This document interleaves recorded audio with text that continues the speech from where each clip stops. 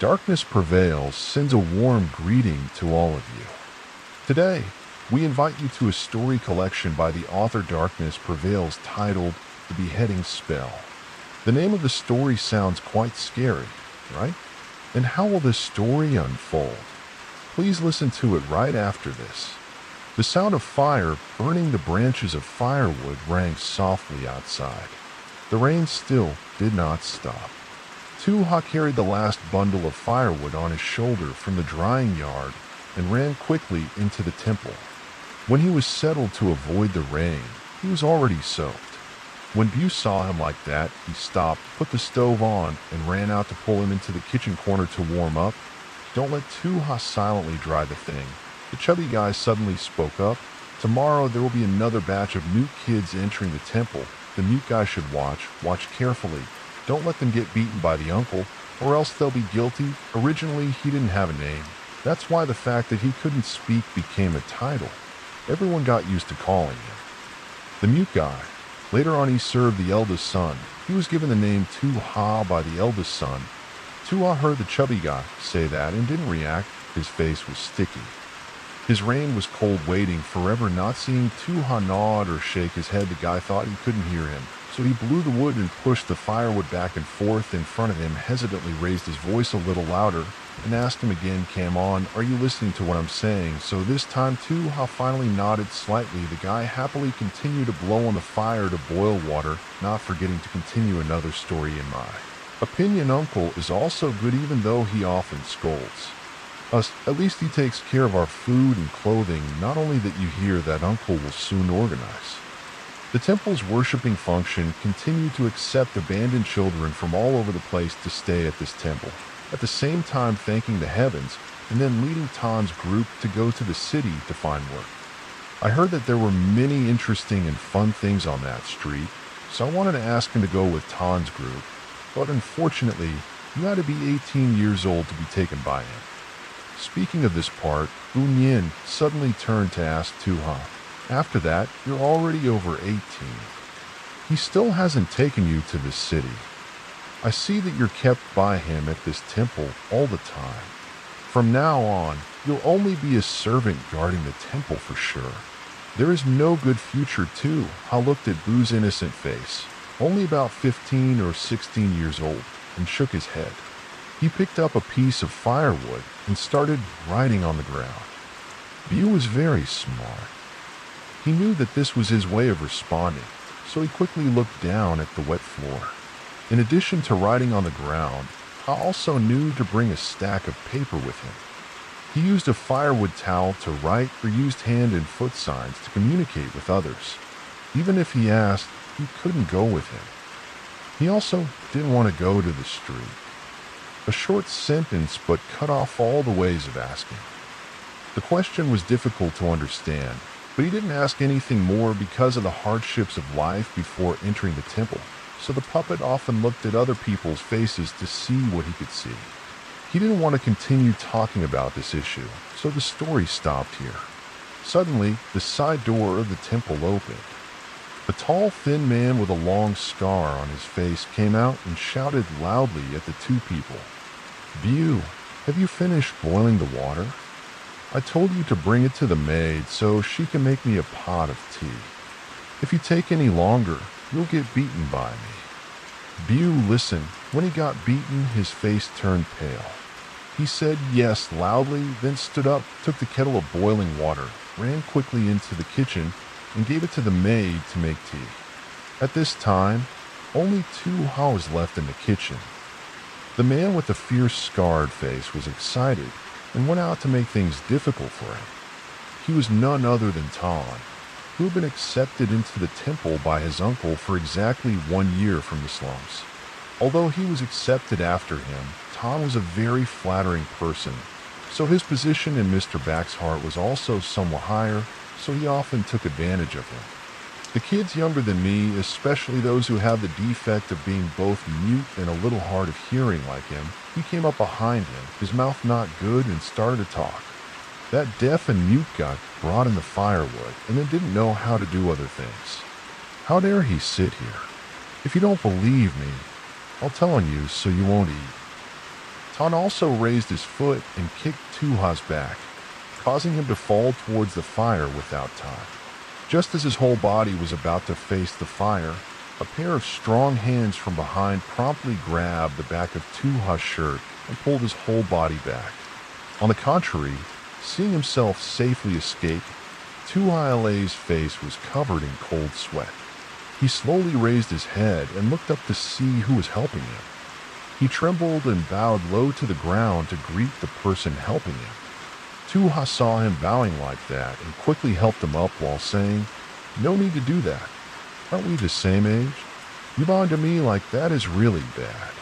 My life is long, and Tan on this side is not much better."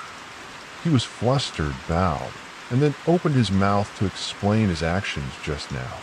The eldest son, "Oh, what happened just now wasn't like what you saw." "Why?"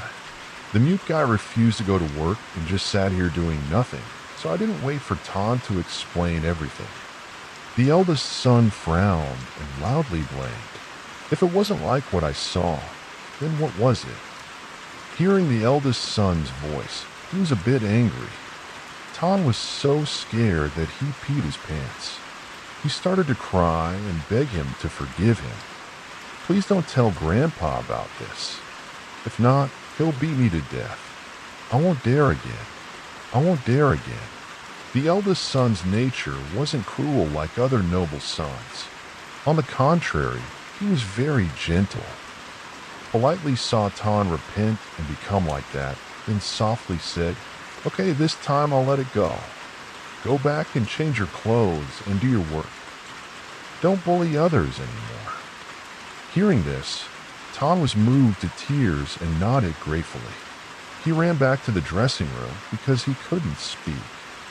Tan couldn't thank him with words. He could only hug his hands and bow his head towards Trin. Once again, Trin saw him doing that and laughed. "No need to be so mean to me. We're the same age and it's all the right thing to do. Before, you also served me. I also said we were friends. Why are you so polite now? It's true that too. I used to serve the eldest son since he was 19 years old, however, starting from the age of 23. He no longer served him because his uncle demoted him to a cleaner and temple keeper during those years of serving Tu-Ha. He remembered Lam Trin's body was very weak. He was constantly sick. He couldn't go out and play, and he didn't have any friends. He was alone all day long, around his sickbed, only a servant who couldn't talk like him gradually made the eldest son look. You were the only friend is also obvious. Later, Lam Trin often helps teach reading and communication, also gave the eldest brother a name. New now eldest brother Trin sees on Haida, and then pats him away, talking about other things. His appearance also gradually becomes more serious. Let's put this matter aside. Let's go from I have something to ask you to go with me to a place T. I regain spirit, use hand gesture to ask eldest brother. Where do you want to go? I want to go through Fong Chao Village. What are you going there for? What? See on Lamb's confused face. Trin sighed hesitantly. This story is very long. Just go with me on the road. I will tell you the whole story. You wait for me to go get the carriage. However, before Tu-Ha could cause a commotion, Mr. Back Lam Trin quickly held him back and said softly, "No need, we won't go now. Wait until evening. A carriage will come and wait behind the temple. You just need to be on time to go behind the temple. This trip is only for you and me. Don't tell anyone. As for my father, I have my own arrangements. Don't worry about it anymore." Tu-Ha listened to his instructions. He was silent for a moment. At first, he nodded lightly. Just like that, this matter was decided. On the three-watch carriage, Tu-Ha sat in front, leading the horse, Lam Trin, and the guy sitting in the carriage, heading towards Fong Chao Village. The appearance of the guy was unexpected, because when Tu-Ha secretly left, he accidentally bumped into them, who were going to the toilet and returning to the village. He couldn't hide it, so he had to bring him along. After all, he was once a person from Fong Chao Village. On the way, the guy dared to tell the reason for the secret trip. This is for Tu-Ha and the guy. Listen to Lam Trin tell that many years ago when he was not born yet, his father, Mr. Back, was also an ordinary person, not as rich as he is now. The dark point of the past was that at that time, Mr. Back had no job and was often dishonest. He went with his bad friends to dig up other people's graves, especially those of high positions and power like Mr. Ba. Escort the counselor Cam. Because of digging up those graves, when Lamtrin was born, his family had become rich and powerful. Because Lamtrin was Mr. Back's only son Din, when he was born, Mr. Back's whole family was extremely happy and immediately named him Trin. His middle name was Lamb.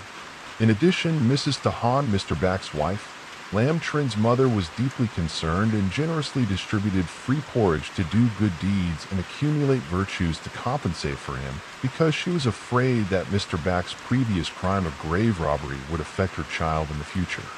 At that time, coincidentally, it was unclear how a fortune teller also came to receive the porridge that his family distributed. When he finished drinking the porridge, he refused to leave and came again. Looking at Lamb Trin, the small child wrapped in diapers and held in the arms of Mrs. Tahan, he asked for his date of birth and finally stood in the middle of the crowd and loudly said, "I owe you a debt of gratitude for eating porridge from your family, so I couldn't just stand there and watch, so I said a few words. Although your son's fate is good, it's hard to say it all in one word. If you want to save him, you must not be a parent like you. You must know when to stop. Don't let money blind you like that. Only a few people can have a peaceful life. Absolutely do not sneak around and steal other people's graves. Otherwise it will lead to bad things. These words are not very pleasing to the ear. It is really not inferior to Mr. Ta exposing Mr. Back's grave robbery in front of the public. Mr. Back is also someone who has long hated the notorious man. For a long time, Chanchat said that the money he earned was from digging other people's graves to steal rice seedlings. So when he heard those words of exposure, Mr. Back immediately frowned and chased the person away. Of course, he did not take what the old man said to heart. A few days later, his uncle's grave robbery friends suddenly came to his house and told him that they had just discovered a copy of the book. The map leads to a place where a large, mysterious ancient tomb is buried, inside of which is the body of an unknown person, only that inside this ancient tomb is rumored to contain a lot of gold bars. If they go on this trip to the Tomb Island, they will become even richer. Out of respect for their brothers, they went to Mr. Back. Seeing that the brothers were kind, the uncle did not think much about it. Who wouldn't want more money? Father Lamb Trin quickly nodded and agreed to go dig the ancient tomb with his friends.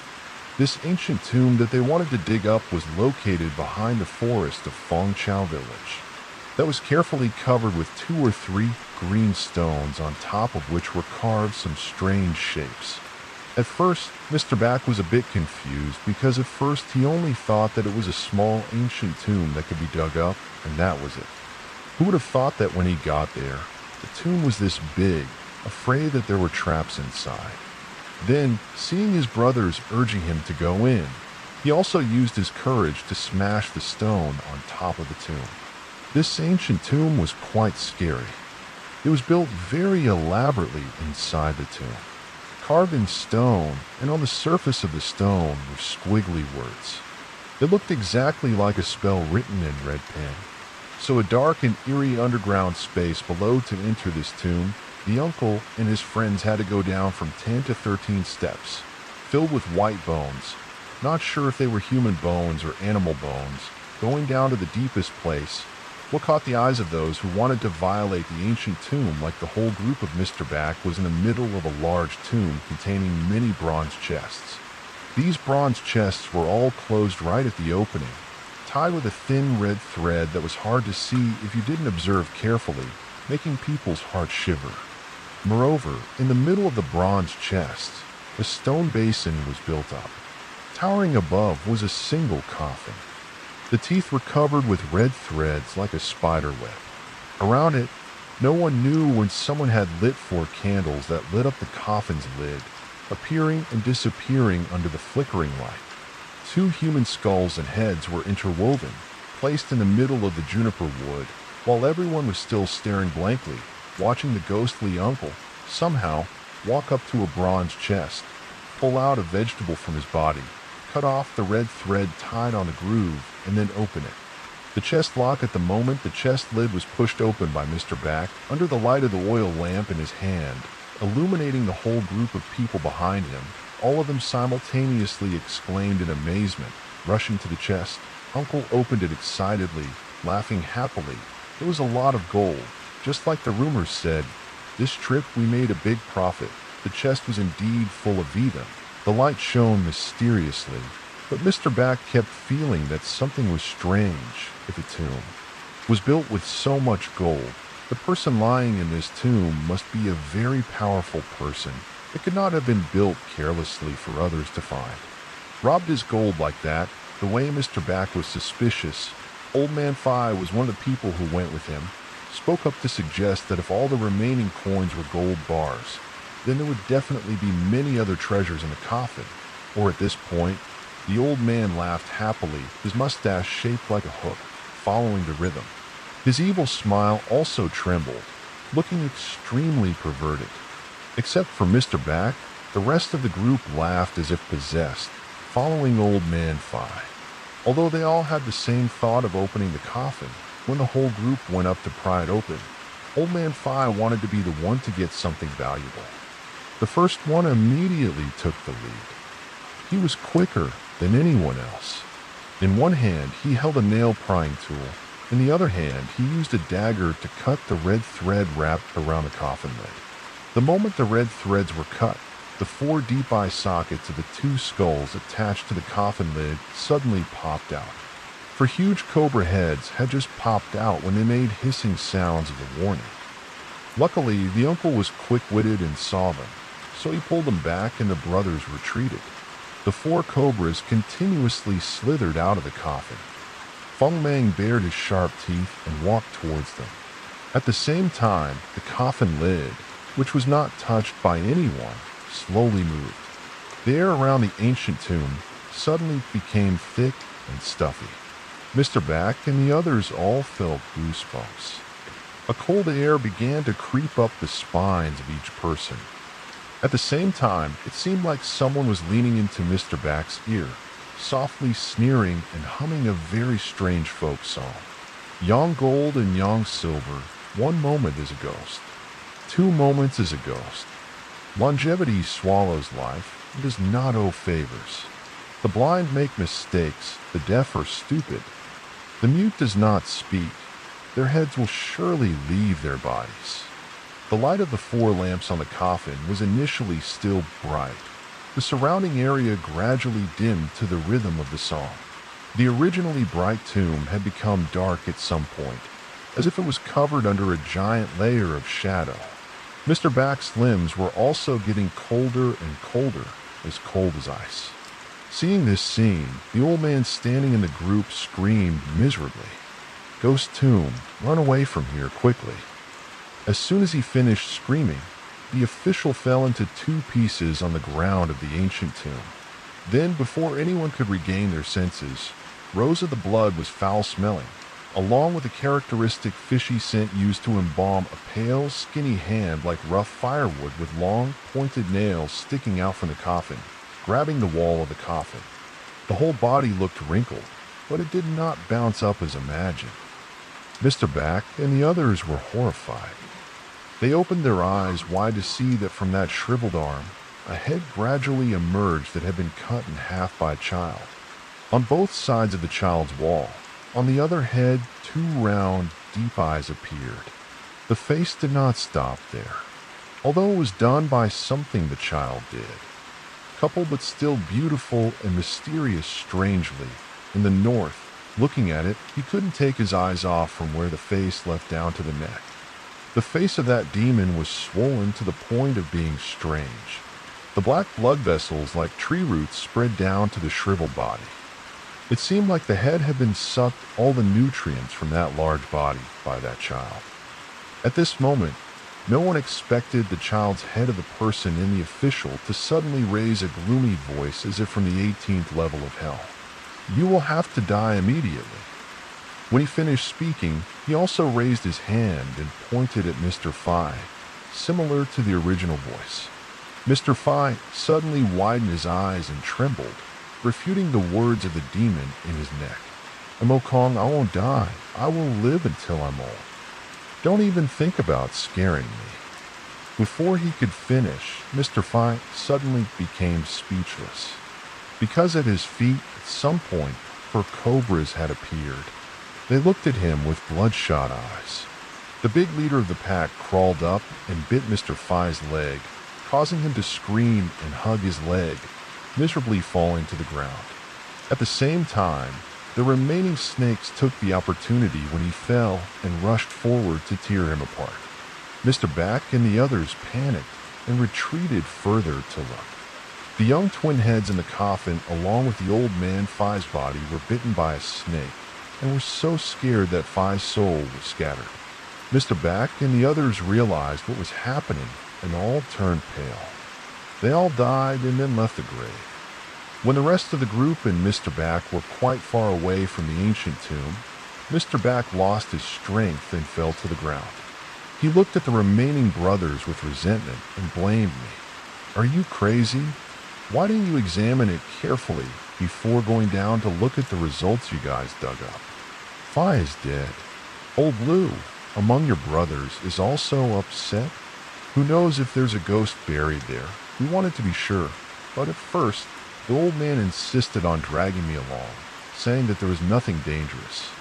We had already looked carefully and saw that there was no benefit to fighting. Mr. Back softened his voice and said, "Let's go." The important thing was that we had to go home now, not knowing if that ghost would follow us. He had a worried face. Mr. Back turned to ask the remaining brothers, "But do you know what the ancient ghost tomb that Phi was talking about is?" The remaining brothers began to turn pale and gossip. "I can't talk anymore. We don't have time to listen to ghost stories. Only Phi, who believes in ghosts and gods, knows these things." Old Lou interrupted.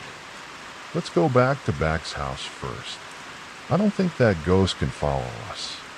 Anyway, we haven't taken the gold yet, but it's still holding it." Hearing the old woman's words makes sense. In the end, Mr. Back and the others all agreed with this idea. They thought that all the bad luck today would end here.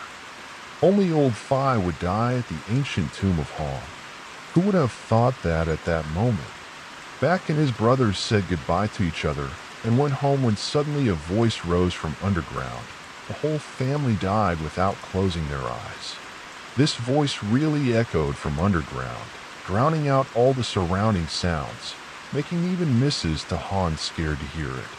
The farewell ended in terror. That night, Lam Trin, still a newborn baby, suddenly had a fever and cried incessantly. No matter what the eldest wife did, he did not lower the fever and kept vomiting, scaring the whole family out of their wits. At this time, in a moment of panic, Mrs.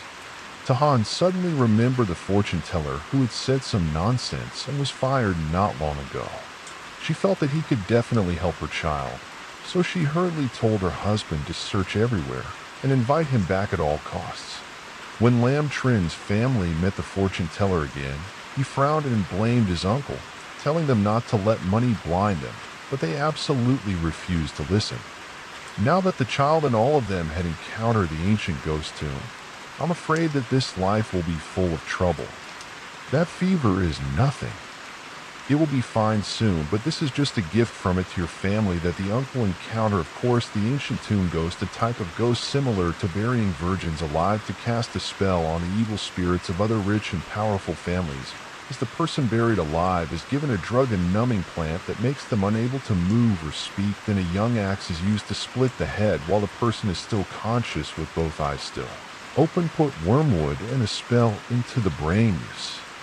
3 nails hammered twice to fix the head of the person who's being cast into the coffin procedure. The ritual is extremely cruel, but the effectiveness of the guard is twice as high. Only those who know the spell will be allowed in by the tomb ghost and take the treasure. Anyone who intentionally trespasses on the treasure will be cursed by the tomb ghost and die. It is difficult to say how to break the curse because the curses that the tomb ghost says are all baseless words. But it is because there are ghosts in people's hearts that fear and suspicion are born, and the tomb ghost absorbs the magic power from people's fear. These two things are the key points that push the curse to become it becomes true thanks to that source of magic power. In the end, it continues to cast new curses, circulating back and forth like that until a person is completely defeated, their home is destroyed, their body is rotten, and they stop. That's why to break the curse, must be very strong.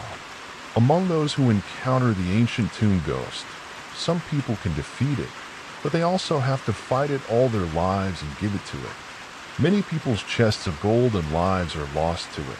Some people are completely defeated by it. Their whole family is killed. Even an entire clan is turned into a large part of flesh and blood. On the other hand, the ancient tomb ghost has never been afraid of children or the elderly. It only knows that anyone who has a blood relationship with a grave robber is its prize. Once it targets the ancient tomb ghost, it will destroy the grass from the roots.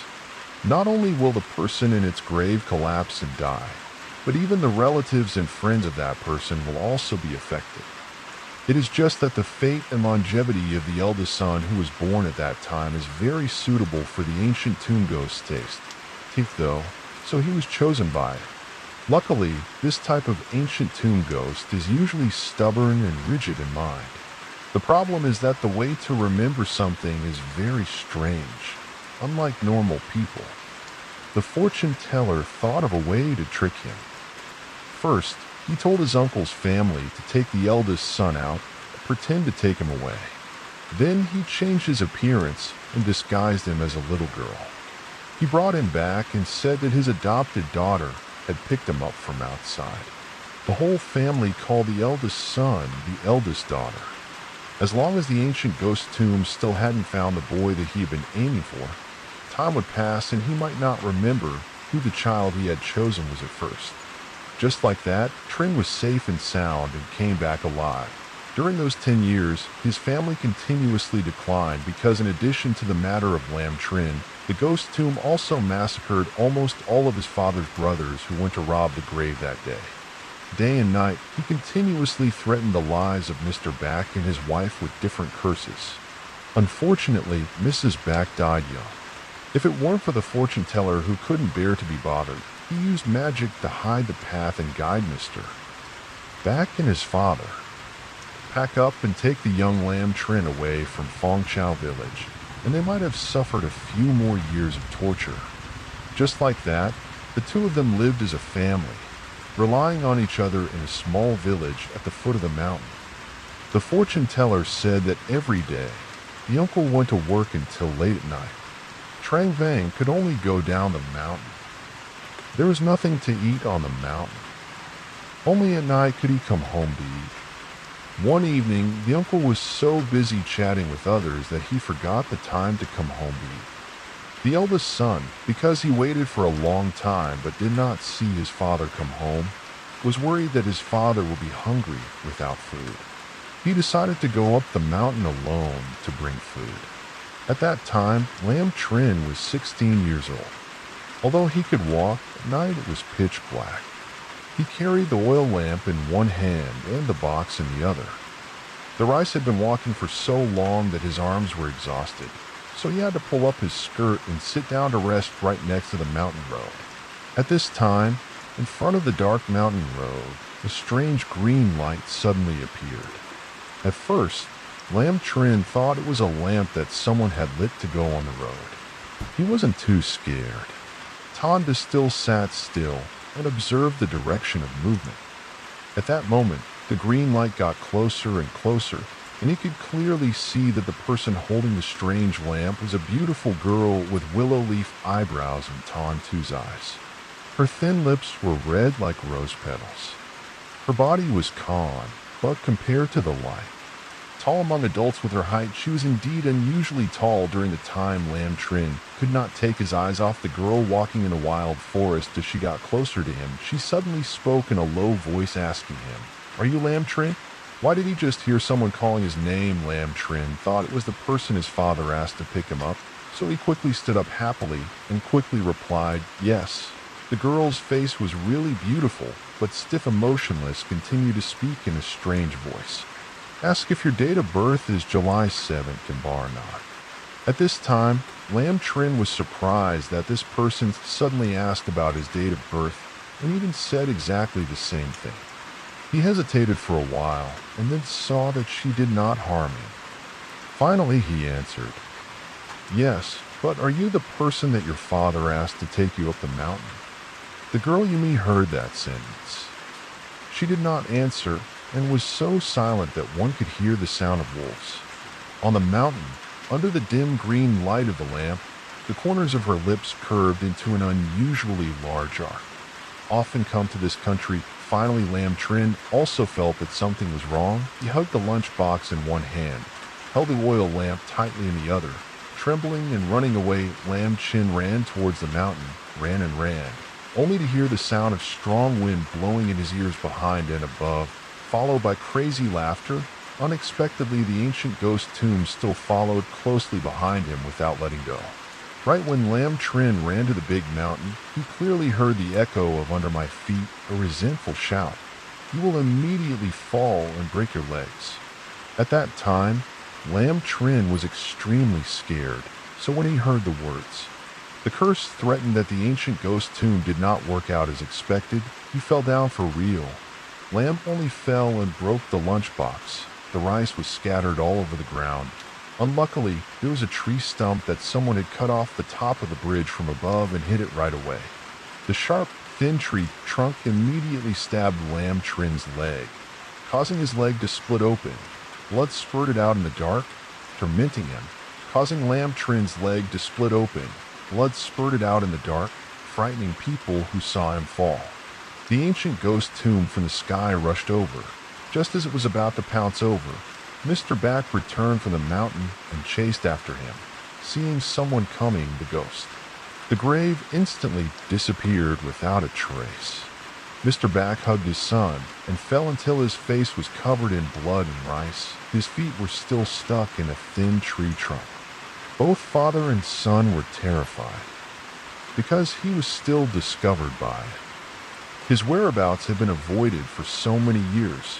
The ancient ghost tomb finally tasted the first taste of blood. From then on, he began to appear and disappear many times, each time more ghostly than the last. Although he still did not care about Lam Trin and Mr. Back's lives, they all knew that he was just waiting to be fed and then killed. Now, just a little bit would be enough to break him. Bleeding legs remind the opponent to be afraid of it. Then one day the ancient tomb demon wants to play a big game. Flesh and bones will be crushed. Just like a hunter who doesn't give the prey an arrow to kill immediately, just likes to sell. A few arrows graze the prey, making the prey extremely scared. It's really like a lucky scene that finally the turning point has come after many years. When Lam Trin was 18 years old, the fortune teller that year finally found a way to help Lam Trin's family cut off the pursuit of the ancient tomb demon. The main method was that his family was forced to migrate to Hyaxe village to settle near the village temple. Then a disaster just smoothly passed. The result is said from the time of building the house to do charity work to save orphans next to the temple of God onwards, the ancient ghost tomb finally stopped coming to Lam Trin's house. Naturally, he also thought that it had given up knowing it was difficult and retreated. Unfortunately, it seemed like it was just Lam Trin's beautiful dream. A few days ago, after drinking the medicine that the guy gave him, when he was about to fall asleep, he suddenly heard a fierce voice softly ringing in his ear. Your father will die without a trace, instead of the all-too familiar voicing. From the age of 16 until he passed through Hyaxe village, Lam Trin heard this resentful voice almost every year, once or twice. His fear of it had long been engraved in his bones. It was like a thunderclap in his ears. He immediately woke up. He took his sickly body and ran straight to his father's room that night. He saw with his own eyes his only relative still sleeping peacefully. Only then did he calm down. From then on, he wondered if the voice of the ancient tomb ghost was an auditory hallucination created by himself. After all, since he was little, he had been haunted by that thing. The haunting obsession was too deep. He had been like that before, but after thinking about it, Lam Trin still felt uneasy, so he decided to drag Tu Ha back to Fong Chao village tonight to find the people around there. Try to investigate if anyone saw anything strange behind Fong Chao Forest. After listening, Tu Ha slowed down the horse carriage and used one hand to make some simple body signs, meaning that this problem seemed to be not small. The guy who was the additional manpower added in the middle of this plan, after hearing it, his whole body went cold because of the curse of the ancient demon tomb. He trembled and asked, "Why didn't the eldest brother tell him about this Lam Trin sitting in the car, sighing? Both of them knew that right now my father is having a big shipment, and if he knew that I was returning to Fong Chao village, he would definitely make me lose my job. For now, I have to keep it a secret and can't let anyone else know." Speaking up to here, his face became serious, and his words became more stern. "So this trip, the three of us have to go. Father, come back early. I want to try to see if I can handle that ghost tomb myself." No matter what, Tu Ha and Bu here were also people. The two of you, Fong Chao people, are also more experienced in the nooks and crannies than someone who left the village when he was young like me. I wonder if it's convenient for you two to go with Lam on this trip. If it's not convenient, then absolutely don't force it. Just take me to the entrance of Fong Chao village. Wait there, I'll go investigate by myself.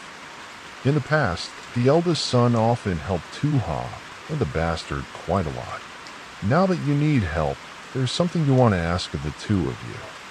As servants, they can't refuse.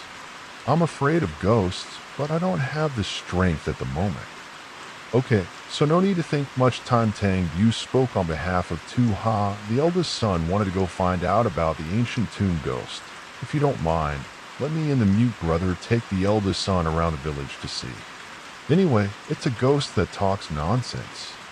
There's nothing to be afraid of. I've never seen it with my own eyes before. Tu Ha in front also nodded to his opinion. Lam Trin smiled and forced thanks, but didn't know what else to say. He said he wasn't afraid, but after walking a while, Tangbu asked again, but could this ancient tomb ghost harm him?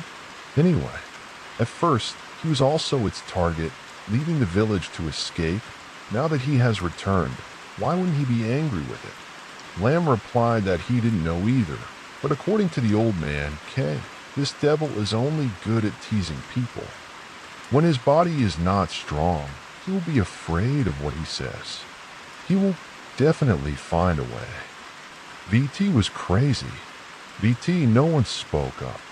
The female servant pulled the strings again. Then she raised her hand and knocked on the side of the sleeping car, signaling to C and Bu, who were sitting inside, that they had arrived. When she heard this knock, Bu took a light breath and held the oil lamp firmly. Lam Trin lifted the curtain and poked his head out. It was still dark outside the gate. Fong Chao village is two old bamboo bushes pushed together by the night wind, making a scary sound when the carriage passed through the village gate. Lam Trin's left eye twitched twice. It was unclear what the omen was, but it was certainly not lucky for Cam. After he and Tang Bu safely got off the carriage, Tua continued to lead the carriage. They wanted to go. The three of them had to find a place where someone would watch the carriage. So Lam Trin decided to tell Tu Ha to lead the carriage to the first house in the village. Knock on the door to ask for help. When the small door of the first house called, just rang a creak. A pop opened beyond the three people's expectation. Inside the house, there was no one. It was dark as ink, seemed to have been abandoned for many years. The air was filled with the smell of mold and dust. Lam Trin was the one knocking on the door, followed by Tu Ha leading the car, and the little boy, Yu, took the initiative to call into the house. Was there anyone in the house? Did not respond. Lam Tr. The room was quiet and dark, seeing that maybe this was an abandoned house with no owner, so the big boy quickly said, "Look, this house is empty. Let's go to the next house to see what's going on." C finished speaking. He stepped forward to help Lamb Trin stepped out to turn around and close the door. Every moment the door was about to close in the dark, suddenly a soft voice came from behind the door, saying that this trip would make him hate his father, and that he would definitely die in Fong Chao Village. Hearing that voice, Lam Trin immediately kicked the door, which he kicked down on the spot, but there was still no one behind the door, only a rotten wooden door. From the bottom, seeing that, he was scared and jumped off the horse, ran to the two people. The big guy used his sleeve to cover Lam Trin's face. He trembled and asked, "Big brother, what just happened was a ghost?" Lam Trin nodded slightly, pulling the big guy away.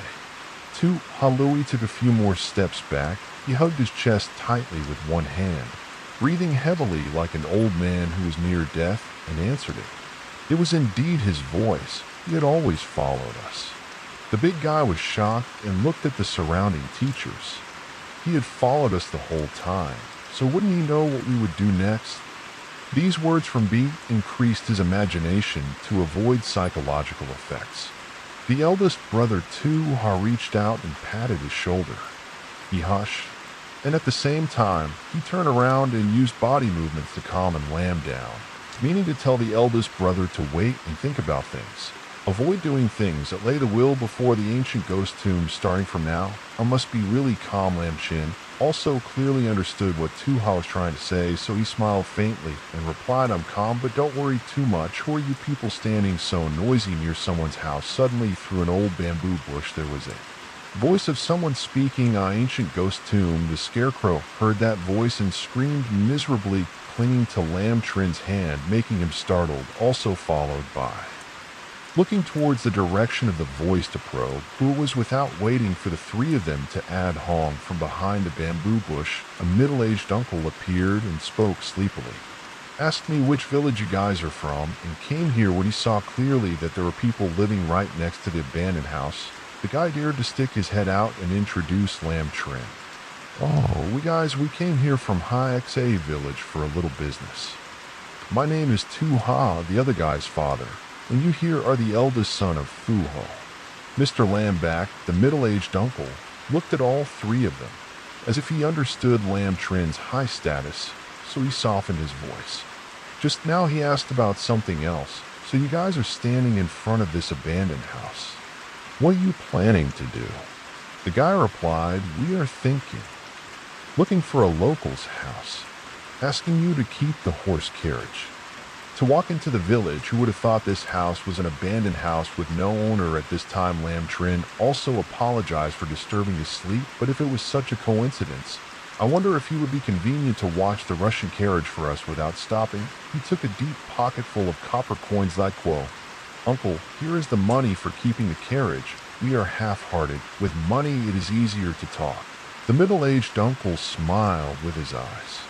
He took the money and nodded. Okay, you show me. Just leave the carriage for me to watch. You guys go leisurely. Rest assured, the carriage will not be lost. Don't worry, listen to him." Following, Lam Trin nodded and then left with Tang Bu and Ha. After leaving the carriage and walking a little further, the three of them saw a strange thing appear in Fong Chao Village. That was the scene of everyone hanging a white scarecrow in front of their house. It was very normal and had no face. Tang Bu looked at this scene, and his heart was filled with turmoil. This kind of thing of hanging a scarecrow floating around like a ghost absolutely could not be considered a normal thing.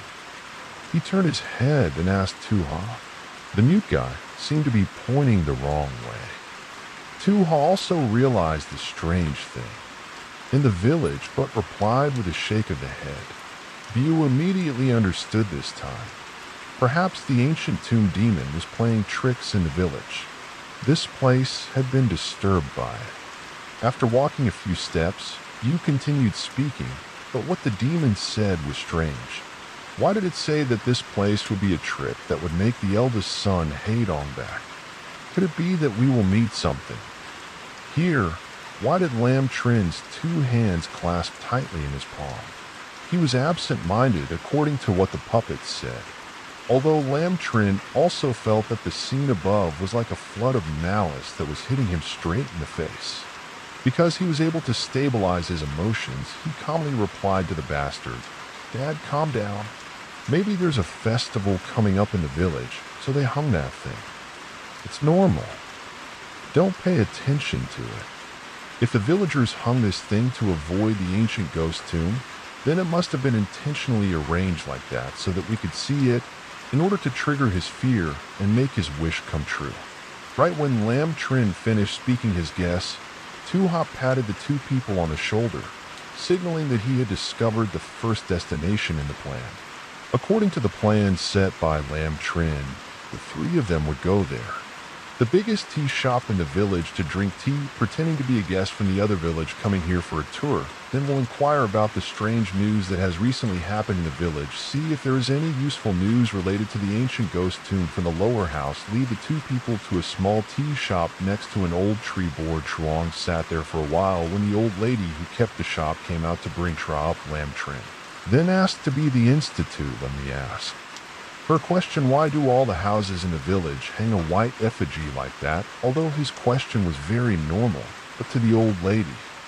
Looking at the shop, that was a very strange question. Didn't people from other villages come here to see the Tam Dao ceremony? Bu interrupted and asked the old lady with doubt. Tam Dao ceremony. Before, I was also a Fong Chao villager. Why had I never heard of this ceremony? The old lady was even more surprised and said, "That's so strange. Everyone knows about the Tam Dao ceremony of Fong Chao village. It's almost the most famous in the surrounding area. Every year at this time, many people from other villages come here out of curiosity to see how this ceremony takes place." After introducing the old lady, left again. Serving tea to the guests, he was full of curiosity and turned to ask the eldest son and Tu-ha, "So what exactly is the three-headed ceremony?" Tu-ha also left the village early, so he shook his head to show that he didn't know either. Lam Trin had to give his vague guess and said that it could be an activity to celebrate some holiday that we didn't know. B nodded and muttered BM in his mouth, but today isn't any holiday. Lam Trin smiled and said that it wasn't necessarily a certain holiday. Sometimes because we want to commemorate or congratulate someone, we randomly choose a special day to be in. I stop at this moment. The small, narrow village road suddenly transmitted the sound of a group of people in chaos. "Get out of the way, children and women. Don't stand in front. Hide inside the house. Tam Dao is almost here." Lam Trin's group followed the voice and looked towards the village entrance. When they saw it, they were terrified. Bu suddenly widened his eyes because from afar he saw a thick line of people walking on the small road leading to Fong Chao village. Everyone looked strange. The leader was a group of people whose heads were all split in half, their faces were pale, they were about to die, not to mention the clothes they were wearing. The expensive silk was still covered with rusty knives and pins. Some of them had their eyeballs almost falling out. Blood was flowing profusely on their cheeks. The back of their cheeks was also pierced by a sharp stick from the back through the stomach, looking terribly bloody. The people in the parade on E also frowned, expressing pain. They still slowly walked forward amidst the harmonious music of the funeral drums and trumpets. Just like a row of ghosts, the lower one stood up. The big guy also stood up. He rolled up his sleeves and looked like he was about to rush out. Lam Trin saw this and quickly pulled his people back. "Say, it's okay, you two calm down, it's all just normal disguises." The guy is surprised. The disguises, those things are all fake. What's going on? It's so real. I thought it was an ancient tomb ghost transforming out, but he wasn't exaggerating at all. Lam Tr also sighed. He had seen a parade before, but didn't expect there to be such a terrifying parade. Looking at the performers in the parade, not only were sharp weapons stuck deep in their bodies, some had their intestines punctured in there, stomachs torn, missing arms and forms. Lee's feet were on the ground, banging his head and crying like a hungry ghost. It was really no different from the scene of hell. It was clearly all humans performing, but it was even more terrifying. Hell were everywhere, dead people turning into ghosts. I don't know how they turned into ghosts. Even people who had seen the procession carrying objects to the temple before, Lamb reported that it was the first time he had witnessed it. He also thought that ghosts appeared in broad daylight. Many women and children couldn't contain their curiosity. Not only did they not hide in their houses, they also wanted to go closer to the procession to see more clearly until they saw it. Was so scared that he screamed and backed away. The guy asked the eldest son, "Didn't he say the ceremony was meant to be a congratulation or a memorial? There's no way it could be like this." People were scared and ran away. Little girls will have nightmares. Is this kind of ceremony really good? The children who watch this kind of performance are not sure if it's good or not. However, this is the custom and festival of Fong Chao Lam Village. Outsiders won't be able to judge. They just shake their heads and concentrate. Watch the performance among the crowded parade teams. A young man around 17-18 years old wearing tattered clothes with the brightest face as if symbolizing a living person. He has a tall and thin body like a stick holding a sharp weapon, suddenly hitting straight at the head of a demon performer. The knife immediately stabbed into the opponent's head cruelly and extremely bloody. It was really like assaulting and murdering someone right in front of the public. This scene scared a group of people to scream, but there were also others who admired him. Praised Lam Trin realized something said. With Tu Ha and Tang Bu, I damn sure they are performing a story. That guy must be the main character. Those who were killed must be all evil people speaking up to hear. He suddenly startled to remind On Ha and Dad to watch carefully.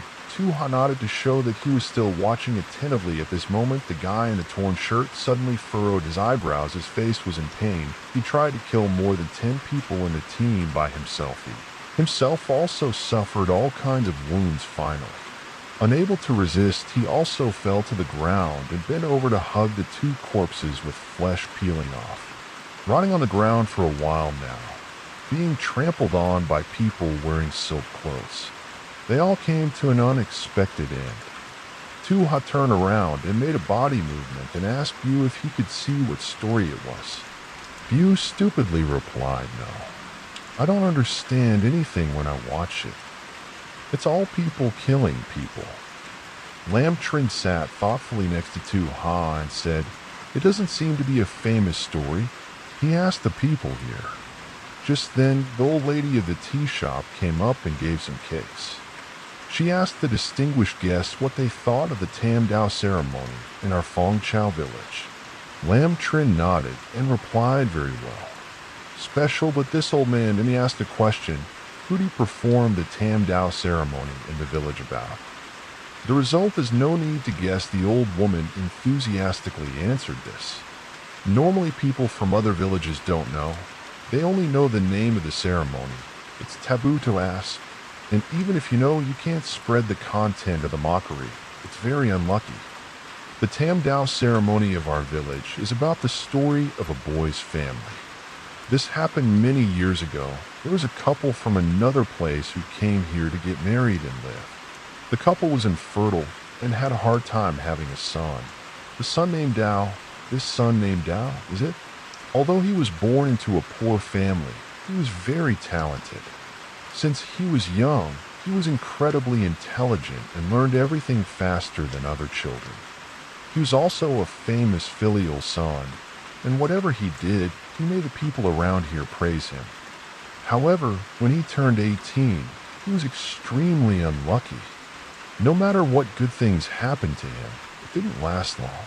He studied and took the exam, and it was clear that he could have passed the imperial examination. But because his family was poor and hadn't given any gifts to the examiner, his exam papers were delayed for many years. His name was not on the golden list. He went alone to the capital to argue about right and wrong. He was falsely accused by the Mandarin of defaming his reputation. He was locked up in prison without food. He was beaten and tortured. He almost died because he asked for help for his son. His elderly parents, who were weaker than him, had to kowtow. He knelt outside the gate for 3 days and 3 nights. The result was that he was chased away by the soldiers. His efforts were in vain. He passed the exam and was still locked up by the Mandarin for 3 years before being released. However, his body was much weaker. As for his family, it was even worse. His mother was sick and died a long time ago. His father was old and had to work as a porter to support the family, so there was only then Tan left. From then on, he stopped studying. He turned to trading, but because the business was too good, he was oppressed by other big merchants. The little money he earned was lost. He was in debt and was brutally beaten by the creditors. His father died because of that time he protected him. In general, he lived now and died now. Whatever happened, happened. This being went crazy. One night, it was the day before I performed a three-headed ceremony today. He carried a bunch of airframes and killed all the people who had harmed him. That killing was bloody and flesh-splattered. Unfortunately, in the end, that young man died with evil people. Part of the people he killed had bullied the villagers for a long time. Everyone supported that action. So after that young man died, Fong Chao village would use the three-headed ceremony, meaning 3 lives, to commemorate his family. I hope that the young man will bless us to drive away demons and defeat the evil people. The white effigies were hung in front of. The doors of the houses of the villagers that you see are the symbol of mourning for their families. After the old lady finished speaking, she sobbed. You guys said, how could this person suffer like this? When the old lady left to receive the guests, the angry guy saw Lamb sitting thoughtfully and asked the eldest son, did you think of something? Lamb regained his composure and replied, I don't know if it's true or not, but at this moment, a voice suddenly came from the parade, who said and laughed loudly, your father, your good friends, will all die. Burial place because you heard that terrifying voice, not to mention the people who were performing the three-head ceremony. Even the 3 people of Lam Trin's group had to change their expressions before everyone could react. The sky gradually turned black. The flock of birds did not know where they came from. They flew towards them one after another. They cried out each time. They were full of sorrow, then opened their eyes and bit the people who were mocking everyone because of the pain. The chaos started. Some people were screaming, holding their heads, others pushing each other, and running. The scene suddenly became noisier than the sound of trumpets and drums. Lam Chi just heard the sound. The ancient ghost's words immediately turned his eyes to observe the crowd. As a result, he discovered in the chaotic crowd, there was a girl wearing white mourning clothes with a few streaks of blood on her face. Her face was pale and green, looking at him with a cold smile. That smile was stiff and emotionless. Her eyes were still small, and when Lam Tiar was still there, her head and face suddenly tore into 2. Blood and brain fluid ran down her cheeks and onto her hands. He fell to his knees and ran slowly as the tea table ran back. The ancient ghost's life, Lam Tiar's departure, only happened in the blink of an eye, making Tu Ha and the other person confused. Not having time to understand what had happened, Tangbu looked in the direction Lam Trin ran and called out to the fish to come back. However, at this time, Lam Trin had disappeared into the crowd of bloody zombies and could no longer see him. Tu Ha and Tang Bu then also chased in the direction Lam Trin ran, but fell into a situation where they did not know which direction he had gone. The 2 people standing in the parade were pulled around by the crowd and basically could not distinguish. In the end, who was the ancient tomb ghost disguised as Tang Bu? Seeing that the other person was suspicious, he wanted to catch him, but then saw that the other person was suspicious. More suspicious in the heart constantly. Feel not good, the boss asked too. How what to do? We lost the eldest son. Oh, remember, he was buried by the ancient ghost. Before he could finish, his words was covered by Tu Ha. He looked at him, warning. Only now he realized no matter how anxious he was, it was useless. Even now, where Lam Trin is, neither he nor Tu Ha know in the end too. Ha had to pull him out of the crowd. Chaos started to take paper and charcoal in the bag to write the solution and gave it to him too. Read on the yellowed and torn paper, Tuha told you that it was useless. Don't look for the eldest son anymore. That ancient tomb demon Dao Ha Na Nam in such a strange parade. Wanting to mix in something that isn't human is too easy. Let alone according to the eldest son, the ancient tomb demon is strangely beautiful, not much different from a living person. After taking advantage of the chaos to take the eldest son out of the parade, I'm afraid the ancient tomb demon immediately took the eldest son to another place. Otherwise, within a radius of less than 100 steps, we would have found him soon. Now, wanting to find the eldest son's whereabouts is like looking for a needle in a haystack.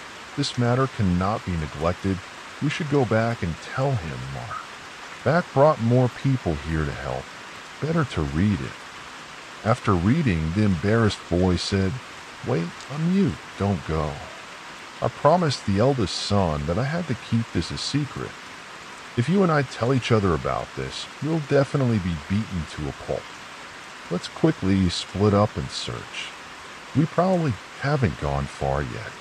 While the two of you are still embarrassed in the crowd, chaos continues to ring out with a low voice, wanting to find your eldest son. Then go behind the forest of Fong Chao Village.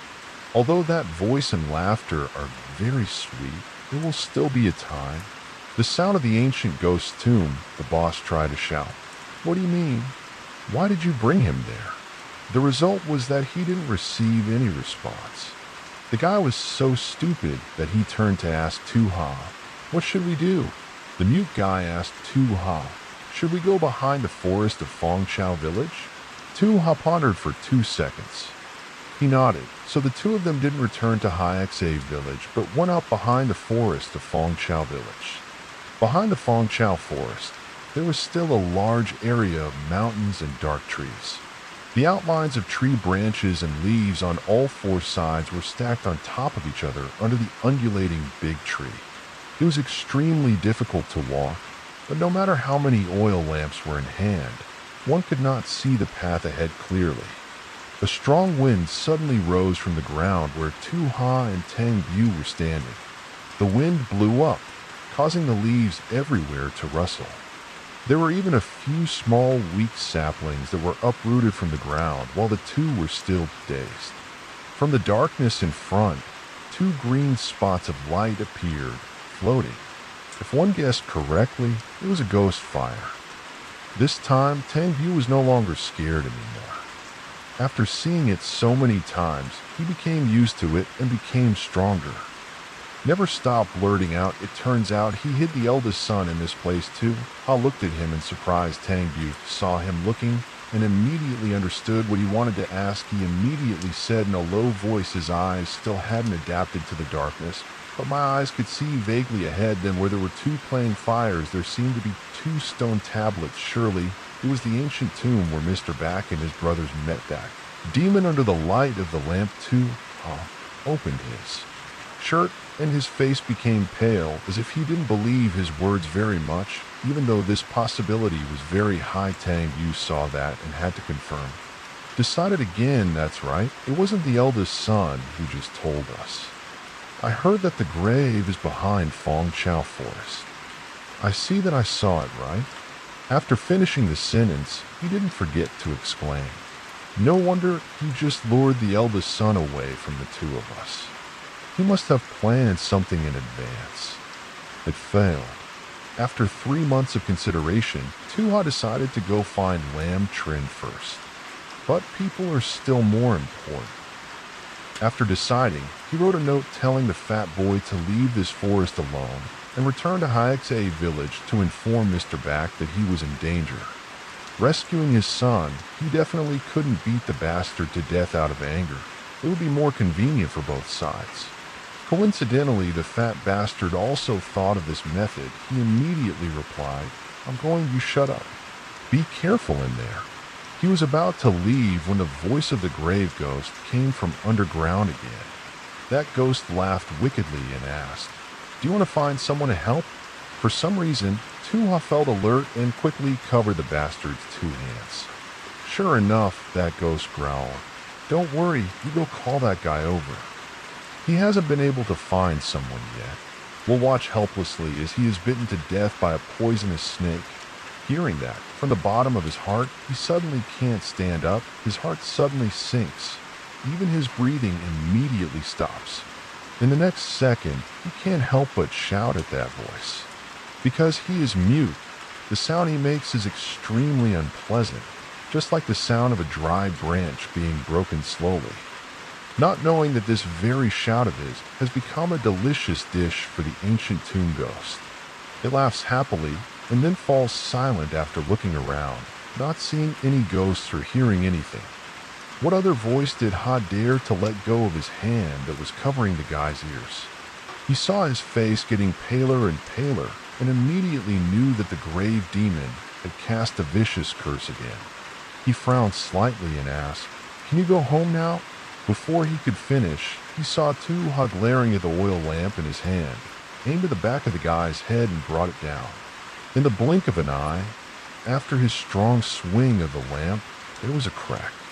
The oil lamp broke and the fire flashed, burning a long tree-shaped animal. That animal descended from the tree, caught in the fire and struggled, causing the fire to burn straight towards Boo's forehead. Bu was so hot that he jumped a few steps away, patting his chest and saying, "Oh my God, it's so hot." The group lowered their heads to look at the animal that Ha had dropped earlier. As soon as they saw it clearly, these pupils suddenly contracted.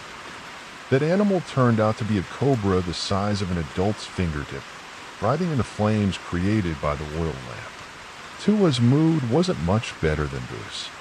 However, the curse from earlier seemed to have been broken. He didn't wait for the demon to continue to take advantage of the situation and bring. Hand tore the piece of cloth on the side of the shirt into two pieces to use as a cover for B's two hands, then pushed his shoulder to signal him to leave quickly. At the moment, Ha moved closer to where the two ghosts were playing, as if having a premonition. He immediately jumped straight down into the ground and disappeared. At the same time, in front of him, he suddenly saw the face of a beautiful girl on a green stone surface. That face seemed to smile but not smile, like crying but not crying. It was extremely strange. Ha was scared to the point of numbness on his scalp, but he did not faint immediately. His eyes were still open. Looking intently at that face, he saw that on the girl's smiling face, two streaks of red blood suddenly flowed out. Unexpectedly, they were blood tears flowing down from her eyes. The blood tears flowed more and more, dripping onto the blue stone surface on the ground. They slowly gathered into a complex, distorted shape. The sweat on Ha's forehead also spread out. He stiffened and moved his eyes to look down at the blue stone surface. Let's see what trick this grave demon wants to play. But no matter how he looked, Ha couldn't see what shape it was.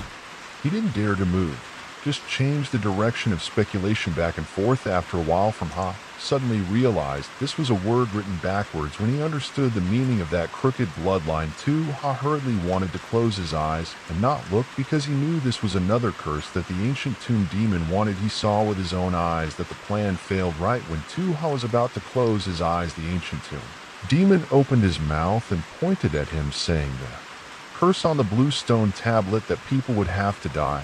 Because it was strange that Ha's expression when he heard that curse did not change, nor did his body. Resist and run away. The ancient tomb demon saw that and immediately felt strange. It frowned its eyebrows, its eyes like snakes in the night flashing strange colors. It continued to spit out the second curse. You will immediately fall. The second curse just finished too. Immediately felt that this time he was finished, because he knew the more tense and scared he was, the less he reacted. Looked, even forgot to change his face, terrified, like this is stupid. Scared, sure enough, not beyond expectation too. Ha's fearful reaction beyond imagination immediately turned the curse into. The truth under his feet immediately collapsed. His whole body also fell down the ancient tomb below his feet. This fall was quite strong, causing the oil lamp in Ha's hand to no longer be able to hold it anymore. It went out immediately when he fell, spreading down through a storm of heaven and earth. From Ha gradually felt real. His body became steady again. but his whole back transmitted waves of sharp pain as if there were tens of thousands of bamboo sticks pricking him nonstop. He fell down, Tua's eyes unconsciously closed, combined with the loss of light from the oil lamp in his hand, all around. Around him returned to pitch black, so as soon as he opened his eyes too, Ha was completely unable to adapt to the darkness, so he couldn't see anything. After a few blinks, his eyes gradually adapted to the darkness too. Ha squinted his eyes and slowly propped himself up. He put his left hand behind his back and pulled out something thick that was stuck on his back. He brought it close to his face to look unexpectedly. It was a white human arm. Bone, the fear that had just passed, had the chance to come. Back to Ha stammered and threw the arm bone away, his whole body. Standing and sitting were also not possible. Of course, without needing to guess, one could know that around Mr. T's place, there were definitely only piles of human bones and human bones. Suddenly, the ancient tomb went dark with a bang. 4 weak, ghostly fires that had disappeared earlier returned and shone. The scene inside the ancient tomb was just like what Lam Trin had said. There were many human bones in the ancient tomb, but the strange thing was that the number of bones seemed to have tripled. Normally, the bronze chests as described were almost invisible. Looking down at the bottom of the ancient tomb, it seemed like they had been paved over. The mountain of bones rose up and could no longer be called a small ladder of bones as Lam Trin had told. In the middle of the pile of human bones, Tuha finally saw the coffin. Donso, in another story, it had no lid, and there was something hanging above the coffin wall, looking like a corner of a shirt. Suddenly, like a ghost, he couldn't help but crawl up and get closer to the other coffin. When he got close to the side of the coffin, he slowly looked inside. Finally, Tuha clearly saw what had fallen out of the coffin wall. It was the outer sleeve of a person lying in the coffin. No stranger, it was Lam Trin, the person he and the guy had been searching for a long time under the pale light of the ghost fire. The eldest guy, Trin, was lying in a coffin, his eyes closed. His body was still. There was no injury. There was no blood on his body. It seemed he was just too tired. He fell asleep for a while. Coincidentally, at this moment, above the hole leading down to the ancient tomb from the bottom, he faintly heard the sound of thunder coming from there. The roar of the bellows echoed in the night sky, followed by the sound of many footsteps stepping on the wet grass. He knew the guy had succeeded. Brought the uncle here to help. There wasn't much time left, except for Tuha, who bowed his head and reached out to check Lam Trin's breathing. When he felt a thin breath of air, he somewhat breathed a sigh of relief. The sound of hurried footsteps on the ground above the ancient tomb. Not long after, they dragged 3 figures and landed on the white bones. Outside the hole leading to the ancient tomb, there was a group of servants following them. They kept asking Mr. Back if they needed more help, but in return, they received a shout. Of course, the 2 people who went down to the tomb were only Mr. Back and Tang Bu. The 2 people had just arrived and did not have time to panic. Because of the dense scene of human bones under their feet, they saw the scene of Lam Trin lying in a wooden coffin, supported by Tuha, half of his body like a dead person. Mr. Back glanced at this scene and could not help but be frightened. He jumped forward to hug his son, continuously calling his name, then angrily shouted at Tuha, "Why is this happening?" He humbled himself and could not speak. He could only look over. Tang Bu saw this and trembled, answering on his behalf. Few words, but many meanings.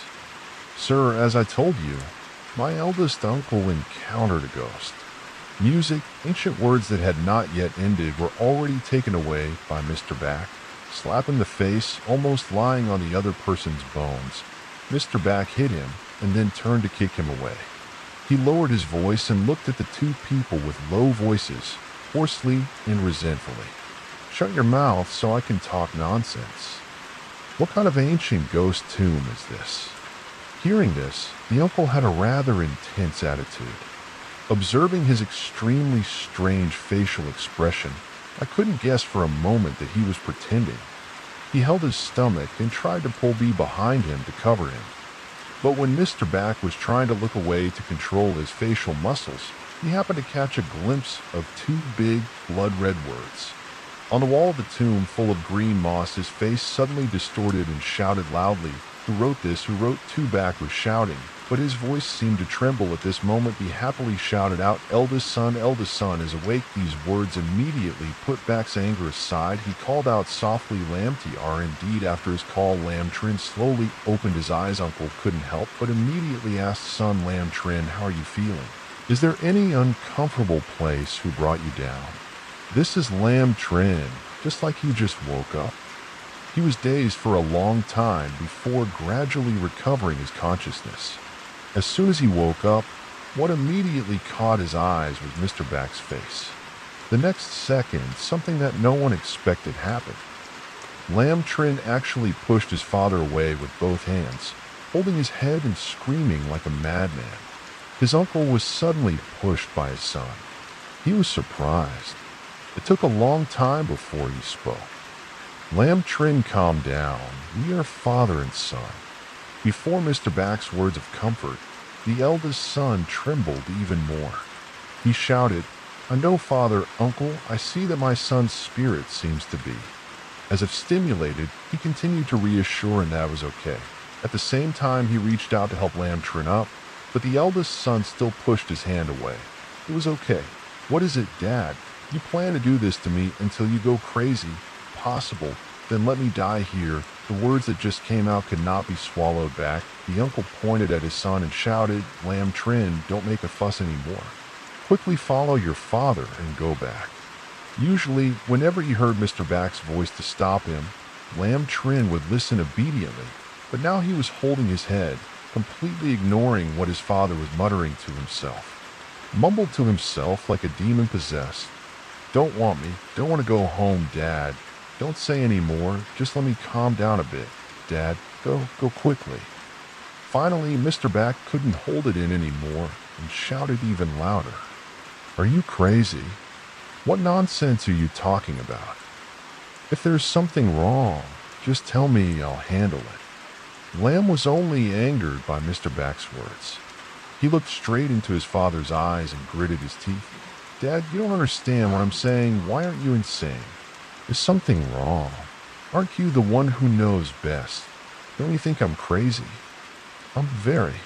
Sober has never been so sober. So you guys go away, go away." He roared like crazy after screaming for a while, but two streams of blood tears flowed from the corners of his eyes, just like the ghost face of the ancient tomb that Tuha met on the broken blue stone steps. The three people saw Lamb Trin like that. Everyone's face instantly became more terrifying than seeing a ghost. Suddenly, Tuha, who was silently standing next to Tangbu, suddenly jumped in and swung his hand to hit Lamb Trin hard on the back of the head. The thing happened so suddenly, by the time everyone could react, the eldest son Trin had already fainted. Mr. Back shook Tuha's hand away, his eyes wide open as if he absolutely would not allow him to harm his son. Then he suddenly stopped when he heard the puppet, who knew Tuha's intention, speak up on behalf of the eldest son. He was scared and shocked. If he continued to stimulate him, he might vomit blood and die. That ancient tomb demon had already spoken. Mr. Back looked at the two people, one big and one small, with a cold face and said, "What ancient tomb demon? I have absolutely no idea what you guys are talking about. My son is sick, that's all. You two, quickly carry the eldest son on your back and go back to Ha Village with me." A little be said, but that ancient tomb demon said the eldest son will die. You can't just go back like that. Otherwise, the uncle glared at the elder bee and interrupted, "This is my son. Don't I want the best for him? Our family's private matters don't need two low-class HMs like them. B, take care of yourself first." Although what Song said sounds really unpleasant, but according to this logic, after all, the uncle is Lamb Trin's biological father. Could he harm his own son? That's definitely not possible, especially since there are many other families who go back with them, which is the safest. The family members have already come forward, so how can strangers continue to interfere? Both B and Tuha thought so they did not object any further. Following Mr. Back's orders, they carried Lam Trin away from the ancient tomb to Hyaxe village. Since 3 days after bringing Lam Trin back, almost no family members in the house had seen the eldest son again. I heard from my uncle that the eldest son had fallen ill again. For that reason, the temple offering ceremony this year will be held earlier than expected. Although Tangbu is also very worried about eldest son Trin, his ability here is even more limited. Surely the uncle also did not want outsiders to see his son's crazy state, so 3 days ago was not the right time to secretly visit the eldest son. On the contrary, on a busy holiday like this, the uncle was busy leading a group of orphans to give thanks to the heavens, which was the most appropriate time. So early in the morning, Bu and his family had to wake up to clean the temple as well as bring the fruit to prepare in advance. When everyone was not paying attention, he took the tray of fruit and put it on the table, then secretly took the dirty things and poured them out to try. Went to Lam Trin's room to see if he had followed Tu-Ha to the room before, so he still vaguely remembered the location. He soon arrived so as not to be discovered by Mr. Back. Tangbu found a blind spot where outsiders could not see him, used his finger to poke a hole in the door, then looked inside. PH in the room looked in and was immediately terrified because Tangbu saw Lam Trin, but he was blinded. His whole body was thin and emaciated, tied to his own bed. Tu-Ha and Mr. Back had been inside since when? Mr. Back was walking back and forth next to the bed, while Tu-Ha, holding a bowl of something black, he paused for a moment. Uncle asked Tu-Ha to step over and force that thing into his eldest son's mouth. Tu-Ha grabbed his chin and fed him a few sips. Lam Trin coughed and choked, then spat out more than half of it. He kept screaming loudly. He struggled and knocked over the bowl. Uncle saw his son doing it, then scold him and throw it away. You keep throwing it away. What are you afraid of? There's still a lot of medicine. You throw one bowl, I'll give you 2 more bowls and feed you until you swallow it. Lam Trin's eyes were red, his mouth was wide open. He was breathing heavily. He shouted loudly, "Dad, don't worry about your child anymore. Let your child die." The cold northern man shouted at me, "I'm your father. If you don't worry about you, who will you worry about?"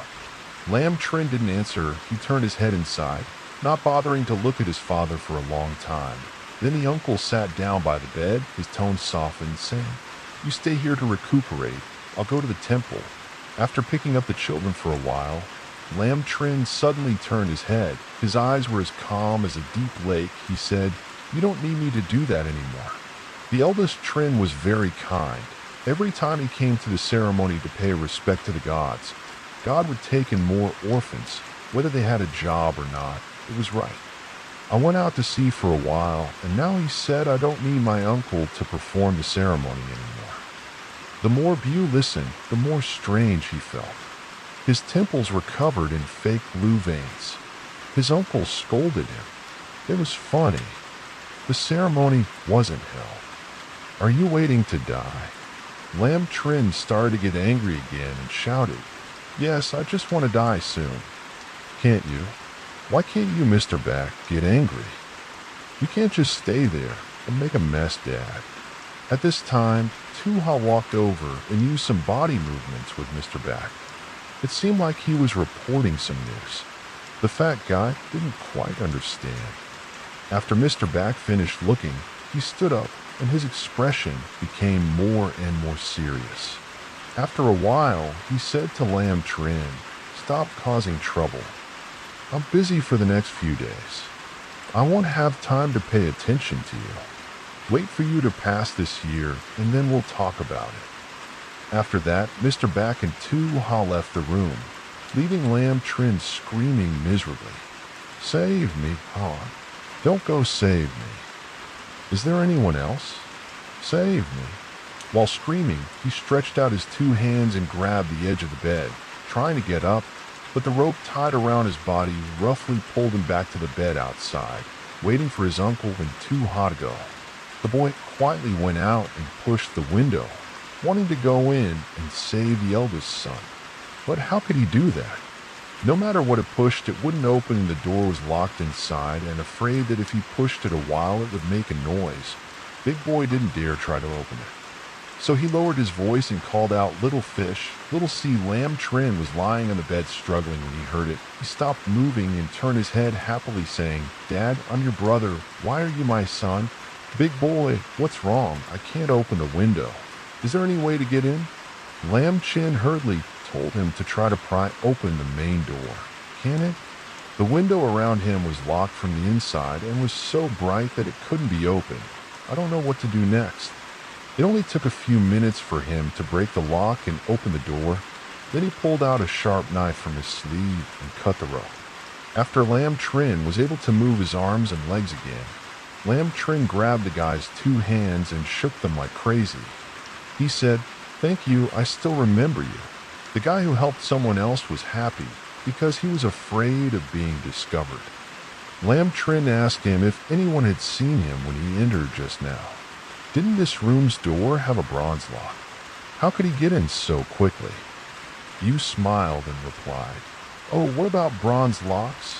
It's not difficult. This Bew guy's job is to say that the fish can't control it." He asked curiously why he had locked the eldest son in a room for the past few days.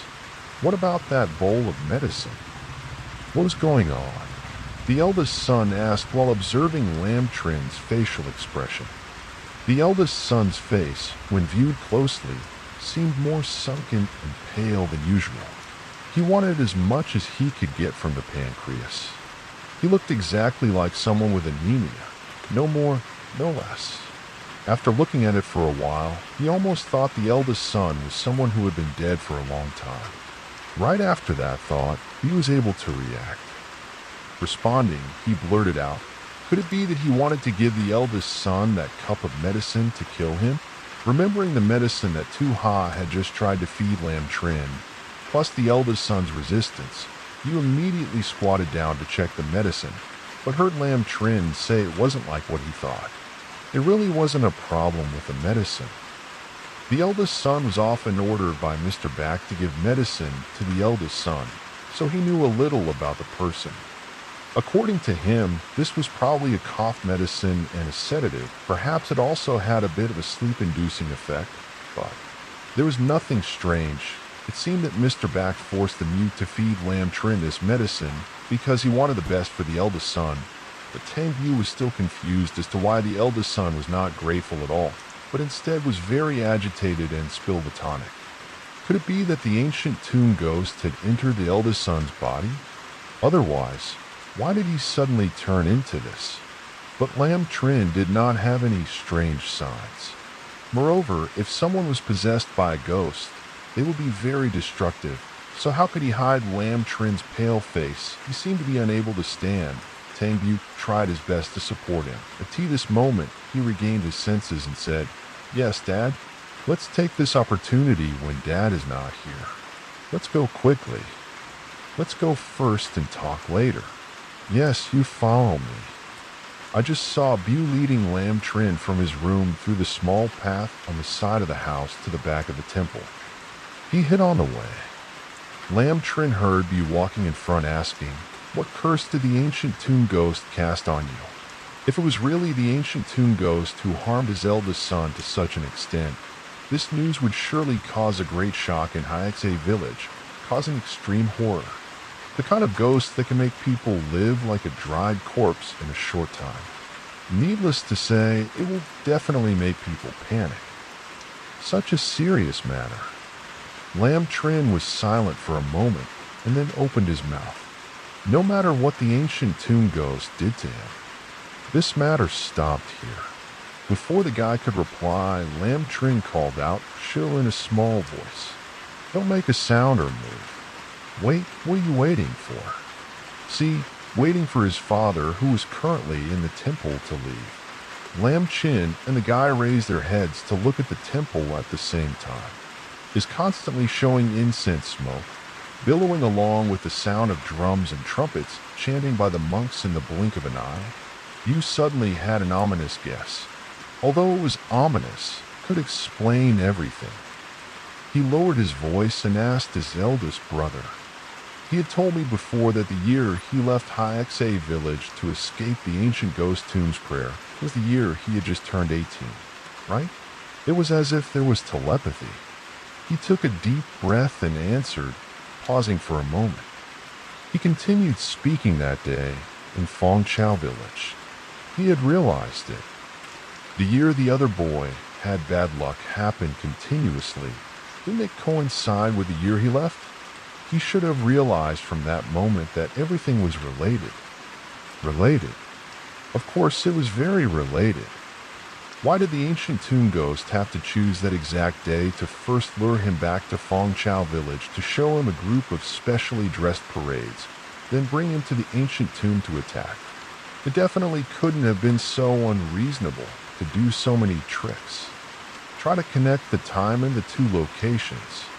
Many years ago, in the same year, a boy called. The ultimate Vaisu killed and also died that year at HXA Lam Thoai when Kui Ko Thoai died.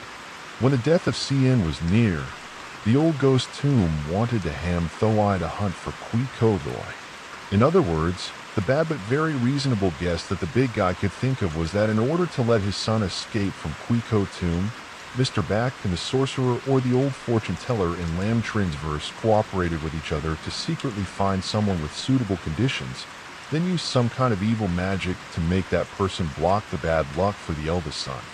That person must be that poor but unusually intelligent Tao. Then he suddenly encountered continuous bad luck and finally fell into a situation of broken home and broken family. The one who didn't pass died. In place of the one who had the ability to deceive the ancient ghost tomb, that means his fate was taken over by Lam Trin at the same age of 18. One person tasted the taste of hell on earth. The other person successfully escaped death under the protection of his family. Those two people's original fates were completely opposite. Lam Trin's original fate compared to the other people's was probably also considered very good. Otherwise, the ancient tomb ghost would not target him. But can a person live or not? It's not true that the more tonics in the world are more effective. Sometimes it's that infuriating 10 years of hard study are not as good as someone who is naturally more talented than others. Speaking poetry has no fate, that is to say. No matter how much effort the uncle puts in and his son, if fate doesn't change, Lam Trin would have died a long time ago at most. He would have passed. The age of 19, Lam Chin lived until today, all thanks to the uncle who stole something that originally belonged to someone else and attached it to his son. But if he had a little conscience and self-respect, the feeling after knowing the truth was beyond words. One could imagine how much he was tormented when he knew he was the cause of death for someone else's family. Mr. Back kept saying that his son was sick, but Lam Trin had no illness to cure, nothing. Besides being discovered by the ancient tomb ghost and returning to his evil hand many years ago, continuing to change Trin's fate again, this illness was cured, although it was very difficult. Find another suitable person, but who knows what kind of magic Mr. Back will ask the sorcerer to use. It's hard to blame Lam for just screaming wanting to die early, not wanting to live anymore. If this didn't happen, the person who really possessed intelligence like that first boy would be so glorious today. Maybe that first boy would soon pass the golden board, an upright official. The family of 3 was happy and peaceful together. But all that was just if Bu didn't dare to think about it for. A long time after Bu spoke up, how would the eldest boy handle the situation? Lam Trin was usually calm. Now he unconsciously grabbed his hair and said, "Don't look at me." He didn't know how to handle it anymore. After all, he was my biological father. Furthermore, because of me, he committed a terrible crime. Let's just say that Lam Trin, even the big guy, an outsider, didn't know how to handle it properly. But he had to help him first. First, he couldn't let his father take Tan's family to the Thanksgiving ceremony. Hearing Lam Trin's words, his thoughts became even more confused. It was hard to understand why the eldest son stopped Mr. Laplu. Wasn't this a good deed that had accumulated virtue for the eldest son over the past few years? It was not a good ceremony at all. Don't mention it again. Please help me this time. Don't say anything more. In general, please help me. Just postpone the ceremony first.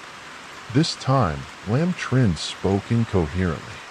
His eyes were a bit wild, as if he had known for a long time that something bad was about to happen. But the two of you together were only two people. How could you stop Mr. Back? Lam patted his face and tried to force himself to sober up and answer temporarily. We follow them the next thing that you figured out right at this moment in the temple. The sound of trumpets and drums began to resound mixed with someone's chanting. That chaotic rhythm mixed together into a strange symphony, and then villagers from all over came to the temple to watch, gathered together waiting to snatch the tray of offerings in the temple. It took an hour to leave the parade. Thank God there were two servants on horseback protecting both sides of the carriage. Mr. Back sat. A group of young men who had just turned 18 years old followed on foot. Behind them, they left Haixe village as soon as the group had gone a short distance. Lam Chi immediately pulled the guy to chase after him. Although the speed was slow, he did not lose track of this road. Didn't it lead through Fong Chao village? After the ceremony, he would lead Tan's group to the city to ask for a job. After walking halfway down the road, the guy asked suspiciously. Lam Trin used his sleeve to wipe the sweat on his forehead. His eyes carried many things he wanted to say. Then he answered a sentence that was completely unrelated to his question. He still remembers that the ancient tomb contained a lot of white bones. How could you forget? That day, he was beaten by his uncle, and his two teeth broke. Thinking about his two unjustly lost teeth, he couldn't help but look towards the group of people mocking the sky in front of him and resent a few sentences in his heart. At this moment, he seemed to realize something in his eldest brother's words when he just let out a small scream in his throat. Suddenly, another scary thought flashed in his mind. Luckily, Lam Trin covered his mouth in time. Otherwise, it would have attracted the attention of the group of people walking in front of him. B's mouth was covered. His eyes widened as he looked at Lam Trin as if he wanted to ask, "What did you say, the eldest brother?" Lam Tri was also very tired of what was happening right now. He lowered his voice and said, "B, calm down." It wasn't that he didn't want to tell his younger brother clearly from the beginning, but he was afraid that B would run away if he knew the truth and not help him anymore. B removed his eldest brother's hand and pointed down. His voice trembled as he said, "So that means the skeletons in the ancient tomb are the bones of orphans." A few years ago, he was still a child. Over the years, the internet was full of evil. His face was dark. The toothpick just in time suddenly appeared in front of a ghostly white bone wrapped around a team of Mr. Back's sky-worshipping ritual. As soon as that layer of bones rushed towards Lam Trin, and the guide blew a familiar, gloomy voice of the ancient ghost tomb rang in his ears today, will become the nightmare of a lifetime. The prayer just entered the fog before his eyes, also gradually dissipated. Instead, in front of Lam Trin, there was no one beside them. Guide view had also disappeared since Wednesday. Surrounding scene was a road with jumping houses closed tightly outside the door. Each house was still the same as 3 days ago. Hanging a white scarecrow swaying in the wind. "B, where did you go?" Lam called out, but in response, he only heard a scary screech. Lam was a bit panicked. He grabbed the hem of his shirt, trying to go in from the house to find someone, but the ghosts and buffaloes were all empty. While Lam Trin was still confused with the situation before his eyes, he heard someone crying miserably. Trying to calm down, the headphones came from the distance, each sound of a ghost. Crying wolf Chu Wingwak Geo didn't expect that when Lam Trin just turned his head, he would be faced with a scene of a bunch of people. The demons had strange shapes from afar. Each one was skinny and bony. Her eyes were lifeless. Her ribs protruded from her chest. Her hands were wildly beating her chest, stomping her feet. Extremely scary. Her mouth was screaming as if pouring out a stream of resentment. "Oh, it's not Dad. You said you would take us to the city to find work. Why did you let us die instead of you like this?" Lam Trin was extremely frightened by that scene and unconsciously ran back to the forest of Fong Chao village. If he guessed correctly, those demons were definitely the ghosts of the children who were sacrificed to the demons. The ancient tomb seemed to like him very much. even to say that they craved him, each one with white eyes and hanging tongues chasing after him relentlessly, causing Lamb Trin to have no time to rest. His legs and ribs were aching with the rhythm of running. He wanted to scream, but couldn't speak. The further he ran behind Fong Chao Mountain, the sky above his head became darker and darker. Deep in the jungle, just as Lamb was about to run out of breath, he saw a tree hole where he could hide. He immediately jumped in. Not long after, Lamb Trin was safely hiding in the thick foliage, theater with both hands covering mouth, holding breath, observing the situation outside. Immediately after that, outside, a tall black shadow staggered to appear at the end of the road, concentrating to look carefully. But there was no more ghost, only one person was left. It was B, and his face was dirty, indescribable, for no reason, adding to the gloom, not knowing where he was injured, but his complexion was very bad. Lamb only saw that the guy was angry, then happily let go of his hand, was about to raise his voice to ask if he saw his father's parade, but strangely it was like the human survival instinct suddenly appeared. His throat was dry. There was no way to call out right away. Luckily, Lamb Trin was not a reckless person, so he did not immediately jump out, but sat still in the tree canopy, not calling anymore. After opening his eyes wide to see the chubby guy passing by the small path outside, Lamb Trin let go of his hand and tiptoed and furtively ran the other way. Although he did not know why he did it, Lamb Trin still ran hurriedly as he ran. He turned his head to look around while running like that. Lamb Trin turned his head back and immediately lost momentum. Hitting the back of something soft, Hong Meng touched his face and exclaimed. His body suddenly became fierce. In front of Lamb Trin, the guy who compensated for the person who had clearly gone far away on the opposite path, he didn't know when he had appeared here. He could feel his head exploding layer by layer. His back was also numb. It seemed that although Lamb Trin was very trustworthy in his heart view, but his appearance like that also scared him to death. Bu saw him and happily held his hand. He asked, "Where did you go?" Suddenly the fog passed by, and you ran away again. Do you know that I just followed the old man's part and had to look for you for a while now? Lamb regained a familiar feeling from his words and breathed a sigh of relief. The goosebumps on half of his body slowly disappeared, even though he was worried and anxious. He didn't dare to open his mouth and say anything nonsense, just asked Bu. "So in the end, do you know where your father is?" Bu pointed in a direction and replied, "Yes, let me take you to Grandpa." He just led Tan's group forward and said this. He stopped in panic. "Pull Lamb Trin. See, hurry up and follow, otherwise he won't see his parade anymore." Before Lamb Trin can react, the fat guy has already started to drag him forward. What's strange is that the fat guy is only 16 years old and looks weak, but he's dragging a young man like him. There's no way to hold him back. Not only is his hand strength incredibly strong, two of them just like that, the small one pulling the big one, quickly running forward. Lamb Trin can't find any chance to remove Tangbu's hand, so he keeps complaining. After a while, he suddenly discovers that under the light of the midday sun had not yet shone down. Only his shadow was quietly swaying forward, while the guy in front of him had no shadow at all. This could not help but make Lamb Trin startled, afraid that the guy walking next to him would discover something unusual. He lowered his head and turned his thoughts in his head. This guy Bu was a fake, an ancient ghost who had transformed. As soon as his thoughts ended at those three words, a thin layer of goosebumps appeared on Lamb Trin's arms, but he quickly dismissed the thought. Because according to what Lamb Trin knew when he was young, the ancient tomb ghost didn't know that its form was a beautiful girl, but its head was split into two, let alone that it had followed him for so long before. But Lamb Trin had never seen it disguise itself as any of his relatives to cast a curse.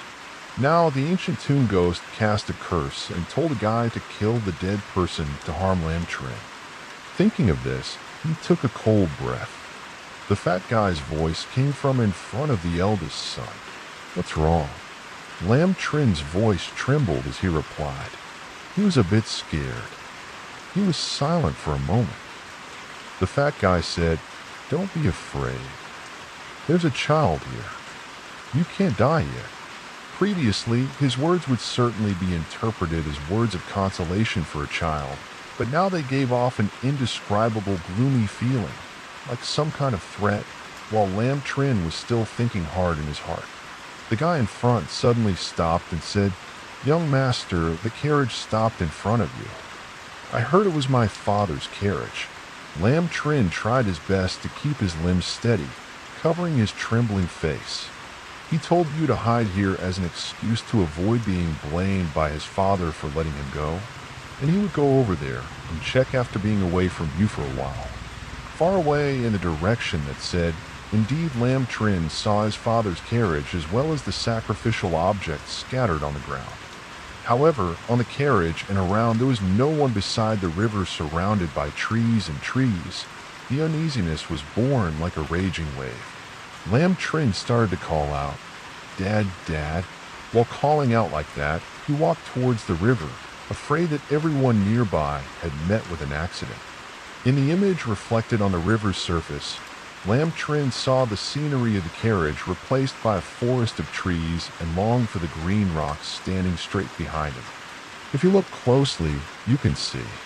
Realized the place behind him was dark and gloomy like the blue stone steps of the ancient tomb he had fallen into. There was only a vaulted tomb door sealed by rows of cold stones. A pale arm reached out from inside and desperately escaped the trap. It seemed like he was asking for help. Lam only raised his head to look behind him. Clearly there was nothing. He lowered his head again. The reflection on the water's surface was truly a reflection of the ancient tomb, dark and gloomy clearly. Only a few steps away, but Lam Trin looked around but couldn't see it. Right at this moment, a new thing was reflected in the river's surface, a shadow. The pitch-black man silently appeared behind him. The shadow of that person's face was not clearly visible. He just wavered and moved. The next moment, a hand suddenly patted Lam Trin's shoulder. The person's voice sounded like it came from the 18th level of hell. It sounded like it was from behind him. "What are you doing? You're sitting here in a daze. Why can't you find Mr. Back?" Lam was stunned and shivered because he clearly saw the face of the shadow reflected in the water. It was a face that didn't look like a person, only a heavy weight. There was a skull. The whole body was white bones, covered in a shirt. Boo's dirty collection. Right when Lam Trin was so scared that he didn't dare to open his mouth, he suddenly heard a sound of wind blowing past his ear. View behind him suddenly fell down on his chest. Another knife appeared, stuck deep. Fresh blood flowed all over the ground. A figure jumped down from the scissors. Lam Trin ran away, waiting for him to focus and look closely before realizing that this person was Mr. Back. His father and uncle scolded him softly. "Don't talk anymore, we must leave here quickly." In the blink of an eye, Lam Trin immediately understood that his father was not a lamp that had run out of oil. From the moment he took him out of the tomb and discovered that he was discovered by the tomb ghost, he had already calculated the next step. Unfortunately, Lam Trin did not know what his father's plan was, but it could be seen that his father's actions were very cruel. There was absolutely no convincing evidence to prove that the fat boy was an old tomb ghost, but as soon as he attacked, he aimed straight at someone's life. Thinking of this, Lam Trin could not control himself. Dang turned his head and just turned his head in time to see Bu being stabbed right in the face. Tim lay on the ground for a while, then woke up with a cold face. Tan lowered his head to look at the knife stuck in his body, blood flowing profusely on his chest. Finally, he slowly stood up. Immediately, Lam Tri felt a chill coming from the bottom of his heart. As a human, how could anyone be stabbed like that and only be able to walk normally? Obviously, there was only something that was not human. But there was one thing that Lam Trin really did not believe. Tang Bu was the incarnation of an ancient tomb ghost, because clearly an ancient tomb ghost did not have the ability to transform. And since the beginning, when they were together, Tangbu had never opened his mouth to say a word. What a curse! Both father and son struggled, continued to run away in the opposite direction. Lam Trin couldn't help but turn his head to look again and again. This time, when he turned back, his hair stood on end. His father caught up, and his uncle didn't turn back to pull Lam Trin to run even faster. However, they hadn't run far when he suddenly stopped and looked around, unable to believe that the father and son had been running for so long. But they still hadn't escaped the land with the horse-drawn carriage. His heart was clear that they couldn't escape. The uncle turned his head back and saw only Bu behind him, walking steadily towards them. His whole body felt like it was coming to life. Some change every step. This change becomes more obvious. The face of the brat, which was already small and thin, now looks even more pale without any blood. Just like a dead person, the features on the angular face are more mature, of course, also more gloomy. The simple clothes on his body are covered with dirt and sand. Now quietly appearing, many skulls are burned on top of each other, flickering the evil silver light when the brat walks in front of Lam Trin and Mr. Back, although the face still looks familiar in the mirror. The person is completely different. The guy took a step forward and cut off the low voice, asking Mr. Back, "Do you still recognize who I am?" Mr. Back frowned slightly as he looked at the other person, but he really couldn't recognize anyone other than B, who he personally saw with his own hands. Mr. Back was truly a forgetful person. That year, he had to go through the names and dates of birth of so many people in Fengchao village to find someone who was born in the same year and month as his son.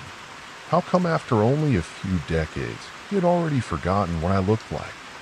Hearing this, both Mr. Back and Lam Trin's faces slowly turned pale very quickly.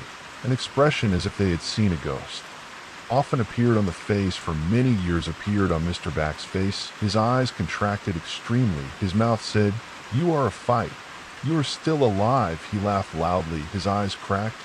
2 lines of tears flowed down. Blood flowed down. "No, I am dead." The cold voice like an ancient ghost passed by Mr. Back's ear. Lin raised a hand and pointed at Mr. Back's father and son. Lam only felt a sharp pain in his head. He did not know how long had passed. His eyes had not yet opened. He felt the sound of a child crying in his ear. Lam Trin slowly opened his eyes and saw all around him. White bones must have returned to the ancient tomb. Feeling a splitting headache, Lam Trin was about to speak. At this moment, a hoarse voice came from the opposite side. Lam Trin, he heard it, and his hands were wringing. He focused his mind and raised his head to look at the person who called out. Was Mr. Back. Seeing his son awake, he was overjoyed. He seemed to want to run over, but was immediately kicked down by the person next to him. That person had skin so white it made people's hearts cold. Was that the guy who was beaten, or more correctly called fighting behind him, was the stone platform wooden coffin with 3 jars for black bones. The shadow quietly placed next to his parents. There was another jar of bones. Was it his?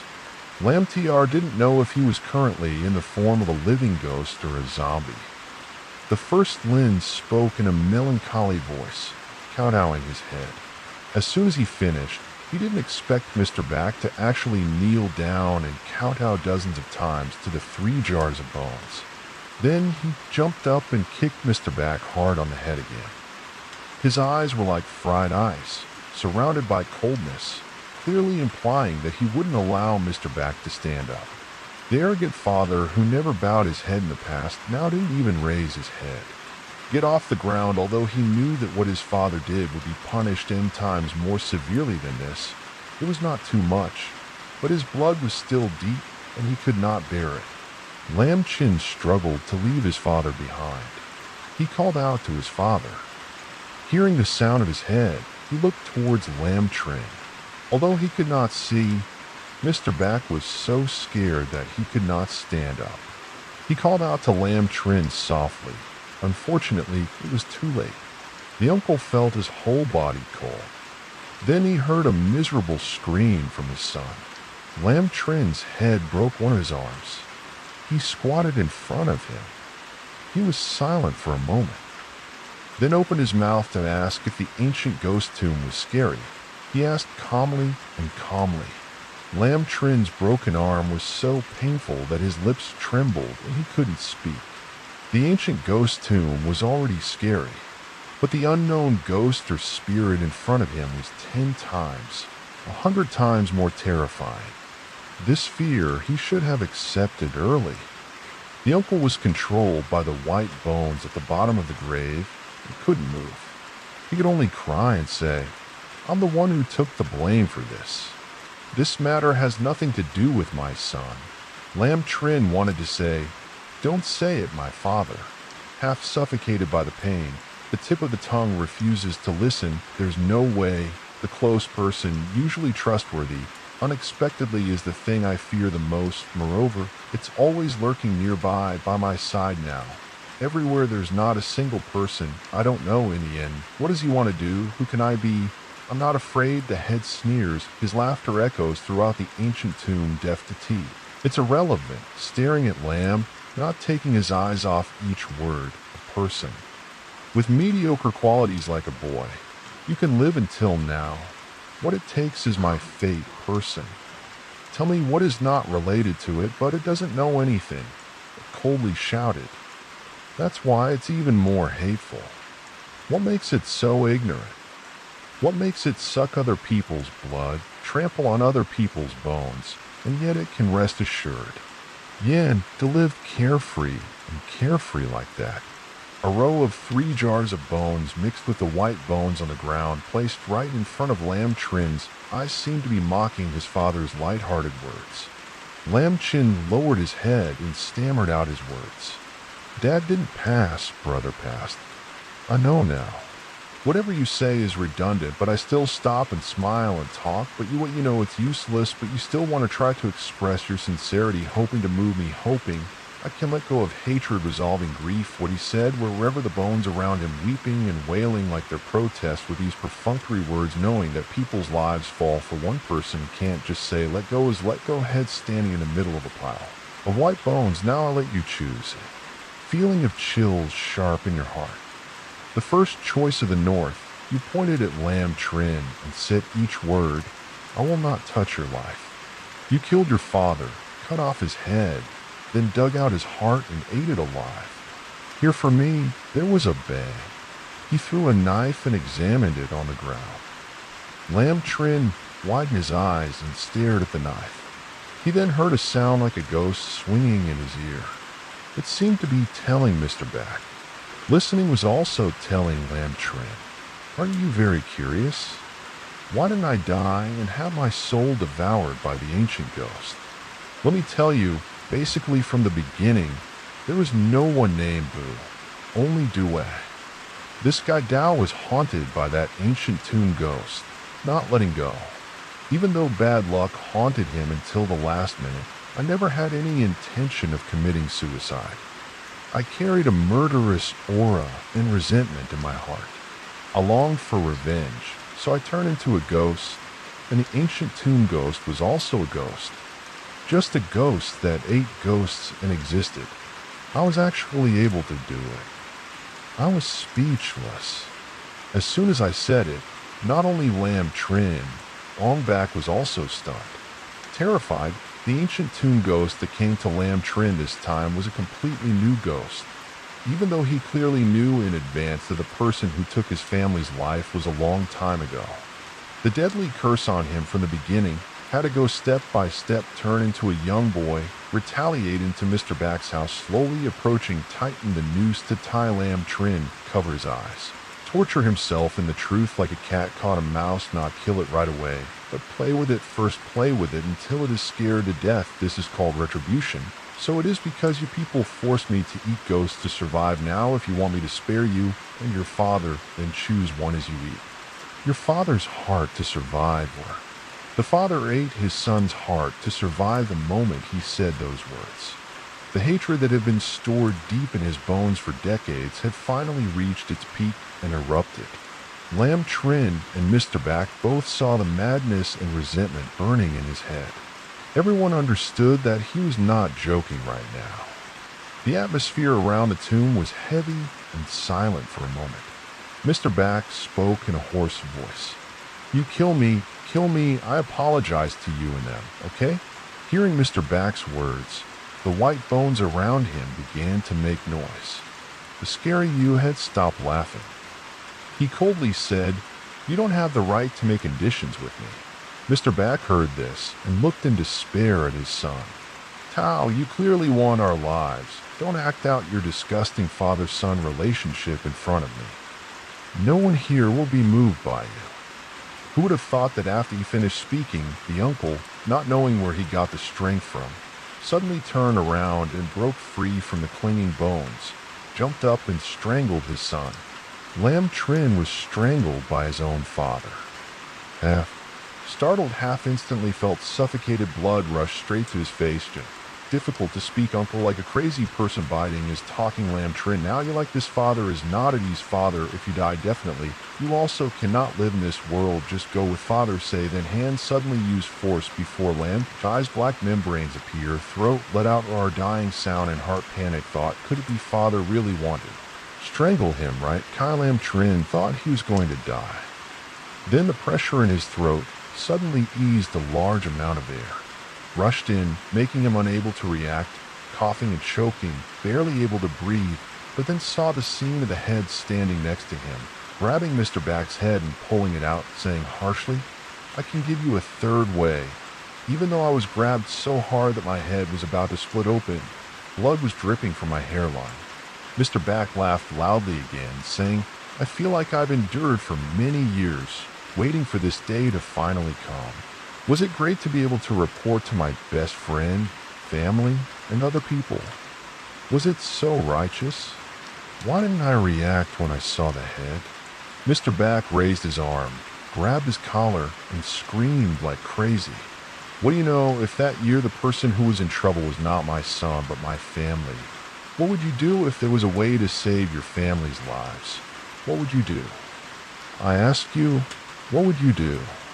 Laughter hearing that, Dao's pale face slowly changed color, just like a ghost. The sky rose above the freezing wilderness, while suddenly the air in the ancient tomb seemed to get even colder. Lam Chin hugged his broken arm, scared out his wits, and said hoarsely, Stop talking, stop talking. Okay, Dad, what nonsense are you talking about? Dao suddenly raised his hand to squeeze his head. Mr. Bax lifted him up, not repenting at all. Mr. Bax laughed like crazy. Repentance. I saved my son's life. That was a good thing. But seeing that these words were not enough to anger the demon in front of him, the uncle glared and raised his voice. I don't need to repent. Repentance. You're all dead. Repentance can come back to life. It seemed that Mr. Bax's heroic aura of not admitting your mistakes made him blind. His head also laughed, and his eyes saw his face becoming more and more terrifying. Lam Trin crawled forward, but was grabbed by the bones under his body. He panicked, cried out miserably, Father, Father, as if begging Father, Father, let me speak more, please shut up. Even though he heard a cry, Mr. Bax still kept his face, not knowing what it was to be afraid of death. Said Lam Trin, Father, go ahead, Father, wait below, laughter. Before I finished speaking, the arm placed on my head. Mr. Bax squeezed tighter and tighter, clearly showing the layer of skin covered in blood. More and more blood splattered out. Lam could only see clearly, afraid of losing his soul. He spoke incoherently, Father. Father, I'm sorry, I'm sorry, I'm sorry, 1,000 times sorry. It's all our fault, our fault. My father is like this because of me. My father is crazy. He is crazy. See, Lam Trin really wanted to ask for forgiveness. He was compassionate, but couldn't say a word, only dared to use his forehead to repeatedly hit the white bones, hitting so hard that a few sharp pieces of bone pierced his forehead, causing blood to flow out. This action made Dao somewhat sober and stopped moving, seeing that Lam Trin breathed a sigh of relief as if catching a ray of hope. Tears and snot started to fall, but before the tears could fall, suddenly heard the cold voice of the ancient tomb ghost spoke from the throat of the person in front. It seems like you forgot, right? I'm not the guy named Bew who follows you. He doesn't exist. I'm the ancient tomb ghost who once said that today will become the nightmare of your whole life." He finished speaking. He squeezed his hand hard and a terrifying sound rang out. The uncle's head was squeezed and exploded. His skull was broken. His brain was broken. Blood splattered like fireworks on New Year's Day. Tim Lamb followed that explosion and stopped beating. He screamed in horror. Uncle Back's head was torn apart. Fresh blood splattered from the pink hole on his neck. Lamb Trin's face and body were far away. He finally couldn't stand it anymore and started screaming like crazy. The one who caused everything was standing in front of Lamb Trin, emotionless, looking down at him, screaming and sitting on the ground, cowering on the floor, covered in blood and bones.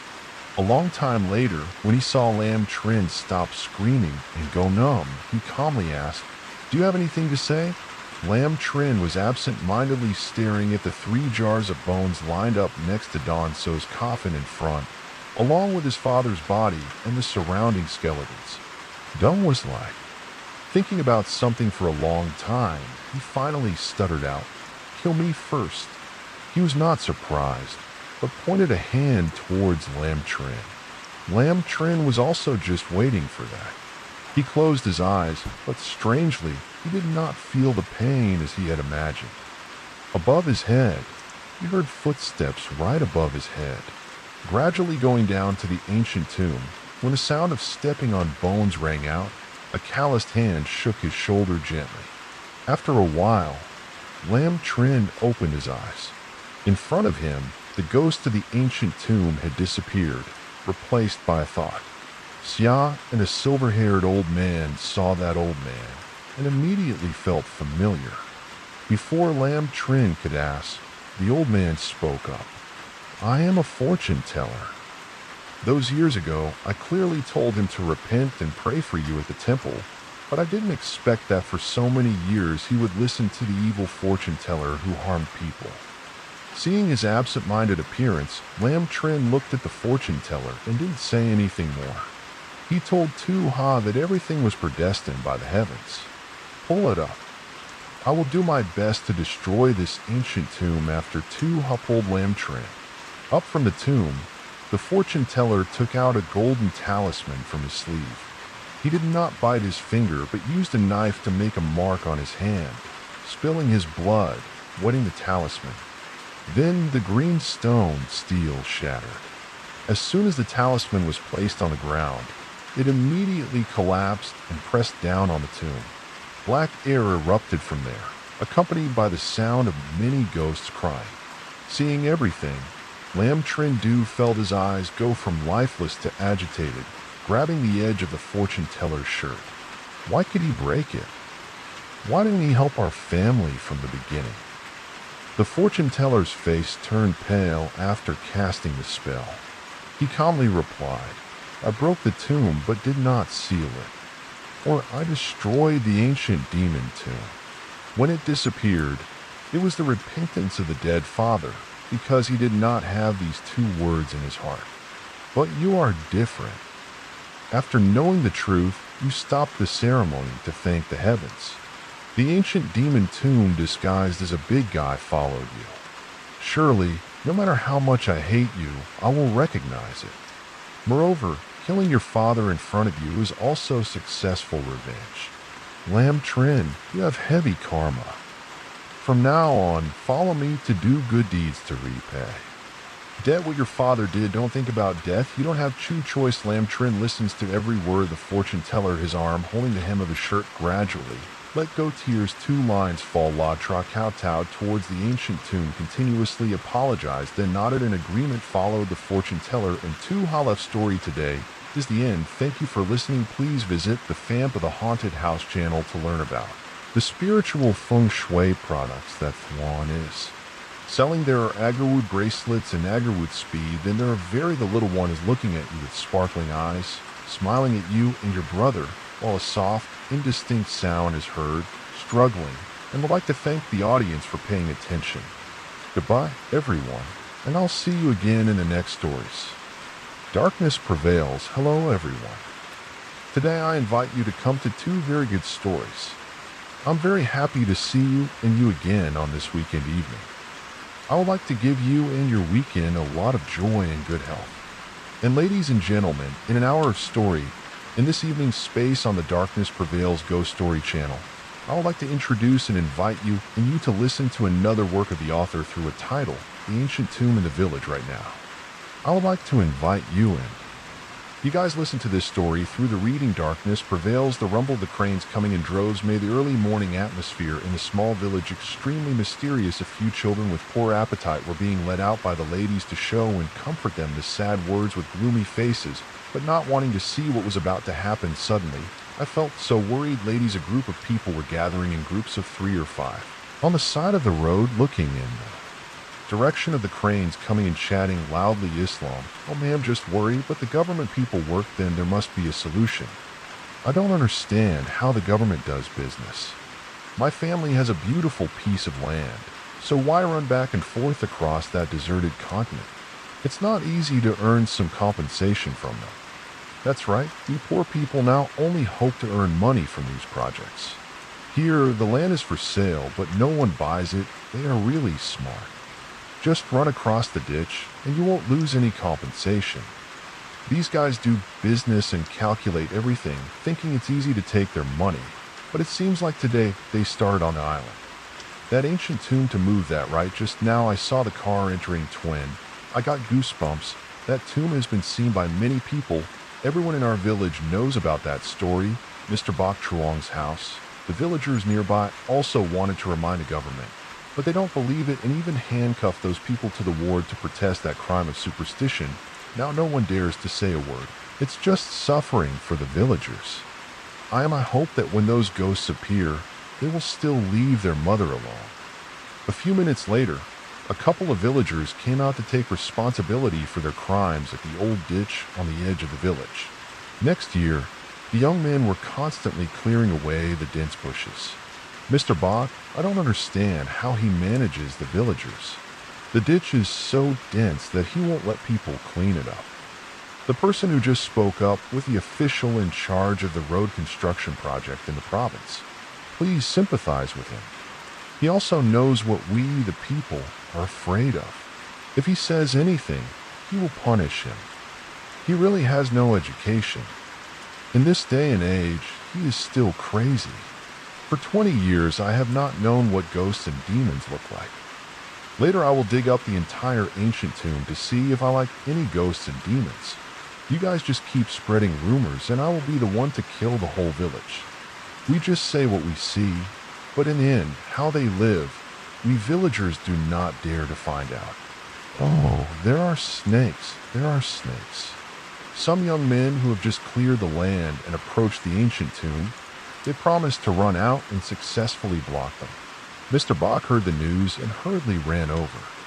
Mr. Tan, there are 2 very big snakes. Your mother, there is only one snake, but you keep doing it. Like death is not as good as that, so don't Tan Cam, the shovel fiercely purple, the tool must go to the place. Tan, mad eyebrows pale, 2 legs staggered, almost fell to the ground in front of Tan. There were 2 snakes as big as a water pipe, the whole body, and it was a blood-red color, all horrible. Once again, the back body of the 2 snakes stuck together later, like that 7 days of red liquid like blood. It was lisping, 2 heads as big as a ball, making extremely scary, hissing sounds. What the hell? Guys, look like that Tan was absent-minded, hurriedly wiped this. Tan, are you okay? I think the people here are right. There must be a sign. Let's report to the higher-ups. Go, brother, move. Mr. Tan is a traitor who has always been a scary symbol in the spiritual world. I think you should let everyone stop. Remember what happened, and our villagers know how to carry the star. Mr. Bok, then the young man who is in love with the city also follows Duke to push the boat properly, but hearing these generations, Tan gets even more angry. Shut your mouth for me. What the hell are ghosts and demons? All are cowards talking nonsense. Shovel up to smash continuously down on the snake's body, causing its entire body to be crushed. Blood splattered everywhere. Immediately after that, a cold wind blew from nowhere and hit everyone present in the face, causing everyone to shiver in fear. What the hell is this? I was just closing my eyes and suddenly it got cold. I didn't know how to sigh in one place. This Bokduk stuttered. Disaster came crashing down, and I sat here. It's really cruel. You shut your mouth and let me go. What the hell are you afraid of? What the hell are you doing? You want to take me to the police station by myself? What the hell are you doing? What is it, ghost? Come out here, I will beat you to death. Then he told the guys to continue cleaning. More than 2 hours later, everything around was cleaned up. Observed Dang for a while. Then Tan also started to let the crane move into level of bridge, go into the ancient tomb. Just as the machine touched the tomb, then the crane immediately stopped. No matter how hard I tried, it couldn't move on Tan. This machine might have a problem. I can't control it anymore. Give me another one to see what the hell is going on. Tan was upset, recalculating, and crashing into the side of the car.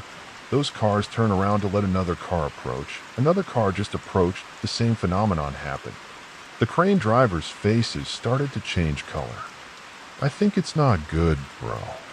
It's possible that it's a real omen. We shouldn't try it, bro. Damn it. Tom was annoyed and turned around. The workers then called the remaining car to try and see if it was the driver. The remaining car was like that, but suddenly his eyes opened wide. But then he still had to grit his teeth. This sound was because the branch of a salaried employee was like that. If he didn't work, he wouldn't get paid, and he might even be punished. The car had just approached and brought the bridge down when a terrifying scene happened.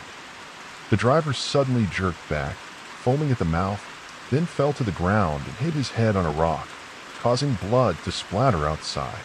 The people around him were also panicked. After a few seconds of regaining their composure, they hurriedly approached the driver and went to the hospital. Tan was currently in his head, with thousands of thoughts and strange phenomena running around in his head from just now until now, causing him to unconsciously use his hand to wipe away the sweat that was running down his face. Tanoti's forehead turned around and left with everyone without knowing that at the ancient tomb, there was a tiny figure with 2 bald heads watching a group of people laughing inside Tan's house. At this time, his wife Hwin was frantically taking a towel to wipe his face after returning from the ancient tomb. Tan lay there, unconscious, groaning incessantly. He said, "Nonsense. Do you need to go to the hospital for a checkup? I'll take care of it. It's fine. Going to the hospital won't solve anything." What do you mean? Are you having an abortion today? That ancient tomb in the village of Mio? Hwin was startled after hearing that. I told you already, but you didn't listen to the projects related to the tomb. You just acted like you were the boss. Are you happy now? I also understand your personality, but who knows that in this day and age, ghosts still exist. Where the hell did it all happen? Tell me, challenge me. Start telling Hwin everything from the beginning of entering the village of Mio. Oh my god, Tan, you should kill your wife and children. People are stopping you like this, right? Listen, brother, do you know how many people have died because of hitting the wrong sacred snake? Why do I have to suffer like this all the time? Will you stop? I'm in America, so the villagers sent it to me now. What are you saying? You're too much me. I'm asking my aunt for the phone. Is this fast? Will you give up those projects and take the phone and give it to Tan Hwin? Don't forget to remind me to take the phone. Tan looked at his wife resentfully and quickly dialed the number saying it was for her and her children. If he doesn't pay, you can't stop this Tan guy, okay? Okay, sir. Just a little bragging, what's left of Mr. Tan's personality? The clown on the other end of the phone also picked up Tan hurriedly on tongue.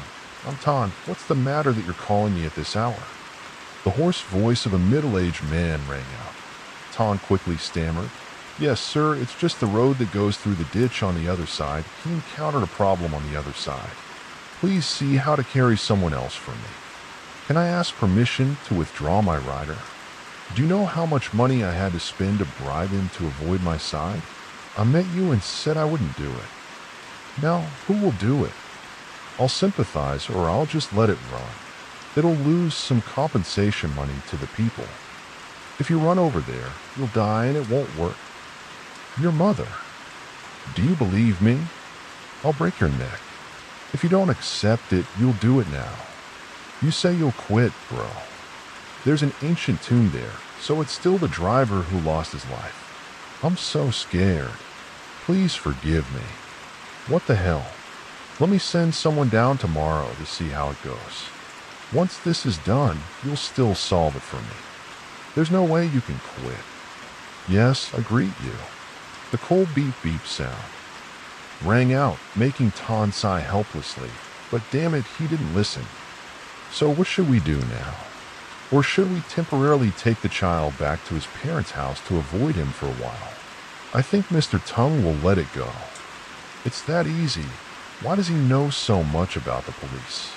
The sentence came to the door, his voice stopped. He thought for a long time, then continued. Tomorrow, Mr. Tongue will send someone to check. Or should I try to finish the project? This time, the name is next time. We should avoid anything related to graves. Gwen heard that and sighed sadly. Whatever you do, choose the best thing to do, which is to find. The teachers were sure to nod their heads in response to this. The head eunuch heard it first. If anything, just wait until tomorrow when he comes down and we'll figure it out. The next morning, the villagers came back and witnessed an extremely horrible scene. On the bridge pillar, every house in the village was full of buffaloes.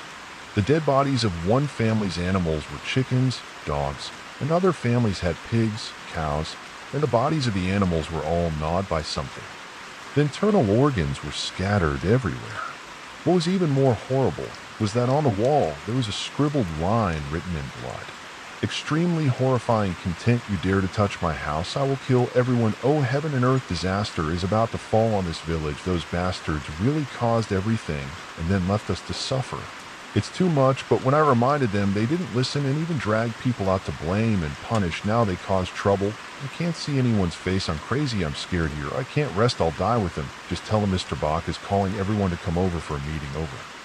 They'll hurry up and go over there and see what's going on. See Mr. Bach. Dang the case, everyone. Everyone hurriedly ran back. The chatter stopped. Someone please be quiet and listen to me say a few words. Mr. Bach spoke up. Everyone stopped, turned their eyes to him and waited. Everyone also saw what happened.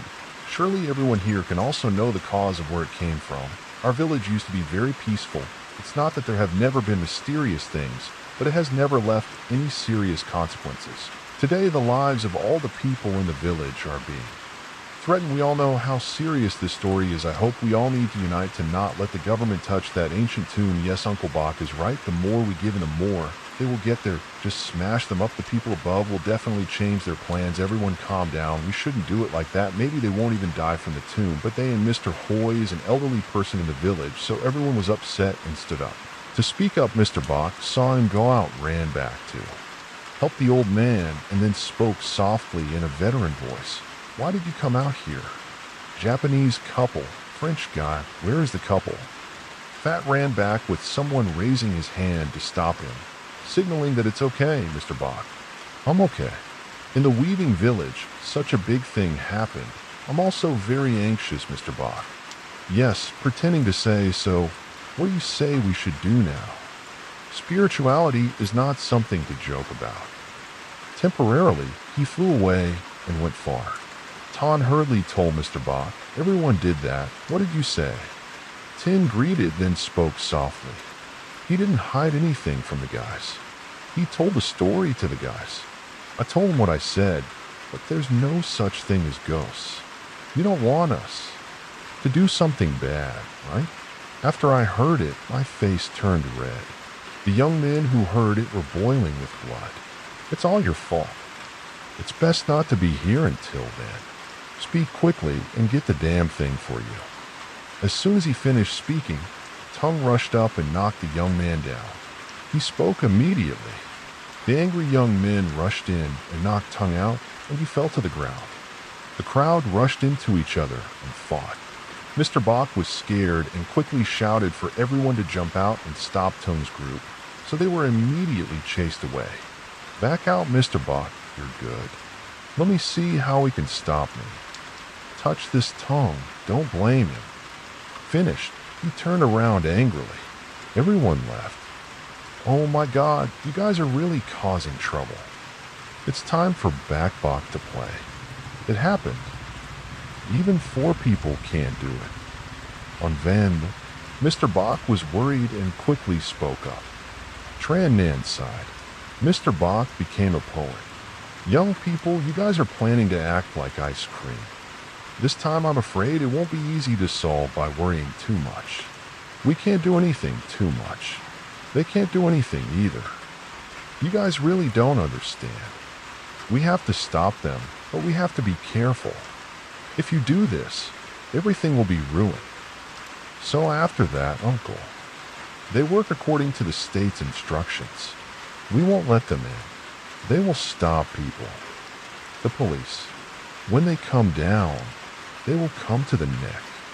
It's not a joke. That guy Tongue has all the relationships with the police. This matter. Now the small thing will become big, bro. After listening, everyone just bowed their heads and said, "You guys just do your job. You haven't reached the point yet. No matter what, you have to try to prevent it. Don't do it, and you'll get into trouble." The god of death confirmed. That night, while he was deep in sleep, Ton suddenly woke up with a start. The window was being hit by a strong wind, making loud noises. She was his friend. When he went to sleep, he remembered to close all the doors. Ton muttered. Then he stood up and walked towards the window. A cold wind blew past him, hitting his face, making his whole body tremble, and he reached out his hand. Closing this door, a black shadow suddenly swept past. The fish was startled and fell to the ground, but his mother was not startled yet. Right after coming to her senses, she stood up and looked back.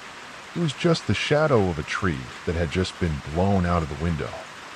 She reached out to close the door, intending to turn back to sleep again. The right corner was startled outside the window. There were a few sounds of columns being rattled as if someone was knocking on the door. He was so scared. Looking over to the side of the Central Highlands and the little girl Bun, who was still sleeping soundly, he thought it was Tone. Tin called his wife to wake her up to ease his fear.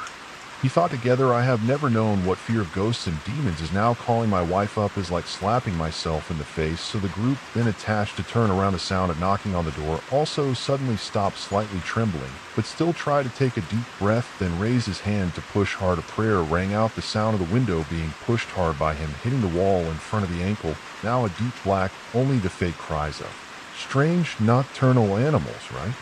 What the hell is there? I reached out to close the door. Then from the garden, suddenly, there was laughter like that of a child. Children echoed near and far. Right after that, he was hypnotized, quickly turned back, opened the door to go out to the garden. In front of his eyes at this time, right under the guava tree, there was a figure of a newborn baby still covered in some things, jumping like blood. The scary thing was that it had two bald heads on the four sides with white eyes plus two different mouths. One was listening to the sharp teeth growing jaggedly, the other was leisurely laughing. The scene of picking a lobster in front of him seemed to wake the fish up. Right after that, he screamed loudly, then fell to the ground. A hand hurriedly Gold patted his shoulder, causing him to be terrified and in pain. He quickly rushed forward and continuously hit the trees. On Ton Amhuin, "What's wrong with you?" Ton immediately replied at Wineo, "It's true that I'm a ghost. It's very scary." Ton quickly rushed in and hugged his wife. Her whole body was shaking nonstop. Gwen came to the house. Gwen spoke softly. "So, how did I end up there at night? Luckily, when I opened the door, you knew, so I ran after you. If not, my hands and feet would be cold. I'm afraid that's the story. Yesterday, it must have come to find you for revenge. What should I do now? Or should we find a teacher? If we offend someone, we will sincerely apologize. I'm very worried, but there's nothing you can do. You have to listen to me for the sake of your family. Let go of a little bit of self-respect won't kill you. You can listen to me, right?" The next morning, Tonkung Gwen brought a young girl into this village for you. What's the best trick to do? Go and distribute it with some young men. As soon as he saw Ton coming in, he aggressively went out to stop her. Ton was like that, so he stammered in a soft voice.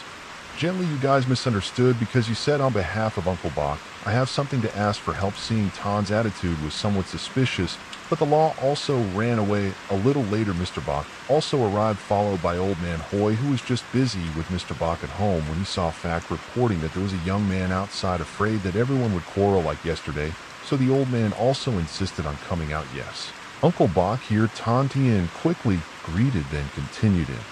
A somewhat worried voice, yes, well, I have nothing to hide from you, Uncle. The day you came back I had. When encountering some strange things, I also advised everyone to stop the construction, but Mr. Tongue, he did not listen. This afternoon, he and the commune police will come down to resolve it. I came in to remind everyone first. Then, I also had a little matter to ask for help. I hope Mr. Bach will help everyone. After hearing it, Mr. Bach was a bit embarrassed. We did not know what your purpose was in coming here, but you deliberately reminded us, so thank you. As for the matter of asking for help, you just said you could help. Yes, sir. Today, I also came because of the strange things I encountered. Maybe I was alarmed. Ancient tomb today. I brought the Cham shaman here hoping to have a little ceremony to apologize to everyone, but Mr. Bach's attitude is a bit. This guy from the district at this time quickly spoke up. Back commune, please help my family. Tontin slapped the person who offended. Everyone, hoping everyone would forgive us. We also tried to persuade Old Tongue, but it was all to no avail. It couldn't be done. I think Ton here, because the family changed. That's good. I also don't want anyone to encounter anything. Everyone go inside. I hope everything will be resolved. If so, everyone will move forward together. Out of the ancient tomb, the old man lost his fortune. Something strange, Mr. Bach immediately said softly. What's wrong? Could it be that you're suspicious? They had bad intentions. Not them, but that indigo medium. I felt very scared. This family invited a few people, but they didn't come up to pick them up. Hearing that, Mr. Bach had no choice but to observe the indigo medium. However, Dong Bak Tsong felt something strange. He shook his head. I can't see anything, old man. You must be careful, that's why you think so. Let's just go in and see. Standing in front of the medium's grave, he rubbed the information of the general's sweat. What's wrong, right? Is there anything difficult, Miss Tram? Worried Huynh hurriedly spoke up and asked. He smiled. Miss Cham signaled for Tanbei and his wife to come to the altar. Miss Tram put up a bunch of incense sticks, then waved her hands and danced for quite a while, then softly said, Vong Chung, sleep here. People are calling you to come up to the altar. As soon as she finished speaking, suddenly a strong wind blew over and blew away all the altar items. Immediately after that, Miss Cham fell to the ground, her mouth twisted and twitching continuously. In front of everyone's eyes, on top of the grave is a two-headed snake with a bright red body. It was moving from the time it approached the lady, each writhing step it took splashed out a bloody red slime that momentarily made everyone pale. Just as the snake was about to add the shaman's head, the golden brains flew out, accompanied by a powerful stream of dharma that knocked the snake back. When will revenge ever end? The person knew he was wrong and sincerely repented. Why did he want to harm her? The wife threw out the talisman. It was the old man who had the chance to learn the dharma before, and was also the master's senior brother right above. Province, however, the young man was fond of playing. He crawled halfway back to his hometown to get married and lived in seclusion until now. If it weren't for the fact that he had no choice, the door wouldn't have taken action against the snake. Hearing the old man speak, he understood and immediately turned his head. He looked angrily at Ton, then made a few sneering sounds and disappeared right before everyone's eyes. As soon as the snake moved, it immediately woke up, its face pale, and panicked. It quickly ran away, despite everyone's attempts to stop it. But she still buried her head in her hands and went to her sister's house to see Ton. How could she let him in the house and talk? Ton broke the snake's staring made both tremble. The sound of the rain heard the old man speak and also began to stagger. Are you okay? Ton raised his hand to stop his wife from touching him. He was okay, then kneeled down in front of the old man. Miss, help me. I know you have magic. You have a way to save us, right? Okay, you just calm down, hurry home, and say you shouldn't hide outside. So then everyone waited together in the village and went straight to Mr. Bach's house. We saw that the bridge was not currently facing any serious problems. However, I'm not sure what to do anymore. Do you have any way? I only have a little magic power to deal with it. It's a demon who has been practicing for many years. However, it has never harmed anyone before. This time the boys named it. I really can't help you. Please help me. What should I do with my husband and children? I don't know how to live. I know that you and I are wrong. However, demons don't understand it. They only know one thing. Whoever destroys it will definitely pay the price. After a moment, the old man called. Continue to say I have contacted a junior brother. His magic power is very profound. He will definitely help you. The only regret is that it will take a few more days for him to come here. For now, you two should go back and repent. Heaven and earth will arrange the fortune or misfortune that afternoon. Tongue led more than a dozen people, along with a group of strangers with a police force, into the village. However, Tan was not seen here. The young men saw the police and were afraid. No one dared to come out to stop them. They received news that Mr. Bach and the Hoy group were also gradually arriving. Old man today, if you are good, send someone to stop this tongue guy to see the young men listen. Each one is angry and red in the face. You can only look down at him. At this point, he immediately spoke softly and sympathetically. Tongue sympathized with us. In fact, we only had to do this because we had no choice. I hope you understand what the hell. If you are good, then you guys play tricks and scare people. The teacher has already said it, you must do it to the end. Mr. Bach shook his head and secretly said that among the young men who stood up to stop you, you guys are also cops. Do you believe that I will drag you? The whole group went to the ward or not the Hong Chuan District Police stood still for a while and started to threaten you guys are all police who always carry the saying for the country and the people now we have a problem and you guys don't try to help but instead use force to threaten you guys. Do you think that's okay or not? When they hear that they get angry because of morality, because what the hell is life for you? Have money, give me no money, don't raise your voice in front of this Hong guy today. You dare to stop Mr. Tongue here, I'll take you to the ward guys, calm down, I'm still equal anyway.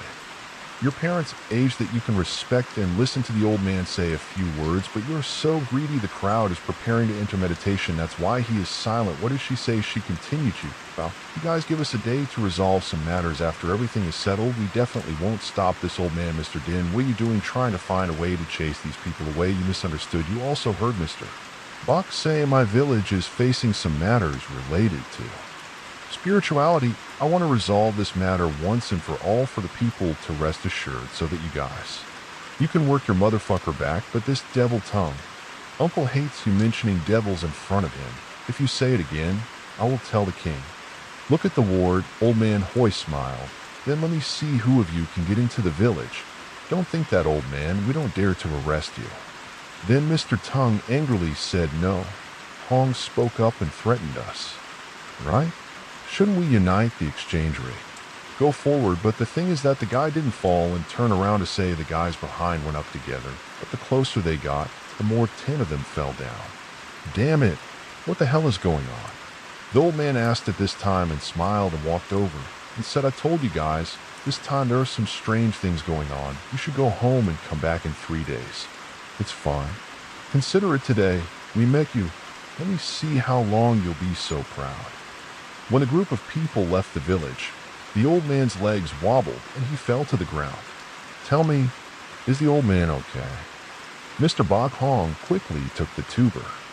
I'm okay, you guy. That tongue has a talisman on him. Just now, the ghost soldier I invited back was hit by its talisman, so he was slightly injured. This old man said he didn't believe in ghosts and demons, but he carried a talisman on his body. He was really sinister. The man standing next to him heard that.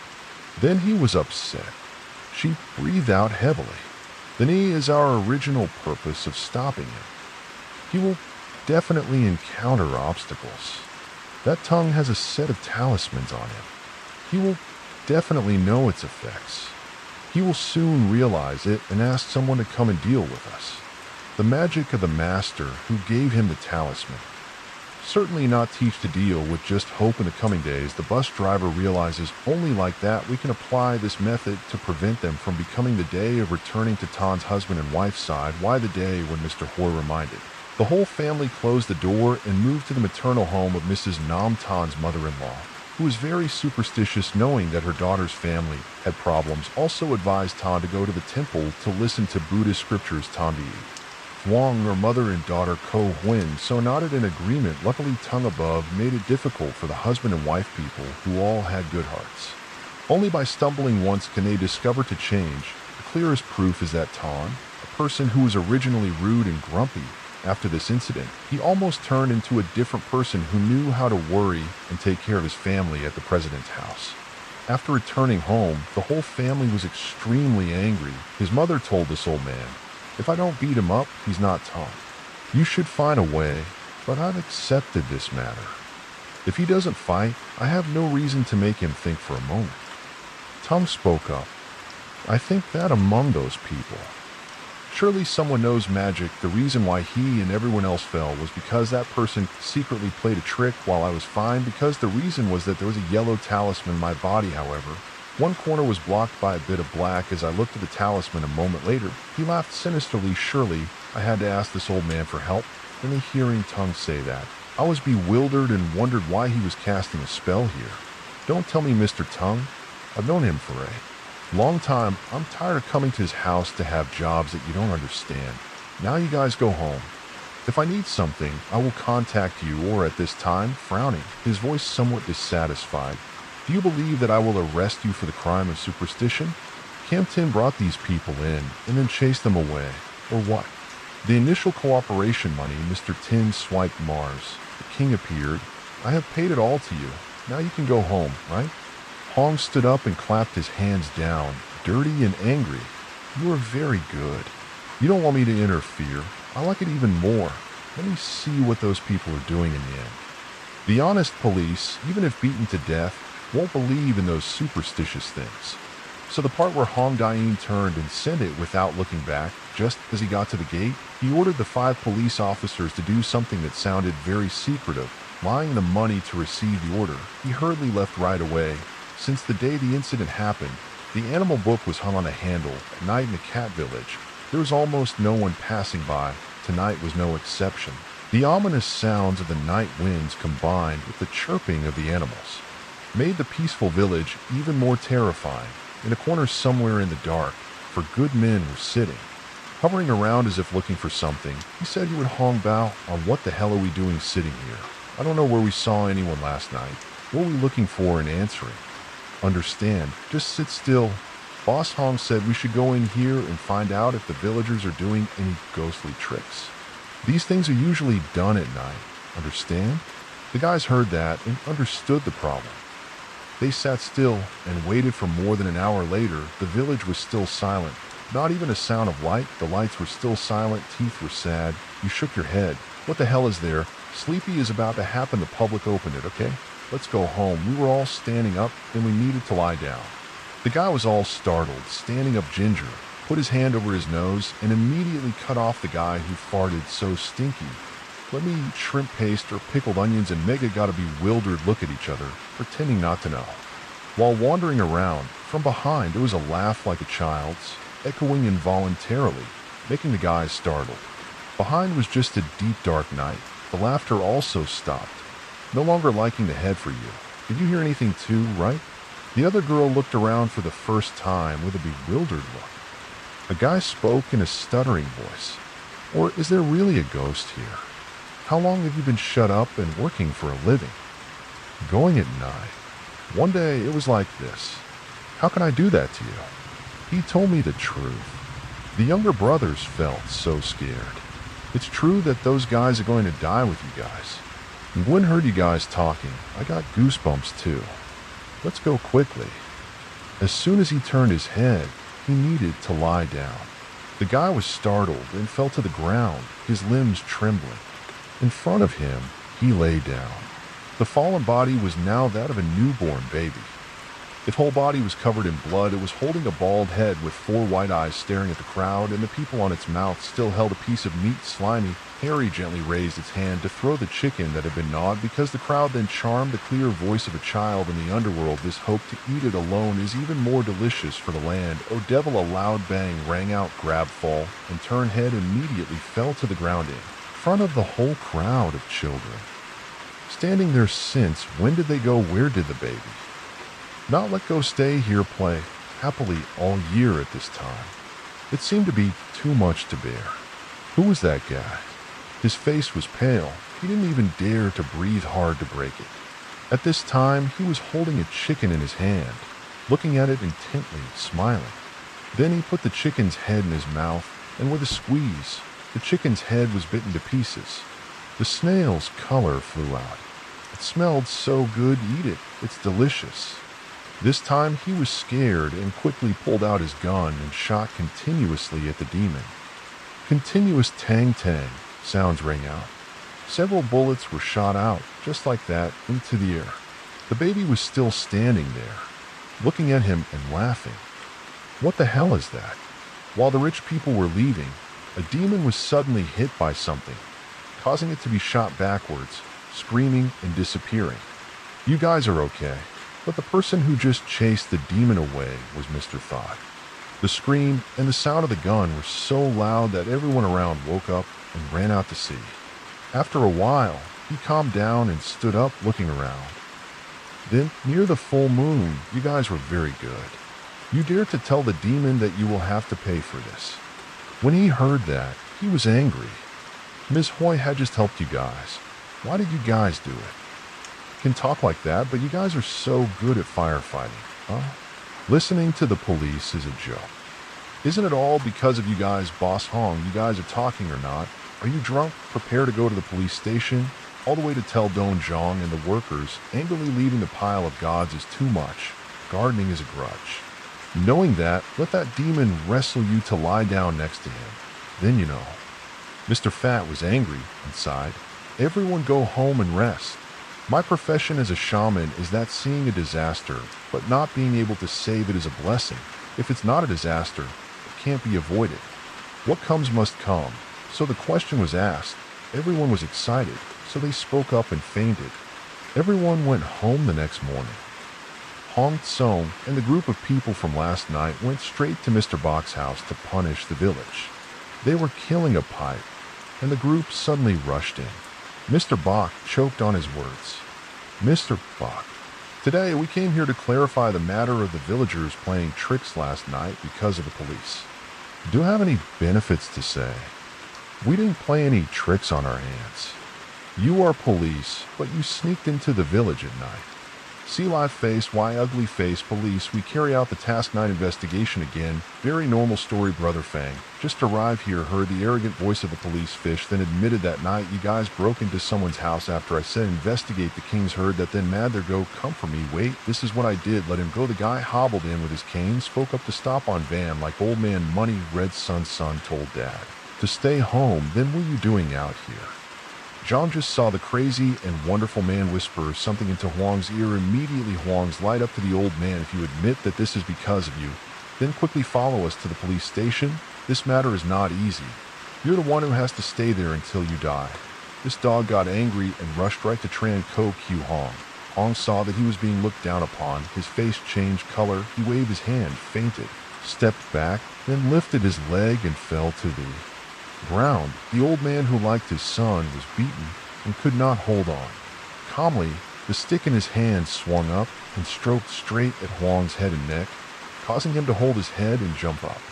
Then he rushed up, grabbed the old man's neck and punched him repeatedly in the stomach, causing his neck to fall to the ground. You guys are so cruel. I will sue you guys so you can go to jail. I kept cursing the law. At this moment, it seemed like it was too much for the girl to bear. The new prisoner went up and Zhang put a gun to his head. Although he was very angry, the law could not do anything. Mega, a young man who had just arrived at Tin Lao, go in but see that takeout gun to threaten then the whole group. Also in gaming we stand still, let you hit more, go if you have maggots, then come here about, put your hand on the forehead upstairs, blood is flowing, fish laugh provocatively, then go ahead grab the neck of Fap, Sue growl your father has magic, right, let me see if your father can save you. So the group he punched again in the stomach and face, causing Fact nose, blood and mouth to continuously flow out. Those bastards who cure diseases or not. Human Mr. Bach angrily shouted to stop, to stand up, to stop, but was immediately pulled. Glare best you should sit still, my life has no eyes. Girl will be late. Grimace, then force yourself to get up. Let it go, I will follow you guys to the police station. Can you hong now? Sneered now. I don't want to go to the police station. What I want is to see what you superstitious people can do now. What do you want? We will stand back in a circle. If you can really make us fall, I will believe that last night the Westerner saved someone. Can this really be? Ignore Dad if you waste magic power like that. If tonight the demon holds a grudge and comes back, then Dad, why are you strong enough? The law is worried and speaks up to stop her. She smiles slightly. I agree. I hope you will keep your word. Hong KK. Then tell a group of people to stand close together. Hold hands tightly to form a circle. Mr. Fat and Bach look at each other with worried eyes. They both nod their heads. They stand up and walk around a group of calm. Then they take out 5 talismans and place them around them. The guys follow the style of the 5 elements. Then she steps back a few steps, shakes hands, and mumbles a spell. Immediately after, a gust of wind seems to rush in and wrap around the 5 elements battlefield. She just slightly arranged the wind power quite large, so the police were constantly surprised. Clothes flew up fluttering, only to grope for a moment, then suddenly stopped. Instead, a light wind blew through. But the order was cold to the bone. Each sad guy kept shaking legs, standing unsteadily, touched for a few moments. But several guys let go of each other's hands at the same time. Legs seemed to cramp. Each person fell to the ground, broken down, then hurriedly stuttered. Okay, I believe you. Quickly stop. Go check over here, Hong. No forest station. Kwong Hoi forced to smile while their fall to the ground. Fact with Mr. Bach hurriedly went back to his net. Are you okay? No, I'm old, so I'm a bit exhausted. I'm breathing hurriedly, trying to speak. My feet are eating. Everyone is great. You guys led the group of people into the house, walking while the West are Hong. Why is it like this today, being played by these people? Give me a trick. Oh, this is my business, Mr. Tung. There's no need to interfere. Hong Dyke naturally laughed, and then turned to Mr. Bach and spoke. Everyone have fun, right? Today I'll have someone clean that grave, sir. If you're good, come out and stop it. I have listened to the young man so aggressively stepped forward. The guy this time spoke up. Bao Bach, just say a sentence. We risk our lives with him, he sighed. All the voices were high. Then Hong Nan, Mr. Tung's mother. Don't forget that there is still a name standing here. This matter. Maybe I have to ask my superiors for instructions to see if I can continue this project, Mr. Hong. What's wrong today? Are you scared by these people? This guy Tung is showing his face to you. Otherwise, Tsung ate you guys. It wouldn't be a dog show at all. Zhang Fai was insulted, angry, pulled out a gun. Tung was about to shoot at the head when the old man standing next to him waved his hand and the gun fell out. That's too much, he said. If I do anything, I'll do it. To everyone, not only hunt with that anonymous grave, moreover, also invite Mr. Nguyen here to help, but who dares to act right? It's true that ghosts do not harm you, but we the people will be the ones to receive the consequences. You are also a sorcerer. Why not help everyone, but go to the underworld to harm people? Aren't you afraid of heaven and earth's retribution? Mars' old mind heard that and laughed. My hello man did not exist from heaven and earth. Winning to be king, losing to be a bandit, having money and power to pay. What is the matter that this side doesn't do? In this world there exists a talisman like Mr. Dong. What a disaster. The old man, from today, seeing it, really can't stand and watch. The part of the call took out a layer of talisman and threw it straight at the police, then immediately tied it up and set it on fire, creating a stream of magic power to repel the negative energy that was clinging to their bodies. The police just moved and fell to the ground, their legs numb and paralyzed, with no strength left. The old man was very good, daring to hit even our soldiers of the underworld. His heart was pleased, but he also tried to fight, but he was angry and immediately fought from behind. There was a voice saying, "Oh, Amit Babuda, you guys. Donors often stop. The Dharma was born to save the suffering and the needy. Why do you make enemies and cause resentment?" Dang Tien is a high monk wearing a brown monk's robe, walking next to Tan. Just seeing Tan Tung, he spoke up. "Damn this dog, where have you been these past few days? Why didn't you pick up the phone when I called you? Come and do good deeds for me. Tan, from now on, you won't work for me anymore, so I don't need to call you." Words to end the matter. High monk, at this time, Dang interrupted. This person's grace and virtue have decreased, or keep your words to avoid. The old monk's face changed, but he also smiled and said, "Where did you come from to teach tongue a lesson? Do you believe that I will steal your things?" The old monk smiled and shook his head, then turned to the old monk and said, "You have the roots of a monk, but you have done many evil deeds.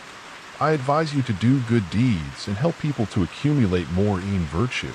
The old monk's face changed color, but then he smiled and leaned back, took out a brain, then he muttered a spell, and a black packet spread out from the beetle leaf and flew straight to the old monk. Thanks to knowing the intention of the brain, he was a high monk and refused to do anything. Clasping hands and reciting a few Buddhist names, the darkness immediately disappeared. The leaves suddenly trembled. Then he whispered something into Tung's ear. After hearing it, Tung's face was angry. He left. A moment later, Huang's group also asked permission to leave. There were lights or streams of magic orders that we could understand as things belonging to the spiritual world that only people with roots like the young master or the monks with a religious heart could see. May I ask the high monk, is this a bit lacking? Everyone had left, so he spoke up to greet the city at this time. Quick mouth, "Yes, sir. This is Monk Tuesday Nan on Tian Truck Pagoda." The lady nodded and smiled, then turned to the monk just now. "Thank you for helping. Otherwise, things would be quite complicated. Those with a basis like us all see injustice and have the stomach to help. It is natural that we will not know what the monk is here for today. Today I came here because of Tan here. I heard him say that he encountered some spiritual problems in the party. I hope everyone will give me a name, a ceremony to ask for forgiveness and release karma for him. Tanexe then just naturally give me money to ask you if you could help move our village's property without hiding anything from everyone. As soon as I stepped into the village, I felt the existence of the evil circle, but its resentment was very heavy from before until now. She set up an altar to resolve the sins, but did not have the ability to exorcise and capture the demon. This matter still had to rely on fate. My village is originally a peaceful land. Everyone has a lot of blessings. Surely everything will be fine. Yes, thank you, teacher. Please come inside the house to perform the ceremony. If your group is together." Everyone led the way for the monk, and in the tomb, he reached the place where the monk sighed. It was true that the resentment was too heavy and could not be reincarnated. After speaking, the monk immediately unfolded a small mat and took out the incense altar, gold coins, and other things Tan had prepared. He then unfolded them in front of the tomb. Then the monk told Tan to sit down with him, cross-legged, clasped hands, and recited Buddhist scriptures for more than an hour. After that, the monk was tired and stood up. During the entire ceremony, there were only a few cold winds that passed by without encountering any obstacles. When the monk stood up, the old man and Mr. Bach came out to know the monk. Did the fish head ceremony, so everyone then went home when the master started the ceremony. "Is everything okay, teacher?" The old man asked politely. The master smiled and softly replied that he had only finished half of it. The rest of the matter depended on Tian Tam and Tan's sincerity. Mr. Bach frowned, showing that he didn't understand. "I'm asking everyone to let Tan stay until 12 o'clock tonight. If he can leave safely, everything will be fine." "Oh my God, is that okay, teacher?" Are Mr. Bach's children startled and scared? Mr. Bach smiled, but smiled gently. Everything in life is cause and effect. Heaven and earth will eat his card. Cause disaster, then this is also the form of Buddha. He must suffer. As he understood, Mr. Bach smiled, looking at the monk full of admiration. Chat a little more. The monk also told Tan to ask permission to leave that day. Kim night began to fall. Tan was still dead. The grave did not stop chanting Buddha. Cold wind continuously blew through, making Tan shiver non-stop. Every minute passed like a terrible torture fell on his cast Tan's salty lips. Already pale. Pale, as if it could shoot at any moment. The fake translation sounds or the movements of the animal running past each time. The city was terrified, jerked up. Suddenly time was passing to 12 o'clock. Suddenly, there was a giggle sound above the ancient tomb now. There was a child right on the head. The whole body was covered in blood. It was showing 4 white eyes staring at Tan, continuously squeezed out. Creepy laughter then turned into the Tianhua. Urgency of a child, making the city restless. Hans several times had to support himself to stop himself from falling down before the monk came back, had successfully instructed to open his eyes until the sound of an owl rang out from then. Until now, no matter how terrifying the horrors had to endure, Ton still did not dare to open his eyes, and his heart only prayed to live to hear the sound of the night owl. The child now stood up, was crawling on the ground, then walked towards Ton, two mouths full of. Jagged began to mumble, "Let's go play now. Come play with me. Go play. So much fun." Felt scared, quickly reached out hand, was taken, his mouth empty. Stopped chanting Buddha. After a while, the pig around Ton's body, the child turned back and sat on the grave. Its 4 eyes began to flow 4 streams of blood, tears. The mouth echoed the extremely kind song, "Oh mother, where are you? Why don't you love me and abandon me? Oh mother, where are you? After so many years, I'm still waiting for you. Oh mother." The kind song carries the heart of an abandoned child missing his mother, suddenly making it fall. Maybe the tears, the sympathy in him arose, made Ton startled, opened his eyes, wanting to run quickly to hug the child and lie down, but ahead. The eyes of the city at this time were just a lying grave with a chuckle gradually fading away in the dark night. At the same time, the sound of a blue owl suddenly rang out, the sound of a pillow for the ancient grave with a mouth, and then muttered, "I will definitely protect you." Ton smiled and returned the night. The next morning, it seemed peaceful again, but things were not simple at all. The gentleman brought another group of people here today, looking very tense, following him. There were more than a dozen policemen looking very fierce, the young men who had just. The policemen stepped out to stop them and immediately used their batons to beat them back. "What are you doing, policemen, beating people? What's wrong? You really have no conscience. Run over here and see which policeman is beating people. These ladies can't stop the money. Sit over and scream." The policemen are extremely aggressive.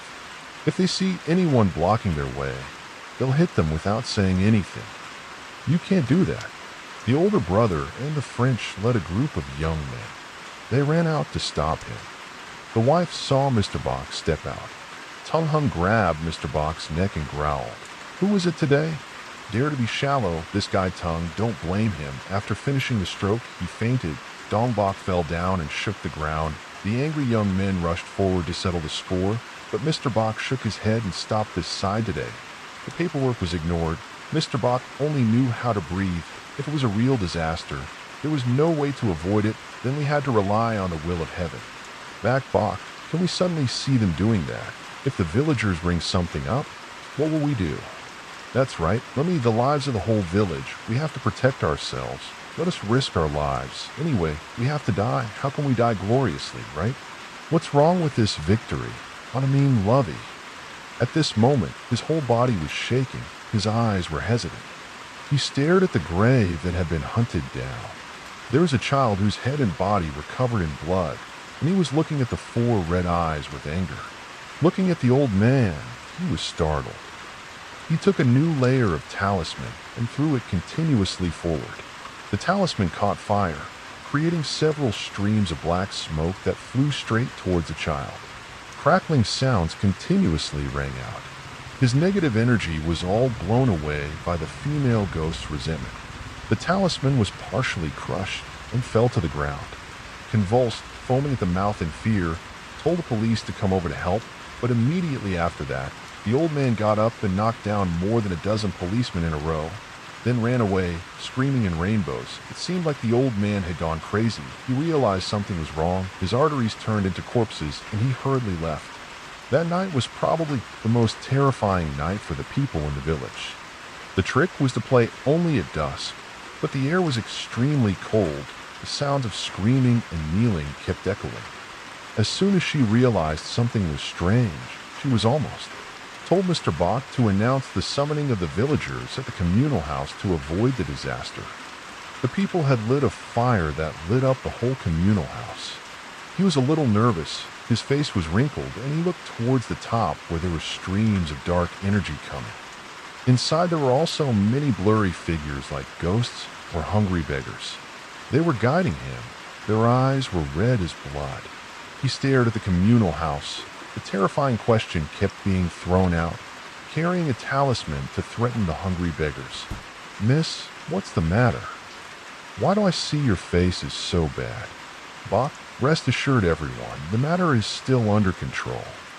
Tell everyone to keep the fire burning. Don't let the fire go out. The wind will get stronger later. Find a way to cover it and avoid getting caught. Mr. Bach nodded. The king quickly ran to stop everyone on Tong's side. Today, after hunting for gold, don't hold an ancient tomb. The fighting cock held a party and invited everyone to eat. After drinking and partying until midnight, the new singer went straight home to the restaurant. Nimbang Cie was eating and drinking. Only a few hundred meters from the guy's villa. This evening, normally people would pass by very crowded. However, today there was something unusual. The whole road was several hundred meters long. Not a single person was walking. He felt like someone had left a mark behind him. But he turned his head several times and didn't discover anything. Realizing that something was wrong, he immediately became unusually alert. He gently put his hand inside his body and took out the talisman. Immediately after that, he was startled and shocked. The talisman that he had kept for so long suddenly turned black, as if it no longer worked. What the hell happened? Was it the old man? Crazy years old, then the leaves also lose their effect, cannot go out, play, have fun, play was thinking, then wrote behind himself. A child's giggle rang out, plus a voice echoed as if from far away. He startled, turned head, this scene of terror before his eyes made him scared, fall down, jerked to the ground, mouth continuously begged, please forgive me. I promise will be everything you want, please forgive me, destroy my house, let people beat me now, you say forgive you, I'm sorry, I don't know what tomorrow is right now. Now I will come to rebuild the grave for the person who promised to have a full machine. Please, it's late, it's time for you to play with me, has reached the ears of the smiling fish mouth. Mumbled, do you get what you pay for? The royal family pounced on the quarrel with the president that day, put the concrete on the ground, bribed the top, and fired him that same day. In the cat village, strong winds blew continuously, and several fires were extinguished. At the same time, several people standing nearby fell to the ground continuously. The old man Hoy seemed to have exhausted his strength. He had just thrown out a talisman. Then he knelt down and gasped, Dad, are you okay? Dad, go in here and rest. The rest told everyone to try to light more fires. They had to try to finish tonight and come tomorrow. All had to rely on in a few hours to finish. The 7 ton rang out continuously. Maybe a few more people fell to the ground. The Dharma helped the old man into the middle and ran to continue helping everyone to light the fire. The other thing was to bring a number of victims inside.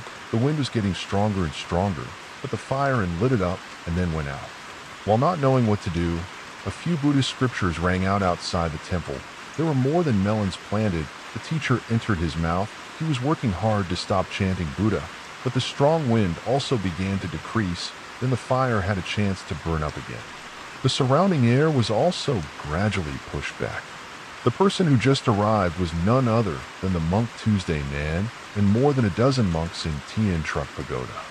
Last night, after returning, the saint asked the monk to help the little devil reincarnate. The reason the child became his son. Every day, he worshipped and saw Tan's path. Although the monk was not sure if he could help, he still decided to return tonight and help everyone to dispel the disaster on Earth. Oh, luckily, where is she so lucky? Mr. Bach hurriedly approached the monk. Thank you, monk, patiently smiled kindly, then walked towards Mr. Hoy and asked about the old man here. The rest received the sacrifice of everything to help everyone. The opportunity to smile kindly, did not answer, gave a strange look as if wanting to say something to the monk, nodded slightly. The monk worked, then turned to Mr. Bach and said that everything here had only temporarily stabilized. Please remind everyone to continue to light the fire, and we will go outside the ancient tomb to hold an altar to pray for the dead, hoping to help the ghosts reduce their resentment. Accepting to let go, just walked outside the tomb scene. The typical image before the eyes make success. All the monks shook their heads sadly and sighed softly in a heavy place. The monk, and though this leg is now more difficult than ever, I'm afraid we can't comprehend the feng shui anymore. The transformation of this place has reached the sky. I'm afraid people will die. What should we do now, master? The old man asked and said that tomorrow Tsongtian or the province will come back to help with this matter. Right now, we try to chant Buddhist scriptures to help him reduce resentment and not go and kill innocent people, said Donnan, the monk said. Down to the city in front of the tomb, started to chant Buddhist sutras, successfully sat down next to the monk, continuously prayed time, chanting like that. Cold winds continuously came, although all the monks were pale, but the sound of the sutras still continuously rang out the sky. As the morning passed, the more resentment became angrier. Dense thumb streams accumulated into the shape of red double-headed snakes stacked extremely fiercely like that continuously made fortune terrifying hissing.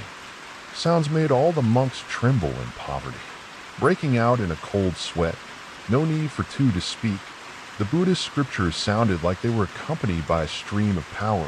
It continuously pushed back the dark, wrong resentment that had come. Another period of time passed. After 3 a.m., the resentment gradually decreased. The monks at this time began to breathe heavily. Their faces were all pale.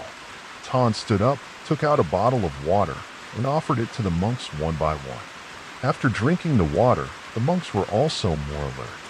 They were all starting to chant Buddha's name from a giggle that rang out, accompanied by an extremely cold wind that covered them. Straight about everyone temporarily made Tan Song. The monk startled in front of everyone at this time. The country boy, sitting on the flattened grave, his direction forward to let his eyes red with anger, looking at everyone. Go away, dare to destroy my Honak tonight. I will kill everyone. Tan hurriedly refused to get down and calm down. We were trying to help them. Children, the destroyers are other people, or people. Let go, hold a sign. You people are all evil rich people. Not because you have not committed taboo, then I have broken your neck. What is last night's love? Buddhism is the origin of all human suffering. It is love. The more you cling to it, the more you will suffer. Follow me to the temple every day. Listening to Buddhist scriptures, you will feel light in your heart. I don't understand what you guys are talking about. I just want to go out and have fun. I want all of you to play with me. Little Fong Kui laughed out loud, then felt sad. The strong resentment on his body suddenly radiated, causing the monk Haru's mouth to be unable to breathe. It seemed like something was squeezing him. The necks of some monks seemed to be unable to bear it. Their whole bodies began to turn purple. Their eyes were wild, and right at the moment when 1,000 pounds were hanging by a thread, a talisman from afar wiped over and dissolved all the dense streams of resentment. The sounds of sitting down and sneezing rang out, and several monks fell to the ground, their mouths constantly breathing. Behind them, the one who was rushing over was an old man. The person coincided with some villagers. Next to him was an old man. About 60 gentle faces were smiling. This sound was the teacher. Knowing that he was in trouble, he tried to return as soon as possible after dissolving the resentment in the little devil Dang Tu, who had hurriedly gone out. He just saw the ray of the wind ghost and shook his head in dismay. Please help everyone to the back to avoid being possessed by the negative energy. The teacher took out a poisonous mouth talisman. He threw it straight at the little devil, who was bewildered. The set caught fire, creating a stream of power that immediately corroded the resentment radiating from the devil, causing him to be scared and turn into a stream of black regret. He slid down to the grave. Shanghai smiled. Take out 5 colorful flags on which there are also squiggly characters, stick guns around a grave, then chant a spell. The black smoke under the grave seems to be sucked out by the cow leaves. Just a moment later, the lights have completely disappeared. Instead, there is a white smoke that shoots up, forming the blurry figure of a newborn baby with 2 heads, which is somewhat horrifying but very funny and adorable. It is looking at everyone with 4 round, sparkling eyes, speaking in a gentle, innocent voice. Mom, Mom, it's so pitiful. Karma, just because of the appearance of the public desire, the mother of it heartlessly abandoned to let the poor child. He bowed his head, lamented out there with everyone closed their eyes, praying for the child to succeed. The steps back to the city too, then softly still. And the child has a little fate. Really hope the teacher can help the child to come home, for the child to have a warm resting place. Soon reincarnation day. Damage immediately smiled. Gently then approached because the child whispered something. A moment later, the child looked at Tan, giggled a soft call, and the rowing rang out in we. Will then slowly disappear. Turn back to give Tan a yellow amulet. Really good. Instruct after you move this grave to your family. Make a horizontal channel for me, and place the amulet under my incense burner in my family. I wish you all the best. Tan received the amulet, bowed his head in gratitude. A few years later in a hospital, Giggling rang out along with an extremely adorable OA sound in celebration of the family's very cute son. Tan and Hwin happily ran in. In the nurse's arms was a cute baby boy. The little one is looking at you with sparkling eyes, smiling at you and your brother, while a soft, indistinct sound is heard, struggling, and would like to thank the audience for paying attention. Goodbye, everyone, and I'll see you again in the next stories. Welcome back to Darkness Prevails Ghost Story in the evening broadcast of Stories of Late Night Today. In the series of stories written about Tet Holiday, we will meet again, Ms. New. You will send us a story titled The Village of Devils. Please invite everyone to follow from ancient times until now. People often say that heaven has always been kind to people, but in recent years, everywhere in the Han Dynasty, the crop failure season has lasted. People from the city to the countryside village. Whenever you go out on the street, everywhere you see scenes of people fighting, even for a piece of bread. They can break their heads and bleed. Hunger makes people lose their humanity. Killing and robbing happen everywhere. To survive, fathers sell their children. Husbands sell their wives. As long as they have something to eat, they can do anything. When they get old, the evil side takes over the human side.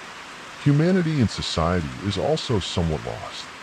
People think that in this day and age, everywhere is the same, but there is one place that is completely different. That is Bothach Village. Isolated deep in the mountains while everyone is struggling to get by and no longer paying attention to the day of victory, Bothach Lai Village is peaceful, as if completely isolated from the outside world. Especially these days, the atmosphere is even more bustling because Tet is coming soon. From the beginning of the 12th lunar month, the atmosphere in the village has been bustling and busy, just like the years before the famine. The households in Sa village have sent the kitchen gods to heaven and started preparing to welcome the new year, such as cleaning the house, pasting red parallel sentences in the model house. Pigs, chickens, fires, cakes, village feet, all over the village. All the kitchens are flying up. The air is filled with warmth and prosperity.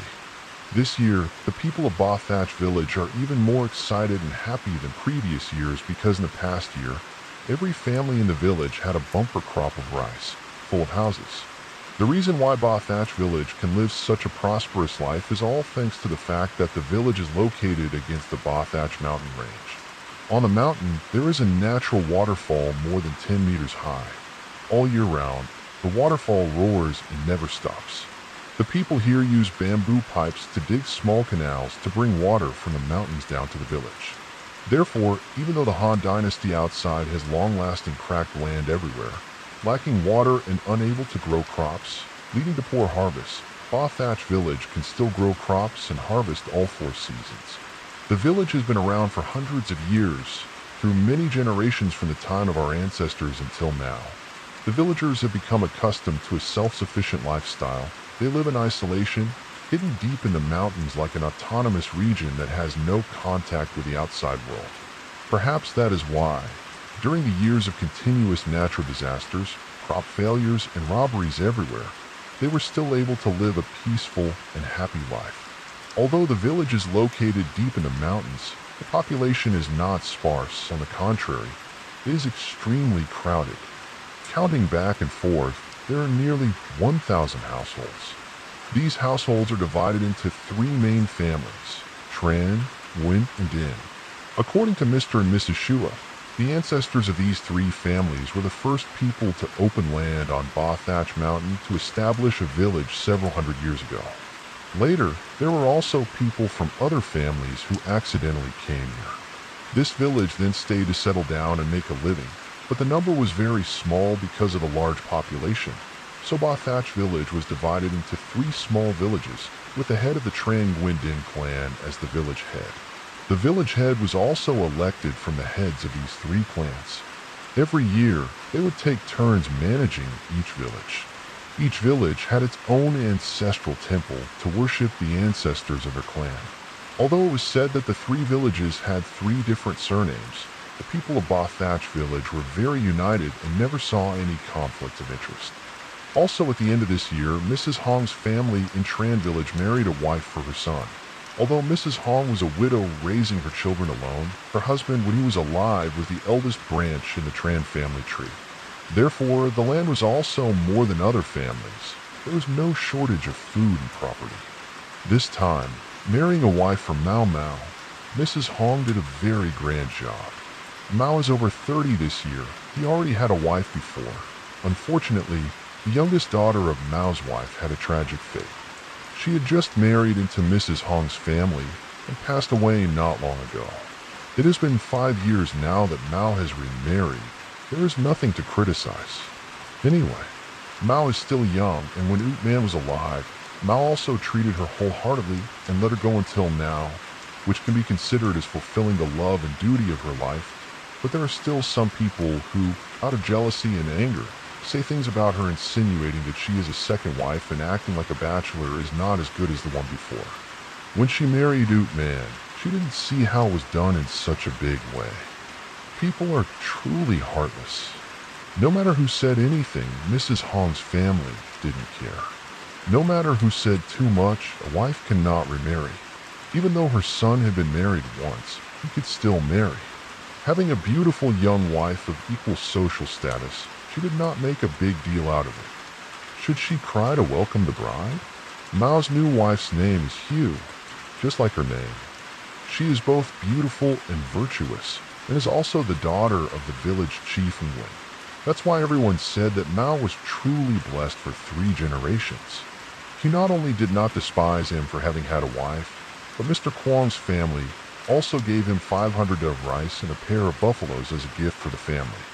In a time when many people did not even have porridge to eat, 500 of rice and a pair of buffaloes were a fortune that people could not even dream of having. Year-end and New Year's Eve dot, and also married the golden bride, so the lady held a big party to celebrate for 2 days. Not only that, she also invited the singing team in the village to her house to perform. Bothach Village, located at the foot of the mountain, has had the custom of worshiping the mountain god since ancient times.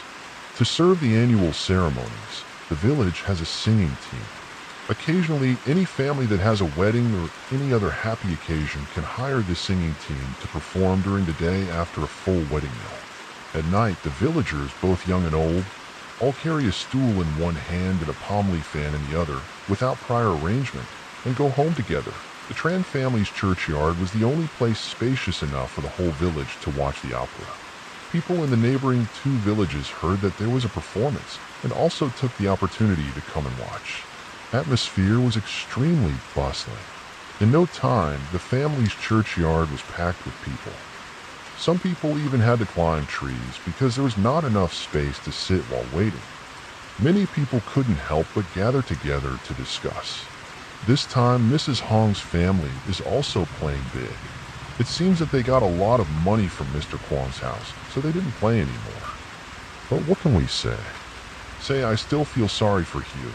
She is clearly beautiful and a young girl. If she likes someone, she will go and like them. Aren't you wasting your time? Stop it, lady.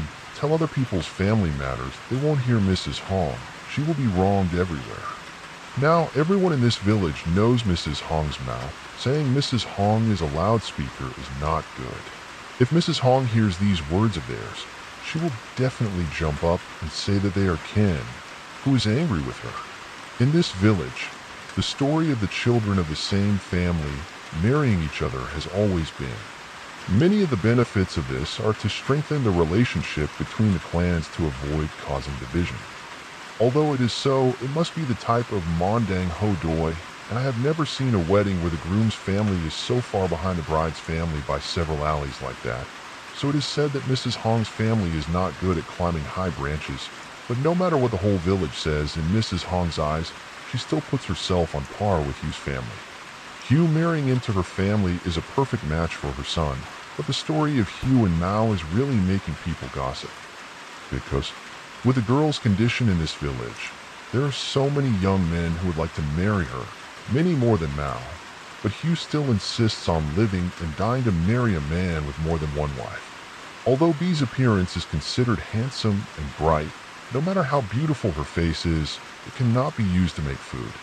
Even if Hugh tries harder, Mr. Kwong and Mrs. Tam, her parents, will have to consider it. This person not only does not stop her, but also colludes to give the girl a dowry that makes everyone stunned. I don't know why I heard that little girl Hugh slept with that guy and got pregnant first. That's why Mr. Kwong's family had to get married right before Tech. They were afraid that after the year, her belly would swell up and she would be embarrassed in front of the neighbors. Really, didn't you guys notice that when the bride was brought in, little girl Hugh had to enter the house through the gate and step over the ladder? If there was no cure, then what was it? Everyone knew that Hugh went through the gate to enter Mrs. Hong's house. Because before the wedding, Mrs. Hong went to the village which to see the date.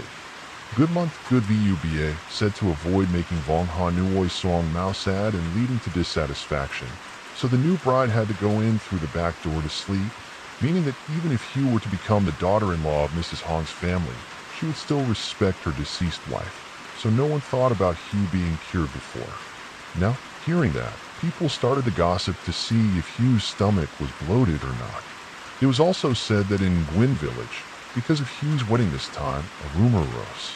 It was said that the family, Mrs. Hong, was targeted by Mr. Kwong's family's wealth.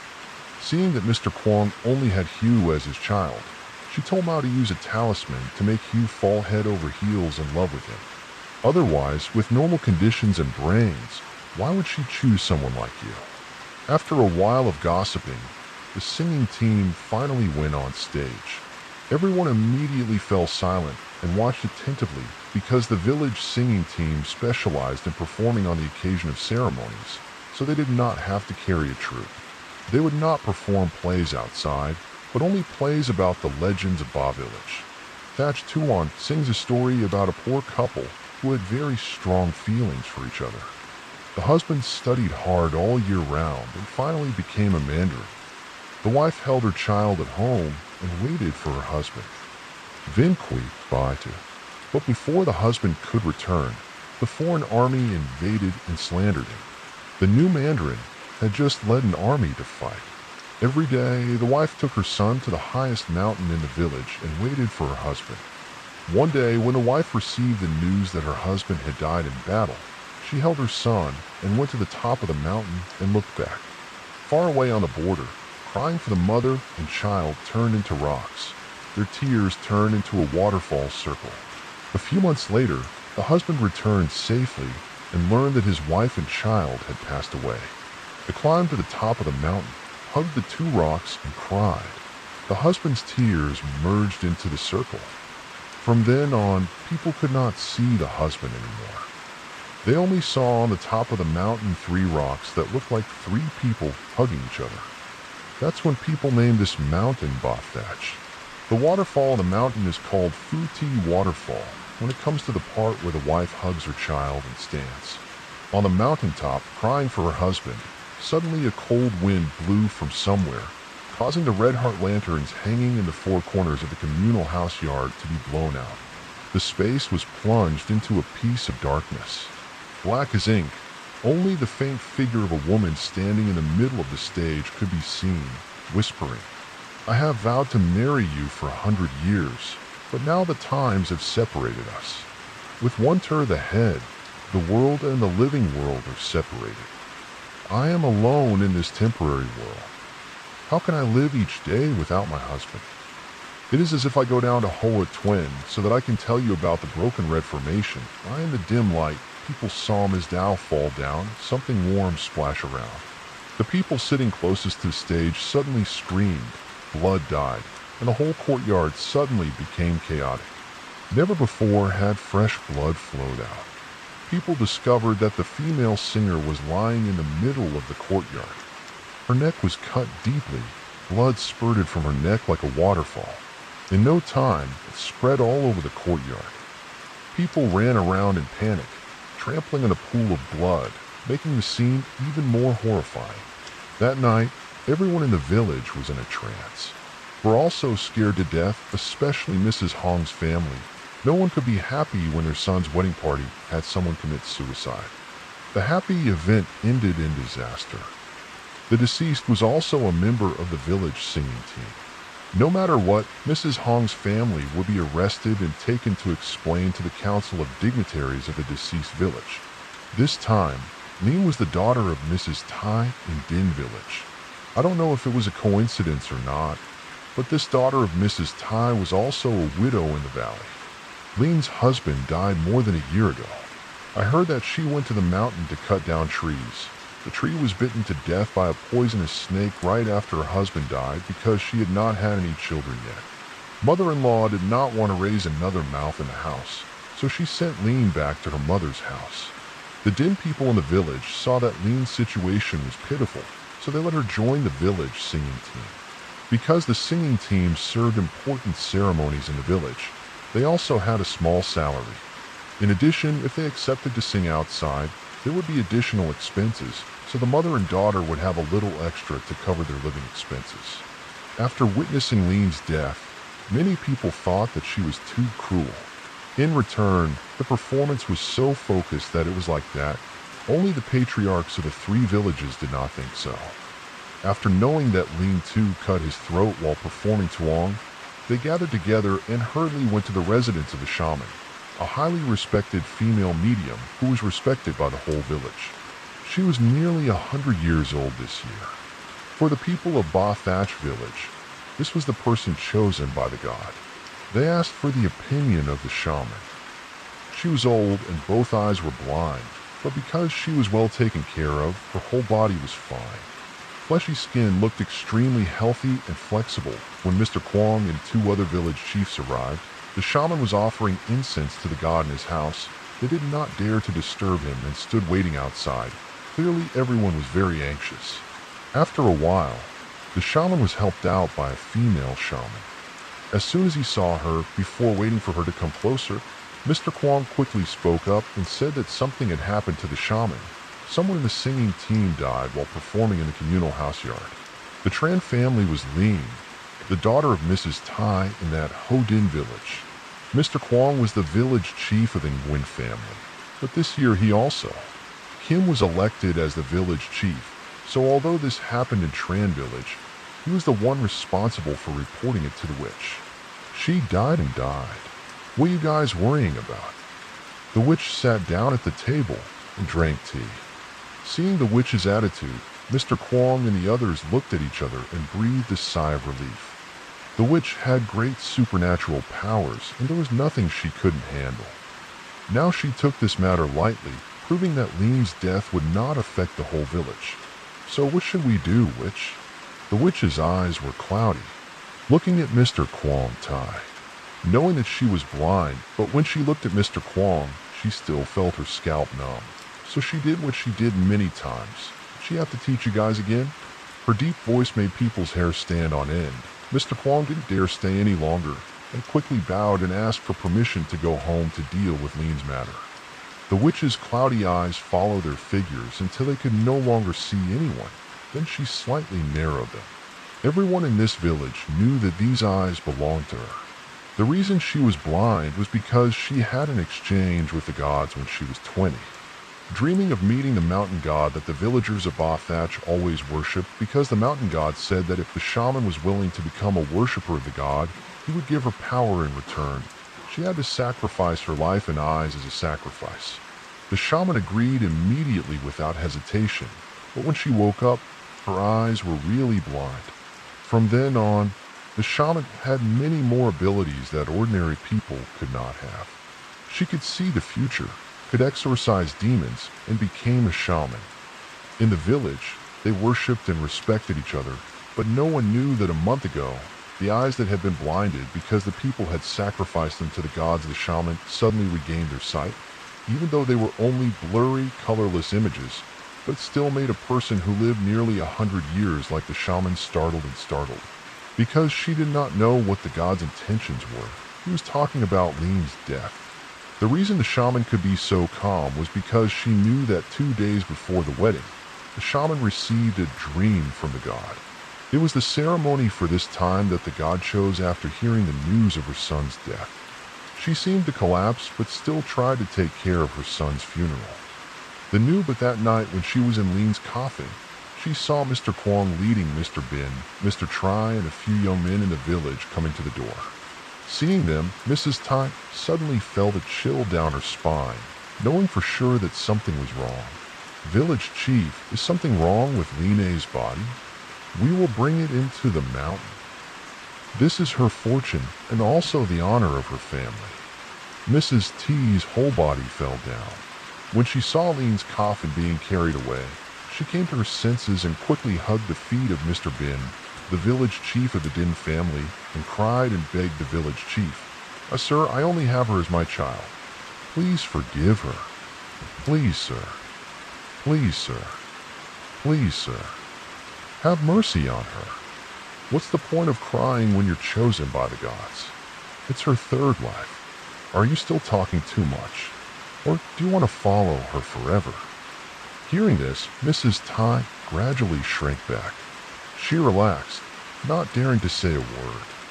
She just sat there, watching the people carrying her child's body away. Late at night, from deep in the mountains came the sounds of roaring and howling, along with the sound of wild animals tearing flesh and chewing and swallowing. Strangely, that sound was transmitted clearly into every house and into the hands of every person. Even if they didn't want to, they had to listen. That night in Ba Thatch village, no one dared to sleep. No one said a word to anyone, but they all understood clearly what was happening because they all knew the secret hidden deep within this village. The next day, as if by a tacit agreement, no one asked about what had happened. The people in Din village still, acting as if they didn't know what was coming to pay their respects to Lean, even though everyone knew that the coffin that was buried was just an empty coffin.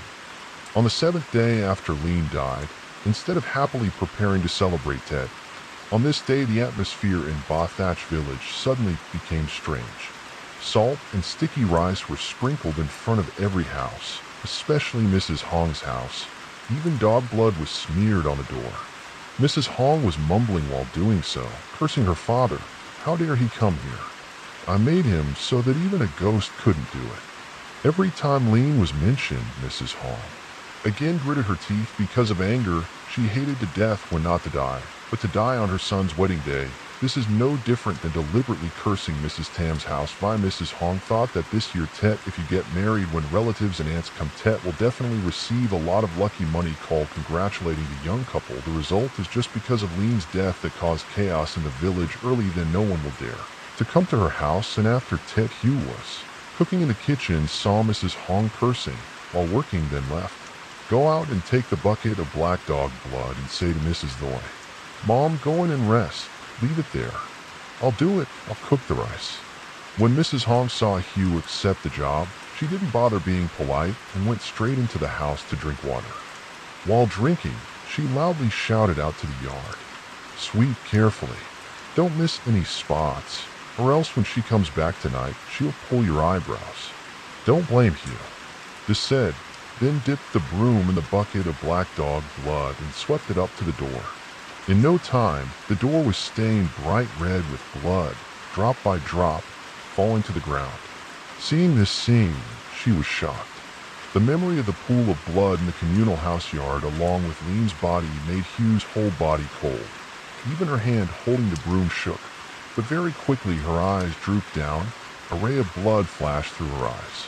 Ba Thatch village has a custom from ancient times until now that whenever a family has a death, on the 7th day after the burial, the relatives will place a tray of ancient relics in the yard, light an oil lamp, then burn votive paper money to call the soul of the deceased to come back for a last meal, also considered as a farewell to the relatives in Duong Ban, so that their souls can rest in peace. On this day, only the house with the deceased is allowed to light the lamp, while all the other houses in the village must spread salt and sticky rice in front of the gate to prevent the soul from accidentally entering the wrong place on the way home. The reason why Mrs. Hong not only sprinkled sticky rice and salt, but also had the sweet dog blood in front of the door is because Lean died on the wedding day of her son's mother. In folklore, there is a type of demon called the joyful demon. That is, the souls of those who die at weddings will often cling to them and not let go. For that family, so the horse room spirit Lean, after returning home, the old lady refused to go down to the underworld, but followed the old lady Hong's house. So the witch told Mrs. Hong to sweep dog blood on the door. Dog blood can prevent evil spirits. After entering the house from before until now, Whatever the witch said, the people of Ba Thatch village, no one did not listen. Even Mrs. Hong before never let anyone in her eyes and did not dare to disobey. The witch again talked about Hugh not knowing if it was because of Lean's death or not, but since becoming a daughter-in-law until now, Mrs. Hong always felt. I saw something strange about Hugh. Before, when Hugh was still pursuing Mao, she always hedged first. After that, she tried to please Mao, then turned to please Mrs. Tam. She was always submissive and humble, making Mrs. Hong extremely satisfied. But after working for a few days, Hugh's attitude was completely different from before. A newlywed couple should be very close to each other, but now Hugh said that it was her period, so she didn't hesitate to sleep in the same room with her husband. Her eyes looking at Mao became extremely cold towards Mrs. Hong, although she still maintained her duty as a good daughter-in-law and listened. But the words were not as pleasing as before. Last night, Mrs. Hong got up to go to the bathroom, and T stood in front of the bed and stared at her strangely. When Mrs. Hong called, Hugh seemed to wake up and said she was sleepwalking. On the night of the 23rd of the 12th lunar month, at 7 p.m., the entire Ba Thatch village was immersed in a quiet black curtain. Looking down from the high mountain, there was only a single ray of light coming from the end of Din village. That was Mrs. Ty's house. In front of Mrs. Ty's yard, she placed an offering tray on the tray. There was a bowl of rice, a bowl of salt, a bowl of rice, and a chicken. In just a few days, Mrs. Ty's whole body seemed to have aged 10 years. Her eyes were swollen from crying so much that she couldn't open them. Her hair had turned more than half gray. Mrs. Ty knelt in the yard, holding 3 incense sticks. Her mouth kept muttering, "Oh, my child, you'll live a miserable life and die in heaven. Where are you? Come back here and eat with me. Eat your fill and then reincarnate in the next life. Don't live a miserable life like this anymore." Mrs. Ty stuck the incense sticks into the bowl of rice, rubbed her hands together, and looked toward the high mountains. She muttered something indistinctly.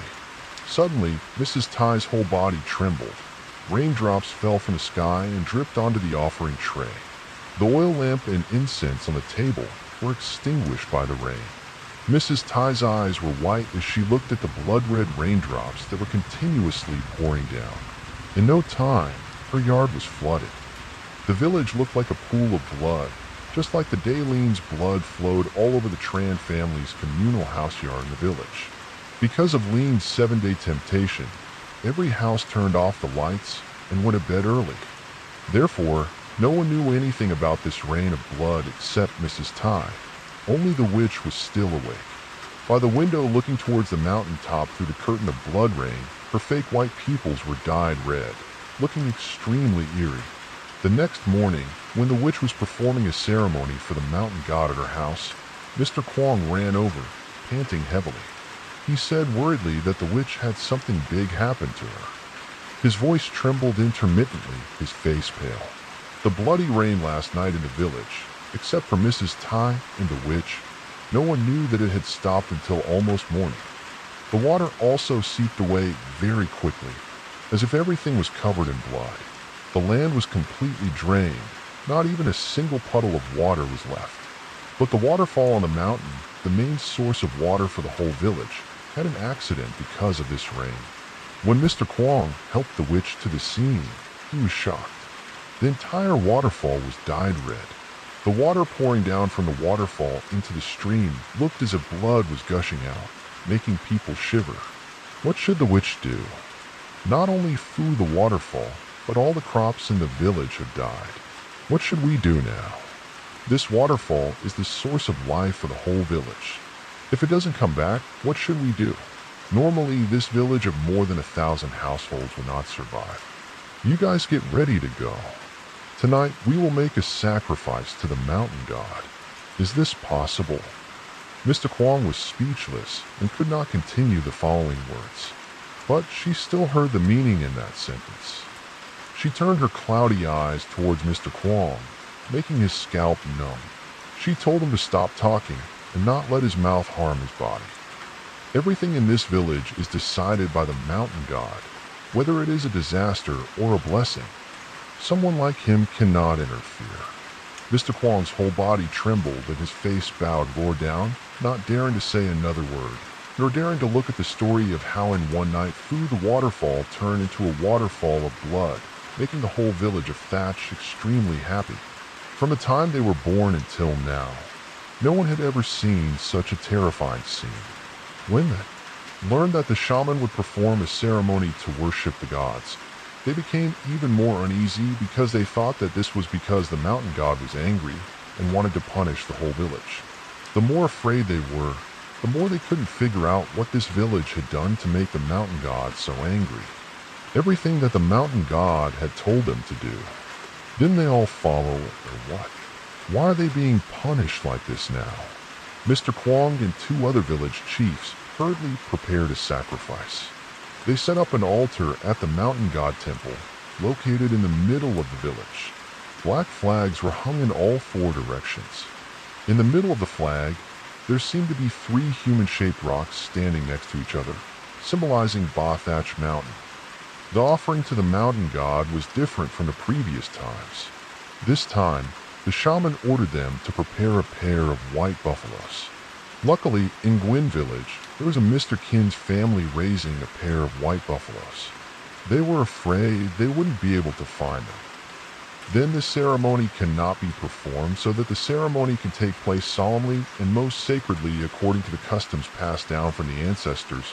The person in charge of the ceremony must sit on a palanquin carried by female mediums, his feet not allowed to touch the ground until reaching the temple of the female shaman, sitting on a palanquin, wearing a black ceremonial dress on his body, wearing countless silver bracelets. In the middle of the forehead there are 3 red dots drawn.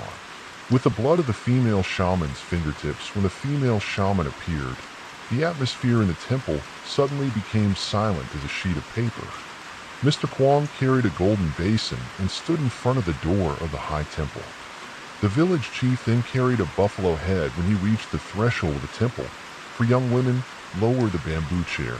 The witch stepped down from the chair and went into the temple. Mr. Kwong and 2 other people also entered to follow the ceremony to worship the gods. Not everyone could watch. Only people with high positions in the village like Mr. Kwong could participate, while the villagers could only stand outside and watch. Therefore, they had no idea what was happening inside. Inside the shrine, the witch went to an altar that was clearly used for worship. The mountain god, but there was no incense burner on top. The altar was cold and empty. There was only one red stone, about the size of a rice bowl, with an extremely strange shape. On the surface of the stone, there were countless lines. From afar, they looked like cracks. Up close, they looked like blood vessels emerging. 2 white buffalo heads were placed neatly on either side of the stone. The witch dipped her hands into the golden bronze basin that Mr. Kwong was holding. Inside was the blood of 2 white buffaloes that had just been beheaded for the ceremony. The witch used her bloody hands to rub it on. The rock rubbed its mouth and mumbled something that even Mr. Kwong and the others couldn't understand even if they heard it. Each layer of blood that the witch used her hand to rub on the rock seemed to have life. It then glowed. It absorbed all the blood into it. In no time, a basin of blood was sucked dry. Seeing that the mountain god had accepted the offering, Mr. Kwong looked at the 2 village chiefs, but before they could breathe a sigh of relief, the witch suddenly let out a miserable scream and fell down. What happened to the witch? Several people were frightened and rushed over to help the witch. But before he could touch it, he was scared to death by the sight before him. Tran stood there. The witch's 2 hands were stained red with fresh blood. At this moment, they were slowly rotting in a strange way. Even with the naked eye, one could see the flesh on the palms of her hands starting to ulcerate as if something was gnawing at them. It spread rapidly throughout her hands and gradually moved up her arms. The witch's pupils, which were originally cloudy because of her blindness, had turned red at some point. Something was wriggling in her pupils as if it wanted to bore through her eyes. That thing crawled out and slowly ran down her face. Underneath her wrinkled skin, it was as if hundreds of worms were crawling around. In no time, they had crawled all over her body and started gnawing at her flesh and blood from the inside out. Her skin was gradually corroded. Countless round holes appeared, the size of the tip of her little finger. From those holes, countless bloodworms could be seen sticking their heads out. Her eyes rolled back. Her whole body kept rolling on the ground in pain, making her face even more twisted and demonic. Her mouth was mumbling and reaching out to Mr. Kwong wanted to say something, but Mr. Kwong and the others were scared to death by her appearance, madly smashing the temple door and running out while screaming. The villagers who were waiting outside the temple, when they heard the screams of the ghost, were startled. Before they could run in, they saw Mr. Kwong and two others rushing out with pale faces in the direction of these people. They saw the witch crawling on the floor, reaching for the door. Her eyes were bloodshot, her face was ulcerated, and her mouth was open as if she wanted to. What did she say? But from her mouth, black blood kept flowing out. The people of Thatch village were scared by this scene. Everyone ran away. In panic, the witch struggled with the approaching death. Then suddenly her eyes widened, staring at the thing that had just stepped out of the temple standing next to her. The witch didn't care. Even though her breathing was low, she still embroidered, though. Question why? Have worshipped you for so long. Why you? Because now I don't need a card like you anymore. All of you will be my food. The voice was hoarse in the dark, echoing throughout the village, scaring the children into crying out in fear.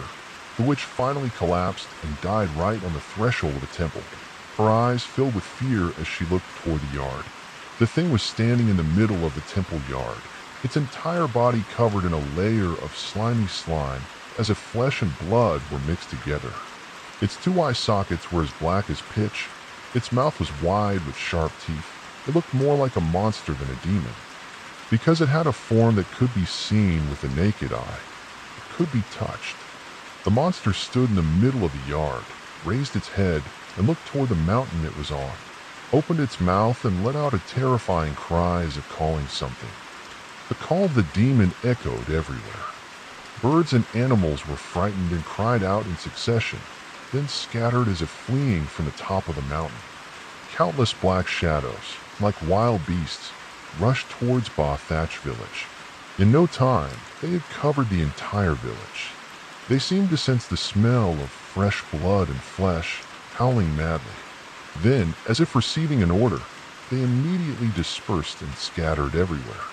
Thatch village was now covered in darkness and extreme fear. Every house was locked and bolted. The whole family hugged each other and cowered, not even daring to breathe loudly. The children were gagged by adults. Their cries were choked in their poor, young throats. Outside the village, monsters were sniffing at the smell of flesh and blood. They were like wild animals rushing into the house. The sound of the door being broken down. The sound of a crow's nest rang out, along with the sound of flesh being torn and chewed, creating a haunting, deathly melody in the dark night.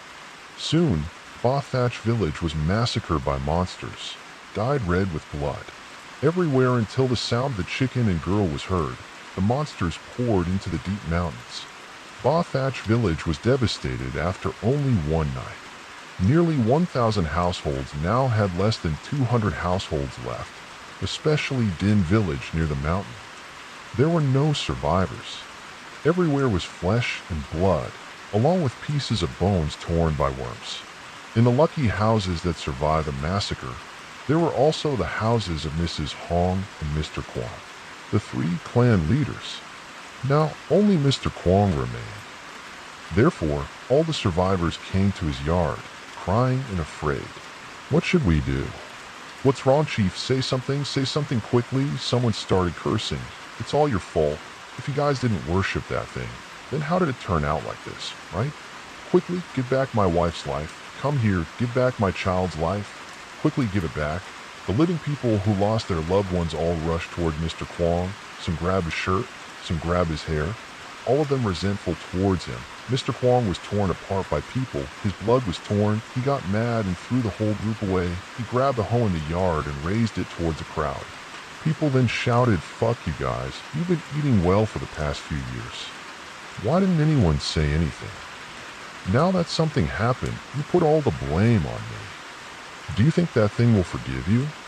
You lived happily with their flesh and blood, but now it eats your flesh and blood. This is the retribution that you all knew in advance but still accepted the trade. What are you complaining about now? It's my turn. Everyone, don't run away. Mr. Kwong hit the secret spot. Everyone fell silent. No one dared to open it. Mr. Kwong was right. No one in this village is innocent. No matter how much they deceive themselves, they all know in their hearts that the thing they worship is not a god but an evil spirit or a devil, but they still worship it to be prosperous and warm. Last night, Mr. Kwong almost died. If it weren't for Mrs. Tam Lu, she would have hugged that monster and rushed out into the yard, leaving him in the house and closing the door tightly. Perhaps by now, he would have become a piece of meat in the monster's stomach. Even now, in the yard, there is still. There were a few pieces of Mrs. Tam's phoenix flesh that were trampled by that group of people. Perhaps because of witnessing that terrible scene, Mr. Kwong now seemed to have gone crazy. His eyes were bloodshot. His mind was unclear. He laughed and muttered, "Retribution is retribution. They will come again. They will kill this place. They will kill this place." Hugh saw Mr. Kwong go crazy, but her face still had no emotion. She still stood still in the crowd next to Mrs. Hong. Mrs. Mao had no intention of speaking up to help or taking care of Mr. Kwong. They didn't even respond. What about Mrs. Tam? Even though they were her parents, Mr. Kwong's mind was no longer normal. Seeing him as crazy, the crowd couldn't do anything but disperse. Hugh also left with the crowd without turning back to look, even just once. Mrs. Hong and Mrs. Mao looked at each other. They kept feeling that Hugh was very strange. Was there any child who saw their parents like that and didn't care at all, as if Mr. Kwong wasn't their father? Before, the whole village of Ba Thatch knew that Mr. Kwong loved his daughter like Tran Bao. Hugh wanted whatever she wanted, even if it was marrying a man like Mao. He also agreed to let her and gave her a dowry. But now Hugh's attitude when looking at Mr. Kwong made Mrs. Hong and her mother unable to understand. This morning, when they left the house and saw the scene of blood and rotten flesh all over the village, everyone was so scared that their faces turned pale. Even men like Mao couldn't stand it and vomited several times. However, Mrs. Hong saw Hugh's expression unchanged, as if this bloody scene was nothing in her eyes.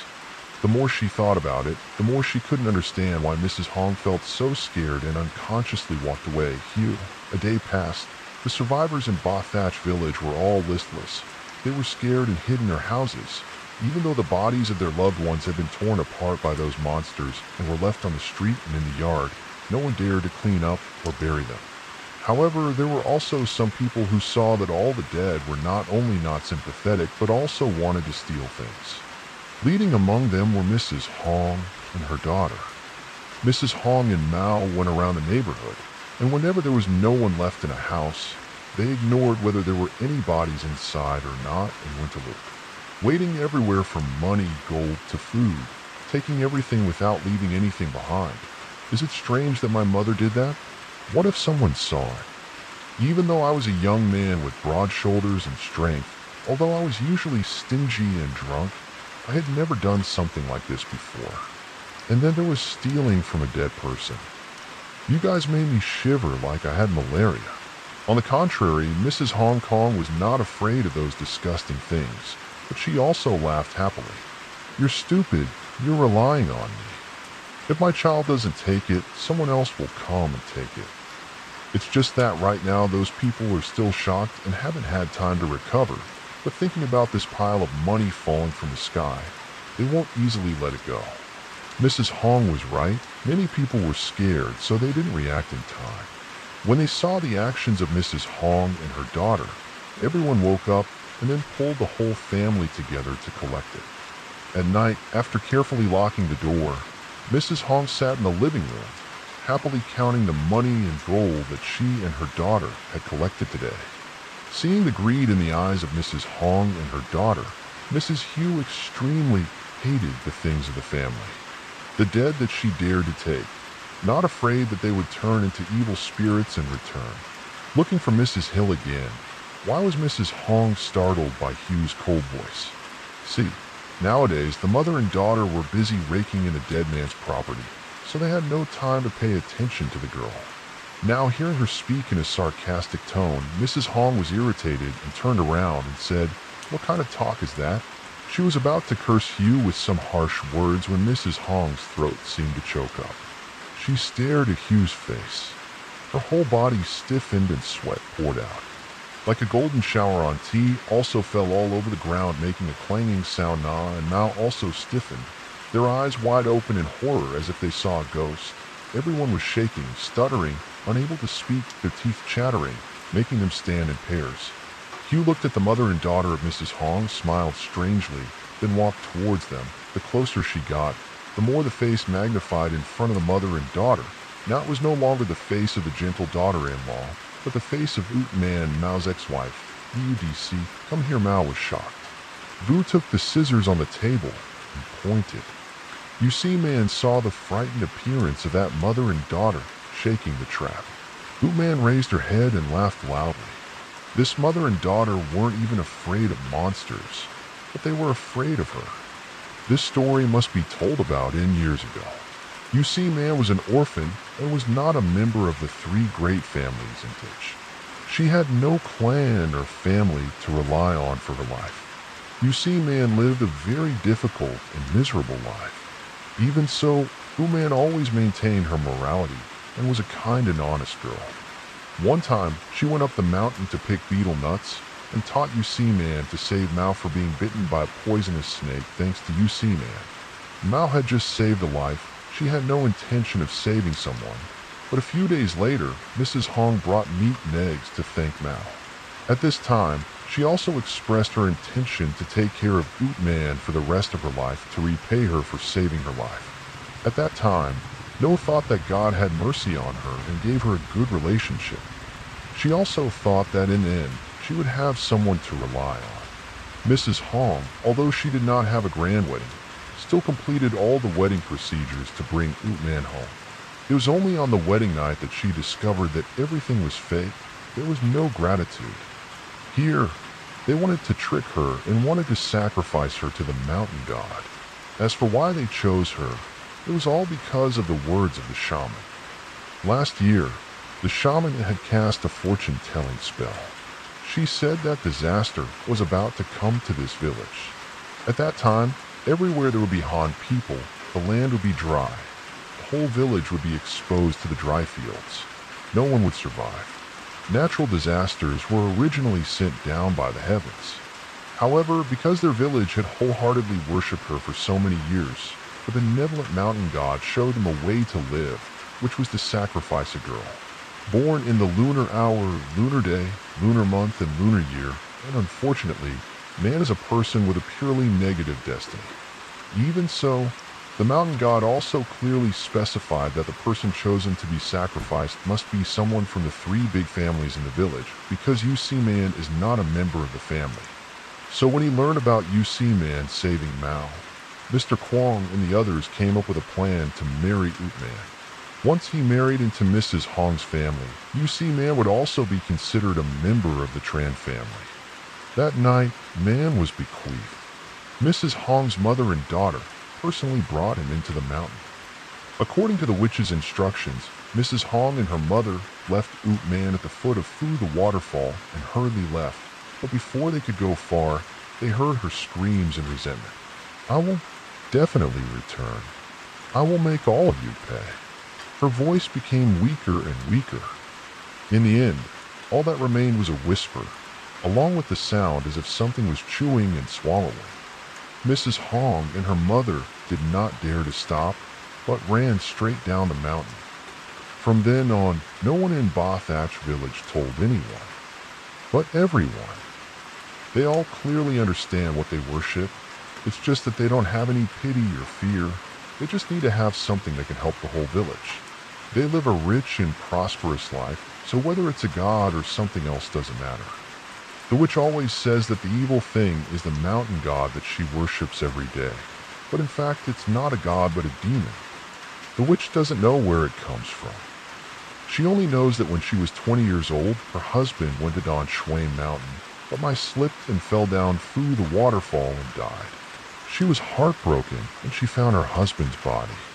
The disease arose on the surface of the water in his hand. He held tightly a strangely shaped stone. No matter what he tried, he could not remove it. The night her husband died, the witch dreamed of someone knocking on her door. She could not see it, but that thing claimed to be the mountain god, and she was the one it chose. That thing required her to worship that stone. It would give her the power to ward off demons and see the future the witch wanted to be respected, so she did not hesitate to make a deal with it. She would spend the rest of her life worshiping it, and also gave it her eyes, without knowing that it was all just a trick of the devil. At first, the devil was just a formless resentment that could exist thanks to clinging to Hondab. However, after the whole village saw him as a god and worshipped him, 9 cents smoke. Gradually, he relied on this. Along with sucking a little bit of yang energy from people, he gathered incense to form a ghost. Even so, for the devil, that was still not enough. He wanted more. 5 years ago, when the opportunity came, he took advantage of the witch to let her see the prophecy and forced them to sacrifice living people for her. From then on, the girls in the village, as long as there was a bit of een in their fate, whether they were born on a een day or at a een hour, would be chosen by the witch. Under the pressure of the village chief and the people in the clan, along with the girls' own relatives, if they did not voluntarily sacrifice themselves, they would be captured and thrown into the waterfall for the so-called mountain god deed. Over the past 10 years, who knows how many people have become its food. Let's talk about the recent case of Lean after. Her husband died and she returned to her mother's house, thinking that she could live in peace. Unexpectedly, the village chieftain came and said that the mountain god had chosen her. She told her to voluntarily go up the mountain. In this village, everyone knew what that meant. At first, Lean refused to go, but they used the life of the evil spirit to force her to know that she could not escape her fate. She also knew that everyone in this village was like a demon. No one would have mercy or save her. That's why she committed suicide in front of them. She wanted them to know. They were the murderers who wanted them to be afraid and regretful. Only Lean did not expect that after she died, her body would still be thrown to the devil by those cruel people. As for the devil, by constantly eating the human flesh and blood, it gradually formed its own flesh and blood. After eating Lean, it lay in a cave next to Fu the waterfall, wrapped in a flesh cocoon, waiting for him to tear the cocoon and become a human. At that time, it would have a part of the immortal body, and with the power of the devil, it would not be able, still afraid of any of this. But the demon could not have expected that when it first ate the flesh and blood of the human Ootman, the overwhelming resentment of Ootman before he died had stuck to it like a hidden parasite. The stronger it became, the stronger man's resentment became until it was in the incubation period and was devoured by Ootman crazily. Ootman became the first resentment that could regenerate into a human form on the 3rd night after Lean died while no one knew. Ootman had eaten Hugh and then used Hugh's form to stay in the house. Mrs. Hong wanted revenge. Of course, Man not only wanted the lives of Mrs. Hong and her children, but she also wanted everyone in this village to die. Not a single one of them was innocent. You see, Man could see that everywhere in this village, resentment was rising. The shapeless monsters out there were Ootman's amalgamation of the resentment of countless people who had been forced to death by this village. When they were alive, they were torn apart by evil spirits, and now they craved each other's flesh and blood. At this moment, Man smiled strangely. Looking at Mrs. Hong. Hong, were you afraid of? Yesterday when you saw those monsters, you weren't that scared, right? What are you? You're dead. How could you enter my house? Since Ootman died, Mrs. Hong went to find a witch to ask for a spell to exorcise the demon. She also used Ootman's hair and fingernails to bury in the yard. According to the witch, even if Ootman turned into a demon, he wouldn't be able to enter her house. Don't you see? I'm a flesh and blood person, your daughter-in-law, and we got married properly before. How come I've forgotten after only a few days? It's impossible to know clearly what the witch did. Talking about her, up until now, you still believe that old woman's words? She's so powerful. How could she have died first? Surely you don't know that I killed that old woman.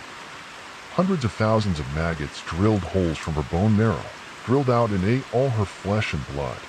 Then Mrs. Hong and her mother were so scared by Oot Man's words that they couldn't stand anymore and fell to the ground, their faces pale like a corpse. Their mouths trembled and they muttered, "Come here, come here." At this moment, from outside, came a howl that sounded like a wolf calling. Then they saw black shadows with twisted postures passing by the window. Screams rang out, blood spurted, the sound of flesh being torn, along with the sound of chewing on things. This time no one could escape. Mr. Kwong was right. For so many years you have lived on our flesh and blood. It's time to return our flesh and blood to us. As soon as Yu Si Man finished speaking, he used a wolf-like posture to pounce on Mao. Before she could react, blood splattered everywhere. Mao's neck was bitten off by Oot Man, whose hand was cut off.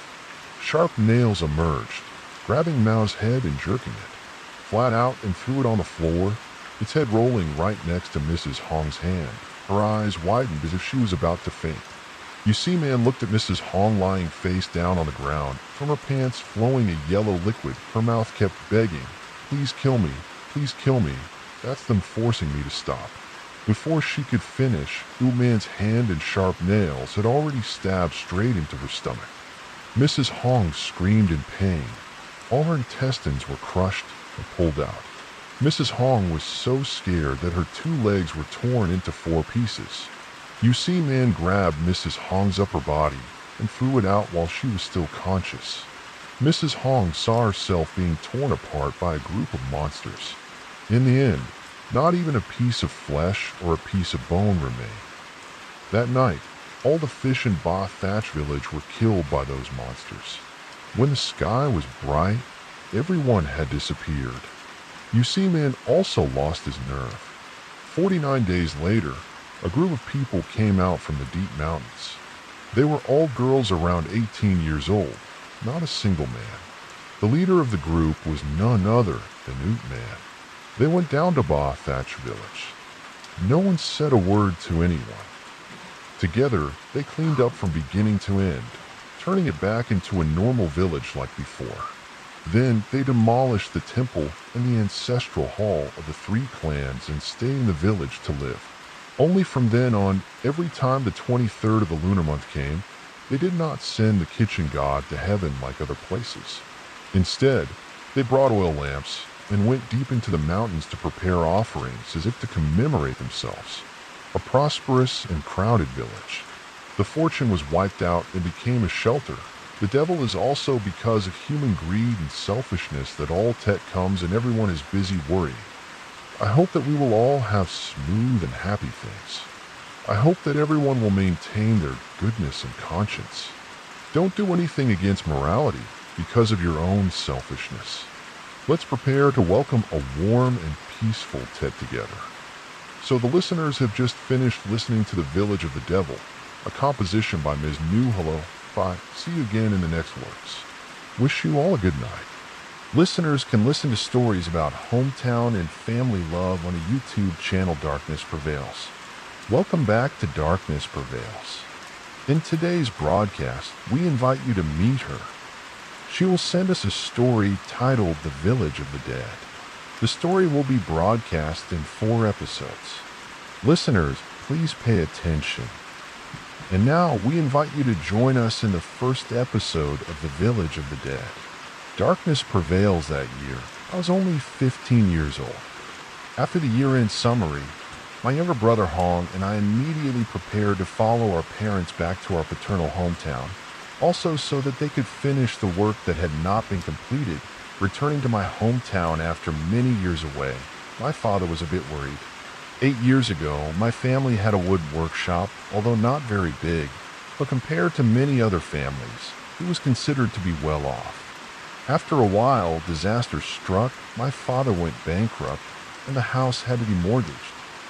He blamed himself for going to the south to do business, while my mother and I stayed in the countryside. But after a near-death illness, my mother and I had to go take care of him and stay there. After Hong was born, our business suddenly became prosperous. My parents decided to go back to visit my grandparents. Trong, is your house far away? Are there many toys there? Give me a bag. I didn't answer, but ordered him around. Hong flipped the shelf over to the closet, pulled a black plastic bag, and ran towards me. His mouth was smiling widely as if he was about to receive candy. Then he looked at me with his round eyes, still holding the red robot, his favorite toy.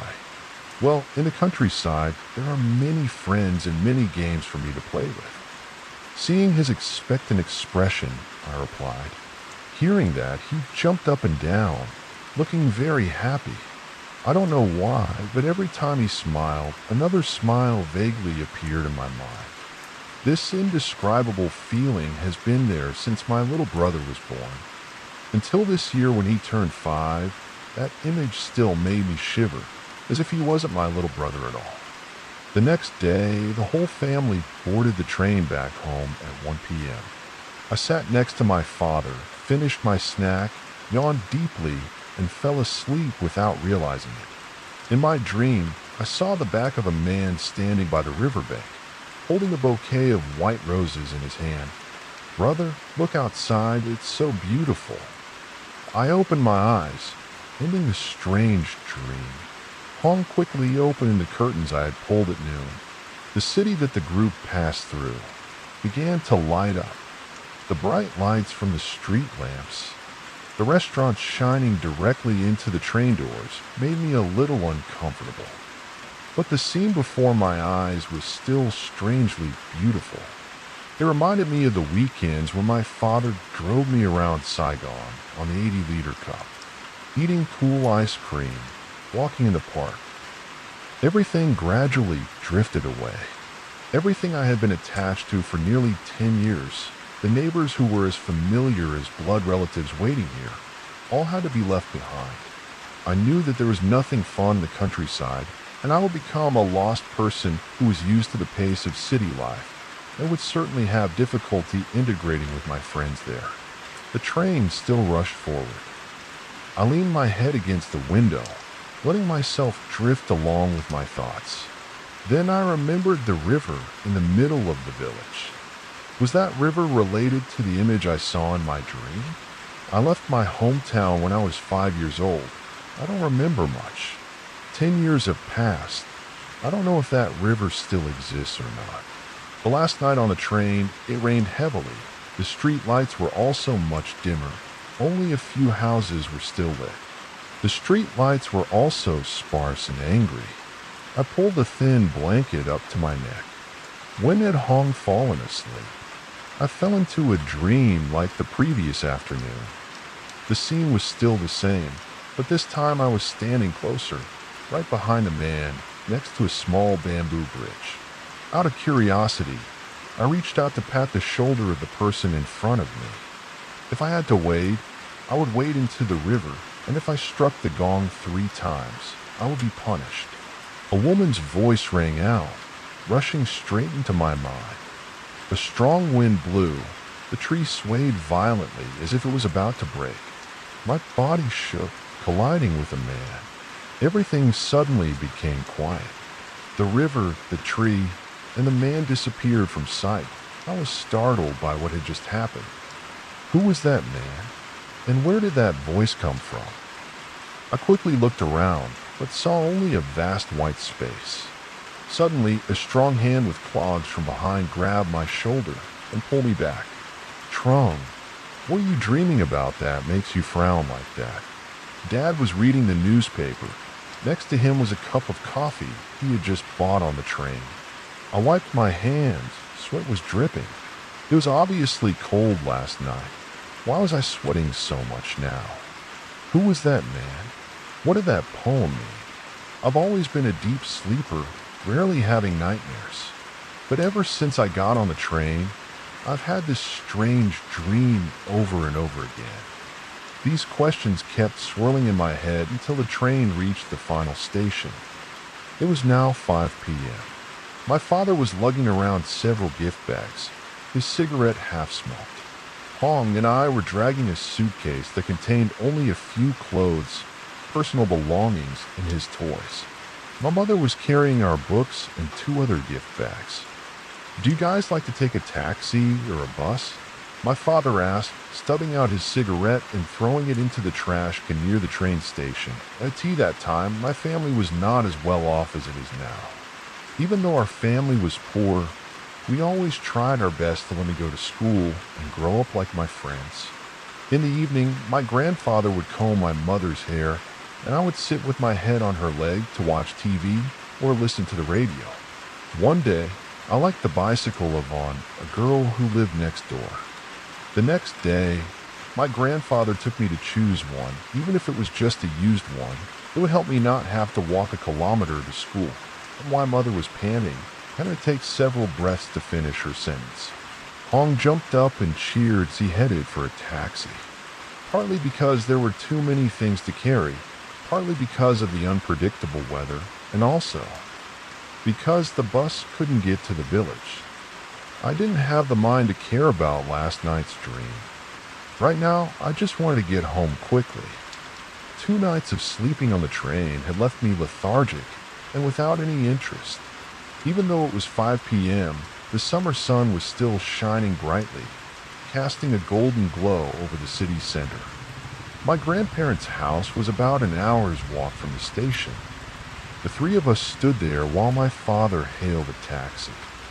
Putting down the heavy luggage, he quickly ran towards the intersection where many drivers were stopping to drink water or smoke. I saw my father standing under a tree, tapping lightly on the car door. The driver stuck his head out to exchange a few words. A moment later, he happily returned, hurriedly picking up his things. Luckily, he met Gwen, Mr. Two's son, who was driving a taxi. I hadn't seen him for so long that I didn't recognize him anymore. The three of us followed our father. Before that, he asked if all the cars were taking passengers. I thought we were going to take the bus. Weaving through the crowd, we were pulled by motorbike taxi drivers. But when they knew my family was taking a taxi, they turned around and gave us unfriendly looks. "Trung is so big. Is he good at studying?" "Yes, he is okay, Uncle." I answered vaguely and didn't know what else to say. Maybe I used to play with Uncle Gwen, so he still remembered me. Tang Hong nestled in his mother's arms and finished the milk carton. "Why don't you ask me?" The boy jumped up. He stuck to the front seat where Uncle Gwen was sitting. Just looking at him, you could tell he looked like his father. His eyes widened in surprise. My mother smiled gently and stroked his soft hair. Everyone said the boy was tall and strong like his father, and I had a high nose like my grandfather.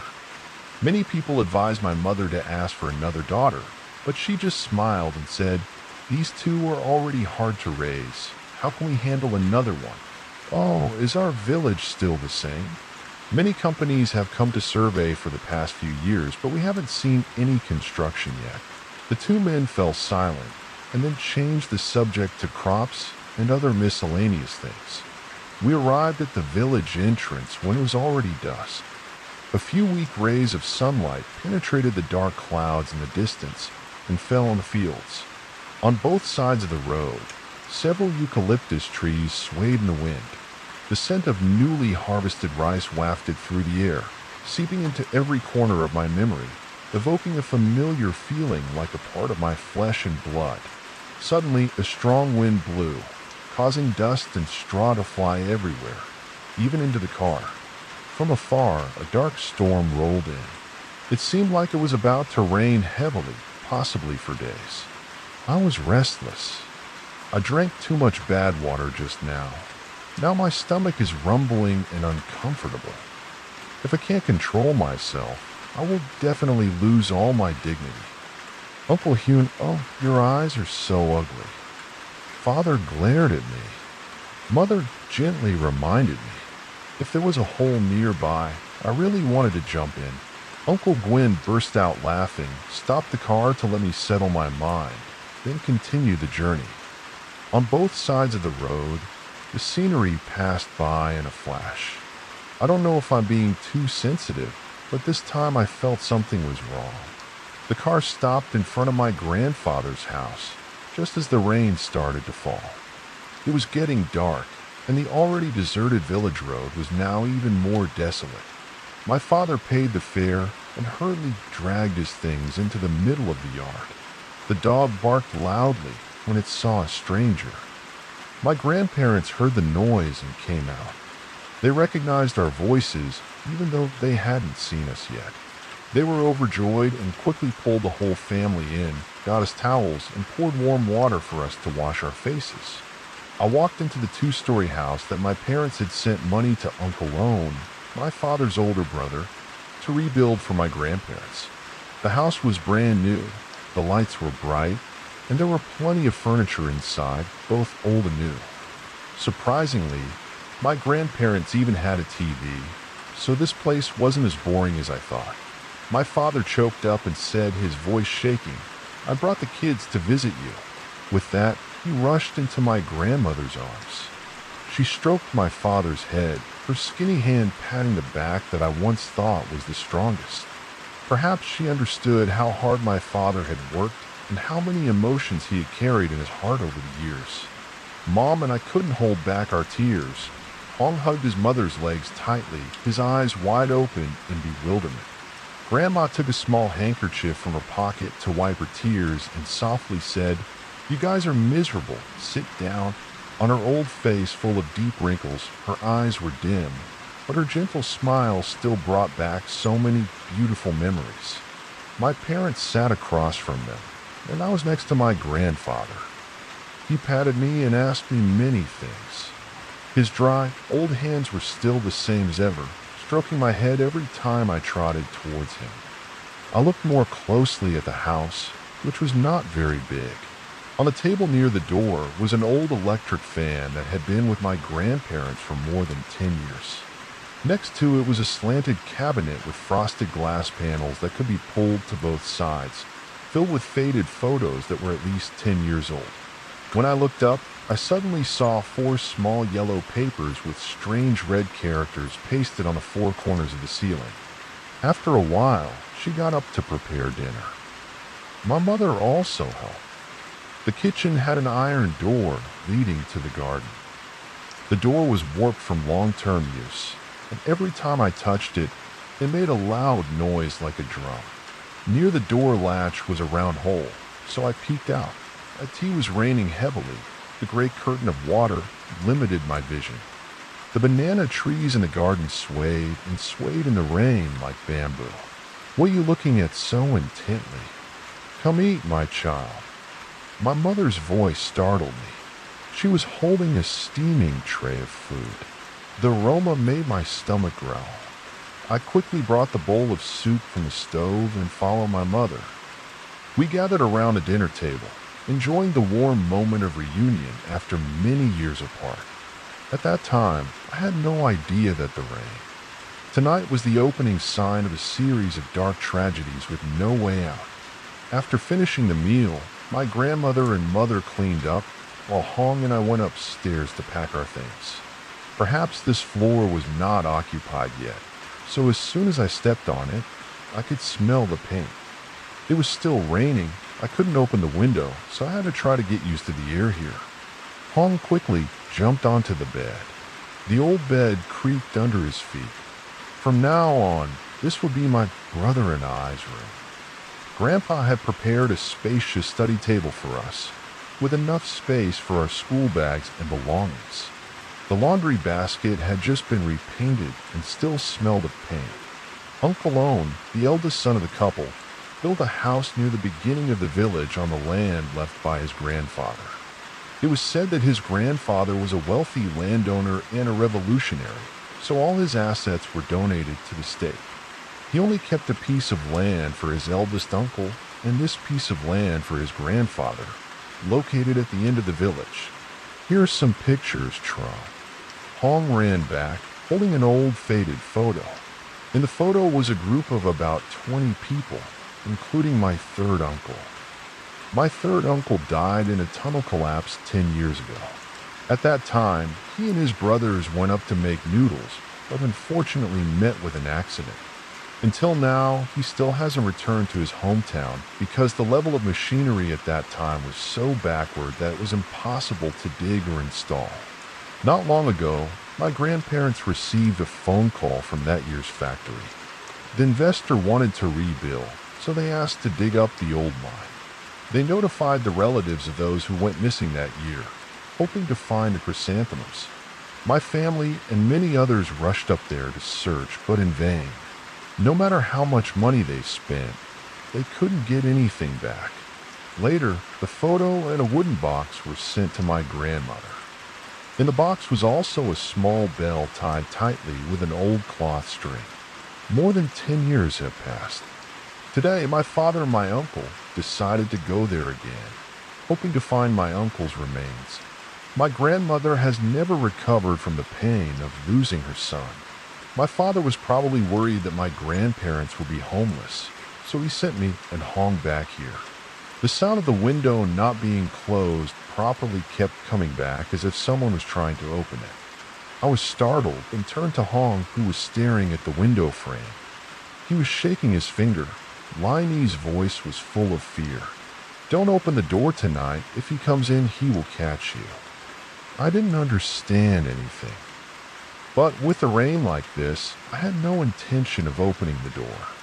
The two brothers got into the mosquito net and prepared to go to sleep. My mother slept with my grandmother, and my father slept with my grandfather. In the middle of the night, I woke up with a tickling sensation on my feet. It was pitch black. I rubbed my eyes, trying to look around, wondering if a mouse or a stray cat had snuck in. Just then, a soft sound was heard, counting 1212. The numbers repeated in cycles, mixed with the sound of metal clanking against each other. It was hard to tell where the sound was coming from when I was half asleep, but it was as if an invisible force was pulling me toward the door leading to the balcony. There was no moon or streetlights. I crept closer to the door. I peered into the small crack in the wooden door. Outside, the heavy rain drowned out the sound of the fan in the room. I saw a blurry figure sitting on the railing. There was an oil lamp on his side. Cold wind blew straight into my face, making me shiver. I thought to myself, is there a thief in the house? At that time, with the mindset of a 15-year-old boy, I could not confirm which world the thing out there belonged to. Suddenly a voice rang out, so cold that it made my back numb. The sound was distorted and unclear, sometimes interrupted like an old tape that had been scratched. "They killed me. I can't go home. I'm so cold, Trong, help me." As soon as the words were finished, the black shadow began to melt. The giant seemed to be burning and falling. The lights suddenly went out. Everything was plunged into darkness. Only the sound of pouring rain and leaves rustling in the wind remained. Someone had been teaching me for a long time, and I screamed. I felt my temples throbbing repeatedly. I couldn't believe it. Someone who had just been sitting there calmly had now fallen down as lightly as a dry branch, blending into the darkness, leaving no trace. Just a few minutes later, the whole family was in my room. My parents were worried. "Hey, Trom, what's going on that you're screaming in the middle of the night?" I told them everything. They didn't say anything. Only my mother doubtfully asked me if I was dreaming. I wasn't sure if what I had just witnessed was real or not, but it was absurd for me to be standing by the door in the middle of the night. Everyone ran around looking for it, but found nothing unusual except for the wildflowers arranged in a circle in the yard. Maybe the heavy rain had washed them here. I must have been dreaming. We have a squid. If there was a thief, it would have barked. My grandmother spoke up. Hearing that, I gradually became uncertain about what I had just seen. But to avoid the possibility that I would crawl to the balcony again in my sleep, my mother told me to go down to sleep with my grandfather, and Hong would sleep with my grandmother. The first night here passed in confusion. The next morning, when I woke up, it was already past noon. Only me, my mother, and Hong were left in the house. It was drizzling outside, but the air was no longer uncomfortably humid. The summer morning after a heavy rain brought with it a coolness that made people feel more relaxed. I jumped up and got out of bed. Hong was sitting among a pile of toys and robot models, his eyes glued to the TV screen showing the weather forecast. It looks like the rain will last for a few more days. Where did Grandpa and Grandma go, Mom? Looking around and not seeing anyone else, I asked curiously. I picked up a bongee wrapped in banana leaves and took a bite. Grandpa and Grandma went to visit Uncle Gwen. He had an accident. Mom answered while patting Huang's back to coax him to eat breakfast. My younger brother was always a slow eater. My father tried to force him to eat, but he didn't improve. I paused. The piece of cake in my mouth suddenly became hard to swallow. What happened to him? Just last night, poor him. But you also remember later when it rained. Tell me not to run around. Mom did not forget to remind me. Tian told me the story of when I was little. I played with a leash and drowned. Because Mom knew that I was a fun-loving person, easily forgetting things. So whenever there was a chance, she would remind me to be careful around ponds, lakes, and streams. Where are you, Dad? I brought the second cake to my mouth. I don't know if it's because I'm back in the countryside or not, but everything tastes better than usual. Dad would help the village chief cut down trees. Oh, I just mentioned it and he's back. In the yard, a tall figure, his skin tanned by the sun, was struggling to take off his raincoat. His green pith helmet hung on the door hook. His shoulder was wet in a large area from standing outside for nearly 2 hours. Before he could tell the story, he poured a cup of tea. But when the water got cold, he told me to change the pot. This was also my father's way of avoiding letting me hear things I shouldn't know. But for a curious son, it made me even more curious. I took the teapot out to the garden to pour it out, then quietly put the lid back on the door and eavesdropped on the conversation. Tomorrow, if I had come home a little late yesterday, I would have been hit by a falling tree. Gwen told me that after taking me home, he drove past the woven tree. It was raining heavily and the wind was strong, and the newly planted eucalyptus tree was uprooted and fell straight onto the car, causing him to lose control and crash into the tree trunk. Tomorrow is a great blessing, only a broken leg, not life-threatening. My father took a sip of cold tea and then said in a deep voice, "Lately our village seems to be in a drought. Business is not going well. Is it possible that the dragon vein has been disturbed again?" My mother seemed to not like discussing spiritual matters, just silently avoiding them. After a while, after coaxing Hong, she said seriously, "Don't talk nonsense, I don't like it. If anything happens, I'll take you to the south right away, and your grandparents won't be coming back." I was a bit taken aback by my mother's reaction, as if she had witnessed something that had haunted her mind.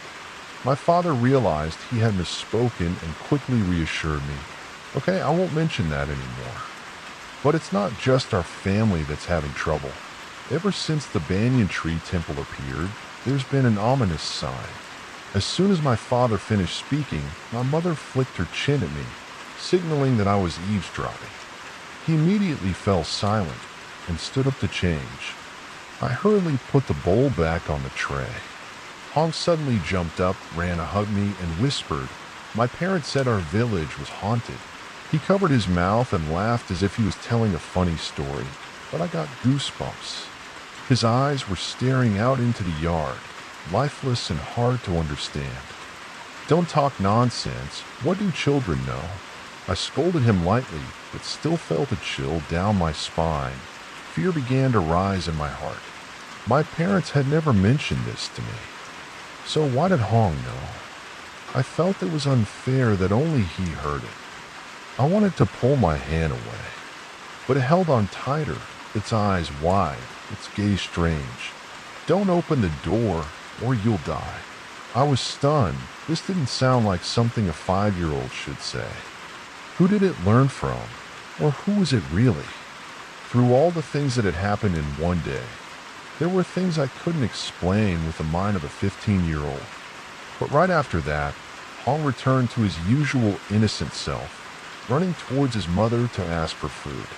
His eyes had returned to normal, but the echo of that moment still made me uneasy. Why couldn't I open the door? What would happen if I opened it? That question kept lingering in my mind all morning. It was almost noon when my grandparents returned. My grandmother walked into the house, a conical hat hanging right next to the pith helmet. Grandpa went down to the kitchen to look for something. Gwen's family was in trouble, first his parents and now his. At this rate, all the young people in our village would leave the country. Damn it, I see everyone is still normal. The two women were deep in thought. Grandma didn't want to ask too much about the neighbors. She just knew what was going on. At this moment, Grandpa came in from the garden, holding 4 old bracelets of unknown material, some of which had faded. Give it to the kids. You and your husband can wear it too. Wear it on your wrist or neck. Just carry it with you and it's fine. His voice was a bit urgent, as if he didn't wear it right away, it would be too late. Mom didn't say anything, quietly took one and put it around Huang's neck, then took the other 2 into the room and gave them to Dad. As for me, seeing the room, I felt uncomfortable. A boy wearing a bracelet would look strange and would be teased by his friends. Thinking so, I only wore it for a while and then secretly took it off and put it in my pocket when no one was looking. But that night I began to regret not listening to my grandfather. That night I still slept with my grandfather, but because I was too busy watching TV, I went to bed late. Grandpa had gone to bed, leaving only me and Hong sitting on the wooden chair. Strangely enough, he was awake with me today. While I was concentrating on the screen, I could feel his eyes staring at me. Through the mirror on the cabinet, I saw something strange in his eyes, both shy and scared. The main door was locked by Grandpa. I watched for a while and then decided to go to sleep. Partly because my eyes were tired, partly because Hong was making me uncomfortable. While reaching for the TV remote, I turned to him and said, "I want to sleep now. You go to bed with Grandma and Mom." I said but didn't look at him, just stood up to turn off the light. He was still looking in one direction, not at me, but at the main door. Then it wasn't until I came closer and tapped him on the shoulder that he turned around. His voice was innocent, but what he said made me shiver. "Brother, there are people out there. There are people upstairs too. There are a lot of people in our house." After he finished speaking, he clapped his hands together and grinned. He reflexively looked up. At first I thought he was talking. Nonsense, but then a dark shadow passed by the stairs and my heart stopped beating. Was I seeing things? But the whole family was sleeping downstairs.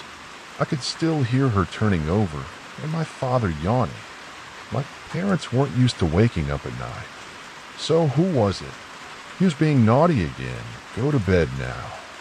No, I'm calling Mom. I lost my patience, grabbed Huang's shoulder, and pulled him towards her bed. He struggled and clung to my hand, whining, "Oh, I'll stay with you." Suddenly, lightning tore across the sky, and the house was plunged into darkness. Hong and I stood frozen in the middle of the room. It took a few seconds to get used to the darkness, but I still remembered my main task, leading him to bed, holding him tightly with one hand, and groping in the empty space with the other. Another lightning flashed. At the same time, I clearly saw the window being blown open by the strong wind. And outside, the scene before my eyes made me gasp.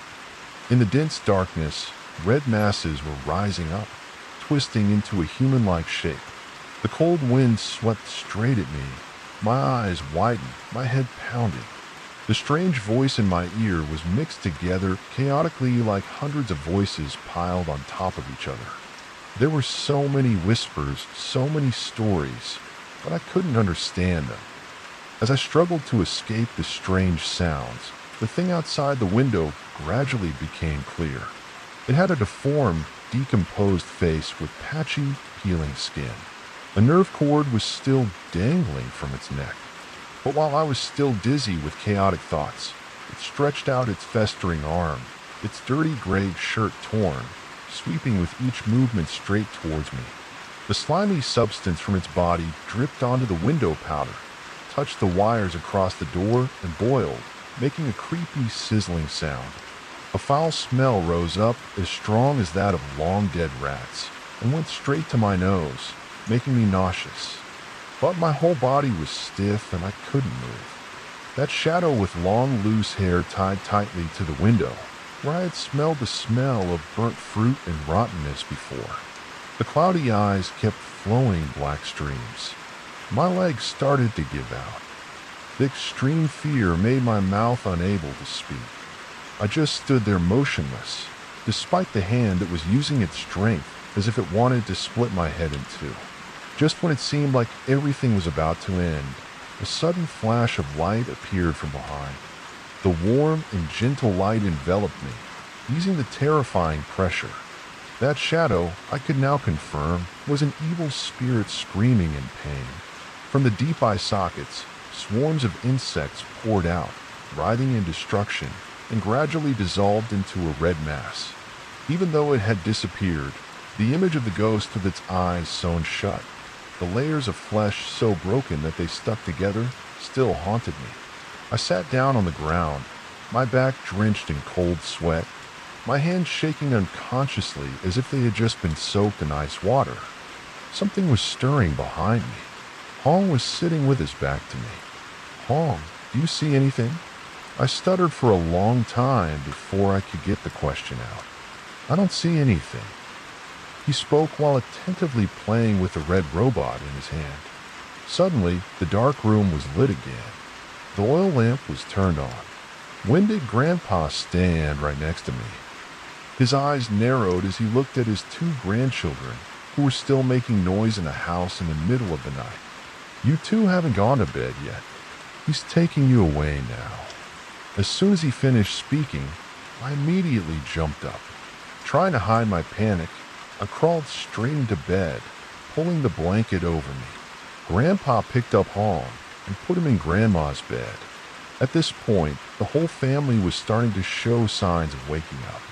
I couldn't sleep all night, and as soon as I closed my eyes and turned my back to the window, that horrifying image would appear clearly again.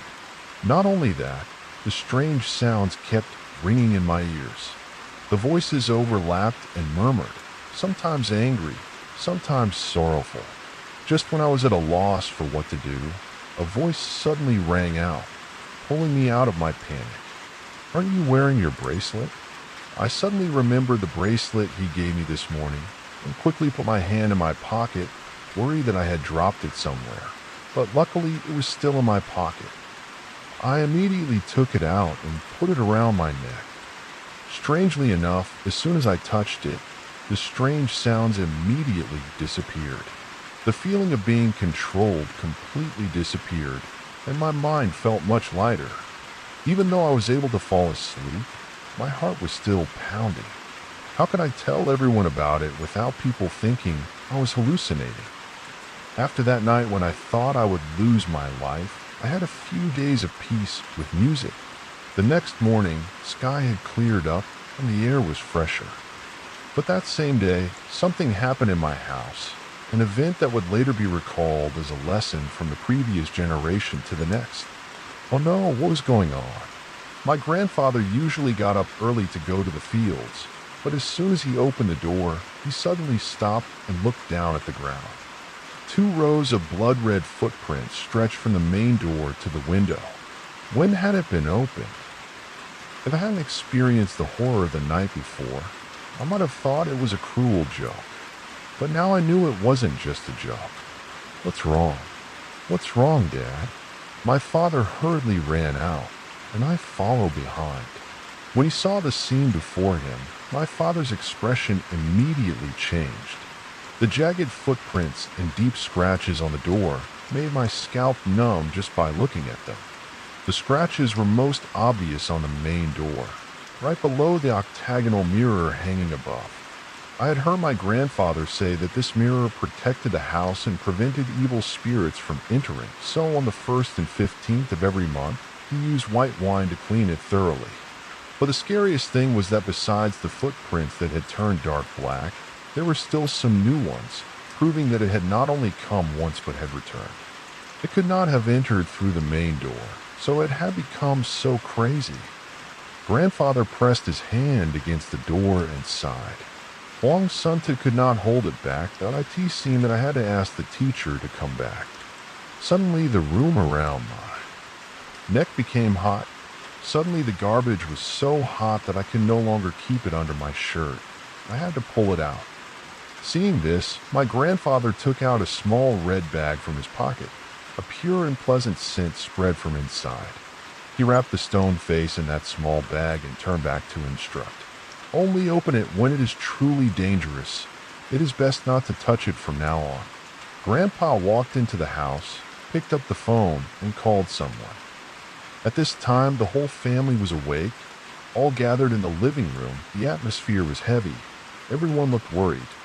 Occasionally, I caught my mother secretly looking over, intending to say something, but then stopped. Hong still sat silently playing by himself. Since he was little, he was obedient, but sometimes I felt that this little brother was not quite normal. It was not like other children of the same age. The tension lasted for an hour until a guest appeared. Seeing him, everyone felt like they had found a life buoy in the midst of the storm. Only then did I gradually realize that what had happened to my family was no different from the ghost stories that my friends often told when they gathered. The only difference was that this time it really existed. "Mr. Truong, you're coming tomorrow." Grandpa hurriedly ran out into the yard, happily welcoming the man of his age into the house.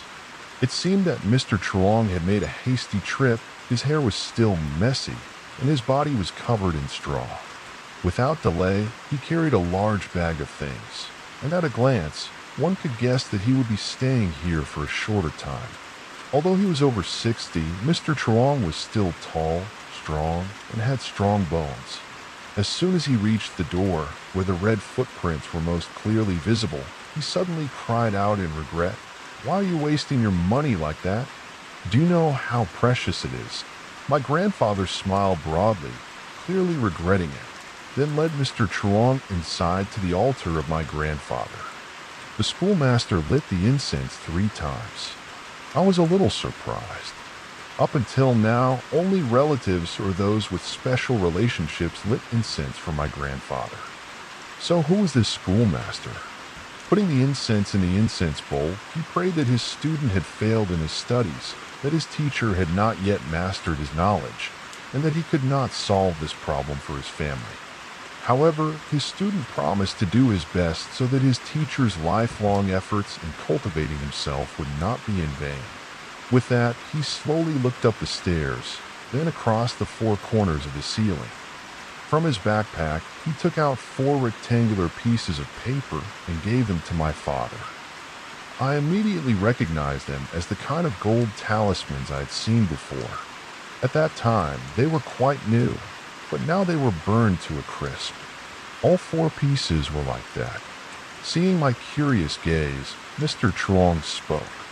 "This is a talisman made from bamboo stems and roots, used to protect a newly built house. As for what it protects against, you can probably guess." He smiled lightly, then walked towards the main door and around to the back garden. After a long while, he returned, clutching a handful of sand-like soil in his hand. This is Hong Tam, though, also known as Gulin soil, taken from 5 sacred places and used to ward off evil spirits, but it seems that it has lost its effect now. It turned out that Mr. Truong was my grandfather's student. He used to be a shaman, but this was the first time I heard him talk about it. The medicine he used to give me when I was little was also passed down by my grandfather. So I wasn't too surprised. Perhaps my survival last night had something to do with that profession. However, my grandfather soon realized that my grandfather had no affinity for the Dharma, so he passed on his profession to another person, Mr. Truong.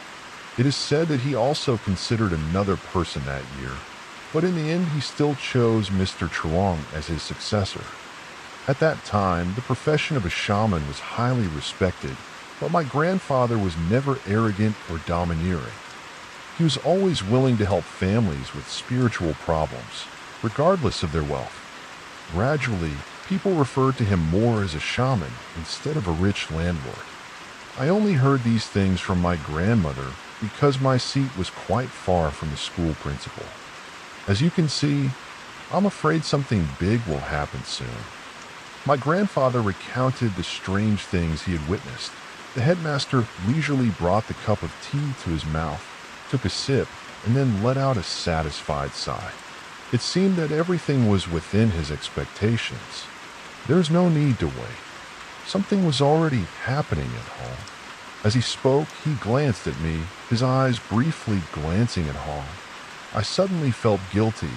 My back felt cold, as if an electric current had run through it.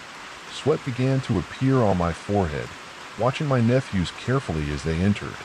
If you are not careful, you will be easily influenced. I will stay here for a few days to see how things go, and then decide how to handle it. If anyone asks, just tell them I am a distant relative visiting.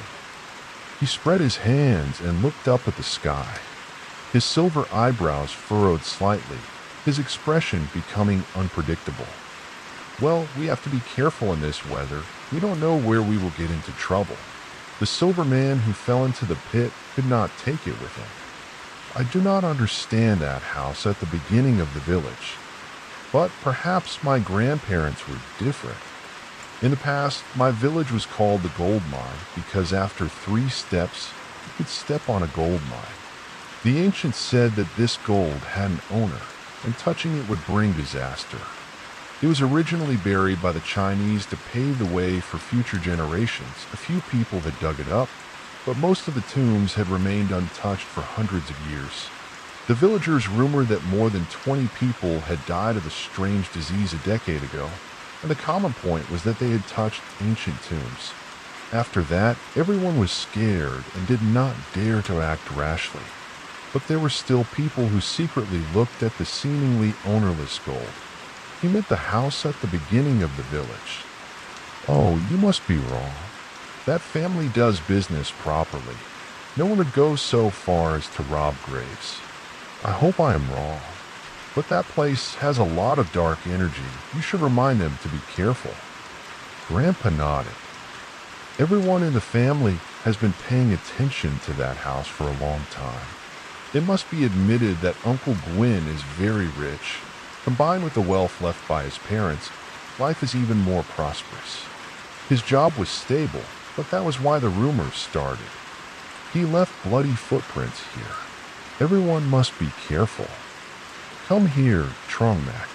I turned the bed and stood up to look closely at the schoolmaster, who seemed kind but also stern.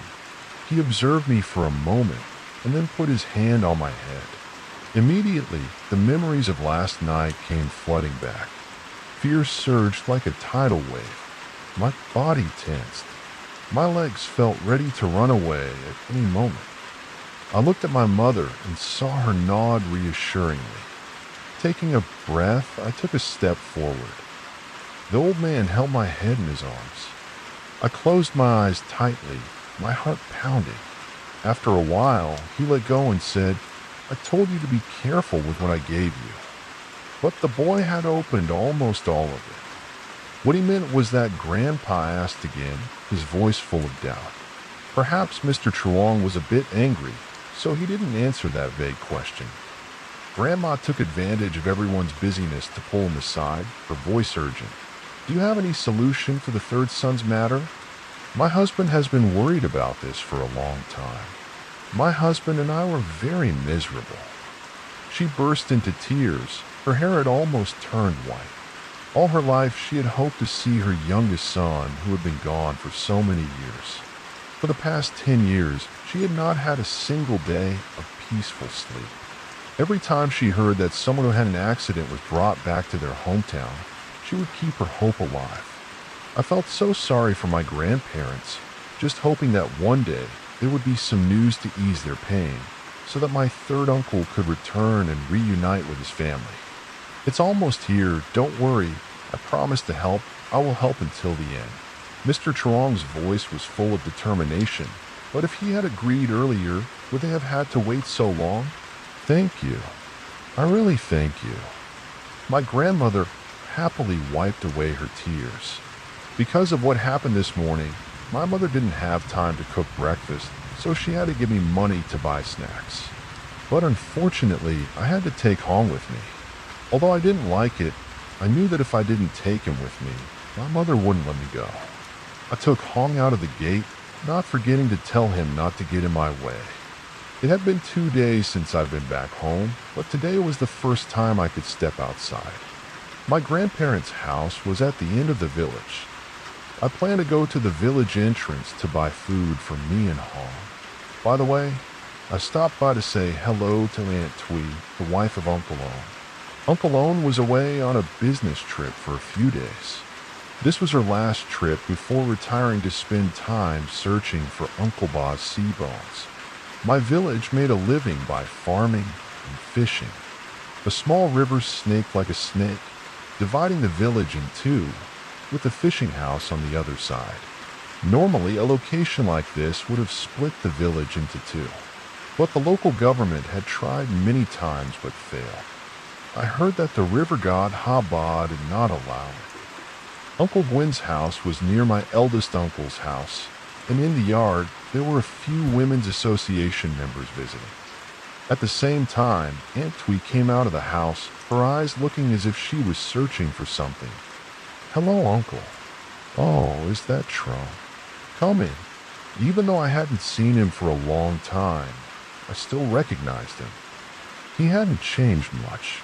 My uncle loved my siblings and I very much. When we were still in the South, he often sent things to our parents. During the first difficult days away from home, he also helped me a lot. Uncle Twee is a teacher at the high school, the school I am about to attend. His family has 2 children, but one is married and the other has moved out to live with his wife. So the original intention was to build a 1-story house for the couple. But Mr. Truong advised the 2 of them to build a 2nd floor.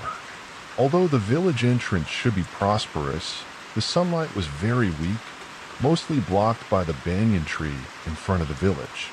Seeing that my uncle was about to go back into the house, I refused. "No, Uncle. This morning, my mother gave me money to go out for breakfast.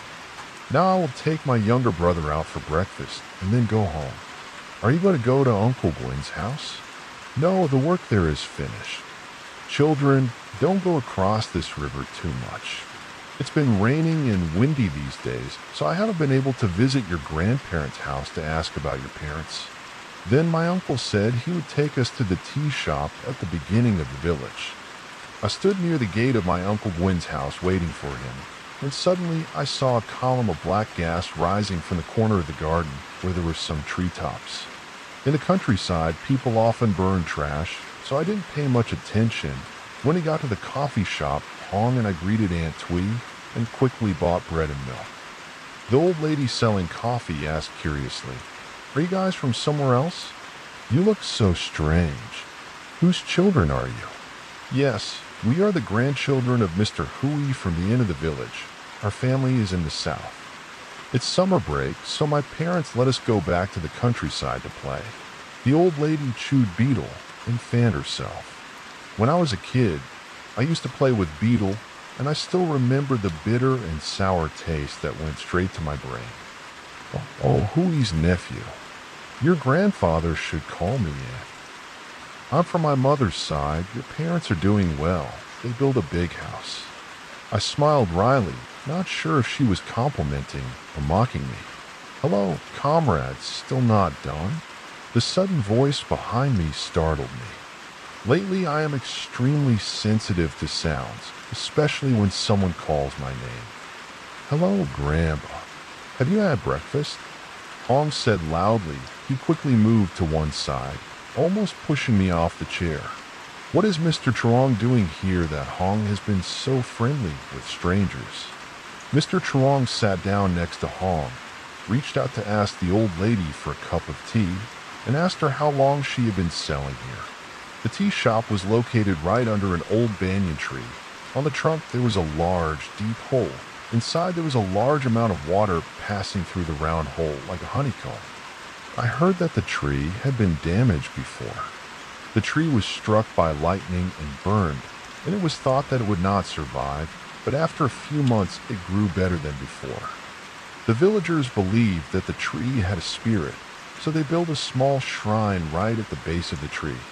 I have been selling here for 20 years, since the time when there was a rumor that the village had gold. At that time, anyone who wanted to know what was going on could just sit here for half a day, and they would know. The old lady swallowed and continued. Other users may not know, but everyone in this village knows about strange deaths. Like a few families in the village suddenly died, both old and young. People kept saying it was a punishment from the gods, but when they examined them, they said it was due to illness. In fact, they all drowned. It's strange what kind of illness would make people who are still alive and smiling go looking for death. After that, many people came to this banyan tree. Fruits, wine, and meat were plentiful. The old lady smacked her lips in admiration while Mr. Trong nodded, took out a cigarette from his pocket, and asked the old lady for a match. So since then, no one has been lurking around this gold mine anymore. I listened silently and now asked, also to confirm the questions I had since returning home. I was a stranger, so it was normal to be curious. Besides, who would suspect a child of intending to rob a grave? There are still those. Like the other day when I came home late selling water, I heard a lot of people gather behind me, like they were smashing something, and they were doing it very discreetly. I was paying attention, so I heard it. But hey, don't tell anyone. I think I saw them standing at the gate of Gwen's house. As soon as the old lady finished speaking, she looked out warily. Suddenly, a group of strange young men from Mr. Gwen's house ran past. She felt guilty and quickly turned away. It's not good to gossip behind other people's backs. Mr. Trong didn't say anything, just listened quietly. Before we left, the old lady pointed out the place where people used to dig for gold. Mr. Trong said he would come over in a few days to find out, but for now he had to go home and settle some family matters first. We said goodbye to her and then went back the same way. Hong was chewing on bread as he walked, his chubby cheeks making me want to take a bite. A gentle wind blew by, carrying the scent of harvested rice, extremely pleasant. But before I could fully enjoy it, Mr. Trong raised his hand to stop me. In front of Uncle Gwen's house, the group of people still hadn't returned home yet. Mr. Trong looked intently at the corner of the garden, then furtively observed the surroundings like a thief. Stand here and wait for him. He entered Mr. Gwen's house and quickly sneaked out into the garden. The trees obscured his movements. If I hadn't paid attention, I wouldn't have seen him. A moment later, he returned with his clothes covered in dirt, holding an incense stick and a package carefully tied with red thread. He held the bag tightly, his face clearly pensive. When we got home, it was almost noon. Mr. Trong immediately went into the house and blocked me from closing all the doors. I didn't understand what was going on, but still obediently followed. He carefully untied each red thread button. When the last button was open, I was shocked.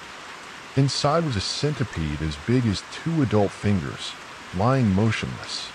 Suddenly the door opened. Light flooded in, making the whole house light up in an instant. It was Grandpa returning from his field visit. When he saw the light, the centipede immediately curled up into a painful, destructive circle. From its body emanated a black aura that reeked of blood, mixed with another smell that I couldn't remember. The Black Block Village was exactly like what I saw this morning. Hong suddenly smiled. Grandpa was horrified, quickly pulled Mr. Trong back, his voice full of worry. Why did he bring this kind of poisonous centipede home? He calmly said that there was someone in this village raising poisonous insects that were harmful to people. He told everyone to be careful, not to eat it carelessly. Mr. Trong squatted down and used a stick to poke the centipede back and forth to see if there was anything unusual. So someone harmed Uncle Gwyn? Grandpa wasn't sure. Trong stayed home to help Grandpa in a few days. If he could, he would come back and deal with it. If not, he would ask someone for help. While everyone was still examining the centipede, a scream was heard from outside the gate. Grandpa and I ran out to see, while Mr. Truong and Hong found a place out of the wind to tend the fire and burn the centipede. After finishing the work, I ran to the gate. My grandfather opened the gate and stepped out. A person tried to run back but was held back by my grandfather. The village banyan tree was on fire. I don't know where the fire started. The old woman selling water was hit on the head by a falling branch and died instantly. I felt my hands shaking as I listened. Why had all these strange things happened since I came back? Was the old woman's death related to me? Was it because my family returned that this land was not peaceful? This kind of thing had never happened in the village before. I looked at Mr. Truong as if searching for an answer, but the only response was a helpless look. He shook his head and ran after the villagers to the village entrance. I followed closely behind, leaving my grandfather and the prince behind. The fire flared up fiercely, burning from the top down to the roots. A strange pile of fruit. No one told anyone. Each basin of water was quickly brought up. Some people even pumped water from the river, but the fire did not go out. Amidst the chaos and the faint cries of the old woman's relatives, the body lay there, a white cloth covering her face. I saw the old woman selling water under the shade of a banyan tree. The water accidentally splashed over her. Her body was almost transparent, swaying her broom along with a noisy crowd. Then she turned her head back. I was stunned. The top of her head was dented, blood and hair stuck to her scalp. Her face was pale, blood flowed from her nose and mouth like a broken water bottle. She looked at me, her eyes made me tremble. She moved her lips, although I was very scared. I still tried to squeeze into the crowd. I had to know what she said. The fire had gone out. Only a few sparks of fire crackled on the dry leaves.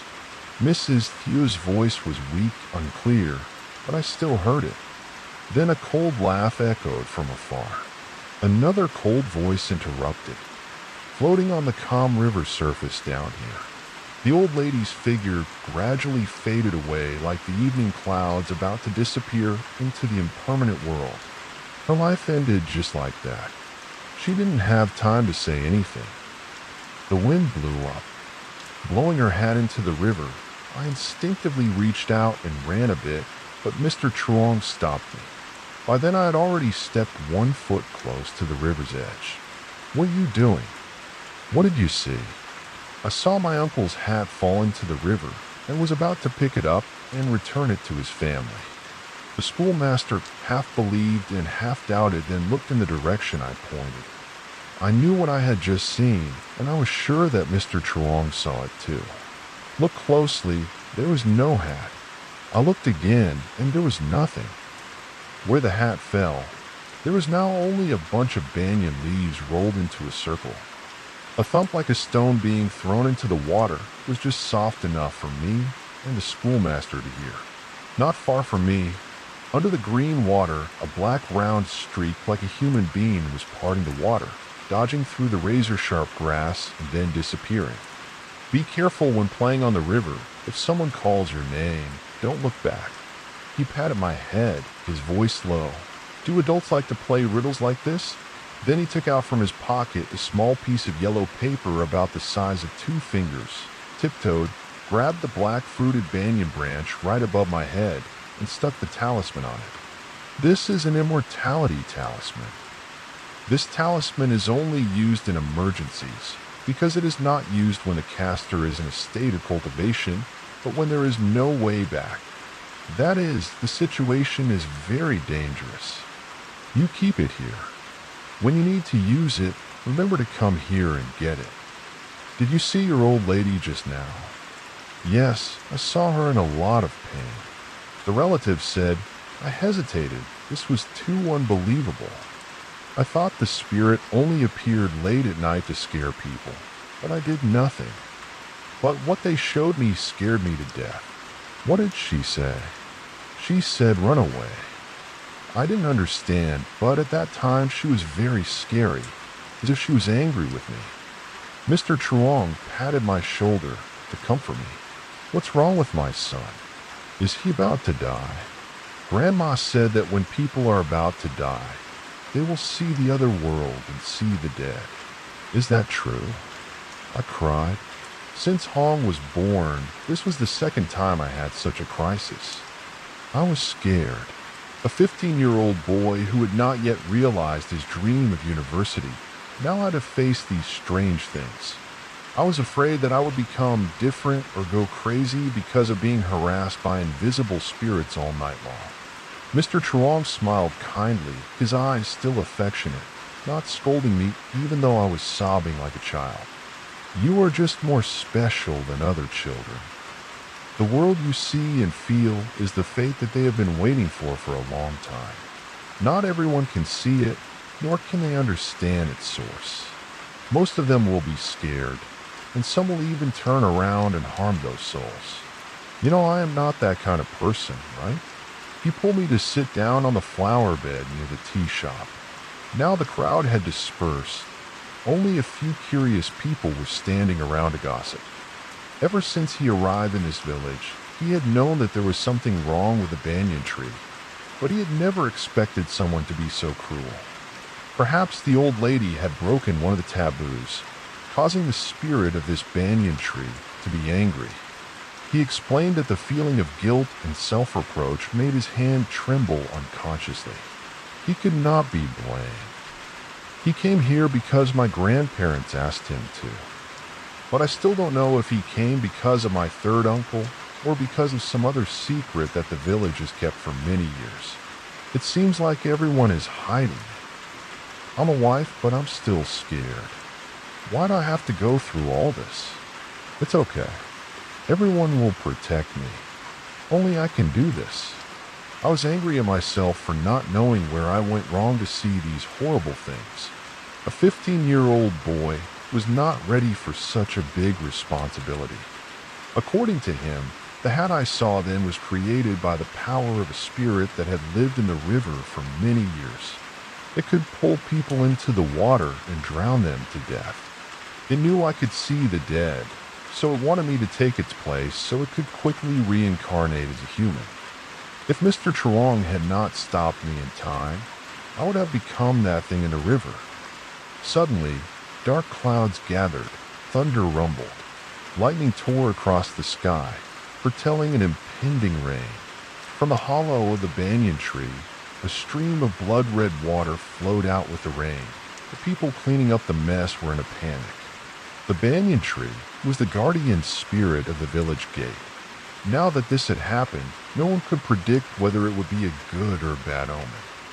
Some people said that the old woman had died unjustly, and that God was angry. Mr. Truong stared at the tree hole. If they knew what he had been doing all these years, they would probably die of anger. Who would want to harm everyone like that? I quickly returned home with Mr. Truong. Ever since the dark clouds came, my heart had been restless. There was always someone's voice in my ear urging me to return quickly. I felt that something was wrong. Just now, Hong had not run after me. As soon as I reached the gate, I ran into the yard and called Hong, but he did not answer. I called him again. Just then, my grandfather ran in from the garden. He was covered in dirt, and he was holding a stick as if he was about to hit someone. What happened next? I didn't have time to explain before running into the house. On the cold ground was a small figure, still holding the red robot, lying motionless. I ran over in fear and patted it a few times, but it showed no signs of waking up. Now my mind can't think of anything. I blame myself for running out without looking after my brother. Hong is not that old. If anything happens to him, I will regret it for the rest of my life. Let me see. Mr. True sat down next to him, turned him over, and lifted his shirt. He observed him for a while, then took out a talisman and stuck it on his back. He mumbled something that I couldn't hear clearly. "It's okay. It's okay. Let the boy sleep for a while and he'll wake up." My grandfather couldn't sit still either. He had just turned around for a while, but his grandson was already lying in the middle of the house. I heard a noise like someone had thrown something in there. I was about to run out to see what was going on, but it turned out to be like this. My grandfather spoke up to explain. Hong slept soundly in his arms. Seeing his chest still heaving, I felt somewhat reassured. After a while, Hong woke up, rubbed his eyes, and we breathed a sigh of relief. I sat down, held his little hand, and asked, "Why are you sleeping in the middle of the house?" Trung is back. He looked around blankly and seemed not to understand what I said. I wasn't sleeping, I was playing. Then I heard Mr. Truong calling me and saying it was time to go home. Suddenly I saw my house at night. Oh, I saw Uncle Ba. He smiled at me too. Every time he said that, I got goosebumps, especially the last sentence. It seemed like there were a lot of things I didn't know. How could I see him? He said yes, I saw him. He also said that our family should go thank Imolin. She was the one who helped him the other day. My grandfather and I turned pale. Every word the prince said seemed to be engraved in my mind. It turned out that the prince was not different from others, but that he could really see things that others could not see. But what about Maolin? So where are your uncle and aunt now? My grandfather asked with red eyes and choked up. Uncle is gone, Gramp. He said he would wait for everyone to pick him up and take him home. Dear listeners, you've just finished listening to the first episode of Tran Vong Village, author Darkness Prevails. Goodbye. See you again in episode 2 of the series. Wish you a peaceful day. Dear listeners, you can listen to stories about homeland and family affection on the YouTube channel Darkness Prevails. Ancient Tomb Locked the Devil. Narrated by Darkness Prevails. Welcome to Darkness Prevails, telling ghost stories on the Ghost Stories channel of Darkness Prevails. And also thank the author for sending us today's story. And also thank you, the audience, for sending in very dear gifts. Thank you very much. And ladies and gentlemen, can the ancient tomb that locked the demon really lock the demon? If it really can lock the demon, then I will ask permission to lock up that fat mother for me. It haunts me forever, and I can't get sick. The episode title says the episode is terrible, but I still can't get sick. I don't know why, but I think there is some fat mother that is haunting me. If it really can trap the ghost for another month, you will see me sick again. If you don't believe me, just wait and see. And to see how today's story goes, please listen. Let's begin. Ghost Story of Lahui. At the end of the cemetery of Nakmu Village, there is an ancient tomb. Many people in the village almost don't remember when it was built. That tomb was built in ancient times, so spacious and solid. Only wealthy families could do it. However, due to the passage of time, everything has turned to rust, and the walls of the tomb have been damaged a lot. Mr. Mao's family is the later owner of this ancient tomb. He had almost had people repair the family grave. However, everything on the grave was still intact. He told the workers not to go near the grave or move anything on it. But Mr. Fook, his youngest son, was a rich man. He wanted the graves to always be clean and tidy. Despite Mr. Mao's previous warning, he had the workers destroy the upper part of the ancient tomb to rebuild it larger. Until Mr. Mao knew the scene of the ancient tomb's funeral, which made him almost faint. He raised his hand and pointed at Mr. Fook's face. You have ruined this family." Mr. Fook was famous in the village for his extremely arrogant nature. Relying on the wealth inherited from his parents, he looked down on everyone. People with his personality usually do not believe in spirituality because they only believe in the power of money, not in the blessing of their ancestors. But Mr. Fook was different. Once, when he and his mother went to worship their ancestors and stood in front of the Lintian altar, he reluctantly clasped his hands and prayed for something. I don't know if it was a coincidence or not, but that later became a reality. From that day on, he meticulously prepared all the offerings in the house. He even took care of the graves of his ancestors more diligently. This time, when Mr. Mao had just expressed his desire to renovate the grave outside the Tanma yard, Mr. Fook immediately took on this task. As for other matters, Mr. Mao believed that Mr. Fook would do well in this matter. However, when he started to repair the Buddha's tomb, all the ancestral tombs had been beautifully repaired. Looking at the ancient tomb, the grass was overgrown, the old brick walls were chipped. Mr. Fook guessed that this tomb must have been built 100 years ago. There was no name of the deceased on the grave. Therefore, Mr. Fook did not know which person in his family this grave belonged to. However, the grave was built so elaborately, it must have belonged to someone who had a great role in his family. If he renovated the other graves but did not touch this one, Mr. Fook would feel guilty. So he ignored his father's previous instructions and arbitrarily demolished the tomb and rebuilt it like the other tombs in the mausoleum. After learning about what his youngest son had done, Mr. Mao fell seriously ill and became angry every time he saw Mr. Fook. This year, Mr. Mao is over 90 years old and his health has already weakened. In addition, Mr. Fook's disobedience had weakened him greatly.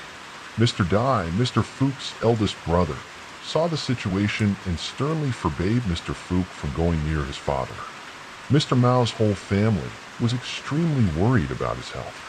Mr. Dai called for Dr. Lon to take his pulse and prescribe medicine, and asked his wife to cook nutritious dishes to nourish Mr. Mao. However, his health condition had not improved at all. Every day, Mr. Mao could only lie on a bed, breathing weakly. One day, the elder saw his father silently shedding tears. He asked with heartache, "Father, what's wrong with you?" Mr. Mao looked at his eldest son with weak eyes, his voice trembling. This family's fortune is gone. Mr. Dai did not understand his father's intention. He just thought that Mr. Mao was sad because Mr. Fook disobeyed his father. He comforted his father with a few words and then let Mr. Mao rest in bed. Mr. Dai is 70 years old this year, but his health is still very good. Most of the big and small matters in the house are decided by him. His family opened a weaving workshop when Mr. Mao was still a young man.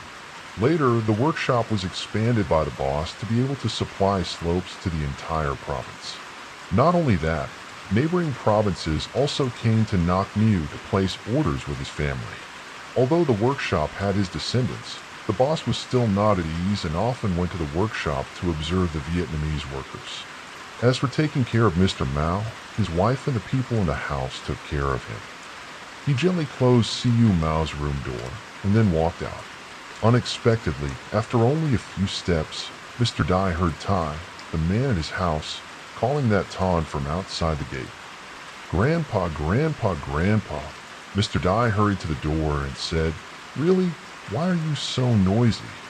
Can you let the old man rest?" Tai was scolded by his boss, but still couldn't hide the look of panic on his face. He was crying and in a hurry. Mr. Fook, he was so anxious that he couldn't say a word. Mr. Dai was annoyed and cursed. What happened to Fook? Tai tried to stay calm and said, "Mr. Fook is dead. You go over there and see what's going on." Mr. Dai heard this and couldn't believe what T had just said. He grabbed his collar and asked again and again, but no matter how many times he asked, T would still give the same answer. Mr. Dai, with a bewildered face, hurriedly ran to his younger brother's house. Mr. Fook's house was not far away. As soon as he entered the door, Mr. Dai heard the wailing of Mrs. Fook and her grandchildren. He grabbed the hand of Hai, one of Mr. Fook's sons, and asked, "What happened to your father?" The crowd was still surrounding the bed where Mr. Fook was lying. He pushed everyone aside so that Mr. Dai could see.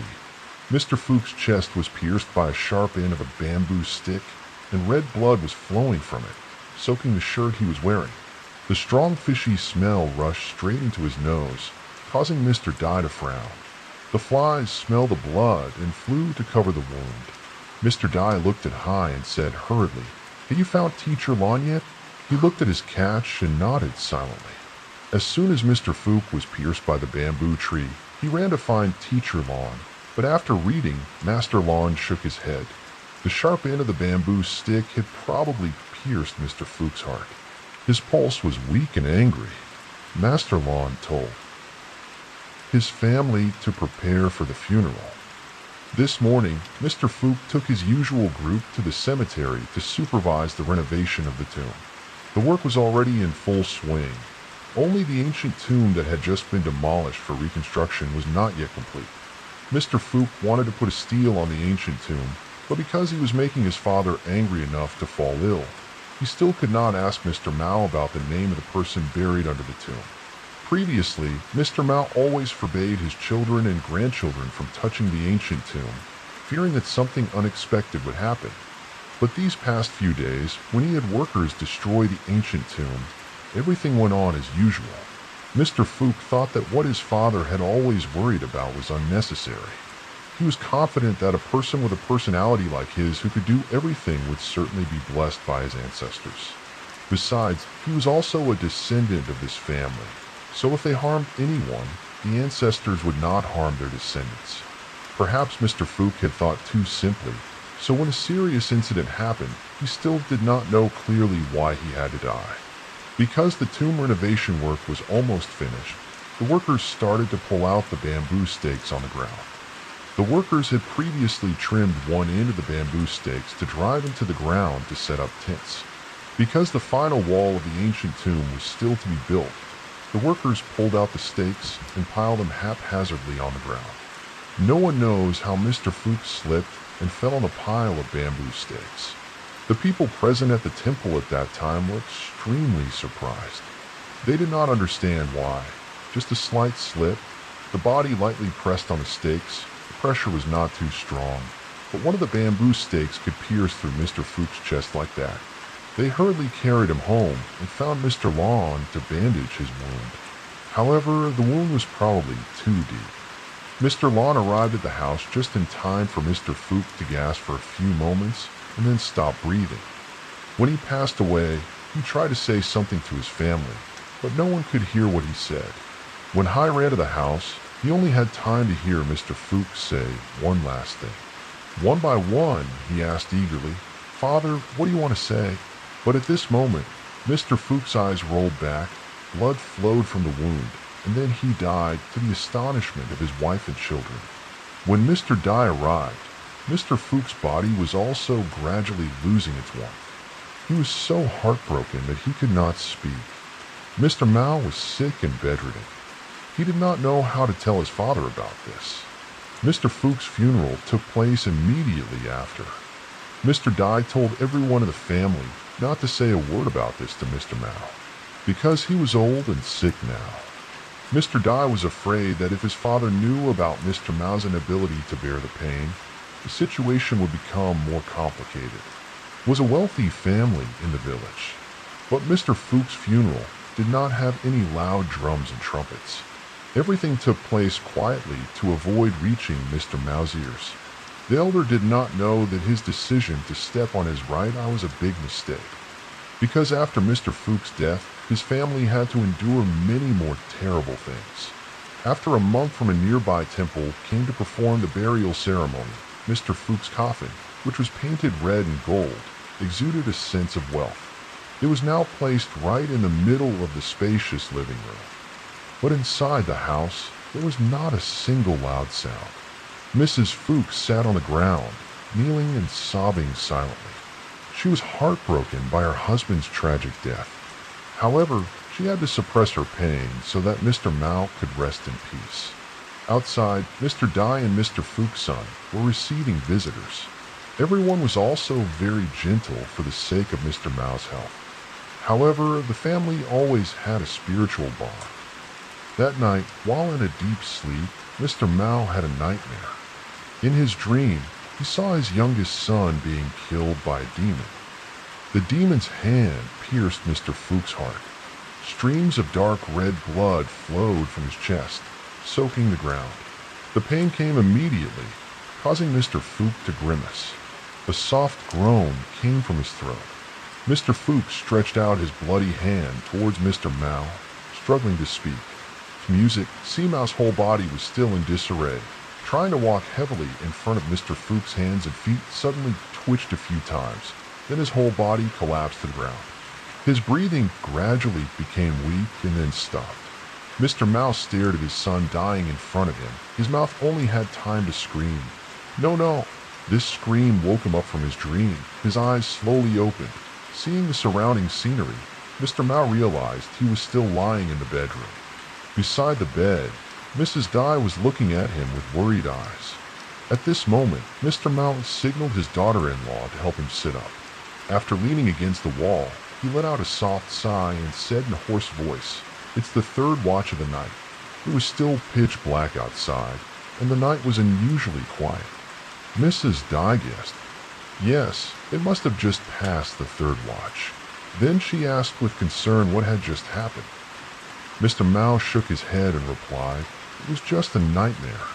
I dreamed that Fuchs died a terrible death." Hearing this, Mrs. Dai felt a little guilty. Her face showed a flash of fear.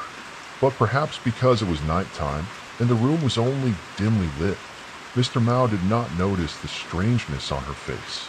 Very quickly, Mrs. Dai regained her composure and smiled at Mr. Mao. "Yes, dreams are often contrary to reality.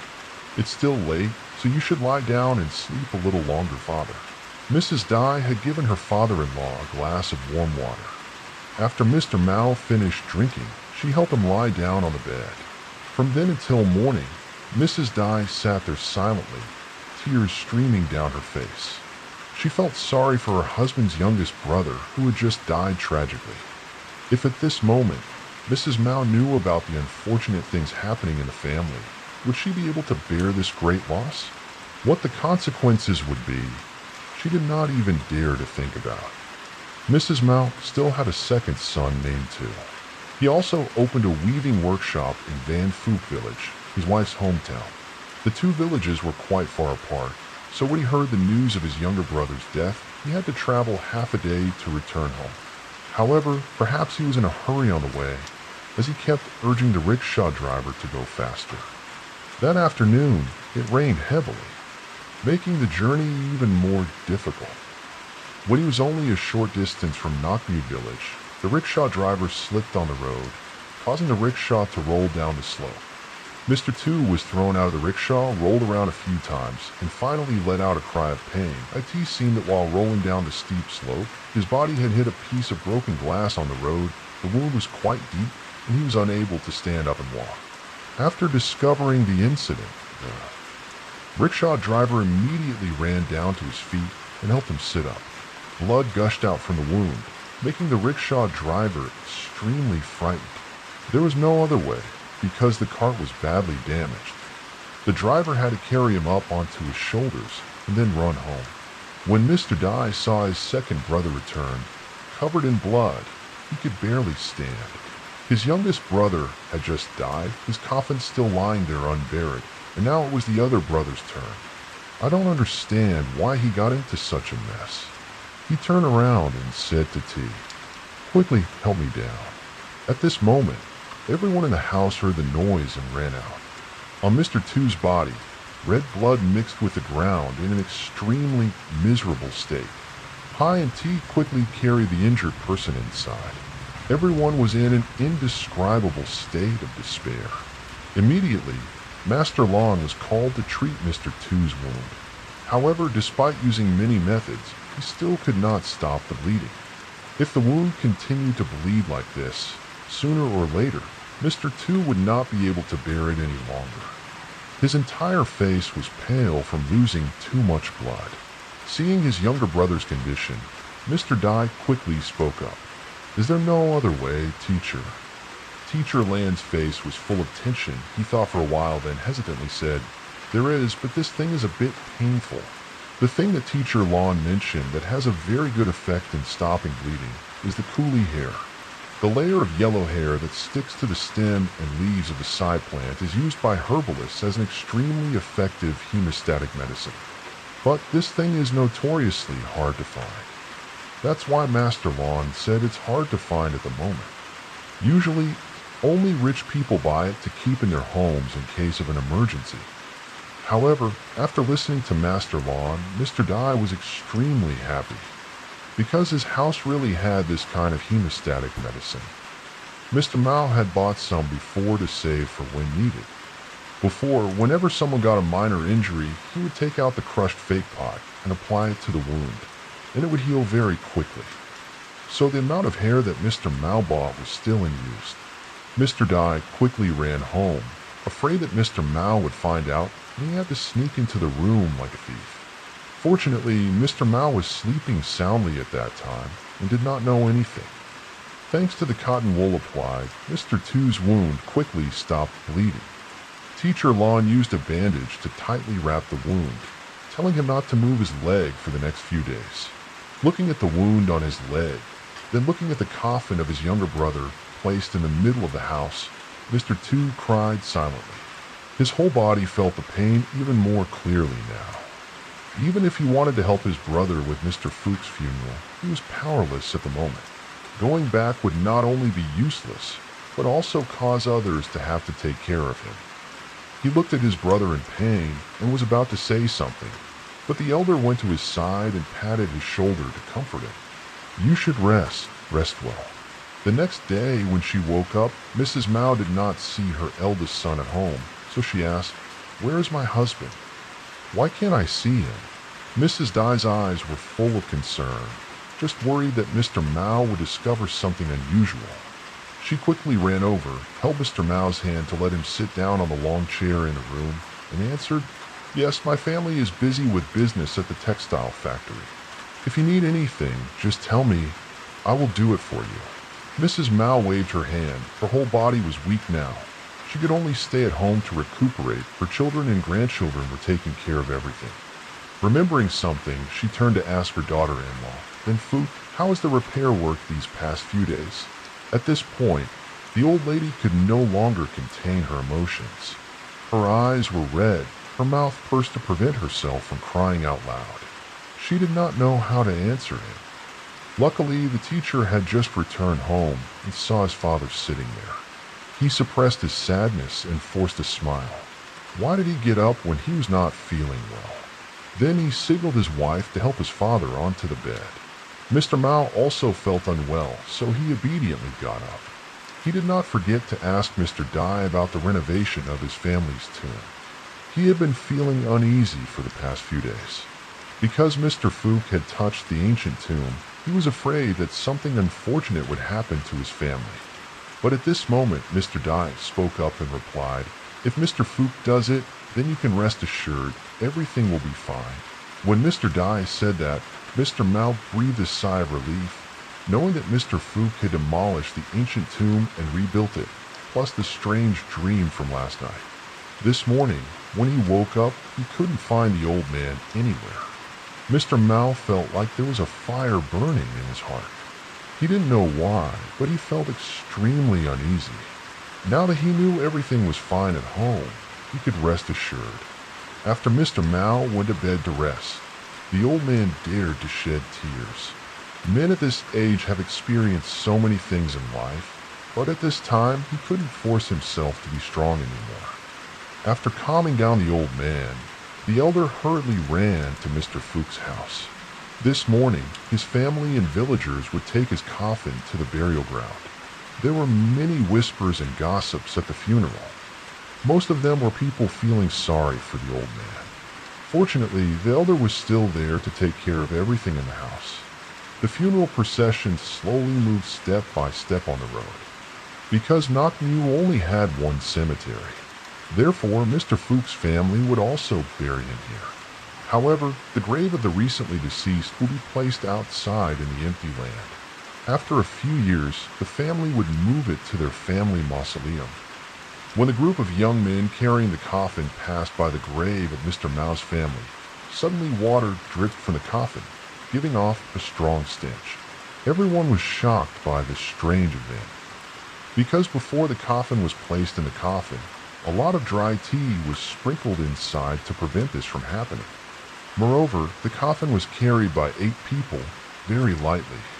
But when it arrived here, several strong young men had to frown and strain their shoulders to hold the coffin. Kwong, one of the people carrying Mr. Fuchs' coffin, spoke up.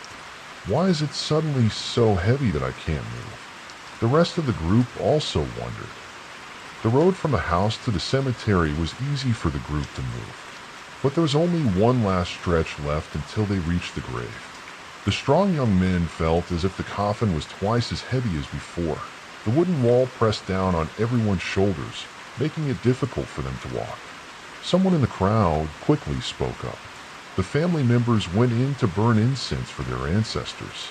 When the elder heard this, he quickly lit a handful of incense and placed it on each grave in the mausoleum, including the half-built ancient tomb. Just in time, the coffin no longer leaked out the foul-smelling liquid, and the feeling of the weight from earlier was no longer pressing down on the coffin. The young men cheered again when the coffin arrived at the burial site. Everything went smoothly after that. Nothing strange happened. At this point, the chief finally felt less worried. At this point, the people had built up Mr. Fuchs' grave into a high mound of earth. The people who had come to see him off were also leaving. Suddenly, the incense sticks that had just been placed on the grave gradually caught fire. Everyone thought that it was because of the wind outside that such a thing happened.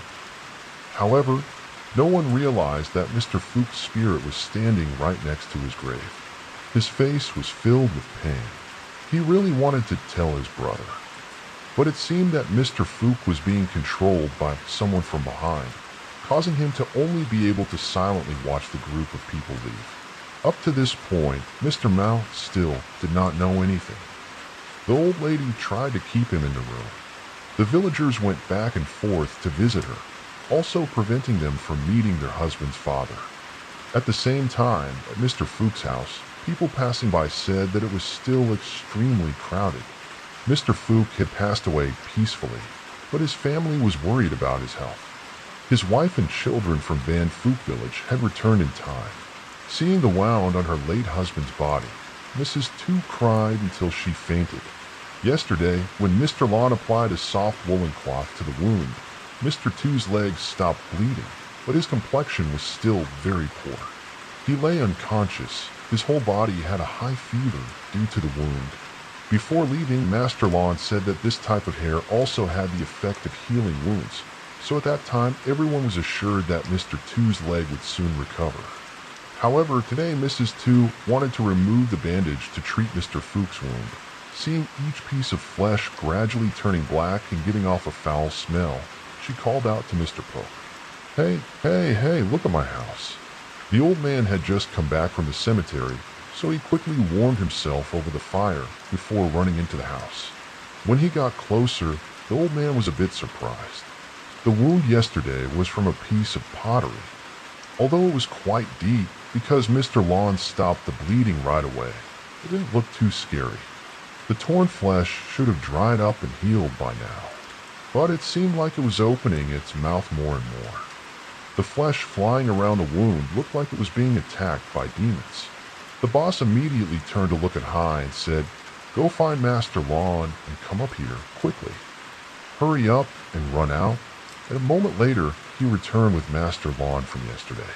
After examining the wound carefully, Master Lon also felt something strange.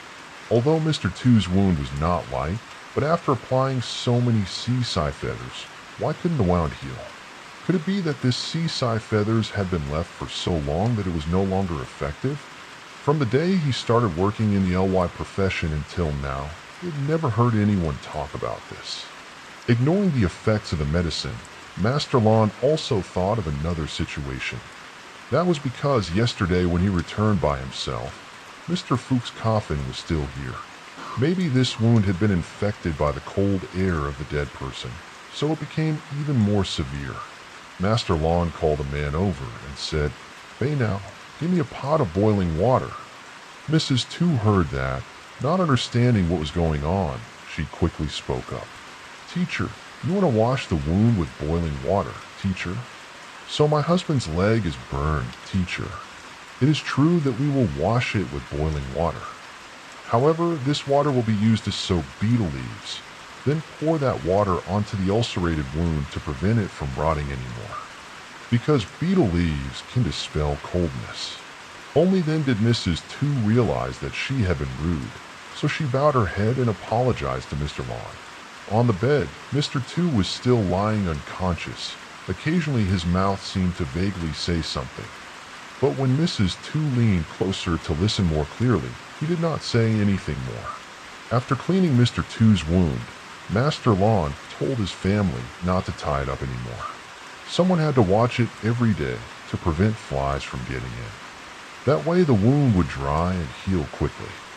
Master Lawn also prescribed Mr. Two some charcoal to increase his blood circulation, because his complexion was extremely pale at the moment. After finishing everything, Mr. Lawn said goodbye and left.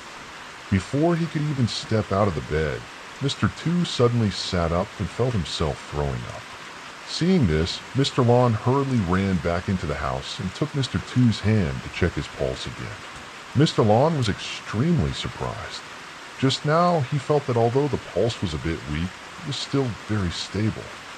But now it was beating erratically, without any pattern. Master DAC quickly took out a small packet of powder from his nanny's hand, then mixed it in a cup of warm water and gave it to Mr. Two to drink. It seemed that this medicine had stabilized Mr. Two's pulse, and he no longer vomited. Mr. Dai looked worried and asked, "What happened just now, teacher?" Master Lawn thought for a long time, then shook his head, indicating that he himself did not know. If Mr. Two was really infected with the cold air from the dead person and had a headache and dizziness, then that would be completely normal. The fever was also caused by the festering wound, but the teacher did not understand why his pulse was so unstable. Just now, Mr. Two almost lost his life. Perhaps Master Land's knowledge was still not enough to explain the strange event. Once again, he said goodbye to the homeowner and left, not forgetting to tell him that if the patient showed any strange symptoms, he must come find me immediately. The old man nodded slightly and then thanked Master Lawn. That day, after Master Lawn gave him that packet of medicine, Mr. Two's pulse stabilized again. He lay on the bed, breathing steadily, his mouth no longer making painful groans. Mrs. Two stayed by her husband's side, not leaving him for a moment. Mr. Dai kept running back and forth to treat the two houses. Since last night, hearing his wife's words, Mr. Mouth suddenly became ill again. He lay exhausted on the bed, not wanting to eat or drink. At night, when he slept, he had a nightmare that made his whole body sweat. When he woke up, Mrs. Dai asked him about it, but he remained silent. She only saw his face was absent-minded, even more scared than the night before when he dreamed about Mr. Fook's death. Mr. Mouth's condition made Mr. Dai even more afraid to say a word about the events of the past few days. He told himself to wait until he got better, and then they would tell his father the truth. But he didn't think that he wouldn't be able to wait until the day he got better. Just 2 days later, in Mr. Fook's house, there were again mournful cries. Mr. Two was lying on the bed, his limbs stretched out, his body lifeless. The wound on his leg these past few days, even though Mr. Lawn had continuously applied medicine, still could not stop it from being infested with demons. The stench that rose up was no different from that of a corpse that had been dead for several days. Mr. Lawn used all his knowledge, but could not stop the death that was gradually coming to Mr. Tuesday. In the end, he was helpless before the patient's strange condition. The teacher's head shaking made Mrs. Two kneel down on the ground and hug her husband, sobbing. Mr. Dai had to pull her away to prevent her tears from falling on the dead man. Mr. Mao's 2 sons were executed one after another within 3 days. The villagers began to gossip about the deaths of Mr. Fook and his brother. People thought that Mr. Mao's family must have been destroyed by a fire. This was a very serious matter. The village chief did not know whether he should tell Siyu Mao about this or not. Mrs. Fook was still crying her eyes out over the death of her husband who had just passed away, and now the sudden death of her brother made her think of something. She quickly spoke up. "Is this related to what Father said?" What Mrs. Fook meant here was what C.U. Mao had prevented her husband from doing before. Currently, because Mr. Fook's funeral had ended, the tomb had not been properly rebuilt. Mrs. Fook was full. Mrs. Tu also felt that what happened in the house must have something to do with the ancient tomb. Dad immediately urged, "Why don't we tell Dad?" The old man thought for a long time but said nothing. His face these past few days had been showing signs of fatigue. At his age, the recent sad events had made him look even older. His hair had turned white after a sleepless night, but because he was no longer young, he had his own understanding. Mr. Mao's condition at the moment was not very good. He was afraid that when Mr. Mao found out that both of his sons had died, there would be a third funeral in the family. This would cause the villagers to gossip and say that his family had been broken up or something. To him, his two younger brothers' deaths were just accidents. Moreover, when he buried his younger brother, he asked the monk to choose the date and time to bury him, so it was not an unlucky time that would cause the family to be broken up. Finally, to think of the bigger picture, Mr. Dai decided to once again hold the funeral in silence. Mr. Tu's family did not bring his body back home, but borrowed Mr. Fook's house to hold the funeral. To avoid gossiping about it reaching Mr. Mao, it would be bad. However, this time Mr. Dai could no longer keep it a secret.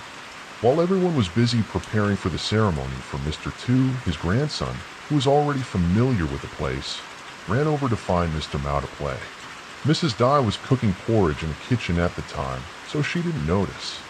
The little boy entered Mr. Mao's room and immediately spoke innocently. "Grandpa, why are you still here? Everyone has gone to my grandfather's funeral." The boy was living with Mr. Tu's family in Van Fook village. When he saw him, Mr. Mao was also somewhat surprised. He was about to ask him if his grandparents or parents had come to visit him. But before the words could even reach his mouth, he heard the news. Mr. Mao looked at the boy and asked, "Are you telling the truth?" The boy nodded firmly, afraid that Mr. Mao would not believe him, so he raised 3 fingers to his chest to show his gratitude. Just at that moment, Mrs. Dai came up from the kitchen with a bowl of porridge. Hearing what the boy had just said, she was so startled that she dropped the bowl in her hand. The hot porridge spilled onto her leg, but she did not feel any pain. Her heart was in turmoil with fear, not knowing what to say. Mrs. Mao's whole body was trembling. She sat up and was about to go out. However, due to his poor health, he staggered and then sat down on the bed. Mrs. Dai quickly ran over to support him. Mr. Mao's eyes were red with tears. Not knowing what he was thinking, he hurriedly said, "Where is the organ transplant?" The boy standing next to him quickly answered briefly, "Isn't her husband already out in the cemetery?" The child's naive words had successfully shocked old Mao. His heart started to beat so fast that he had to grimace in pain. Mrs. Dai immediately shouted, "Hurry up, whoever is out there, come here and help me." Then she turned to the boy who was standing there dumbfounded. His face was a little panicked, because he was afraid that Mr. Mao was like this because of what he had just said. A child is most afraid of a whip. He stammered, "No, it's not my fault." Mrs. Dai rubbed Mr. Mao's chest to help him breathe, while reassuring him softly. "Be good, run over to Mrs. Fook's house and call for him to come back." At this moment, outside, T hurriedly ran in, just in time to meet Mr. Tuong's nephew running out.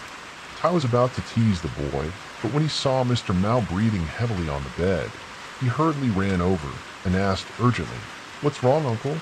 Mrs. Dai raised her head to look at T and then shook her head slightly. She left T to look after Mr. Mao while she ran to Mr. Fook's house to call her husband back. She had just reached the gate when Mr. Dai threw down his notebook and ran back. The story was a bit unclear from a child's perspective, so Mr. Dai, who was busy with his younger brother's funeral, had to put down his notebook and go home to see what was going on. Mrs. Dai burst into tears when she saw her husband. Dad knows what happened." Without his wife having to explain, Mr. Dai could guess what she was referring to. He did not rush into the room immediately, but walked back and forth, thinking about what words to say to his father. Mrs. Dai was impatient, her face full of anxiety, so she urged, Hurry up, sir." The two of them hurriedly ran into the room. Mr. Mao had calmed down a bit by now.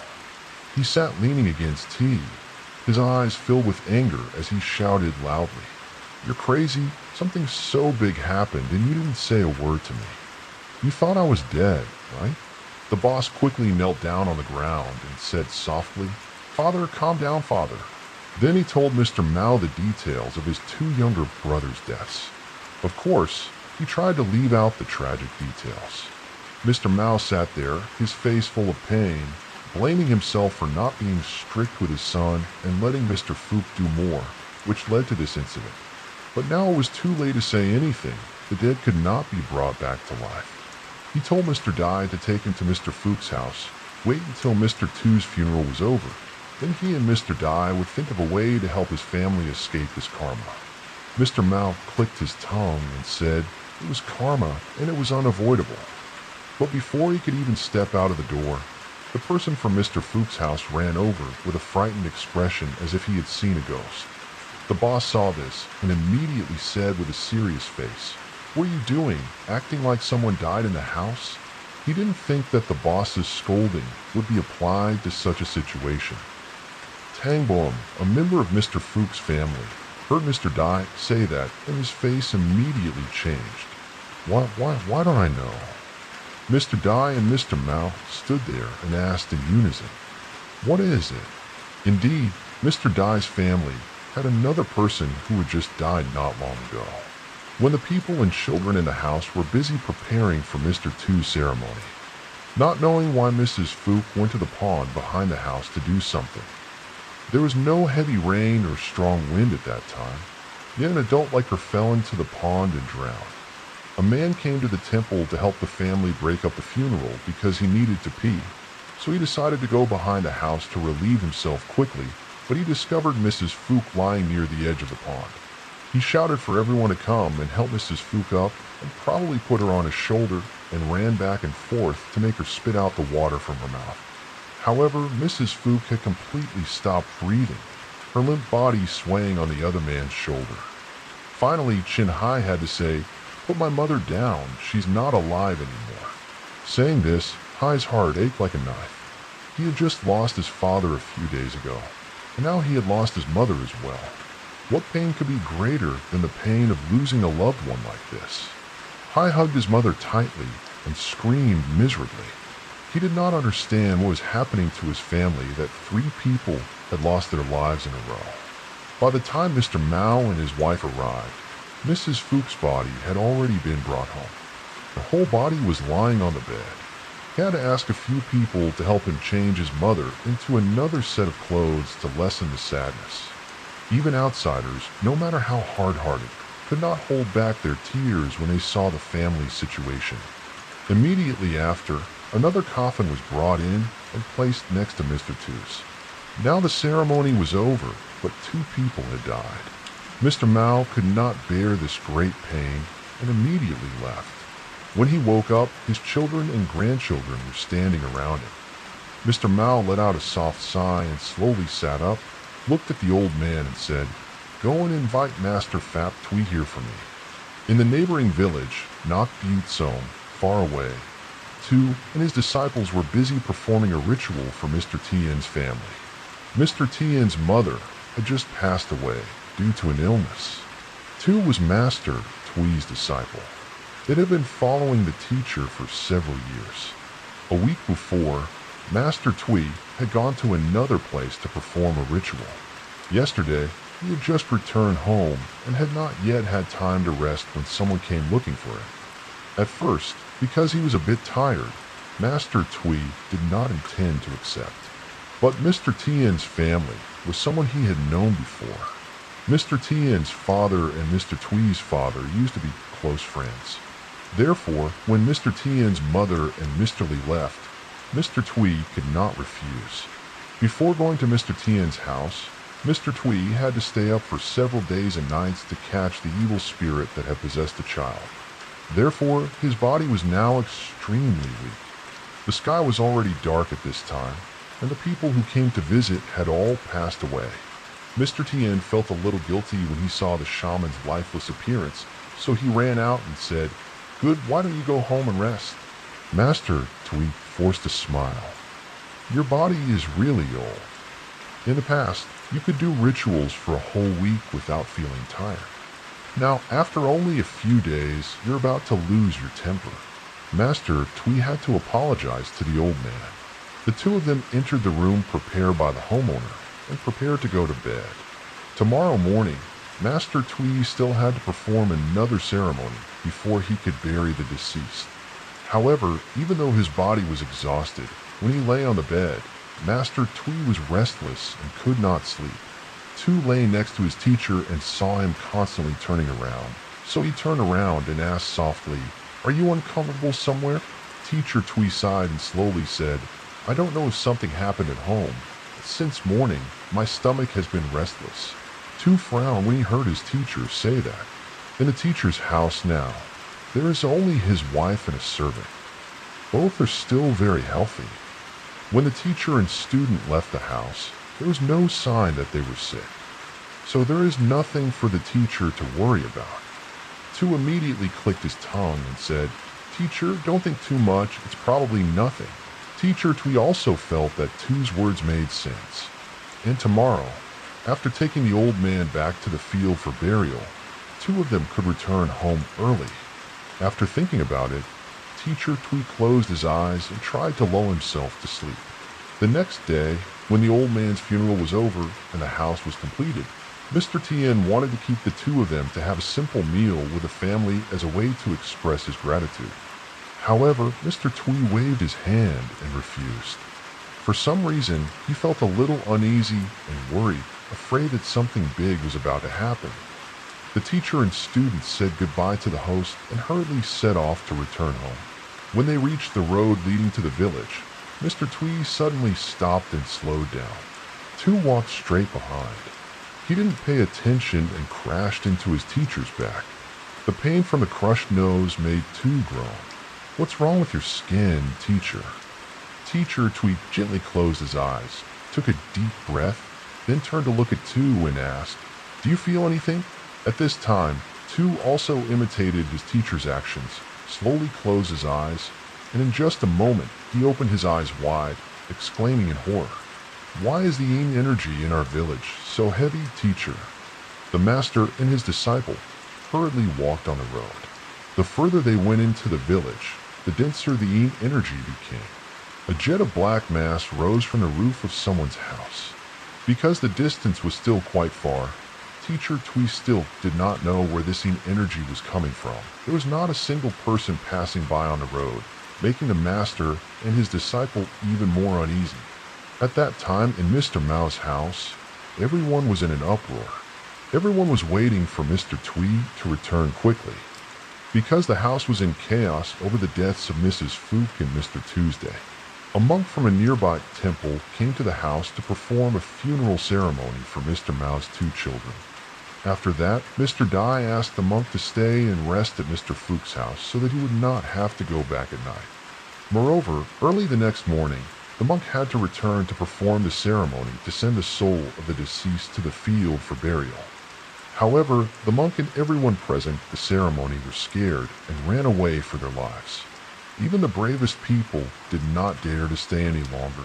What they witnessed during the ceremony left everyone extremely terrified. While the monk was sitting in front of the two coffins, reciting prayers for the souls of the deceased, suddenly from inside the coffins came cries for help. At first, the monk thought he had misheard. Perhaps the cries were from family members mourning the person. Then the coffin.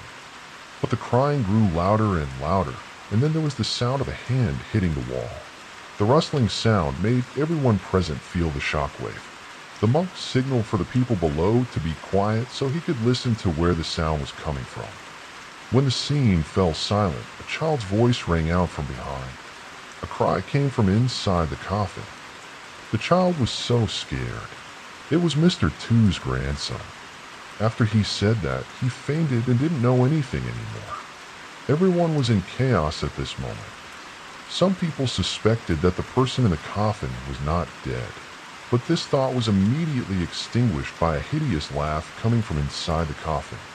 This could not possibly be the laughter of Mr. Tu or Mrs. Fu. The people thought that maybe these two people died with too much joy and became too evil. So both the monk and the people, Nok Mu, ran away from Simao's house with fear. The house was filled with the color of death and destruction. Now it looked even more gloomy when no one was left. Mr. Mao was probably beyond endurance and became furious. If anything keeps poking at my old body, please let my children go. As soon as Mr. Mao finished speaking, the strange sound from the coffin suddenly stopped. Mr. Mao urged T to go to Mr. Twee's house to see if he had returned home yet. The burial of Mr. Tu and Mrs. Fook will also be temporarily handled first. The strange incident just now is like a sign that death is still happening in the house. Mr. Mao cannot continue to risk the lives of his children and grandchildren any longer. It is only noon, but ghosts and demons can easily appear. Being able to act so arrogantly was certainly not simple. Mr. Mao's heart was filled with anxiety. He called all his children and grandchildren into the house, not allowing anyone to walk around outside. Everything had to wait until Mr. Twee returned. He thought that it was daytime like this, and his house was crowded. As long as no one was alone, even if the devil appeared, it would not be able to do anything. However, the terrifying sound coming from inside the coffin rang out once again. It sounded like someone's hand was scratching at the wooden wall, demanding to get out. Everyone was scared and stepped back to stand far away from the coffin. Only the old woman seemed to be so pained by the loss of her husband that she no longer felt afraid. She kept dragging herself step by step towards her husband's coffin. Her mouth kept saying, "Honey, what's wrong with you, honey?" Mrs. Mao knew that her daughter-in-law was suffering because of her husband's death, which was why she acted so absent-mindedly. She signaled Mrs. Dai to come and drag Mrs. Tu out, lest anything unfortunate happen. Previously, Mr. Mao's father had left a yellow talisman carefully placed in a wooden box, telling him to take it out to lure the family if anything unexpected happened. When the terrifying sounds kept coming from the two coffins in front of him, Mr. Mao remembered the talisman, guessing that it would somehow have some effect on the demons, so he took it out and stuck it on Mr. Tu's coffin. However, there were two dead people in the house at this time, so the sound continued to come from the remaining coffin. Not only that, it became even more terrifying than before. At the same time, a sudden gust of wind blew outside. The tent built from bamboo trunks was tilting in the yard. Mr. Dai was afraid that the bamboo pole would collapse and fall on the porch of the house, so he ignored Mr. Mao's warning and rushed out into the yard. At the same time, a heavy rain poured down from the sky, and despite the rainwater hitting his face, Mr. Dai still tried to hold down the bamboo pole to tie it securely. How did he turn around without noticing that a bamboo pole on the opposite side had come loose? A gust of wind blew the bamboo pole down and fell straight on the old man. He fell to the ground, screaming loudly. Hai ran outside to help the old man into the house. Rainwater seeped into the blood flowing from the wound, creating a deep red color that spread all over the ground. Mrs. Dai also ran to the door to support her husband. She was worried that he would die of natural causes like her two brothers. With one hand supporting her husband, she gently raised her other hand to wipe away the tears that were streaming down her face. Mr. Mao also got up, his heart pounding in his chest, making it difficult for him to breathe, and he had to sit down on the chair. Seeing this, Mrs. Tu quickly approached and rubbed his chest to help him breathe easier. His health was already very weak, and now he was losing even more vitality. He still did not know what to do to save his children. Just then, outside the door, Tai had also brought Mr. Twee and his students home. Master Twee immediately said miserably, "Master, quickly help my family." Speaking of Tu's master and disciple, who had just been trying to walk quickly on the road, because their bodies were exhausted from the past few days of hard work. Before that, Tu wanted to take his master home to rest and regain his strength, but when he realized that in the village there was a very heavy stream of negative energy stretching from Baitama to Siyu Mao's house, Mr. Twee did not have time to rest and immediately followed Tu in the direction where the Yin Chi was coming from. On the way, he met Tai, who was running in the opposite direction. So he immediately turned around and returned to Sea Mouse's house with Two's two teachers and students. On the way, Mr. Twee also heard a brief description of the situation in the house, so he more or less knew the reason why there was such a strange Yin-Chi. But the story's depth, perhaps you'd have to ask Mr. Mao to know. Before entering the house, Mr. Twee had stuck a talisman on the gate. The downpour suddenly stopped, the two coffins in the house shook violently, and then became silent, no longer making strange sounds. It was the first time Tu had witnessed such an event. He raised his thumb to look at his teacher and whispered, "Teacher, you are so good." Looking at Tu's careless writing, Mr. Twee could only helplessly cut his head. However, at this moment, he no longer had the energy to scold his disciple. The people on the street had not yet seen the full power of this negative energy law. Mr. Twee still thought that this was just some evil spirit causing trouble. But now, when entering the house where the two coffins were lying, even a professional like the teacher felt a little uncomfortable. The urgent matter now was to save the injured person first. Teacher Lon also came to the house to check the pulse and bandage the old man's wound. Fortunately, he only suffered minor injuries and will be fine after a few days of rest. Hearing what Master Lon said, Mrs. Dai let out a soft sigh of relief, telling herself that it was good to be alive. After seeing that the master was not in mortal danger, Mrs. Mao signaled to Master Twee and sat down on the chair at the tea table. Now, she remembered the story that happened in this family more than 100 years ago. At that time, there were two of the richest families in Nakmu village. The elders in the family arranged marriages for their sons and daughters. The grandfather of Mr. Mao here was named Kwong, a very handsome young man. The family next door had a daughter named Mo, who was also around Kwong's age.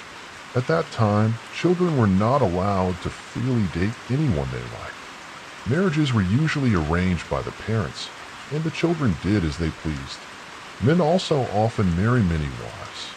However, both families are extremely happy when the children really have feelings for each other. On the wedding day, dreaming of becoming a wife, Kwong even stood in front of the family altar and swore that in this life he would only have one wife, and that was her daughter.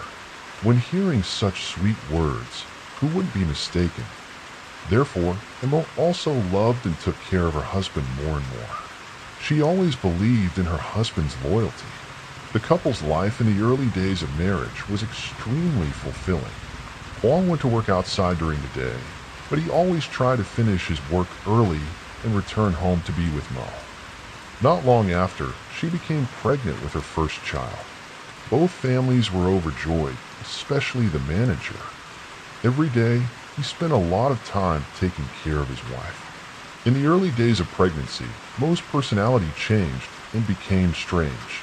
She often got angry and scolded her husband.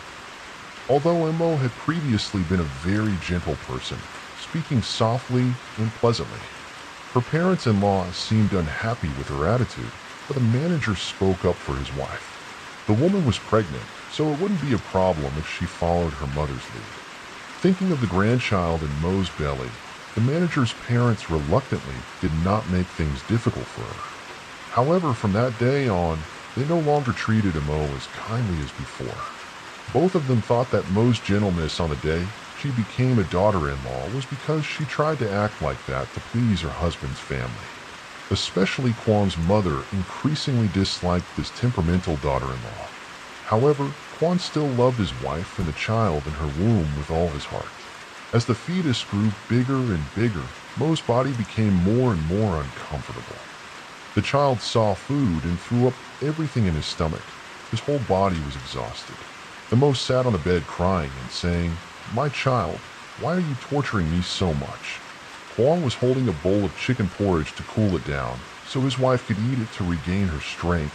When he heard his wife say that, he immediately burst out laughing. "When he comes out, I will beat him up." He knew how to coax the sour dream to run again, but perhaps the pregnancy was too long. No man could patiently endure his wife's erratic temperament like this forever. Gradually, Chin Kwong also felt tired of the change in the dream. Every day, he no longer came home early like before.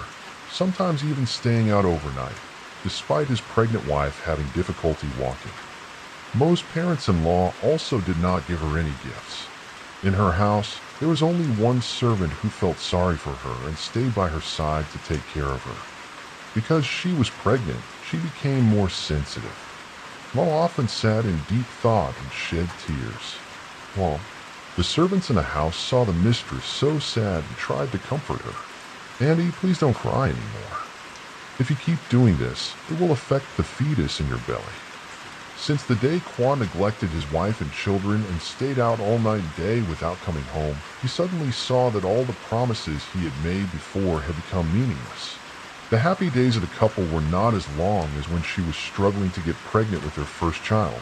Quan quickly left to find new joy. The monk said that even the words on the tip of his tongue were not trustworthy. Lately, he had not let his dreams enter his eyes anymore.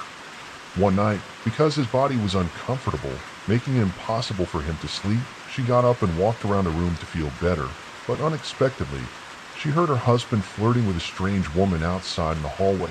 Not only that, they also said sweet words to each other like he had said to her. Mo was stunned in the middle of the night. Duchan almost stood still. She bit her lips to keep herself from crying out of frustration. Mo kept lying to herself that she was pregnant and could not care about him, so she went out to find joy like that. Wait until this child is born, Kwon will surely come back to her. Unfortunately, what she expected did not happen. And the day that Mo gave birth, she was struggling with labor pains in the room. Because of the difficult labor, the midwife was sweating because she was worried about the lives of both mother and child. It took a few hours, and it seemed like Mo had exhausted all her strength to leave, but the baby's cry woke her up. Mo happily took the baby from the midwife's arms, smiling lovingly at her child. The midwife also felt happy for her, having just gone through death's door to have a healthy baby born. Her husband should be with her and her child right now, enjoying the happiness. But Kwon was outside, busy welcoming guests from all over to celebrate his family's party. The celebration here was not because his wife had given birth, but because the manager had just brought his second wife home. Now he was so absorbed in his beauty that he did not remember his wife and children. The person he had sworn to before had not been seen for several months. Mo lay in his room shedding pitiful tears for his newborn child. Yet his family did not welcome him. In the following days, because of the hard work of taking care of his son at night, Mo lacked sleep and was probably exhausted. Because Kwan's parents both neglected her and her child, their daily meals were simple, consisting of rice and salt. She was also sad about her husband, so she did not feed her child. The child was hungry and cried all day long, and no matter how hard she tried to coax him, he would not stop. Man felt sorry for him, so she secretly poured rice water for him to drink. However, the child's stomach grew bigger, so he stopped crying. Looking at the tiny baby lying snugly in Mo's arms, Man smiled and said, "So gentle, Auntie." Man had never seen a newborn baby before, so she was a bit surprised. Every day, she tried to finish her work early and then ran into the room to watch the baby so Mo could sleep. That evening, the baby was sleeping soundly. Suddenly, it turned over and started to cry in Man's arms. I guessed that the child was hungry again. The child's mother was tired and falling asleep. Man took a risk, holding the child in her arms, and slowly went down to the kitchen.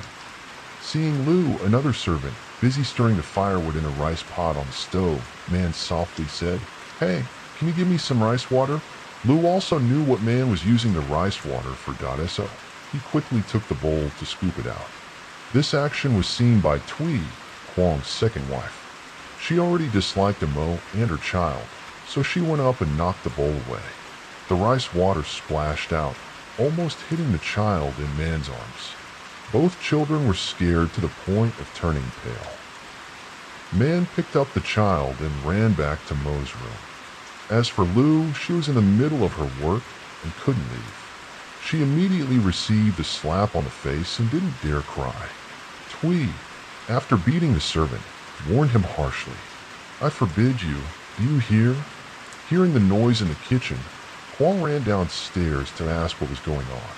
Twee Dain pretended to be coquettish, her eyes trying to hold back a tear as she cried. "They don't consider me anything. Is it because I'm just a concubine and the main wife is the owner of this house?" Lu Tran stared in amazement at this person's performance.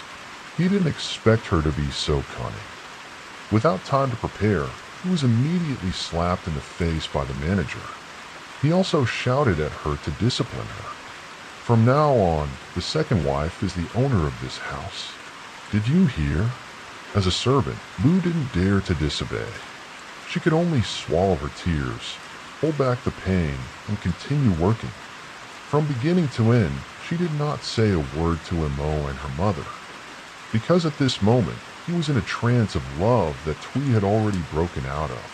After learning about the incident, Mo felt that if she stayed here, she and her mother would not survive. Therefore, the next morning, she tried to drag her tired body to see her mother-in-law. Mo expressed her wishes. "Please allow me and my daughter to go back to her parents' house for a few days. My father-in-law must be waiting for me." I thought my mother-in-law was already disgusted with me. She would take this opportunity to let me and my daughter go back to her parents' house. But I never dreamed that she would start scolding me so harshly. I could not let the neighbors gossip about my family. While Kwong had just married a concubine, Mo and her mother insisted on returning to her parents' house. Huh? Wouldn't the world laugh at this family? So not only were Mo and her mother not allowed to return, Kwong's mother also separated them into 2 rooms. The child was given to man to take care of, while Mo was locked in a separate room. The door was locked outside, and there was someone guarding it day and night, despite the fact that Mo was inside knocking on the door and crying. No one in Kwong's family cared about her suffering at this time. The child was hungry and lacked the warmth of her mother, crying until her voice was hoarse. Kwong saw this but did not show any pity for his child. He hated his mother, and so he spread his hatred to the child she gave birth to. He even cursed man for not knowing how to calm a crying child. The loud noise made it difficult for him and his wife to sleep. The child heard the heartless father's loud curses and cried even louder. Plum didn't know what to do to make the child stop crying. It begged the manager to let it take the child to see its mother. Of course, Kwong didn't agree. He waved his hand for someone to close the door tightly. Before leaving, he didn't forget to warn Plum. If the child cried any more, the manager would beat it until its legs were crippled. Although Man was afraid of her master, she felt extremely heartbroken when she saw the child in her arms. There was no milk for the baby to drink, so Man could only feed him a few spoonfuls of water. The baby stopped crying when he saw this and smiled at Man. Man softly cried, whispering in the baby's arms, "Little boy, try to be strong. Wait until the day you can see him again." Inside the nearby room, Mo almost went crazy, partly because of the pent-up frustrations of the past few months, and partly because she was now separated from her newborn child. Mo loved her child so much that her heart was broken. She could only continuously scream in despair. "Let me go, please. I'm going to die, everyone." The thought of her son was like a knife stabbing deep into her heart. Mo used all her strength to pull the door open, hoping to escape. But outside, there were 2 strong young men holding the door tightly. They were just people in the house, forced to follow their master's orders. Rose, one of the 2 men standing guard outside the door, could not help but hear Mo's pitiful call for her son. It spoke with pain. "First wife, don't be like that.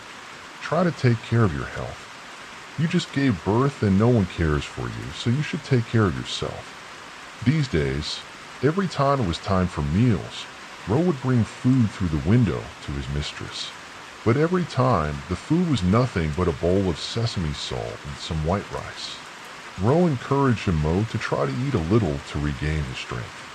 However, Mo did not have the heart to swallow it. His son did not know what hunger felt like. How could Mo be selfish and only care about himself? Ms. Zhang begged him to let her go, so that Mo could see her son again.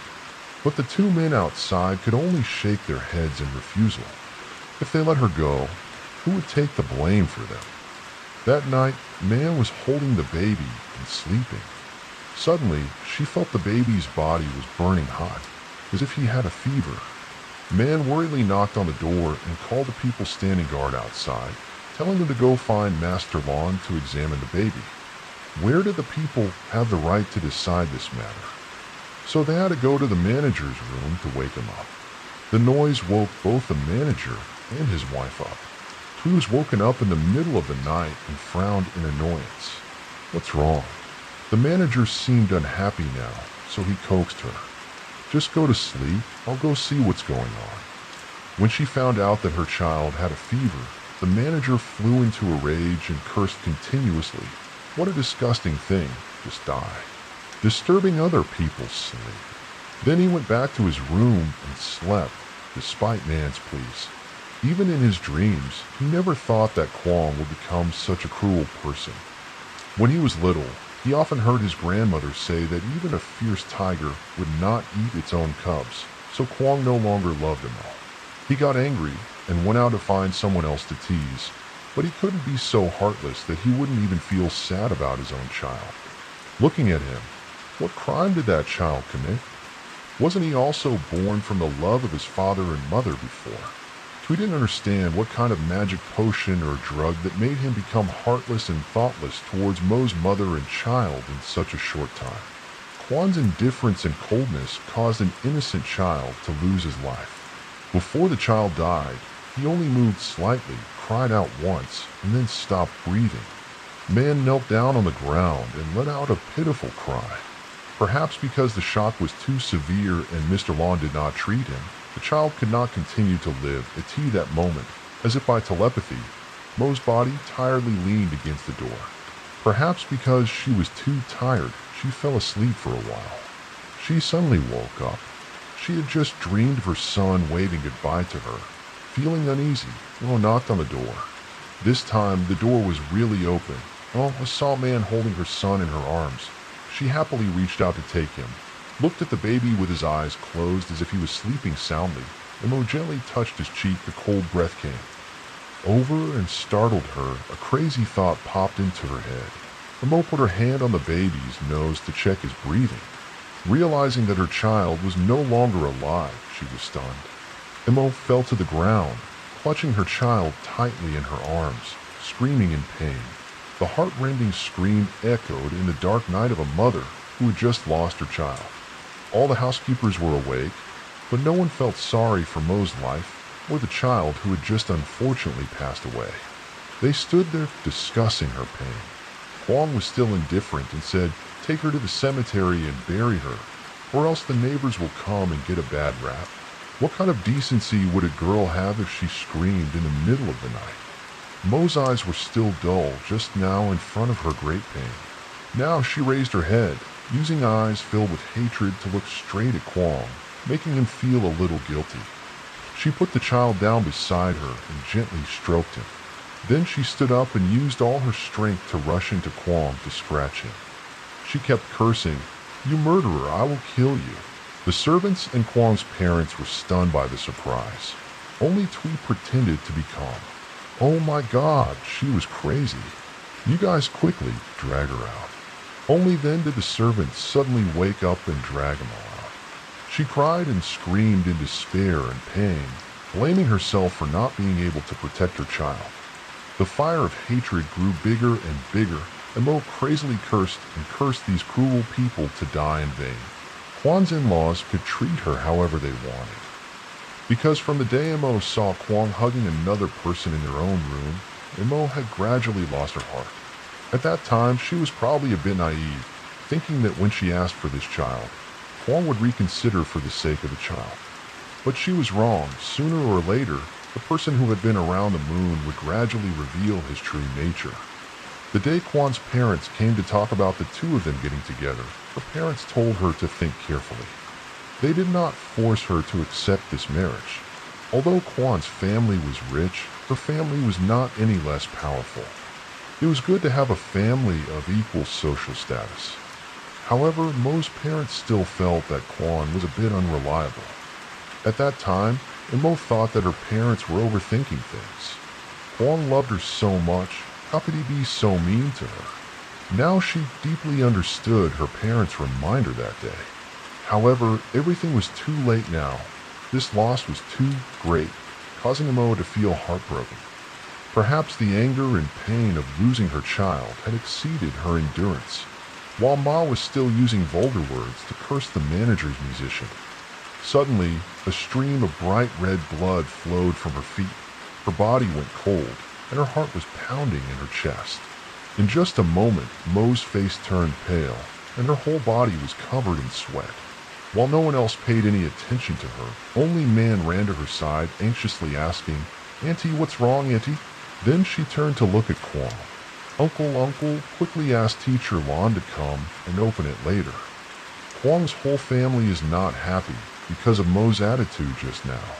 She has completely lost her gentle appearance when she first got married here. Kwong's parents saw Mo, no longer had the strength to scold her anymore, so they went back to their room. Twee saw the blood and started vomiting. Her face turned pale with fear. She also quickly left, not wanting to care about Mo's life or death, only staying behind to watch her wife gradually lose her life. Mo sat on the cold ground, her two hands hugging her body that was gradually getting cold. At the last moment, Mo only managed to get up. Even if it was too much of a joke, I will definitely take revenge. Just like that, Mo was buried in Matt's arms. In the coop, the rooster crowed to signal the dawn. That day, 2 people had lost their lives due to the indifference and cruelty of the housekeeper. Mo's funeral was held very quickly. Although she belonged to the richest family in the village, the funeral was simple and hastily taken away. Because Kwong's parents were afraid of leaving it for too long, it caused his family to have bad luck. Mo's parents were heartbroken by the death of her and her mother. They did not know the reason behind their children's deaths. The family said that it was because Mo was difficult to ask for, which caused the child and her to lose their lives. No one in the village knew clearly about the death of Mo and her mother. The housekeeper threatened that if the news leaked out, he would beat him to death without mercy. The death of Mo and her mother was covered up by the housekeeper. In the following days, he only clung to the soldiers, showing no sadness about the death of his wife and children. However, those happy days did not last long before disaster struck again. At the time when the mother and daughter had been dreaming of death for 49 days, the souls of the mother and daughter were unable to leave because of their deep hatred. That day, Kwong's family did not even bother to invite a priest to perform a mass for M and her mother, so she became a soul-nurturing place in the mortal world. To avenge the death of the mother and daughter, she appeared and scared those cruel people until their faces turned pale. The manager's father was the first to see the ghost appear in the house. While he was sitting reading a book by the window, a dark shadow passed in front of him. He immediately stuck his head out to see who was walking in the hallway at this time of night. Looking at the person's back, Kwong's grandmother was a little startled. That figure was very familiar, just like his eldest daughter-in-law. Out of curiosity, he immediately followed the person outside. At the end of the corridor, the figure disappeared. He was a bit impatient and quickly walked to the corner to the back of the house. Suddenly, he saw a black figure hanging on the wooden beam behind the house, his hair disheveled and extremely scary. He screamed loudly and then fell unconscious. His wife and the manager heard the scream and immediately ordered the price to run out. All 3 of them, like him, saw that terrifying scene. Twee stammered, "Oh my God, what the hell is that?" Not letting Twee wait long, the black figure immediately jumped down to the ground, its long hair covering most of its face. Mo raised his hand to push the hair back to reveal a face with fangs sticking out. Her eyes were bloodshot with hatred, and her hands had long, sharp nails. Her appearance was extremely terrifying, but the manager could still recognize that this was his dead wife, because around her neck she was still wearing the pearl necklace he had given her on their wedding day. When the 3 of them discovered that it was the ghost of Mo, the manager quickly supported his father. The 4 of them hurriedly left the place. While walking, they kept looking back to see if Mo was following them. But Mo still stood still, slowly enjoying the fear of those cruel people. She curled her lips into a sarcastic smile wanting these people to slowly feel the pain she had gone through. However, before Mo could carry out her plan, she was cursed by an old witch doctor. Mr. and Mrs. Cock went to Lin Tin to invite an old witch doctor who could curse evil spirits. They did not want to destroy Mo's soul, because that would be too easy for her. Huang's family was so cruel that they wanted to keep Mo's mother and daughter's souls forever imprisoned in their house. Every day, she and her mother had to watch the Huang family live happily because she had accidentally caused Mr. Cock to be terrified and become ill. The Huang family had completely lost all humanity. The day the souls of the mother and daughter were trapped in their own graves, she was so angry that in just one night, she became too much of a demon. The child's soul also became one with her to increase her mother's strength.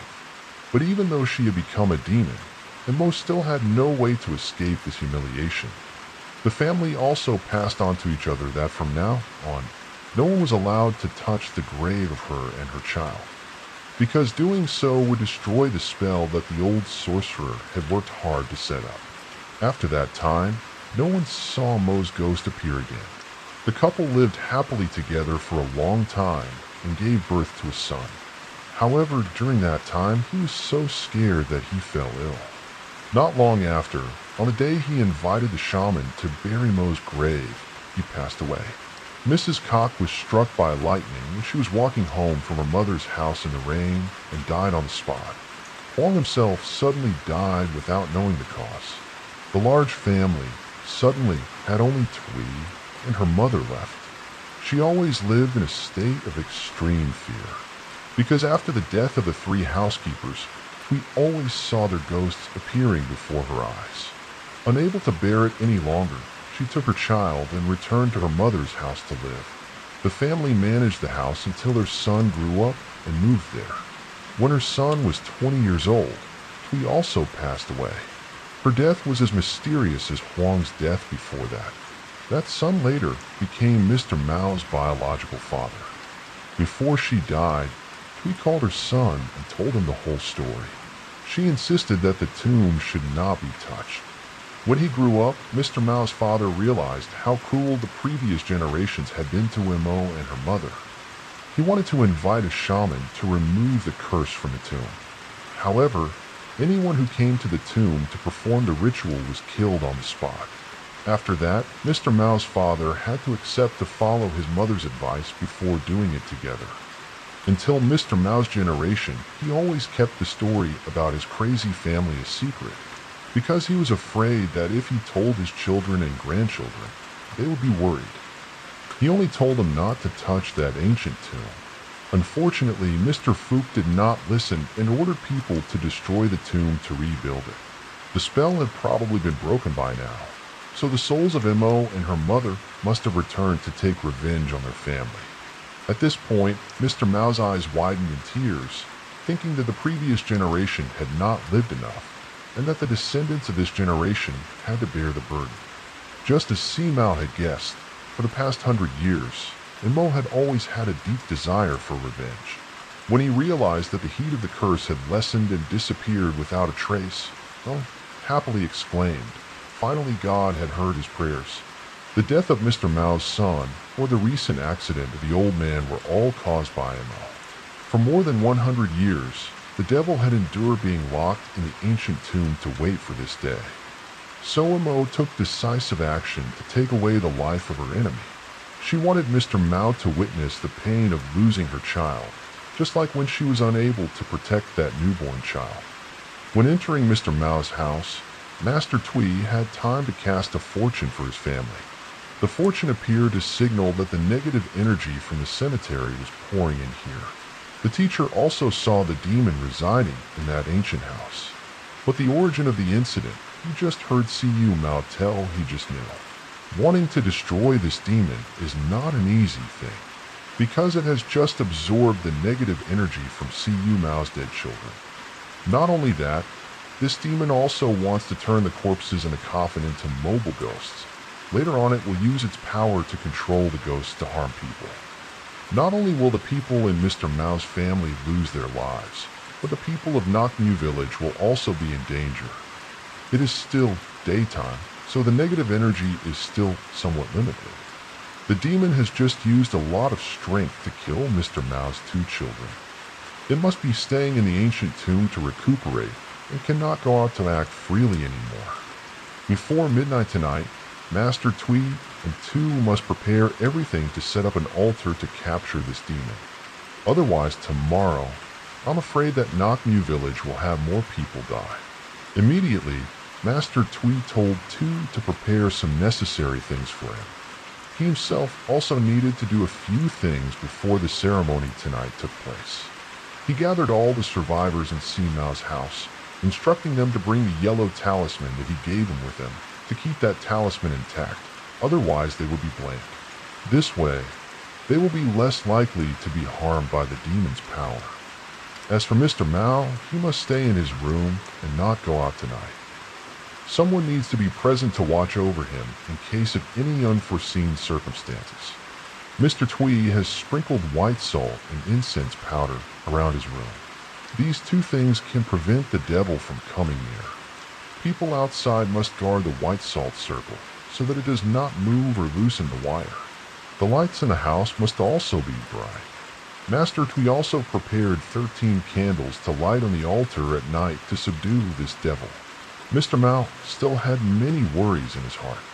He asked if it was okay, Master Twee. Master Twee did not know what to say, because he himself could not be sure of anything.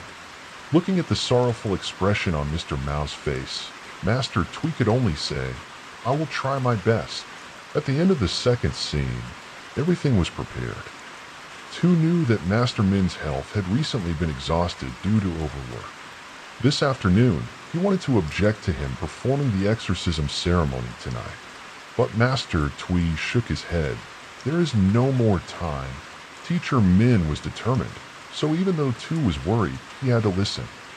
He tried to prepare everything carefully, hoping that nothing unexpected would happen tonight. At this time, Teacher Twee had placed a very large and heavy bronze incense burner in front of him, filled with wood powder. He carefully washed it, lit 3 incense sticks, and placed them in it. After finishing, the teacher returned to sit in front of the incense burner, clasped his hands, and recited the demon's summoning spell. From the sky, a black shadow gradually appeared and approached the position where Teacher Twee was sitting. Before anyone could figure out what it was, a terrifying laugh rang out in the air, making people feel a chill down their spines. Tu stood beside the teacher, holding the clean jar tightly in his hand. For the first time in his life, Tu felt such a strong negative energy. If he could not control this demon, it would be easy for it to take away the lives of everyone here. Fortunately, Teacher Twee was here. Tu could only chant prayers and pray that his teacher will be fine until he caught this demon. Up above, Mo appeared in the form of a demon, slowly flying down to the ground. His evil voice filled the entire temple. "Who the hell wanted to call me here? Don't you need your life anymore?" Master Twee still sat there calmly answering, "You arrogant demon, why would you harm innocent people?" Mo let out that cold laugh again, curling his lips and saying, "Innocent? Aren't they the best descendants of those villains?" After that, Mo didn't bother to mention the people present in this place. She straightened her hand, using a stream of energy to pull Hai up high and threw him down to the ground. Hai's whole body convulsed with pain. Master Twee saw that something was wrong and signaled Tu to take Hai out. He quickly placed the earthenware jar next to Master Twee and then went to pull Hai up.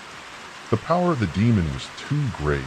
It seemed that Master Twee's spell could not weaken it. At this moment, the teacher pulled out from his hand a wooden sword, on which was cut a large comb. Teacher Twee bit the tip of his finger to make it run, then dropped 13 drops on the wooden sword. Wherever the blood soaked in, the shape turned yellow, mixed with the fire of the 13 candles and flew up. The small shape suddenly became huge, hugging his body tightly. A loud drum roar resounded throughout the heavens and earth, causing everyone to be terrified and retreat. Mr. Mao, who was inside the house and could not see the situation outside, became even more worried. Several times he tried to break the door and rush out, but was held back by the old lady. Outside, Mr. Twee was still using his swordsmanship to weaken the demon. But Mo's soul had been a demon for hundreds of years. She had always been filled with resentment. Therefore, her strength had doubled or tripled, which was normal. It was because Master Twee had such high-level magic that the demon had not been able to fight back yet. After stabilizing Hai's family, Tu returned to his master's side to assist. He whispered and asked, "Can I throw this away now, teacher?" Looking at Tu, Teacher Twee waved his hand. "Right now, the demon's power hasn't weakened much. Even if the thing in this jar is thrown at it, it won't have much effect." Teacher Twee didn't turn his head. His mouth still continued to chant the spell. Tu understood what he meant, so he stepped back behind Teacher Ben and waited. In front of him, the demon was still being entangled with the comb. The demon's face became more and more terrifying. Its limbs wriggled and kicked, trying to escape from its bondage. It clasped its hands together, making a strange gesture. The people around did not understand what it was trying to do. Only Master Twee quickly exclaimed, "It's not alive." A black mass rolled out around the demon, then formed a large circle. The demon's mouth softly shouted some secret signal. In the blink of an eye, that black mass hit the door of the room where the old man was lying. This demon wanted to drag the old man out to personally punish the evil enemy's offspring. The door was pushed open by a strong gust of air. The person inside was almost scared to death by heart attack. Fortunately, Master Twee had prepared in advance. Not only did he give the beetle leaf to Mr. Mao to keep with him, but he also pasted many other beetle leaves on the walls of the room. The power of the demon at this time could only make the door to the room open. When the black smoke tried to move inside, it was quickly blocked by the power of the spell. The massivine energy gradually dissipated and rose into the air. Seeing this with his own eyes, Master Twee felt somewhat relieved. Just now, he was afraid that he had made a mistake in his calculations and made things worse. Master Twee was covered in cold sweat. His strength was getting weaker and weaker. The task of subduing the ghost had to be done as quickly as possible. Otherwise, he was afraid that it would be even more difficult later on. Stabilizing his mind, Master Twee raised the wooden sword and stabbed it hard into the air, creating a hazy white smoke surrounding his body. The demon seemed to realize something. It used all its strength to push itself up, escaping the grip of the fire dragon.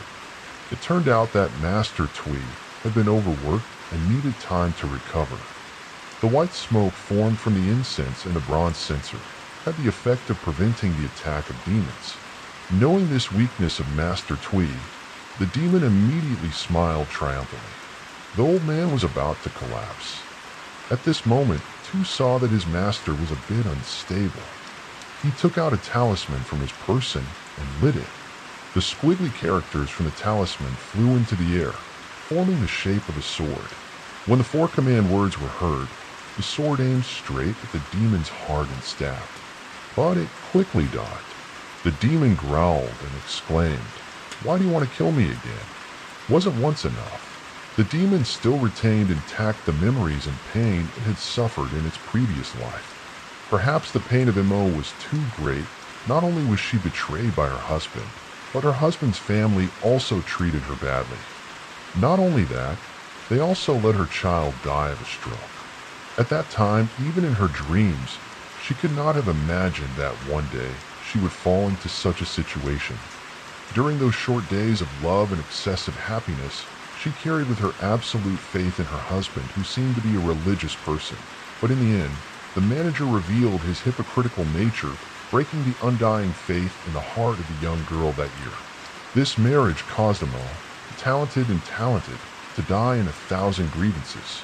Even if this hatred killed all the members of the manager's family, she still would not feel satisfied standing in a position of honey for many years.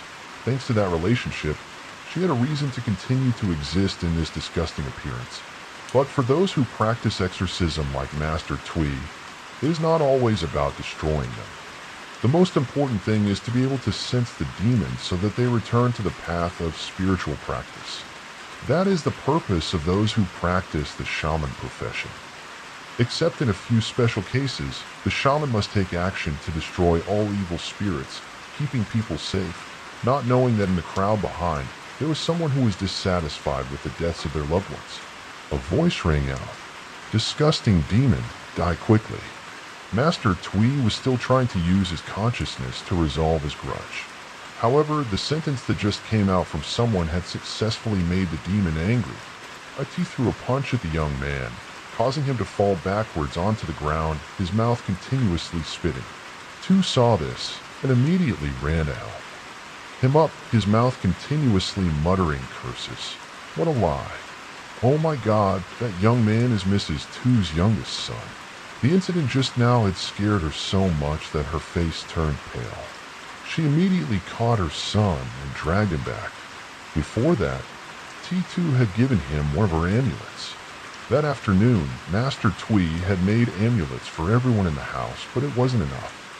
So there were only 2 people, Hai and this young man, who didn't have a body.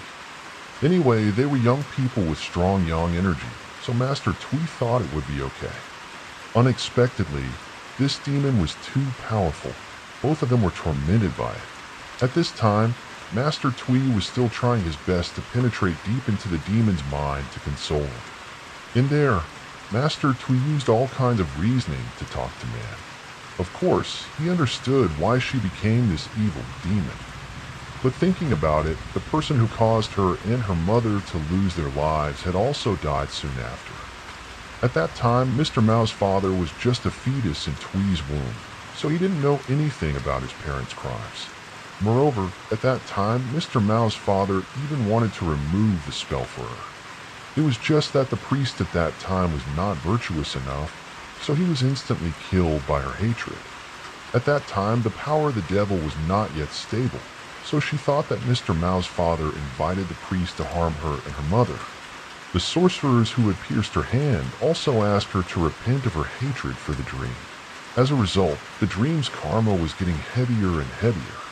If she continued to be stubborn and ignorant, she was afraid that in this life she would forever be in the form of a demon. For thousands of years to come, she would still have to live with such hatred tormenting her mind. How could she be happy? Master Twee's voice kept echoing in the demon's head, making its head hurt so much that it wanted to explode. The demon shook its head and shouted, "Stop talking." Even so, Master Twee did not stop, because he believed that Mo's consciousness still had a bit of humanity left. The proof was that no matter who she touched, she would not harm Mr. Two's grandchild. Looking at it, she seemed to remember her newborn son back then. If he were still alive, he would probably be fanning his bowl like that. She could hug him to protect him like the way his mother was hugging him. The struggle in her mind made the demon's entire body extremely uncomfortable. It tensed up, emitting a dark mass that enveloped the entire house. Everyone felt the aura pressing down on their chests. Mrs. Two covered her mouth and coughed, her breathing becoming heavier and heavier. Once again, Master Twee used his consciousness to talk to the dream. She had to let go of all her notions. Only then could her son be reincarnated. The demon was extremely surprised and asked, "My son?" She thought that the souls of the 2 people were one, and that her son was also a part of the demon's body. For so many years, he had never appeared. Perhaps because he was too young at that time to have the form of a demon. But Master Twee nodded and confirmed that he was the heart beating in her chest. Hearing this, the demon raised his hand and touched his left chest. To ordinary people, a demon's body was just an invisible shadow, but only demons could feel its life in this form. When the demon realized that there was really a heart beating in his chest, he was so moved that he was speechless. Realizing that the demon's attitude had changed, Master Twee immediately signaled Two to move forward. He understood his intention and immediately threw the liquid in the earthenware jar onto the demon.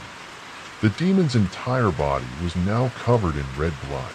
This was the blood of a black dog with 3 eyes. When this blood was poured onto the demon's body, it would return to its original form before death. The distorted face that had been there at first was now gradually replaced by the beauty of a young girl. Next to the girl was a little boy, holding Mo's hand, smiling innocently.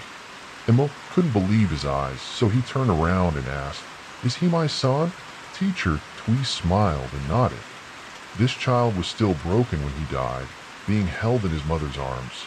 But over the years, thanks to the love of this mother, he had the appearance of a child of several years old. Seeing this, he immediately hugged the child and cried. The child even raised his tiny hand to pat his mother's back to comfort her. "Mom, don't cry anymore." The evil aura surrounding the mother and child at this moment also gradually dissipated, returning a beautiful, not gloomy image to both mother and child. Master Twee knew that motherly love had made Mo completely let go of her hatred. In this matter, he was only a guide to show her the way back to the path of spiritual practice. If we talk about strength, Master Twee could not defeat or subdue this demon. At this point, the use of spiritual methods to enter the consciousness of the deceased left Master Twee completely exhausted. The teacher bent down to see the person vomiting a mouthful of blood. Two, who was standing next to him, saw this and immediately shouted in alarm. Teacher Twee grabbed Two's hand to keep his body upright. He still had something to do, so he couldn't feign at this moment. Using his fingernails to dig into his stomach to keep himself awake, Teacher Twee spoke. "Music, if you have bothered to let go of all hatred and revenge, then now I will help you and your mother to a place where you can practice the Tao, waiting to pay off all the karma you have caused. Then the mother and child can go to reincarnation together. I just asked this child in secret, but perhaps he wants to wait for you to go together. The time for you to repay your karma will be very long, so the sooner the better. Even though dreaming of killing someone is to avenge your grudge, but it is also against the principles of life.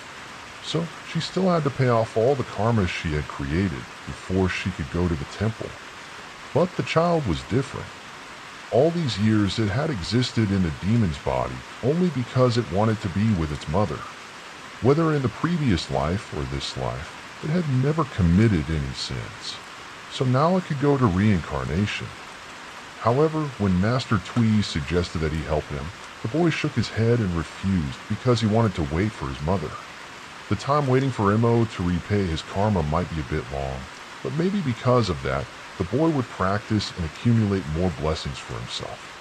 Surely in the next life, Mo and his mother would have a happy life. When Mo learned of his intention, Mo cried until she had no more tears left. I looked at Mr. Twee and nodded slightly. "Please help me." Before she left, she told the family members the truth, that the deaths of the family members were not just for her to take revenge. Even if she did not do it, they would still die. Mr. Fook had raped a young girl before. This girl wanted to report to the authorities. When his wife found out, she not only did not have mercy on women and girls. On the contrary, she asked her brother-in-law to deal with the girl, because she was afraid that she would make a big deal out of it and affect the family. The person who killed the girl that year was Mr. Tuesday. Although Mr. Dye did not participate in that cruel act, he covered up the crime for his younger brother. Their crimes deserved death, so there was nothing to feel sorry for those people. It was the girl's spirit who asked the dream to avenge her. She used all her negative energy to make the dream's power even stronger. The whole family was shocked. It turned out that everything had a deep cause. Just now, they were still holding grudges against her because she had harmed their family members. But now, no one had the right to hold grudges against her anymore. Everyone bowed their heads to show remorse for the actions of their relatives and ancestors in their previous lives. No matter what life it was all just karma. As soon as the dream ended, Master Twee began to chant a spell to lead her to practice. The place where mother and son went was a nearby temple. Every day they heard Buddhists chanting. Both of them will be shown the way to pay off their karma. When the last sentence of the ant rang out, Emma said thank you to Master Twee and took her son's hand and flew into the air. The silhouettes of mother and son gradually moved further away and disappeared into the thick night. The exorcism ceremony went well. At this time, Mr. Mao was also helped out by the old lady. He breathed a sigh of relief. Finally, What he had kept hidden in his heart for so many years had been revealed. Everything had been resolved. This was probably because he had been doing good deeds day and night for his children and grandchildren. Unfortunately, his children made a mistake and paid with their lives. If you do wrong, you have to suffer the consequences. He had no excuses. Now he could rest in peace without worrying about his children being harmed by demons. After cleaning up the magic treasures, it was already dawn. Mr. Mao had 2 masters and disciples of Tuesday to have dinner with the family. However, Mr. Twee was too exhausted and needed to go home to rest, so Mr. Mao did not dare to talk any further. On the way back, Tu had a question that he wanted to ask his teacher. Teacher, destroying the demon will be much less tiring than subduing it. So why do you still want to subdue it instead of destroying it? Mr. Twee smiled and slowly replied, later, when you grow up, you will understand. It is always easier to destroy things than to change them. But by doing so, aren't you just like those evil people who killed my mother and I in the past? Whether you are a human or a ghost, when you commit evil deeds, no one has the right to decide their life or death. Practitioners like you are even more forbidden from interfering in life and death in this world. Regardless of whether the subject is a human or a demon, everyone has their own karma in every life. And their job is to pay off that karma to move on to their next life. In the process, many people make mistakes like dreaming. Practitioners like Master Twee here must use their good heart to guide them to the right path, absolutely not distinguishing whether they are human or demon. This is the important thing that a shaman needs to do in this life. And our story ends here. Thank you, the audience, for taking the time to listen to today's story. Ladies and gentlemen, if a story is not good, I will not praise it. I must let everyone record their feelings. Please write your feelings in the comments section. Because when you say it, you just don't say it. I only have one sentence in this story. Why? In my life experience, when I encounter one paragraph in this story, that is the part where the husband who marries a dream promises everything beautiful, but then can't do it. Then suddenly in my head I remember a sentence that teacher had taught me in the past, that the best way to keep a promise is to never promise. Right, everyone? Well, it's getting late. Thanks again. Goodbye and see you again. In 0 o'clock today, on the Ghost Story Darkness Prevails, we are pleased to send to our listeners the story of the soul under the House Foundation through the voice of Darkness Prevails. Don't forget to like and subscribe to the channel so you don't miss the latest ghost story videos. Summer is hot and humid, especially in big cities when the doors of houses are sharp. The roads are all made of asphalt or concrete. So during the day, the heat is absorbed and only released at night, maybe people. Gradually get used to such an atmosphere because life here is what is the capital is the sound of the original car plus enough sounds of which makes everything become bustling, jostling, hot, stuffy. So we still say this city is a splendid city. Perhaps this saying is true, but only partly true. If the splendid is separated, it is a flower for the rich and tears for the poor. The laborers work hard all year round, spending money on their own, but never seeing any money like the people in this poor market. Here, they are all ordinary laborers called waves, but in reality, they are just home. Must be a dilapidated house. Don't point out that the owner built it a long time ago. The upper level is still disgusting. The cement roof is low and new. The room is only about 10 square meters. Only a forest of wood furniture plus a plastic wardrobe plus an electric fan. Maybe the guard should demote it all. In this area, it's very cheap, only about 1 million dong, so water is self-inflicted, each has its own value. If there are more luxurious apartments, the price must be higher, of course. In that rental paper, there are 2 young men named Lam and Tuan, both of whom came from the countryside to the city to set up shop for several years, changing everything. Profession, but because of not having a degree, they only do manual labor. Of course, these jobs require good health and the ability to withstand work pressure. The 2 young men from the technology department to the porter applied to be mechanics for several production plants, but they could not last long because of their young temperament and still being impulsive and spending money without knowing how to save. Therefore, the situation of running out of money before receiving their salary often happened because these two young men were close to each other. From home, they told each other everything. Like the two of them, no matter what they do, they always smoke cigarettes together, and what they do for each other, they can be said to be brothers in life and death, but it's also very good. No matter what they do, they have to go together, eat, sleep, and play together. It's even better than real brothers. After the days of Tang's tomb in the city, they still returned empty-handed. Every day, the two young men changed jobs to apply to be fung-ho for some Kaidao construction workers, but after only 2 days, Lam fell down and broke both legs. Had to lie in bed in the Kiamin room with the girl. Both of them were emaciated, plus the worry of the son because of the broken leg. The parents in the countryside did not know. The two boys did not dare to tell anyone for fear that Long Ai would follow them in. The families of these two young men were not well off for Cam. Luckily, the two young men were obedient, not because of the counterattack. They were ambitious to do business. For years, they tried to save up some money to send back to help their parents in the countryside.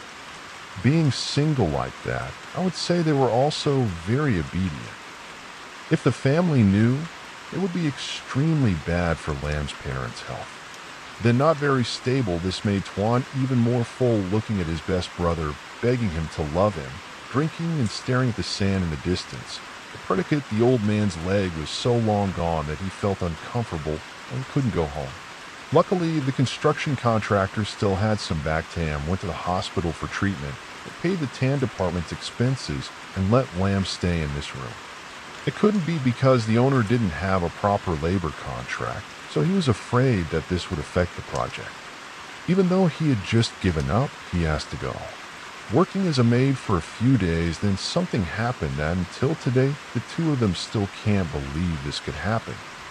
The 5-story scaffolding, about 10 meters high, stopped at the front of the house, which was currently in the final stages of collecting the offerings for the construction outside. That morning, as usual, the altar had breakfast and then went to the construction site together.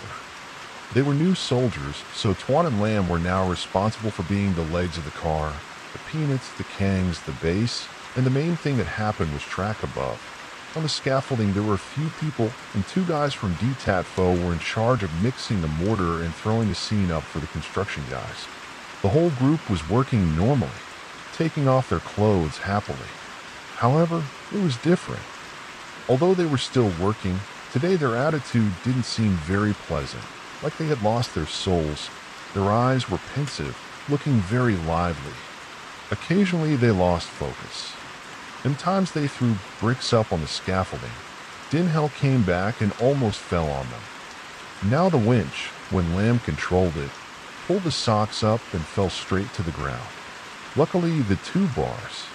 Me and Chanel's eyes dodged out of the city. There was no time to do it, but the bad things that happened made even the main workers on the scaffolding not look at Nai Tang with different eyes. Duke sat down to rest, switched cigarettes, and naturally advanced. Lam then said, "Yesterday I had a strange dream, my friend. There's something wrong with this project." "What's going on?" "Progress a little." "What the hell is wrong?" "It's just hard to work and earn money. You and I will take the opportunity to go back to our hometown to visit our grandparents someday." Looking at the guy who was my best friend, he spoke softly, as if he didn't pay any attention to what his friend had just said. Saying this made Lam fat angry. Okay, this is not talking about that, but about something else. Men seemed a bit panicked and looked around as if he was scared of his best friend. Tuan looked straight at Duke and Lan's eyes and said, "What are you saying? Is it because we made things up a few times just now that made a mage breathe and remind me? It's okay. What's the point of thinking too much about an unfortunate incident? It's a headache. I'm right. I'm wrong. I'll take responsibility. But what I mean is not that thing about the child." "What is that thing?" "Someone died in this project." "Are you kidding? The body is still lying in that house now." "What? Who died? How do you know?" "In the rain last night, I clearly saw a man with his mouth sewn shut and his eyes covered, staring at me. Who led me to this house? He went into the house and disappeared. For the past few nights, every night, I've had the same dream. Is it weird? At first, I didn't pay attention, but I heard people say that if a dream repeats itself for 2 or 3 days in a row, it must have come true, not a dream. Tan was surprised and listened attentively. The story of a late afternoon or staying up for a long time. Looking at the guy, and then continuing, do you believe that there are ghosts in this world? I looked at B and C with a big face showing disbelief.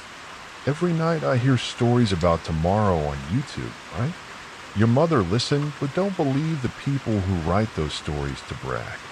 They made up stories to make up stories that were somewhat sensational and entertaining. In this world, there are no ghosts or demons. Juan smiled, his eyes looked straight, and he appeared extremely lewd. We've only seen ghosts a few times. C was just a curtain call, but this ghost is a Japanese ghost.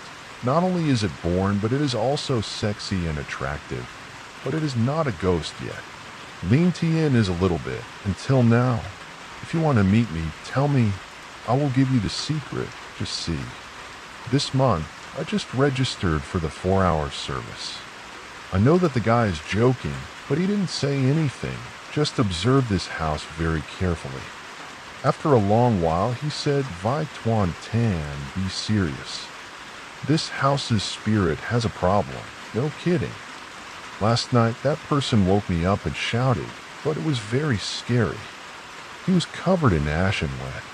He was still standing at the door, then looked at me for a long time, and then went in the house, but I didn't dare to mess around at this time. Tuan just paid close attention to your face when he saw Lamb's serious expression and said, are you telling the truth? Don't be so rude, I'm scared, but I dared to joke about this last night. I couldn't stop thinking about that strange dream. Do you know that since you and I came here to do every day, T has had the same dream over and over again, that dream?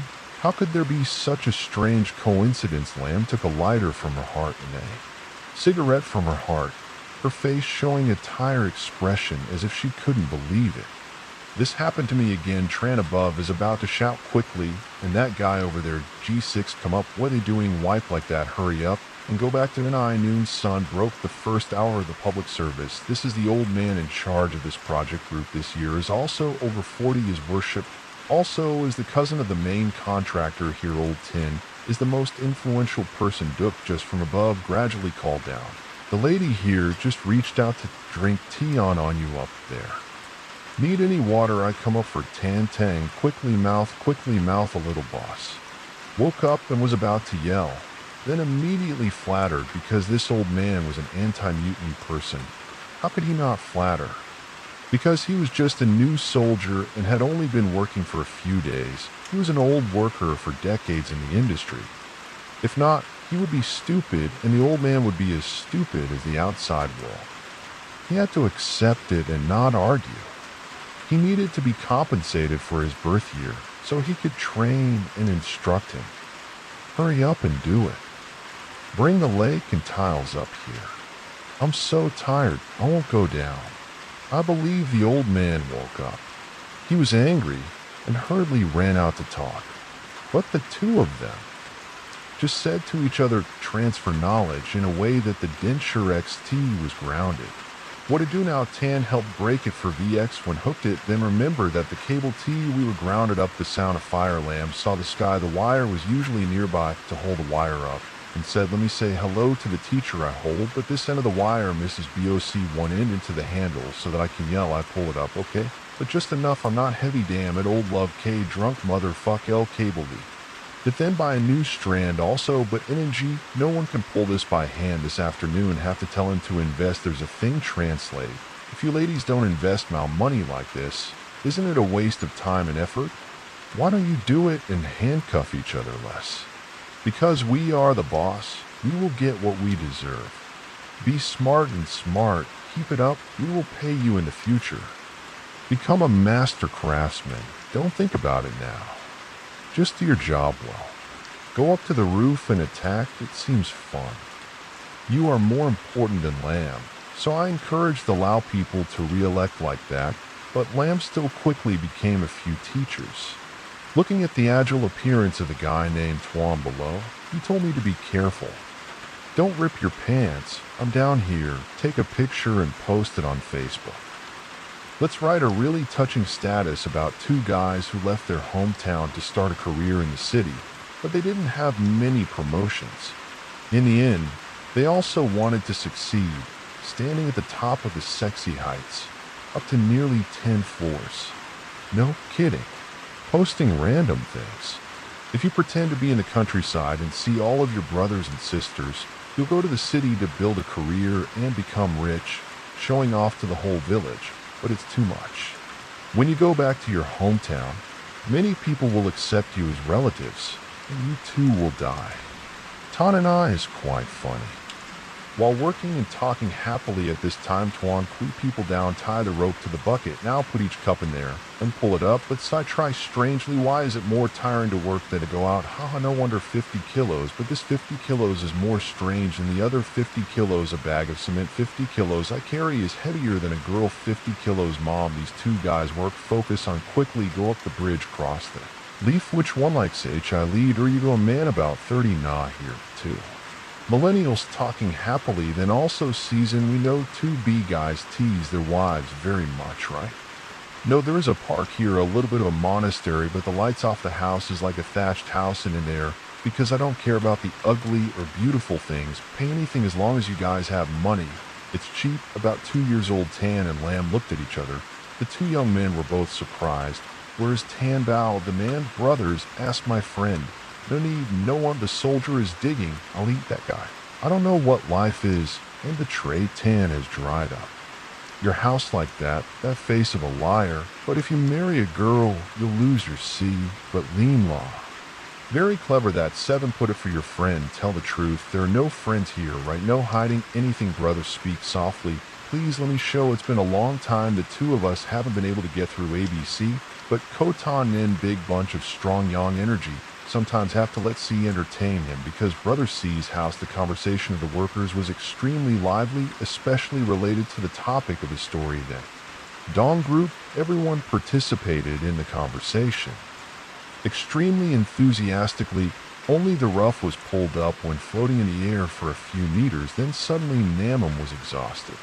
The bucket D hit the ground, the tiles were hit hard, and Trunk T attacked again. Luckily, he avoided being hit, but some of them were still thrown at him, causing him to bleed. This made Tan rheumatic. Just a little more, he threw the eggs up. Lamb was still shaking because of the dangerous stunt just now. What the hell is that? Why did you do it? Mike broke it. Old Tin's line angrily rang out. This is the contractor of this project. From the bottom of the group of people talking, he shook his head and didn't say anything. He was extremely quiet and stubborn. I'm sorry, I'll speak up about the situation just now. Too dangerous for himself, and he didn't understand why he slipped out of Dee's hand, the deep gap between the boundaries. Tuan still hadn't recovered from his shock because he had died in a hurry. For you, if you can't do it, please go to work. What's wrong with that fabric? See, I really don't understand what I'm thinking. That's tiling. It costs a lot of money, a few 100,000 pieces of broken stone. Where is the money to give to the boss? This month, I'm here, that's my salary. I work for Nam Truck and you. You go home and rest. I've told you many times. We've been workers, selling our labor to earn money. That's all the work at night. Go to bed early. The next day you have energy to work. If you don't rest, where will you be alert? Where will you be healthy? If something unfortunate happens, who will be responsible? I'll just point to manager Nam, who's breathing hard. Tell you if you don't listen, then stop. If you hear what Mr. Thin says, then tell him to reduce the unfortunate things for you. We apologize. Come down so we can handle it quickly. Come back to eat rice. Everyone is tired in this hot weather, Tin. Don't pay attention to me. Tuan is a quick-mouthed person. he spoke up to help his friend. His wound in the north is still bleeding, but he also, not bothering to care, but quickly grabbed his boss down. The two of them worked again. A few people working together also spoke up to defend him. The old man woke up. See, he didn't say anything more. On the scaffolding, there were also a few people. The sound of banging and knocking echoed in the sun, so the guys were breathing hard. Everyone worked really fast. Now it's time to go home and rest. If it weren't for work and life, perhaps no one would want to do this job. It's both heavy and dangerous. Perhaps that's why the search for workers. This construction worker in the present time is also difficult to find a contractor. Now it is very difficult to recruit soldiers to run the project. You have to go to remote areas to transfer. But good workers are even more difficult. This guy is a person with decades of experience as a construction worker, so he has prestige in the construction industry. This time it was because of his relative named D. When the construction contract was signed, he played with a civilian house, but the area of this house was large. D alone was not capable of fighting because he was still in the middle of another project, so he shot him away to get his share. 100 flower tunnels, but since starting this project, there have not been many stars. Lin T did not move immediately. The Zen student had an accident. The owner was so stubborn that he found fault and ordered him to demolish and rebuild. It was just a house error. This caused the old man in Nintron to also be under great pressure. The owner required a very strict schedule. If he did not restrain himself, he would be blind. That is why today he personally had to go up to direct and work with all the brothers. When he saw Lam and Tuan, he was extremely surprised that they did not work carefully at all. C came to him and squeezed out the rest of the kite outside. Hey guys, have you rested yet? Afternoon worthy of floor D, but still a few days to work. If you can hand it over to someone, don't worry. Otherwise hand it over to me. Let's go have a friendly meal together. You can do whatever you like. Don't have to think about anything. I said, seeing this, everyone is extremely excited, like don't die, so the spirit is very excited, trans voice. The boy flew, and the knife far away, circled each other. It seemed more enthusiastic. The hands were quick. The body was broken, now smeared on the wall, looking extremely professional suddenly. Gradually, the teacher AC fierce. Now a very loud noise rang out. Now there was a calculation. Let's go up to that Han to look at the dock. When looking down, everyone was panicked because Lam did not understand how at this time his whole body was hanging in the air. One leg was stuck in the sharp spear. Continuously, one leg blood from the wound flowed down to the ground. I said, what's going on? Come down, check it out. See how it's tight my socks that made me. Jerk. The voice of old Tim grumbled. His face was worried, so he stood up. That is, a few people ran down to check Lam. This director fainted. The scaffolding gap was in front of him. He clamped a leg of clothes in there. The rest was dark and pale. Immediately the people present rode down to take Lam out of the scaffolding. This person was so fainted, he didn't know anything anymore. He broke his leg and now he's on the street, calling for help, not knowing where C was injured. Someone marry the corner to save him. Go ask that person's family. A few people worshipped Lam's condition. Then he appeared panicked. The general manager gave his opinion because just a few days ago, there was a person who was breathing heavily because Tan died of love because he didn't want everything to affect his work. He was afraid that the police would investigate, so he quickly handled it by bringing the other person's body back to his hometown that night to clearly tell his family and relatives. He also planted a 200 million dong tiger for this family. Chan made a plan to use it to spy on this hospital. In the group of workers, it seemed that everyone knew that the other family was poor in a mountainous province. Even with 200 million dong in hand, they wouldn't be able to. Soothes people make a big fuss, but the matter is resolved in a hasty way. Losing the other family's money, losing the flirtatious person. For this reason, the secret is crazy, Lean Tongue is angry, and the brothers and work carefully. Because of the small disturbance, the money is really lost, but it's not much. Why is the matter so noisy? But the homeowner doesn't know at all. Or if they do know, they never dare to speak up. Because at that time, the police and the inspector would get involved, and their mouths will be broken like that. Lamb a few stars like that, 20 disgust would be regardless. Province then boiled the sea, screaming like this makes LNG 10 immediately beg for something to cover up the baby mouth. Edgework no longer teach me Tina is a normal thing. It has nothing to do, have to scream. Let you scream, the police come hear it, temporarily suspends construction on. We all let go have fun like this now we'll go to the emergency second. It does not come say the enemy is dead, just crowing legs the first. Screen no nothing, is okay, just wait for a while, love leaf now looking at. Tan Nam plum color, then said Tan Song's phone, and pulled X, then was stopped by old Tin. Where are you going to call? I want to inform his family. Tan trembled and his heart beat wildly. He replied, no need. Just go now. Via go. How much is the hospital fee? I'll just pay for tea. You're the most important person. He looked at Tan. His eyes at that time, for some reason, were extremely cold. He looked at the people who had just worked with him. They were all sweating profusely. Occasionally, some of the broken cement splashed onto the curtain. Everyone had a worried look. It was unclear whether they were worried about their son or worried about the project being halted. The construction work on that land will be stopped, but if it is stopped, there will be no work and of course no money. The province will take out the phone and call someone. Hong quiet. A minute later, a car, I understand, a tin arrived. It was not an ambulance. It was probably the private car of his friends.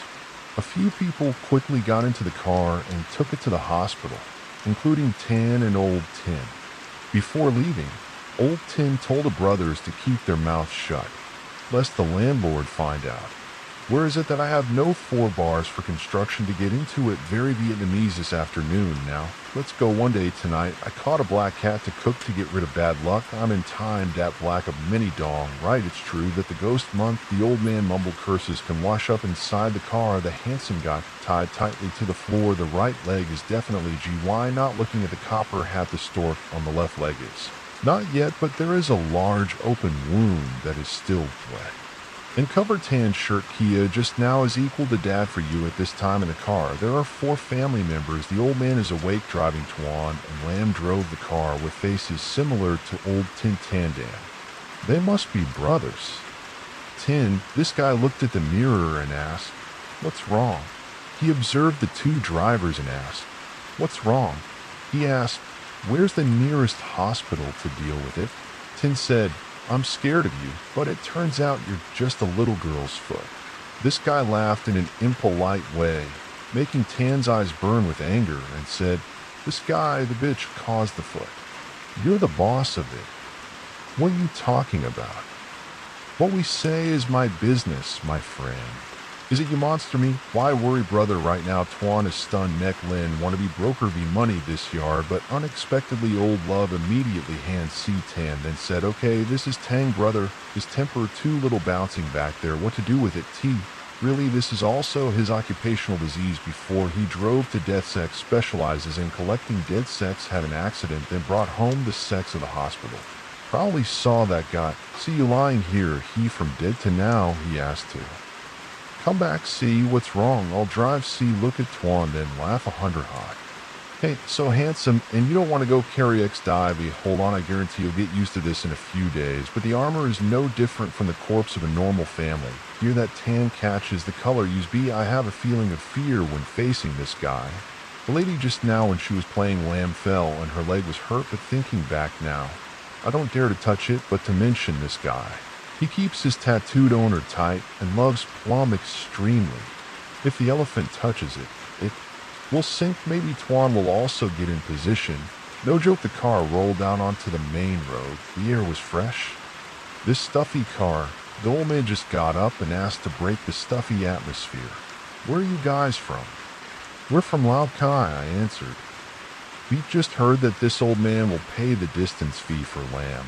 So I'm also reassured because the 2 of us don't have any money. We've only been working for a few days to get our brains ready, so this transfer is inevitable. Is it the person on your side who told you to come to your side? Yes. B, I've only been working for you for a few sessions. Now I'm trying to diagnose the enemy. Brother, the lady brought that remote area.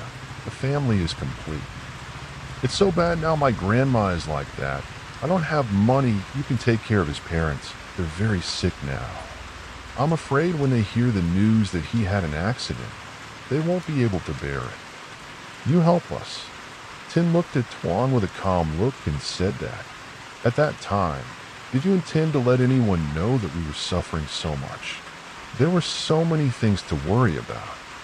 At that time, I planned to go to the emergency room with his whole family. Was anyone there? If that didn't go, you guys would have heard. Old Tin looked at Tuan with a frown and said, Here, I only know how to work. Do you hear anything? What are you looking for? CPP SEP is so random that you want to go earn money from a guy.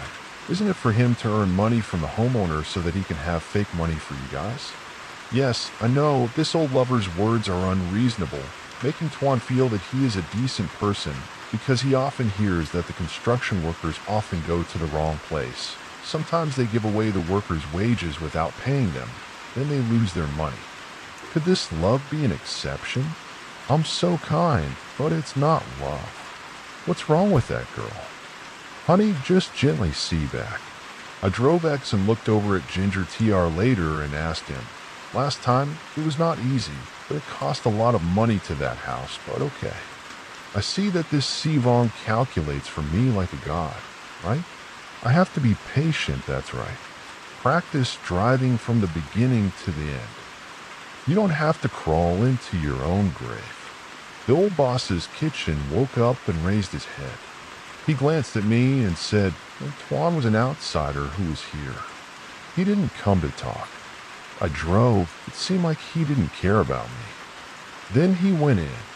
I told you, but the house you were living in used to be a haunted dump.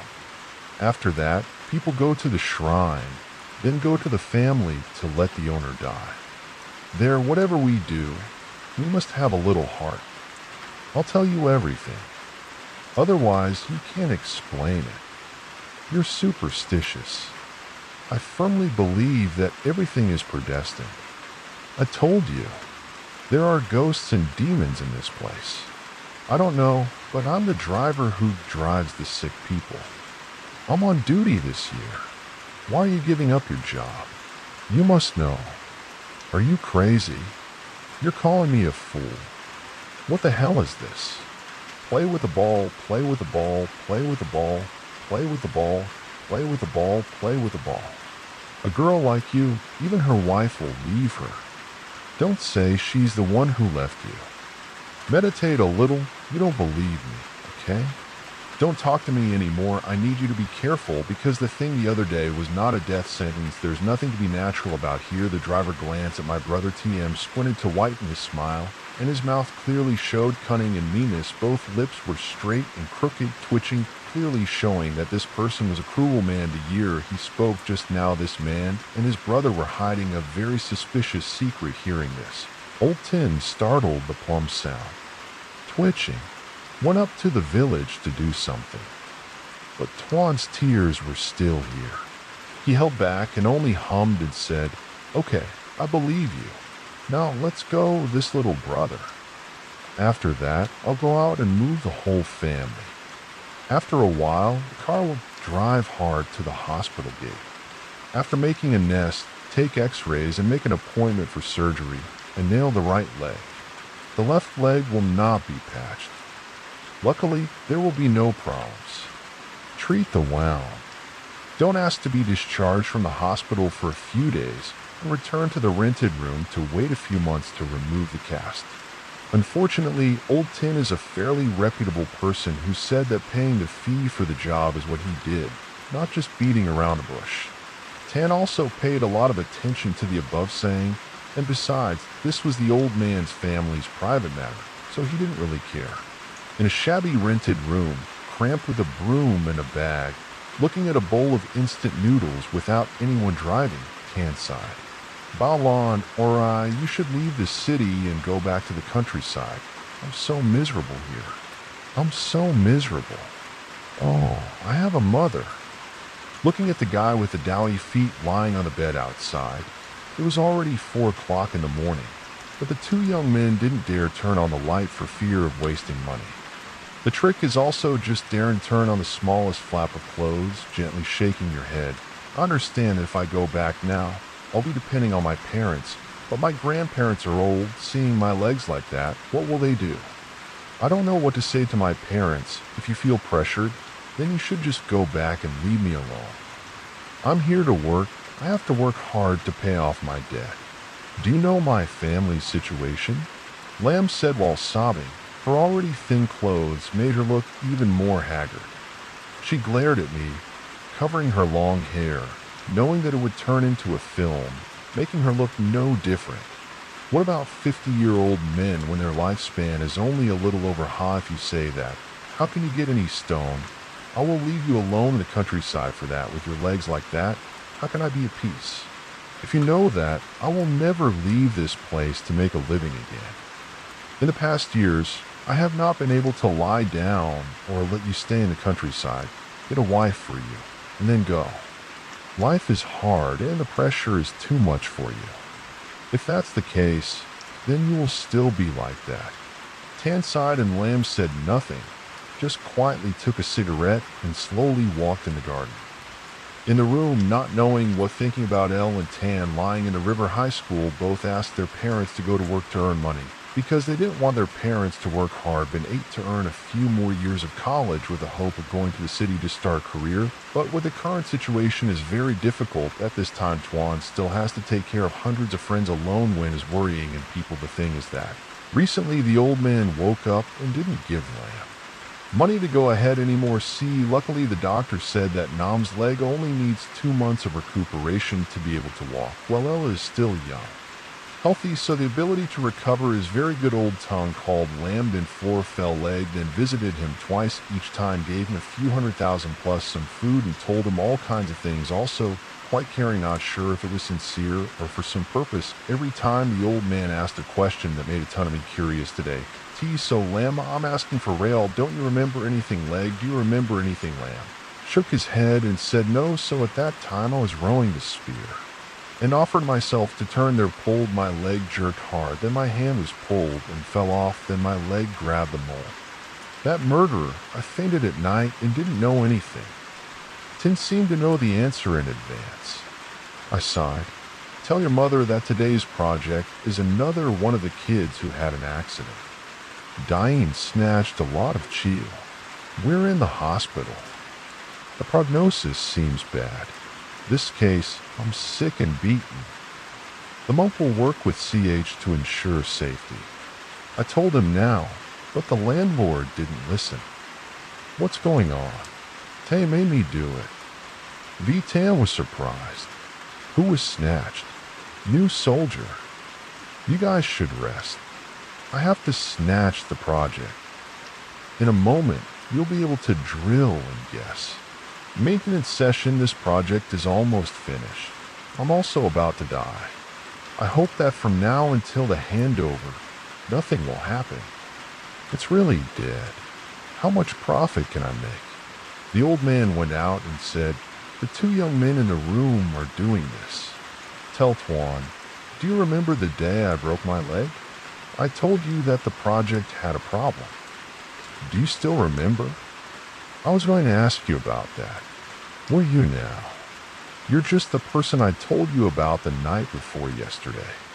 I had a dream about it for several days now. But when I went to work on that project, I kept dreaming about that person, but his mouth was sewn shut, looking extremely pitiful and painful. The person was full of sadness. It seemed like he was buried. He wanted to say something, but couldn't. Lamb remembered the silhouette of the man in that dream and couldn't help but feel sad because this was so absurd. Lamb and that man didn't know each other at all. There was no obligation. Why did he ask for your help when there are dozens of workers here? Why didn't anyone dream? This is something that only the group encountered or remember. So what does this have to do with it? This person scared me. He broke his leg. The moment I climbed up the ladder for the second time, I wanted to help you. But as soon as I stepped onto the wooden floor, suddenly that person suddenly appeared. I saw it clearly. He just stood there in front of me. His bloody face kept pointing at Loud Tin, but I didn't dare to get close. I don't know why. At that moment, I was so shocked that I fell backwards. But it was also the scene at that time. Very quickly, there was something under the ladder.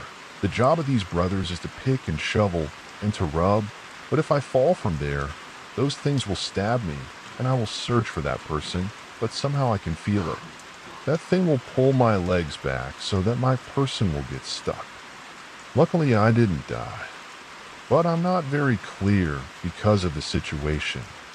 It was extremely fast. When it was completely determined, it was over. You're serious, but I don't believe it. Why would I make up this story? So, who is that person? Why point a V?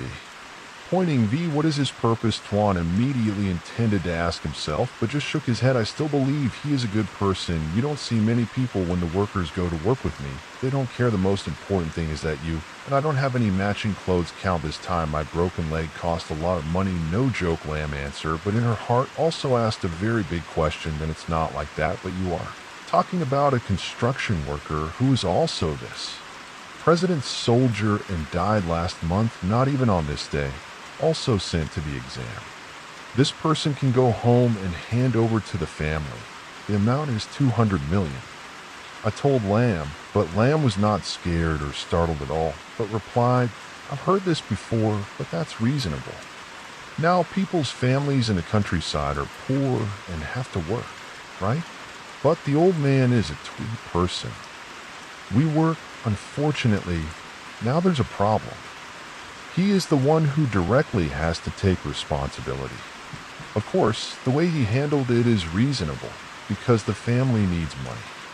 But remember, an old man supports a lot of people. How much money did the old man spend and beat it up when it rains on a rainy day? Dozens of brothers sitting around playing? It's a pity if it doesn't go away. But what about the position and me and my mother in that situation? Not to mention the matter of the leaves carrying the other guy's body home, carefully with knives. Tomorrow they will run away for them. Dang Hong has not compensated the room 200 Chu if this matter is brought to thee. Government surely not to get the money is to be silent anymore, but like that we say right, don't do say. But attack no part back has any merit from the perspective of a person who competes in labor like Lang Tin wants to avoid the law, then the reputation affecting business and many other consequences behind, for example. Just needing an article with information posted is considered finished. In the afternoon, it is not related to this and that. V in front of the light bulb in the house suddenly flickered continuously and flickered in a very confusing way. It was as if someone was there. Tang Bat continuously did it in the two rooms, surprised, looking at each other. At that time, he immediately said, the stepmother, but the landlady came to replace the light bulb. How many days has it been since Diet has accepted this kind of behavior? She probably has to replace it herself. She does business without any heart. The whole room is so small. The fan is also like a jet cloud, so hot. Then he let go of the electric board. Uncle wanted to turn off this light bulb, but it was so strange. This water, no matter how you turn it on, the bulb still flickers like that. There is no way. She is strange. I don't know if it's crazy or what. She broke the car. And now Tan was annoyed and shouted, but when he finished his sentence, the light bulb suddenly broke into pieces and scattered, making him startled. The room became pitch black immediately. He reached for the phone and turned on the light and shined it towards the light bulb. Then the whole person needed sad use. When the phone screen lights up, then immediately it flickers like someone or something intentionally tease you. So afraid the phone will explode like the light bulb later fixed on the door. But this water later, Lynn, she feels something is jumping down in the range will mix with the smell of fresh heart. This makes Tan shot. Then suddenly there is a black shadow passing by the branch out door. The room is only about 10 square meters. I am standing outside the door. But the thing that just flew so fast didn't touch him at all. which made Tan feel a little scared until Mrs. Lamb, "Where are you? Are you okay, Lamb?" I didn't hear the guy answer me.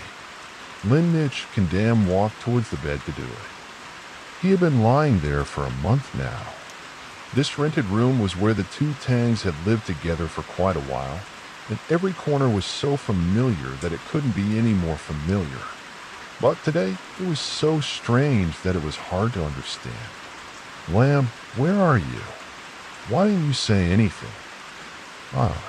In this moment, suddenly there was a strong stench that was hard to describe in the Gene Dynasty, and covered his nose and asked his friend Lamb, "What the hell are you doing? Why are you shitting in the toilet, are you? Okay, tell me to take you to hell, you are so dirty." And he is out now, the chopsticks are right now twanta dirty, the kitchen gam go in the room, Lynn light tea not clear in H electric light, but it was enough to see clearly everything below Lamb's feet was a pile of 7 jumps, but see Lamb's face did not react to his friend's question. His eyes just looked out lifelessly. Outside the door, the strange addiction of B, the eyes followed it, startled, realizing a puddle of water right where the yellow notebook stood, looking down at Tuan's pants, still feeling dry. So where did that water come from? I'll remember the strange story just now. Tuan was now so weak that at this moment, he ignored the stench that was coming from the bed and immediately said, "It's a ghost. It's not good. Let's go, I'll take you. Get out of here. Go out there. It's a little easier to breathe. Look, this stinks. Let's clean it up tomorrow. Now you and I go out. Don't sleep. I'm scared." "I'm not scared," objected to the opinion of the guy at this time. He was still in a daze because of the strangeness just now. Since the light bulb exploded, he began to see a familiar shadow starting to walk into the room. It was none other than the person who a few days ago, into fuck moo now, see himself got off work for him nigh, and fell from the scaffolding down, almost died at this moment. He appeared again, and the thing that made it difficult to understand was that he didn't say anything they could. Be that people didn't know each other, so he couldn't speak, but that was the thing. This needs to make it more scare than this is how 2 young men drink together out to the communal yard behind the rented room, reading Hong Cool to the end of the weather, not asking bored, look back at the rented room in front of the honey here. Although there are many people, but the good thing is still spacious, now also knit 12 o'clock at night, but maybe because of the power outage, so many people are here waiting for their children until the old people. In hand, everyone holds a stick, nan waving. Mouth muttering die 6 tra dam to it, lotto to it at midnight, in who sleeps for connecting 2 young men. Seeing that there were too many people talking outside, he regained his composure, and the situation just now was extremely scary. There weren't many stars, but the ghost of that man was here and followed this haunting lady. "Did you see anything just now?" No answer. Tuan Lam looked attentively because the temple in front seemed to see something. The neighborhood was crowded with tall buildings growing up close to each other, making the air stuffy.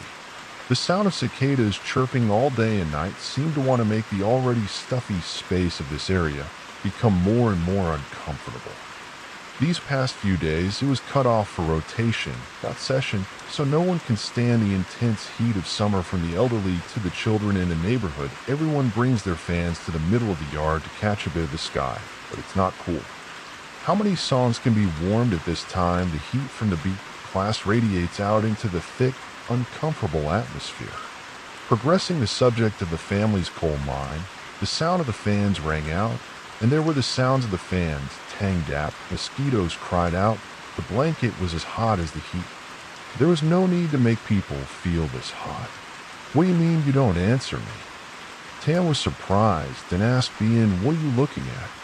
"I just looked at it. It seems like it's inside the temple." When someone Lamb pointed to the temple, it looked quite large. It was unclear whether it was a temple or a pagoda, but it was built a long time ago. It had 2 floors and there was a shrine. It was a stone bell that could be seen from the outside. The inside was worshipped by someone or something. The total color was red. It was always locked and there was someone looking after it. Only on the first day of the lunar month did people come to clean it up. It was said that the 2 monks were in this wave, but they had never been there. Now step to the people warehouse, this can be called, near the house of the family, is also right from this position. Can also see the house that the two greedy guys built is located next to the temple. Two people are like that. Then you guys are very scared. Then Tan look in the direction of Lamb's hand, but only see a few lines of Chinese eggs lit up on the side, holding the wings, holding the red mist top faded closed on. Both sides also have two lines of words like a parallel sentence, white background, painted black. Yes, all this line, it also collapsed, worthy of the serious level. Be the destruction of time, we see clearly that a person just walked. Go there very quickly on the floor, that commonplace. Their Lamb affirmed this made the injection leg not much, plus the secret like that. Then how the hell can anyone get in and here? Then how the hell is there anyone standing in charge here? Something unexpected happened. The two guys were attentively going up to the second floor of the house when a voice said to the child like that, "Oh my gosh, you look like that too." When they turned around, they were both startled by an old lady, probably someone in the neighborhood, with silver hair, a pale face, and a set of clothes. White shirt, leaning on a cane, standing next to the guy who just left. Maybe because the guy was crazy, you didn't notice his voice. This old lady sounded like she was about to lose her breath. Tao looked like she was about to lose her breath. Who is she? I looked at this old lady and couldn't help but be scared. It was clear that this was a real person, not a ghost. At this time, there were quite a lot of people in the waves, so he was strong and simple. Just after the incident a moment ago, now meeting this mysterious old lady, he might faint. The old lady named Zhang was quite strange. Maybe because she had vitiligo, so she worshipped her white body. So in addition to wearing white like this, then maybe this is the first time I've seen the feeling Uncle Old Lady eyes seem to no longer see, only to leave black danger to haunt. Uncle is the person. You guys don't be afraid, wait for that, but you do it yourself. Ghost Tan a foe while Nam asked the brain, why are you here, man? Don't go home, sleep. What are you doing? Money, Uncle, go out to get some fresh air, but your leg is stuck. Uncle, sorry you guys didn't mean to do it. The old lady at this time spoke in a completely different tone, making Ghost TNG feel CT has not many stars at this time of feeling. Uncomfortable up in the heart, yes. It's been a few months since I caused the leg, but oh, but wait, I thought the person looking at her brain seemed strange. Why did this old lady call herself Uncle? Obviously, this person is an old lady, but besides, what does it have to do with her leg? The last time my husband and I met, we didn't recognize each other. Why didn't we recognize each other? TM flew too scared. The old lady spoke in a calm voice, but the V-ear C was as straight as the character living next to me. This time, Tan and the person who knocked TNG all the way to the end, maybe because they were scared and didn't recognize who this uncle was. Both of them wanted to stand, get up and run, but Lamb's broken leg and the plaster kept hugging Tan's body so tightly that he couldn't move. The two of them were going crazy, and strangely, no one around knew anything. The old woman still looked at Nai Tang with her black eyes, slowly opening her eyes like catching a cat. This needs to be done for good. Nai was extremely angry. Uncle, why did the old woman still lean on her back and stand there observing for a long time? After waiting for Mai to let the young man calm down and continue, you were the one who told me in my dream, but I don't understand what you want to say, so. Continuously avoiding young man, what a coward. The old lady's voice mocking made him laugh and didn't know how to answer. T. Duke then spoke up to ask for the village, but why is it him? And C must be someone else. Someone else. The old lady seemed to have lost T, lost, full of black eyes. Only the pupils didn't make Tam look at C like 4 villages go to the grave. Extremely scary. This uncle didn't know Uncle the day match, then Uncle could see and want to ask for help, but Uncle, you are so bad you can't. Only see you, but can't still shit. Both out pants fall down the stairs, rely on both legs, immediately come here. Two Tang looked at each other, laughed shame. If so, then it is true that just now the ghost of this uncle, we entered that rented room, but both of them did not have much idea what this ghost can do now. Speak, Uncle, sympathize. I have never seen a ghost before. How do I know that the appearance of Uncle at that time was very scary? Uncle Rhea, hair error. This is because someone harmed to it. Uncle, ask you guys one thing, is that guy thin harmed? Uncle brought along. Uncle watch people. Uncle cannot do anything. Now body armor. Uncle's was poured concrete under that house. Kids, please help me. One is to inform my family. This Uncle Duke's family must be waiting for me. Thank you very much. So where's my house? You have to inform me, but how? All my documents from Chon and Lieutenant Colonel B. Tam, both in high, came to meet the homeowner. People said that Uncle Han was killed here. I can't go far. So who is the owner of this project? Uncle Tuan Lin. Drink, light words, tin lamb, stop, remember, and I will help you. Complete the will. What else is there to probe? The old lady sighed and told the two Chans to leave the brothers of TK and release the workers. All of them are fake stones so that no one will have to suffer. In this world, people can do anything to harm H because of money. You are young, so you don't understand the evil in life, my friend. The old lady looked at the two of them for a while and added, Uncle, you are a good person, so you need to say something. Now I don't have much time left. I can tell you these things. It's lucky that this old lady has just become angry, so I can marry you. Life have to talk to you guys, please help Uncle. Thank you said this sentence, then the old lady we GY go home, but have to step the place, the roll suddenly. There are many witnesses the old lady like that immediately. She proudly called the ambulance. Some people also complained she's old, what to go out in the yard. Everyone saw the old lady fall down. No one can guess that the old lady had died a while ago. Brother M asked, who is this lady? Tan curiously asked a man while handcuffing a person. Take the old lady to the emergency. This is the lady from the province where the house is right here. You don't know. No, I'm the one here today. Is the first day I've met this old lady who has had a stroke and has been lying in one place for nearly 10 years. Who the hell is she now that she's dead? Why did she suddenly come out here to do something? It's really talented that we can make see. Then our children and grandchildren will suffer less. But it's a stroke. Hui relapsed. Just now, I also talked to her. How did she fall to the gate and get carried away? We are all children and grandchildren in the house with her. Awake, my brother. Then the man took out his phone and called someone, probably to tell them the bad news. El Tamaro T said suddenly, I'm afraid. Because if so, then no one here knows about the old lady and the two boys transferring classes. If so, then it's true that Mrs. Lang died before and was possessed by the ghosts of her strange uncle and aunt. Is this true? How could she see Tuan walking back and forth, empty and alone? What should I do now? What should I say to them? Han, wash and do it. I believe that you died unjustly.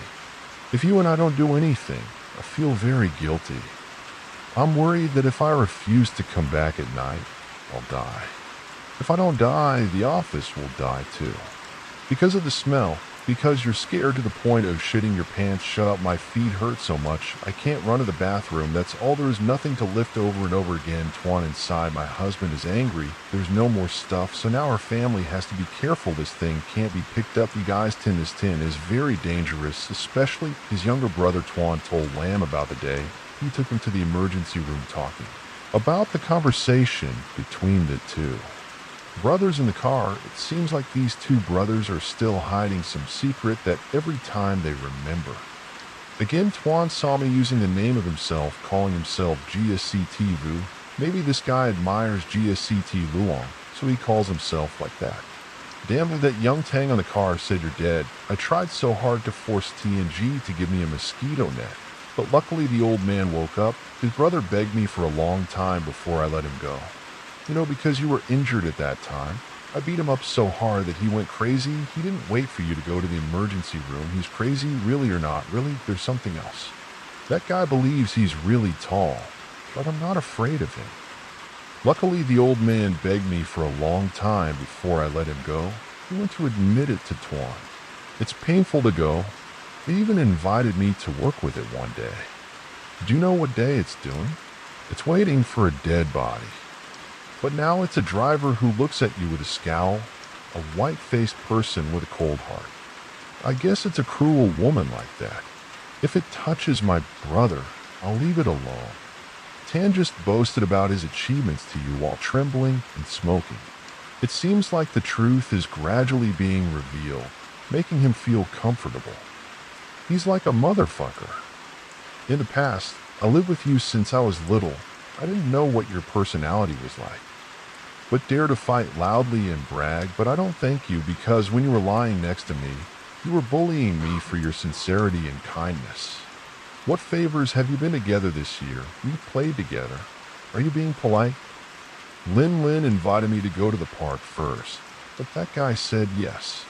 I want to ruin this guy's life. The two of us laughed out loud together. She had a lot of pressure that had been pent up for so long. When we were finally released, it was almost like when we knew the truth about their ghosts, both of us felt very light. Now we just need to inform the landlord and it's done. The next morning, after cleaning the house, the room smells. Last night, Tan left Lamb alone in the rented room and went to the construction site. At this time, he was alone and it was too much, so he got angry and went to the public house in the front gate. He carefully observed the temple's lips and asked. Then he knew that Lin Tian held it. Legend has it that this temple was built by a landlord in the past. This landlord was extremely rich, but when the revolution happened, he was forced to go to the ground and lost all his property. He was hanged at this temple, and his son was sent to plow in the battlefield in the north. There is no information about him anymore. Like the temple is still there later when society develops houses are naturally flooded with money koi mini apartment keep. So as close to you everywhere things come back making the alley narrow and give away like a baby because the people's things are too big for the temple and the yard. The locals here do not dare to touch because it is extremely sacred and do not dare to offend the previous owners. Although in the city every inch of land is gold, many families have land next to the yard and want to encroach a little, but in the end they all have to return it intact and then sink why thank very much. Expensive but still cannot be a piece. People think this piece of furniture is very fierce because it is sacred land and the previous temple owner. This place is a warehouse yard located at the end of the village near the cemetery. This is the place where the dead bodies of people who died in storms, died in pairs, died in accidents, or for some reason had an accident, the bags that died in the flood. If you can salvage them, they will be covered and left here waiting for someone who is free to come and claim them for burial. If no one claims them, the villagers will take them to the cemetery to bury them. So this piece of furniture is kept, so it is even more dangerous. Dangerous later, everything changed land. Suddenly people stabbed family, lived together with dead people. People built houses yard close to the sea view. Lost many people coveted, but all failed. Some lost everything, others failed. Brothers, family, poison, lean family moved by themselves, not right away. Have house, still have people distribute oil, spread, go, see. Only then know the reason is because of greed. Nam occupied land together with this old owner. Just went to practice around the pond and observed. This time it was daytime, so saw everything clearly. The house that the old man was building encroached on a part of the temple's land quite a lot. I don't know how the old man bribed that no one paid attention. Or maybe the people here knew the consequences of this, so they ignored it. Or maybe the old man bribed all the people in the neighborhood until they didn't keep quiet. That was the house of old Fook, who was over 40 years old this year. Not only did he not believe it, but he also radiated extreme arrogance. On top of that, he also said that Lamb didn't know where his hometown was, but he seemed to be a rich, old, and successful person. At first, when buying this land, Fook deliberately looked at Doi. The opportunity here is that every inch of land is worth an inch of gold. The whole house is so big that it is difficult to spread out. If you build a mini apartment, you will have to rent out hundreds of rooms. At that time, you can just sit back and enjoy it. Investing in land is never out of date. The number of children is increasing day by day, but the land is getting smaller and smaller. Because of this thinking, many apartments have been born. Some old people know that hundreds of red book papers are wasted. Square meter on the old man's private temple. When he was digging the foundation of the house, he encroached on the land of the temple to make it enough for his area on paper because there was no clear surrounding wall. The temple was quite fat. To open the main topic, he closed his eyes and let it go. The people here knew and spoke up like the color of fortune. He used many ways to be, though. It could be said that this was a professional and methodical Westerner. The ancients had a saying, "If you breathe, you will be sacred, you will be careful, and you will be safe." Normally, when people do anything related to building a house, they must at least do a ceremony called dong, moving. Landa asked the local god to protect the house carefully, still invite her to worship Dang Hong, believe not fuck bow this land of mine tea. Because it's too much, must ask someone on the tram people, Vin people still cause trouble, damn hardstone, can waste a liter of saliva envelope shoes prayer, just to get the permit, now have to ask Trong Lin with V some believe, who wants nana shoes envelope, many then, how do we know forget death is the end conquer. The full is how the hell there is no spirit. Ghosts all are empty wishes tomorrow. You guys should start construction, you're on schedule until the end of the year, but you can't have a new house in time. Damn it with me, the contractor is also Mr. Thin. Then speak up and tell him to listen to me. Wait, if you build a house in the month of the lake, it's very unlucky. If you encounter any problems, you can say this and that. Be sure to avoid tang, it's better, oh, or this public is funny, my paper is my land. I have money, it's not like I'm the one who builds. Why do you advise the public to buy it no matter how much you report? I don't care, your job now is to do it well enough. If you don't want to do it, let me contact the other party. Hearing the boss say that, the old man Fook had to shut up and joke. If you advise me, then advise me. At this time, this is to welcome the brothers' work, so it will go on for a long time. If there is no work, they will starve to death. So the old man woke up that night and started to adjust differently. I don't know how the driver of the machine was so discouraged that he had already built the foundation of the machine, but the wall of the temple collapsed. The new temple was also tilted and tilted. Some people saw that and stopped the construction the very next day, for the villagers to respect the ash of the crazy eyes of the villagers Elthsone, who will fix the words of this house. Kang, the moon is big and beautiful, and the position is smooth, so no one has any opinions. If they fail, they will be resolved by old Fook by taking money to say goodbye. But to fix life is not like a dream. Old Fook could not have expected that the construction workers that day came to the meeting the first. Unfortunate incident, all Hong was scared because they saw an old man with a silver hair to let them out of the land now. Successive nights after that, the breathing group leaned twin line moved. They encounter an accident, not immediately, as if while working rolled over fainted or had their belongings hidden. A difficult much told this story to the old provincial boss. The contractor began.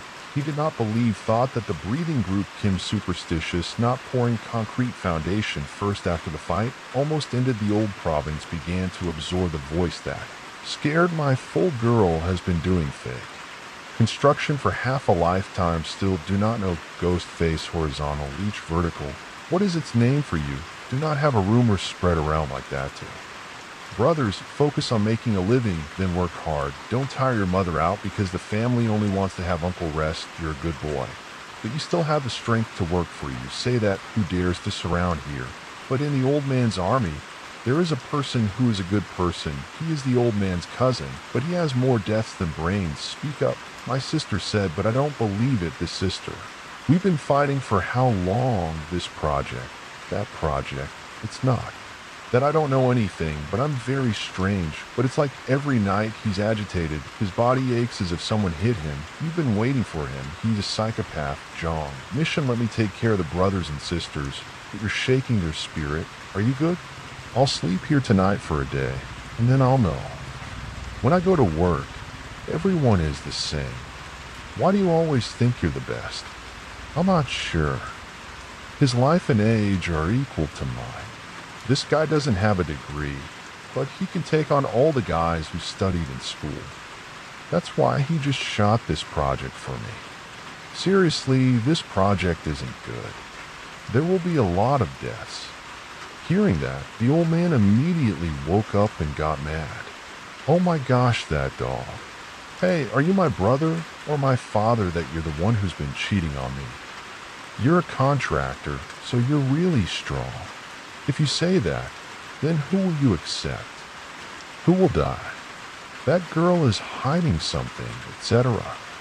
She already has alcohol in her system, plus Dang is really strong. This cousin has made me lose face in front of so many people. He's an old man, and he still hasn't paid my salary. I'm so dirty with that chess piece.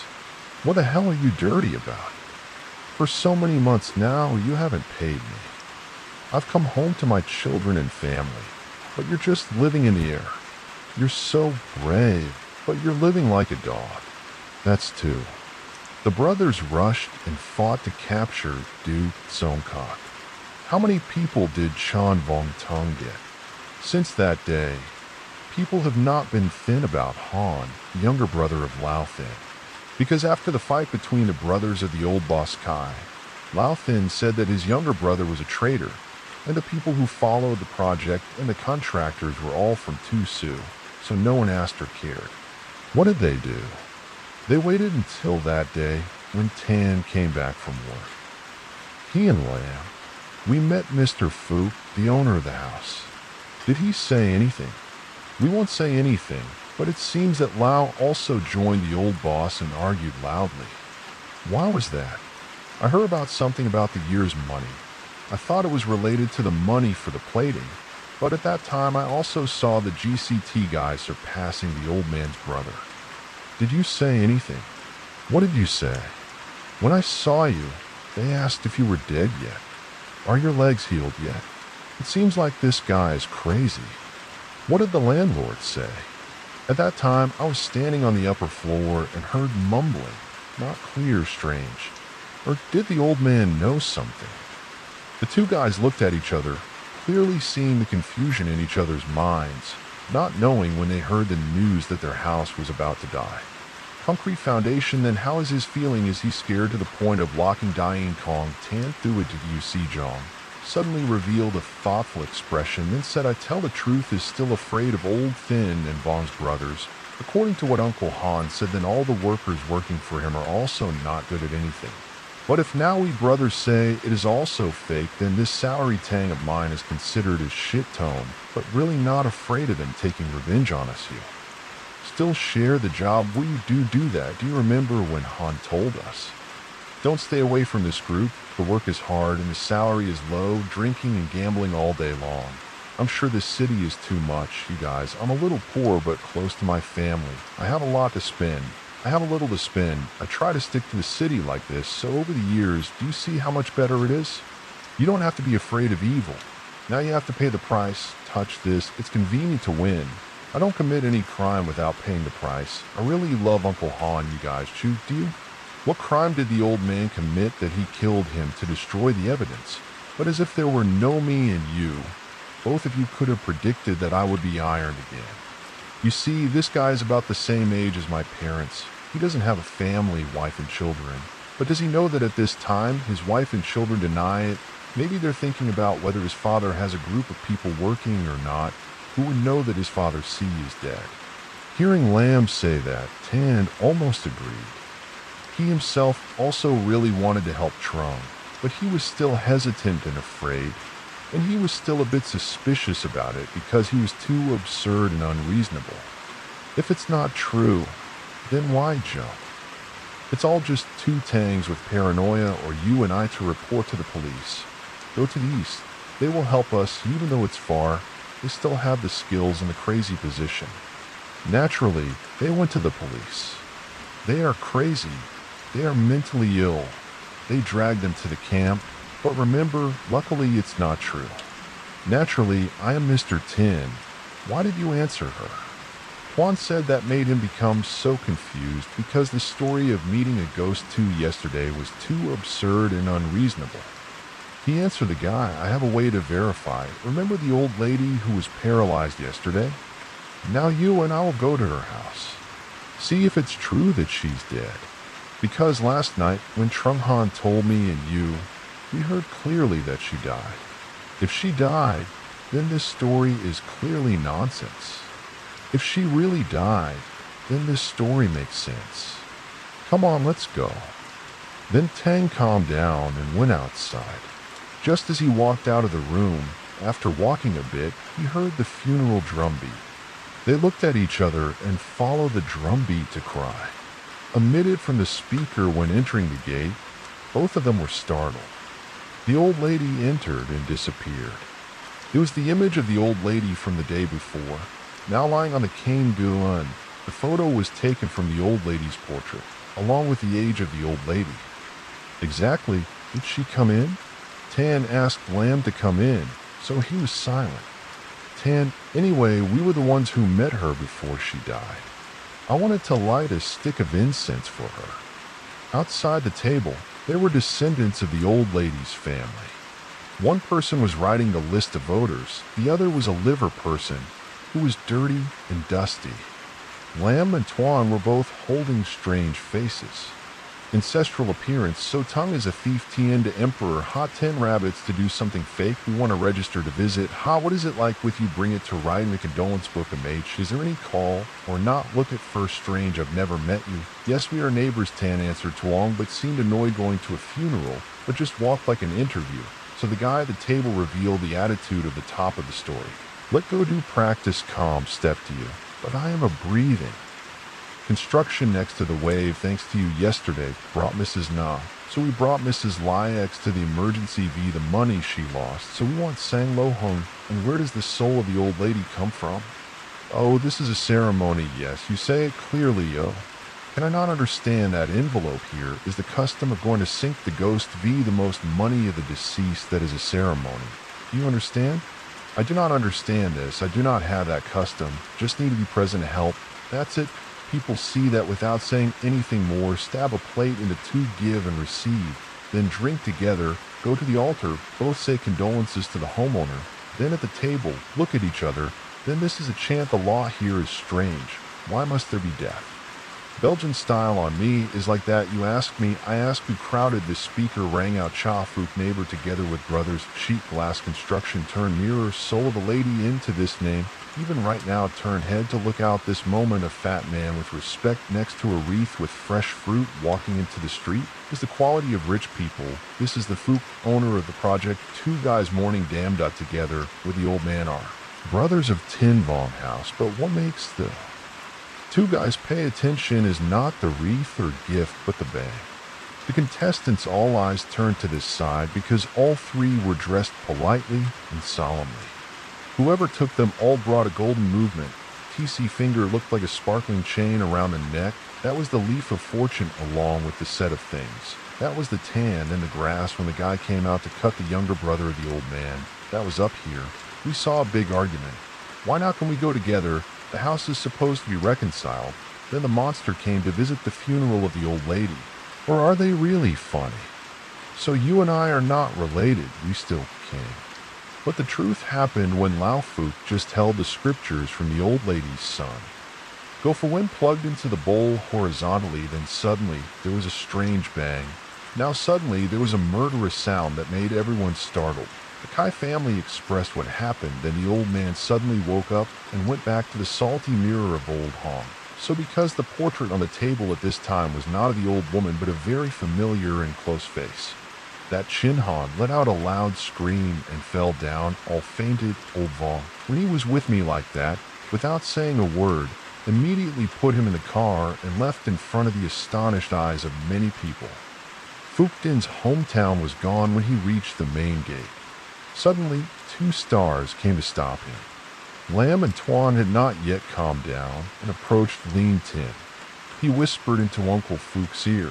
Is that right, Uncle Fook? There's something I want to tell you urgently. It's related to the house you're building. Who are you? It doesn't matter. What's important is that your project is having a lot of problems. Hearing this, old Fook was stunned. I don't understand why those two guys from somewhere spoke to the old man with such a condescending tone. Damn it, I don't care about him from A to Z, from Z to now. What is the problem? What is the problem? You guys are the police. How to prevent fire until the height of the ant pour the procedures, but there is still a problem. I don't care who you guys are. But I do it right. What do you like then say? It's straight to the afternoon, Duke. No, Uncle and I are just your wife, but I want to tell the press an extremely important news already here, not convenient to say. But go see you, we then the young people jelly each. Other to the residential area public dam public from. Here can see the first big project of old tea. all the danger of high the young man is also. Follow me. Do you know Uncle Han? No, brother. You have many children on Uncle Han, but my cousin Tin is the contractor for our construction project. Remember, how did he die? Uncle Fu was startled by panic, and last month, Han was the one who directly supervised the project for him. But later on, it was just that it was not related until he asked Lam T back. But what if you die? What does it have to do with this project? Hurry up, Uncle. Very busy. There are so many things I don't remember. Not related, but still very related. Uncle HH died. I'm in your house, this institute, so you know, but in there, remember, like any big project that doesn't have new people, Lam Dong Life Ghost is all up to people's fate. Uncle don't care much. Let's CO is a waste of your time. Why are you so mean? Uncle died in your house while working for you. Why don't you care about this matter? But also heard the workers say right on the night the lover and his younger brother waited for the body to be handed over to the family to compensate 200 million. Everything else is resolved. You kids, why do you say it's not that case? A few currently Uncle Hane's wax is still buried right under the B layer of concrete. In your house, Uncle, do you know? What you were told is true.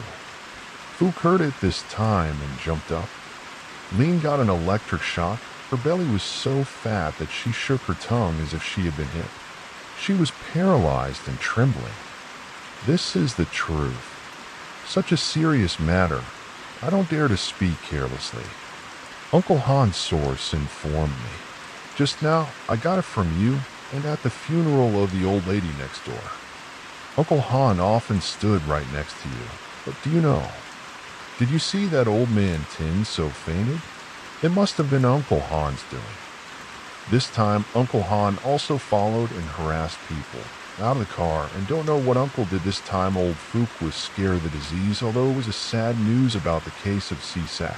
The person who died and was buried in Ba's house was not confused and scared. Who is the translator? Chu H. Old man Ran Ray asked this according to Uncle Han. Said that old love too. I just conveyed this to Uncle according to Uncle Han's opinion. Okay, how Uncle handled it was because of Uncle we have no relation. Did Uncle Han remind you about some dead uncle and uncle? There it was then the two Tan Neen helped each other back to the rented room as if feeling that they had completed their mission. Excellently right in the middle of the night, for then Hurley packed luggage to catch a look to go home to escape. The city of flowers here is not suitable for them. A few days later died. Due newspaper reported a car speeding lost control and then crashed into the car were two men. TSI luckily only slightly injured, but his brother died tragically. It is not clear how old Fook handled the case of Vi Tin Hong of Trung Han, but old Fook's house can continuously be in trouble for a while. Avoid Tin Hong happened, causing many people to be lean. People gossiped with each other that due to construction built on a piece of sock with many ghosts, there was a rumor that because the owner of the house knew that this piece of sock had too much evil spirit, he used living people to suppress that piece of land. Only old Fook was the one who knew the most. But because of the violations in that house, old Fook was also arrested and put in storage for a while, then got sick and died. Would like to thank the audience for paying attention and listening. I would like to sign off for you, and I hope to see you again in the next stories. Yeah.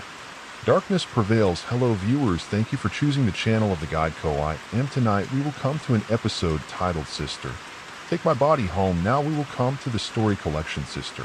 Take My Body Home. Now was born and raised in a coastal area since childhood. She was familiar with the sound of waves crashing and the salty taste of the ocean. She likes to swim in the sea almost every morning to welcome the men with her mother and immerse herself in tears. Every day, she also washes the mother and child with a few baked potatoes and some cakes to eat. The beach is quite crowded in the morning, mainly the elderly. After eating Na and her child slowly walked down to the sea. Early in the morning, the cool waves gently lapped against her smooth skin, bringing a refreshing feeling. Na was not good at swimming, but she could still swim a few meters close to the shore. Her mother met her friend and immediately started chatting, letting her daughter swim freely. She fell in love with the feeling of letting her body float on the water. She lay back, arms wide open, letting the waves carry her, but while she was relaxing, she suddenly felt something pulling her down. Her whole body suddenly sank into the cold seawater. The spell made her panic and thrash around wildly. The water wasn't deep, but because she was lying on her back, her feet couldn't touch the bottom completely.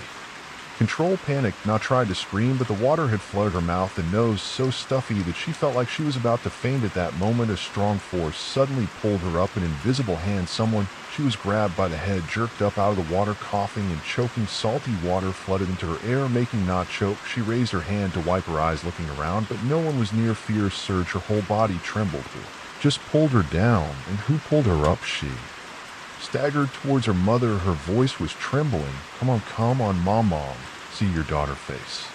You turned pale, her mother worriedly asked. What's wrong? The sea is too cold. Go home. Mom didn't explain anything more, just walked quickly. A friend of her mother looked at her, guessing maybe the little girl got stroke. Go home and steam with ginger water. Maybe that's it. I'll take her home first. On the way home, her mother kept asking, the snails. She recounted everything. Her voice was still filled with fear. After listening, her mother used to see ghosts during the day. How scary. From now on, don't go swimming in the sea anymore. Steaming and staying away from it. That night, Na started to have a high fever. Her temperature was almost 39 degrees. She was soft. Man's mouth mumbled unclear words as if she was talking to someone in her dream. Her mother was so worried that she told her father everything. Her father was a person who believed in spirituality, so he immediately lit incense and prayed to the ancestral altar. The strange thing was that after praying, Na gradually became less delirious, although still ignorant. She slept more peacefully. The next morning, Na woke up. Her whole body was exhausted, as if she had just gone through a battle. Her mother touched her hidden daughter and asked if she was better. Mom, I'm so worried. I'm better. But Mom, what's wrong? Tell Mom. Last night I dreamed of many white shadows standing around me. They got closer, staring, but I couldn't see their faces clearly. They kept whispering something. I was so scared. I screamed loudly, but couldn't run. Mother Na heard that, and her face turned pale. Could it be that a ghost had missed her and was haunting her? I don't know. Let me cook porridge for you. Mom, go see a fortune teller to see if there's any way to cure it. Yes, after feeding her daughter, Mother Na took the car and drove to Mrs. Mai's house, a famous fortune teller in the area. Mrs. Mai was about 60, but still looked young. As soon as she met her mother, Na quickly told her everything about the matchmaker. She slowly took out her notebook, flipped through it, and asked, "Read the date of birth of the little girl." Mother Na read it clearly. After listening, Mrs. Mai nodded. Her eyes looked thoughtfully at the page. She had almost died several times. This was not the first time, but her fate was not to die from water or an accident, so she was very lucky. But there was one thing. She was saved by her ancestors in the underworld. That was the underworld. Yes, this little girl has a connection with the underworld. After this, seeing them will no longer be strange. Mother Na's face turned pale. So did she have to set up a shrine or something? Not everyone who has a relationship with the underworld has to do that. Look at me.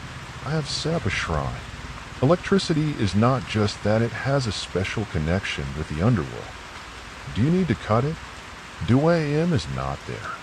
I cut it once, but it still won't be cut off completely because they are still there. But don't worry, this negative fate won't harm it. I will also protect it. But it's not good at studying and working, so it won't get anywhere. I don't see any luck. Mrs. Mai smiled lightly and explained that protection doesn't mean it will be rich or successful. Sometimes it's just simple to help it escape. Think about it. If they hadn't pulled it up this time, would the little girl still be standing here?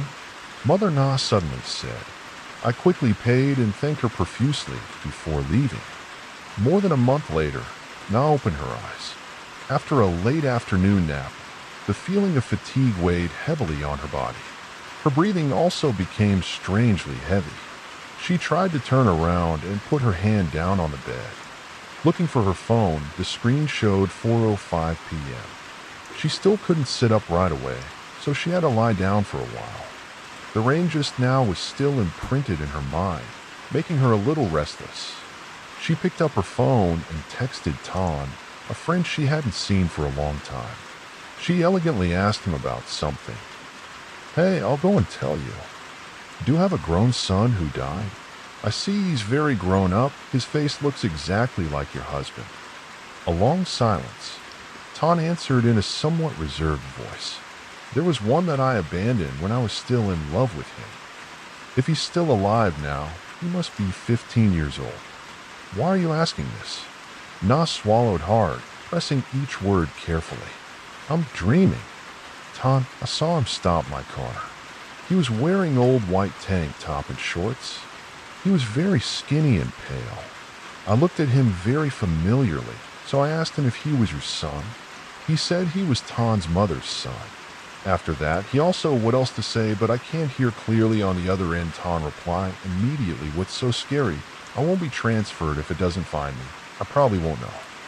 Where you worship it, it's very hungry. Clothes also don't exist after I gave up. I invited it to the temple every year. I still make offerings. I still burn clothes properly. But you look again, what it showed me is like that. Look, buy offerings for your child. If possible, invite it back to worship. Okay, let me buy offerings. Go to the temple to worship. Thank you. Turn off the phone. Na still feels a wave of fatigue coming over her whole body, like she's exhausted. Strength after a hard day's work, clearly. She only took a short nap, thought this was just a coincidence, but no, the more later Na often dreamed of the dead sending messages, and especially all the people who came to her were people related to her friends or relatives. Once she saw a person standing in front of their family altar pointing towards the sunlight shining directly and signaling, and she told a story the new homeowner was startled to. Confirmed that the sunlight was really good on me. Altar, let me move again, there is someone. Came to her and asked her to inform her family that their grave had been crushed by a tree and needed to be repaired. Every time she said it, her family confirmed that it was true. Some people joked that she had a body. According to science, the pineal gland in her brain might not have been calcified much, making it easier for her to sense the other world. Those who believed in spirituality said that her third eye had opened. Not to know what was right or wrong every time she heard that. She could only smile, but one thing was clear. Every time she accepted a request from the underworld, her body would. Exhausted, sometimes so tired that she didn't even want to eat or drink, she gradually got used to this. But this time was different. This time the story made Ms. Dan hesitate for a long time, not knowing whether to say it or not. If she kept quiet, would she make a mistake with the dead? After many days of thinking, she decided to text her cousin in the countryside. The two sisters discussed it carefully. Finally, Na arranged to go back to her hometown on the weekend. She also told her mother in advance, and her mother fully supported her. Na drove for more than an hour. Finally, when she arrived, she ran straight to her cousin's house because she had made an appointment in advance. He was waiting at home when he saw Na.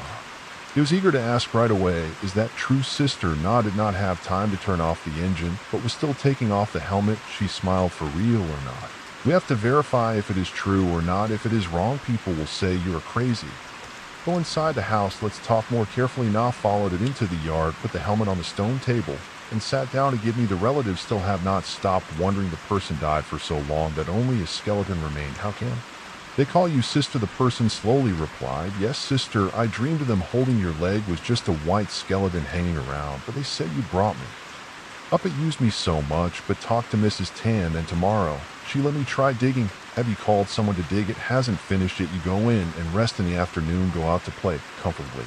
Okay, that day, now the younger sister had a free afternoon to enjoy the atmosphere of her hometown, but in her heart she still had a little anxiety. The next morning, exactly 8 o'clock, Na took her younger sister and 3 men hired to dig the ground to Mrs. Tan's house. Na had prepared a simple offering. Tray she placed on a small table, clasped her hands, and prayed to the deceased, if the person is really down there today, I will help him be released. After lighting the incense, she turned to 3 men and some uncles who were digging right here to help her. The curious neighbors came to watch. They dug for more than 2 hours, but still found nothing. The sun was scorching hot. The cousins began to get impatient. Was there anything? Sister Na had dug too deep. Na sighed and waited a little longer. If there was nothing, we would fill it back as before.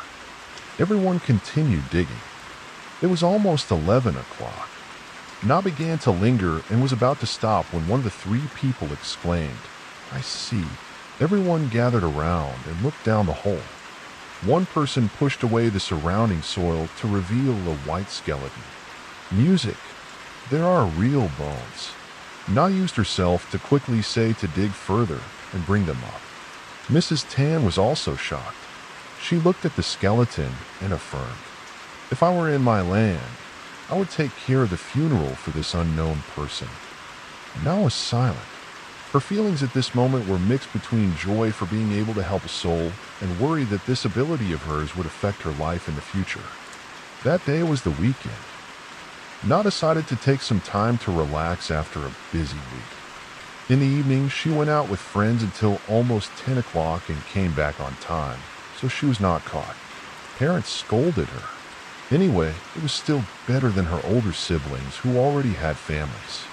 It was difficult to stay out late because they had to take care of their children. Na knew that she was at the most beautiful age of her youth, free and unencumbered, so she enjoyed this time to the fullest. After returning to her room, she lay down and played games on her phone until after 1 a.m. before taking the phone to charge when she climbed into bed.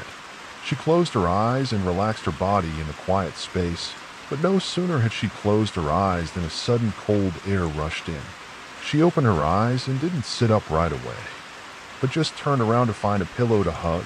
A chill ran down her spine as if the temperature in the room had just dropped a few degrees in the blink of an eye. Her whole body trembled violently. An image flashed through her mind too clearly. She saw a skull, an empty eye, a stranger, the main victim. The music was like a leaf. No doubt the game was too late. She rolled back and forth on the bed for more than an hour, finally unable to bear it anymore. Na jumped up, reached for her phone, opened the contacts, and searched for the name of the missing girl's twin sister. But it's been more than 3 years. She can't remember the face or the account name of that person. She searched on Facebook but couldn't find it. She searched on TikTok for a long time and finally found the personal page of the person she was looking for. "Hello, I know it's too late to text you now, but I can't sleep if I don't say it. I only saw a girl in a grave with 2 snakes wrapped around her body and an empty coffin. I'm not a psychic or a shaman or anything. I just saw that scene and someone said," next to her hand, a sentence, "Sister, take me home after texting." Na put the phone down and waited like 10 minutes passed without any sound. Maybe the other person was asleep, then breathed in relief. She closed her eyes. Her heart felt much more comfortable. Not long after she fell into a deep sleep. The next morning, Na woke up in a light mood. She stretched and wriggled a few times on the bed before picking up the phone to see the reply message had arrived. "Hi sister, I'm Nakian, Na Han's twin sister. Thank you for caring about my sister Han sleeping together. Everyone is speculating about the grave with that bastard." Na read the message and her heart sank. She quickly typed a reply. "I know, but please read the message I sent again. I didn't mean to bother you. It's just that people showed me that, so I reminded them briefly. It's been more than 3 years. Why hasn't that family built a grave for their son? They have the means, right? If the person in the grave isn't that family's son, why did they build a grave? I just want to tell you." "Hello." Na pressed send and put the phone down. She wasn't surprised by the reaction of the other girl. Maybe. Also just thought that Na was influenced by the rumors on the internet, but anyway, she did what she should do whether people believe it or not. She no longer feels guilty about Nahian. After texting, Nahian turned off her phone and didn't pay any more attention to her sister's case that happened more than 3 years ago. The police got involved, but there were no results. A fortune teller was also invited, but still couldn't find any clues. Now, just because a stranger claimed to see Lu, is that enough reason for her to believe in it? Hien continued her work as usual. "Oh, but I don't understand." A few days later, she unconsciously opened her phone to reread every word that he had texted, every sentence, every word. She pondered and thought over the feeling of it just clinging to kill her. Taking no chain, the virtuous female guest in her place, her voice lowered and became more serious than ever. Mom and daughter had something to say.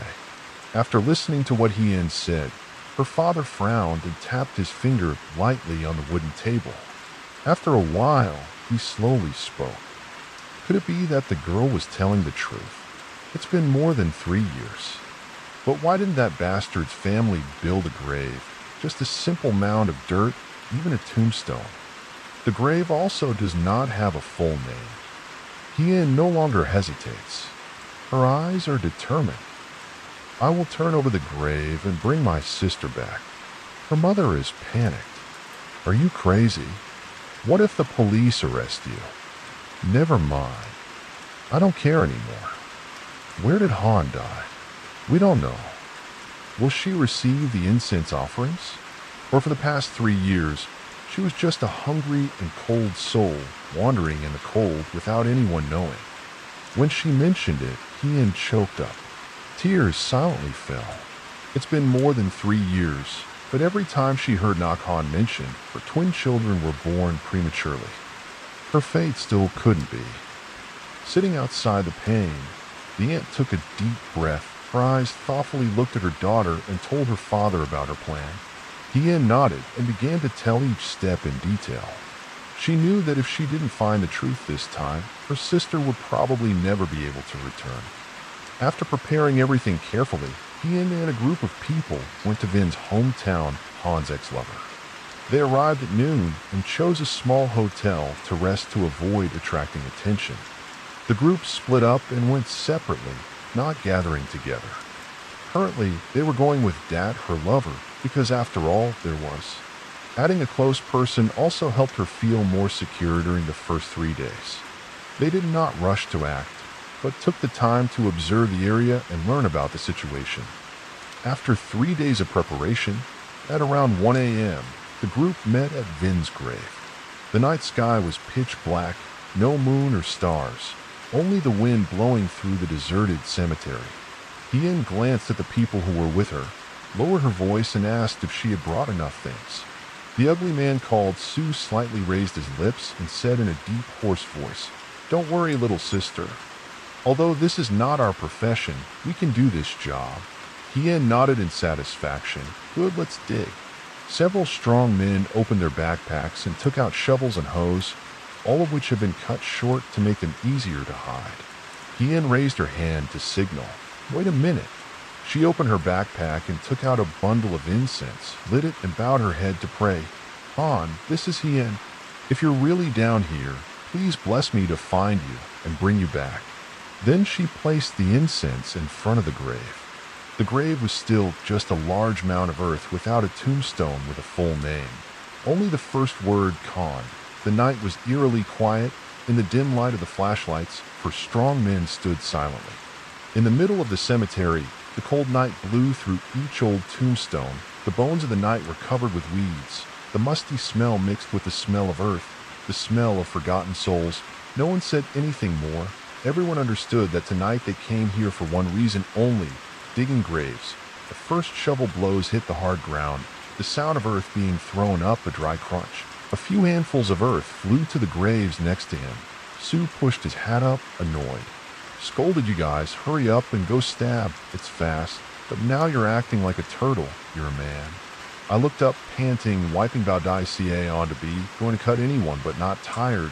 "This job is so tiring. Come here," Sue sneered. "Try to go. Tomorrow when you come back, you'll be a beer boy and forget everything." Another guy muttered, "Big brother, next time take another job. This job, if something happens, you'll have to wring your neck. Will you eat fish sauce or shrimp paste in the morning or something? I'm still afraid of the living, let alone the dead." But before I could dig deeper, a junior suddenly stopped. He stopped, bored, sweat dripping, his eyes full of confusion. "Big brother, can't you hear anything?" The group stopped and looked at each other. "Will you hear the name of the junior?" Hoarse voice, trembling footsteps right next to the ear immediately became tense. Everyone held their breath listening. Hien also felt creepy, unconsciously clung to Dat's hand. Sue frowned, scanning around, his voice full of annoyance. "Don't scare, nonsense, just the sound of the wind blowing." Dig quickly changed the atmosphere, still heavy, but in the end the juniors also bowed their heads to continue working the flashlight. Flickering light shined down the hole, getting deeper and deeper. A crackling sound rang out. Everyone looked down. An old piece of wood exposed from the coffin soil. Named Sue squinted and turned to look at Hien. "Now what to do, thee?" Beautiful Hien stood still. Her heart was beating fast. Just need to open the coffin lid. If there is something inside, then consider everything is no longer speculation. Dad squeezed her hand. His voice was hoarse. Cannot hesitate anymore. I decided to go. Hien swallowed saliva, turned to the group of people, opened the coffin lid. Named Sue raised his chin and ordered her not open, yet the dim flashlight light shined down on the old wood cover. With dust, the sound of heartbeat echoed in the night there. Coffin lid slowly was revealed. Oh, where is the color? Why is the evil official full of rocks? Still no one answers that cowardly junior. Sue spoke up. So now, why is the beauty's tears spread all over her gentle face? When did she speak through each sob, struggling to escape through her throat? Break the coffin to get rocks to dig up the next layer. Help me get another 50 million. Even if I sell my house, I'll take you home. Sue ordered. Did you hear what the beauty said? Continue walking. The group continued to take the rocks from the coffin. Break the coffin to dig up the layer of soil underneath. Speak up, shovel, digging. The digging continued to resound in the quiet night. The earth and rocks under the coffin were gradually peeled away to reveal the truth that had been buried for so long. But when the work was going well, a group of people suddenly appeared. A group of people carrying sticks, some even holding knives. Hung Ho rushed to the cemetery. The sound of footsteps stepped on the hard ground. The flashlights flickered in the dark. Seeing the group of strangers, the grave robbers were a bit bewildered. The tense atmosphere immediately enveloped a tall, thin woman wearing a long, warm outfit with a head covering. Flashlight hand tightly gripping the shiny knife, she pointed the knife straight at each person, her voice full of anger and threat. "I'll let you guys dig my son's grave. He's dead and you won't leave him alone. I'll call the police. You guys prepare to go to jail." The whole group of grave diggers were silent for a moment, but Hien was not afraid. She stepped forward, took off her gun. Her sharp eyes looked straight at the other woman. Her voice cold and fierce, she said, "I'm standing here, waiting for you to call the police. But before you do that, answer me one question, your son's body." Hien's words were like a knife piercing straight into Mrs. Feng's heart. She froze, her eyes filled with panic for a moment. Hien did not give her a chance to react, continuing to press her. "Do you dare to look here? Is your son's coffin the same? Inside it are all rocks. Where is Vin's body? Where is my sister's body?" Not only Mrs. Feng, the surrounding people also began to stir. Why is there no body in the coffin? What have they buried in there for so long? The young man who seemed to be Mrs. Feng's son rushed forward from behind a block in front of his mother. His line was stiff and defiant. "This is my brother's grave. We want to bury him as we please. It's all right. And you guys are grave robbers. Get lost now." But before you could finish your sentence, Hien roared angrily. "You shut up." Even the cemetery suddenly fell silent. The already gloomy space became even colder. Each gust of wind blew by, carrying a chill that made people shiver. Hien gritted her teeth. Each word came out like a shovel. "What you buried in your coffin, I don't care, but I have to find my brother. He's definitely down here, under the coffin made of rocks." Mrs. Feng and her son looked at each other, but couldn't say a word. They knew that they couldn't hide it any longer. Hien turned to the historian and gave a decisive order. The cherry continued to help the younger brother. Sue curled his lips and looked amused. Okay, the beauty. No one was there to stop her anymore. They had no reason to interfere. On the contrary, their curiosity made them stand around, anxiously waiting for the truth to be revealed. Mrs. Feng and her son had quietly left the scene. When did the truth gradually come out? The coffin that had been buried in the ground was not a matter. Easily, the group struggled for a long time before gradually peeling off the layer of soil below. A deep sound rang out. A junior in the hole immediately shouted, "Hit something." Then the leader named Sue frowned, urgently ordered to quickly dig the soil out the fish. The men jumped out of the hole. Only one continued to use his hand to dig the soft red and yellow soil. A moment later, he suddenly stopped, his eyes widened, seeing bones. Then Hien stood on the edge of the hole. Tears flowed out. She couldn't hold back. Her whole body went limp. Her knees fell to the cold ground. She choked, her voice broken. "Han, I found you, Han." Dad immediately took out his phone and called police. Then he sat down next to Hien and gently patted her back to comfort her. Under the hole, the last layers of soil were cleared away to reveal the entire ivory white skeleton. But at this moment, a loud scream rang out. Blood pulled me up. There were snakes. There were 2 big snakes. The panicked juniors clung tightly to the edge of the hole. Their faces were cut and bloodless. The others hurriedly bent down to pull him up. Someone even laughed at him. Why didn't he pee his pants yet? The one who was just pulled up didn't say anything. He straightened up and left. Punched the guy who had made fun of him hard. Everyone around immediately gathered around curiously. Looking down the hole, a flashlight simultaneously shone down, clearly illuminating the image below. 2 red and black snakes tightly coiled around a skeleton. Their eyes were cold. On their heads were strange characters that looked like Chinese characters. The witnesses began to panic. This snake was not a normal snake. When did Ben ever mark a snake in a grave like that? But just then, the police team also arrived. Sergeant Tan held a flashlight and walked over with a serious voice. "Who is the person who is in charge of the case?" Kindly wiped away her tears and stood up. "I am the girl's sister." Under the pit, Chung Shi Tan shined a light down the loincloth. Her voice was low.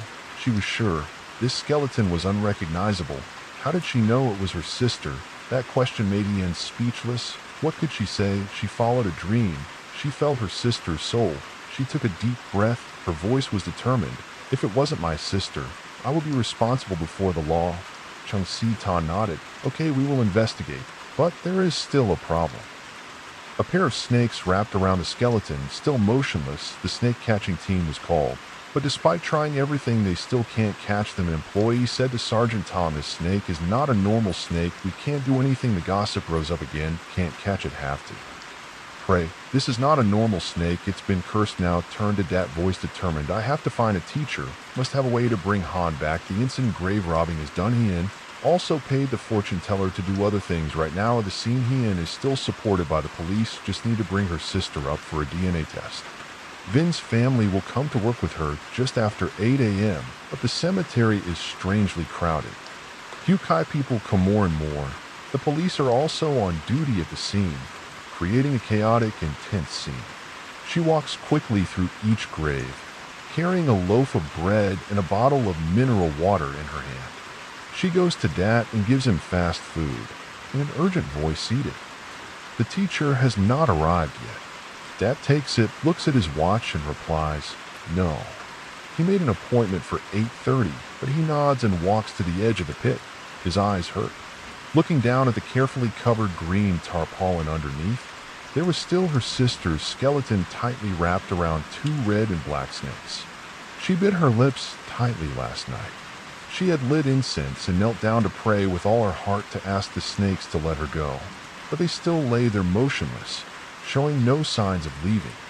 If they were sacred snakes, they would have left already. So what were they? 8:30, the fortune teller that the people had introduced finally arrived. He was about 60 years old, carrying a large bag filled with mysterious objects. As soon as he saw Mr. Hien's figure, he happily walked over. "Welcome. I've been waiting for you for a while." The fortune teller stroked his beard and spoke slowly. "I'm a little busy and am a little late. I hope you understand." "Yes, I won't delay." The fortune teller walked to the edge of the pit and placed the offerings on the prepared table. He lit candles and incense and began to pray. After a long while, he pulled out a sword made of coins. He danced and spun around with complicated movements. The people around held their breath and watched. Hien also clenched her hands tightly, her heart filled with hope, until the fortune teller cut the rooster's throat and drew a scribble on a piece of paper with his blood. Yellow paper then dropped into the hole. Everyone waited silently, but the couple still did not move. The silence lasted to the point of fear. The fortune teller stopped. His expression became serious. He shook his head, his voice lowered. He said, "I lost in my life. I also know. How many tricks have I ever encountered a case like this? This is definitely not a snake, you guys." Find another fortune teller saying that Mr. Thursday packed up his things, turned his back and left. Hien looked blankly, took out a stack of money and put it in his hand, but he firmly refused when his figure disappeared. She could only sigh with a heavy heart. The next day, one teacher after another came. They brought charms, incense, and blood. The whole country was filled with magic. Everyone was confident and affirmed that they could invite the pair of snakes to leave, but the result was still the same. The two red and black snakes still lay there, wrapped around Nakhan's skeleton as if they were guarding some secret. Hien stood from afar, watching, her heart gradually cooling. She burst out laughing. Bitter laugh. Dad looked at her, frowning. Sam smiled gently again, not turning back, her eyes still following the people struggling in the pit. Her voice slowly lowered. Did you see the scene? This is like 3 years ago. Not many people tongue as a fortune teller, a psychic, promised to find my sister. Dat was silent at that time. They searched everywhere. Rivers and seas and lakes they searched from south to north. Every corner they searched, but in the end what happened 3 years passed and no one found her. She clenched her fist, her voice choked up. But now when I found my sister myself, they appeared as if they could do something, but it was all just luck. They couldn't help at all. They just wanted to be famous. Dat was silent. A moment later, he gently squeezed her hand. Everyone has their own destiny. If fate has let you find Han, there will definitely be a way to bring her back. Just wait. Hien did not answer, just silently looked towards the hole where her sister was still trapped. Hien VT Dat had stayed here for more than a week. A long week. One person after another tried, but no one was capable enough to invite the couple of snakes away. She began to feel hopeless. That night, when there was no one around the hole anymore, Hien held a bundle of incense and knelt down in front of her sister's temporary grave, clasping her hands. Closing my eyes, my voice choked in the night wind, I prayed to the heavens, asking my ancestors to hide their faces and eyes, asking the gods, whoever can hear this prayer, please help me. Tears fall down each hot drop. Please give me GP, someone who can bring my brother up, so that I can bury him properly, so that I can find the killer. Clasping hands, eyes filled with determination, vowing to offer 10 years of his life. The prayer ended. The beginning was in a different direction, 8 hours. Later, incense sticks were stuck in the ground. The smoke spread out in strange spirals, swirling up into the night sky. The time continued like that, passed without any change. Before leaving the cemetery, Dat looked at her in a soft voice. If no one can invite the pair of snakes away, then why did Hien wipe her tears in a snake-like voice? Then I will kill them. Dat glared at her. Are you crazy? That's right, I'm crazy. My sister has been lying there for more than a week. I can't return home. No one can help. I will do it myself. Go back to the hotel to rest. Someone will definitely appear. Hien turned her back and got on the hotel's rented motorbike and left. Dat stood there, watching until she disappeared before quietly saying goodbye. Back to the makeshift tent in the dark cemetery again sank into its usual gloom with the buzzing of mosquitoes, the sound of insects chirping in the distance, the sound of a chanting machine, a long steady voice coming from a speaker that was about to run out of battery. Namo Amit Babuda, Namo Amit Babuda. The next day, Lo went to the cemetery as usual. She was used to this scene. The sky was gray. The wind whistled through the cold tombstones, and the crowd still stood there waiting for a miracle that never came. But miracles were something that did not exist on the 10th day of her sister's skeleton still lying underground, tightly wrapped by a pair of snakes, not letting go of the sun or the rain, the cold wind or the bones of the night, all biting at those white bones. Han had been dead for 3 years, but even when she found him, she still couldn't bring her brother back. Hien's throat choked. She bowed her head. Falling to the ground, she cried not because of herself. She cried because she felt sorry for her brother, a soul that had endured too much pain but still couldn't return to her family.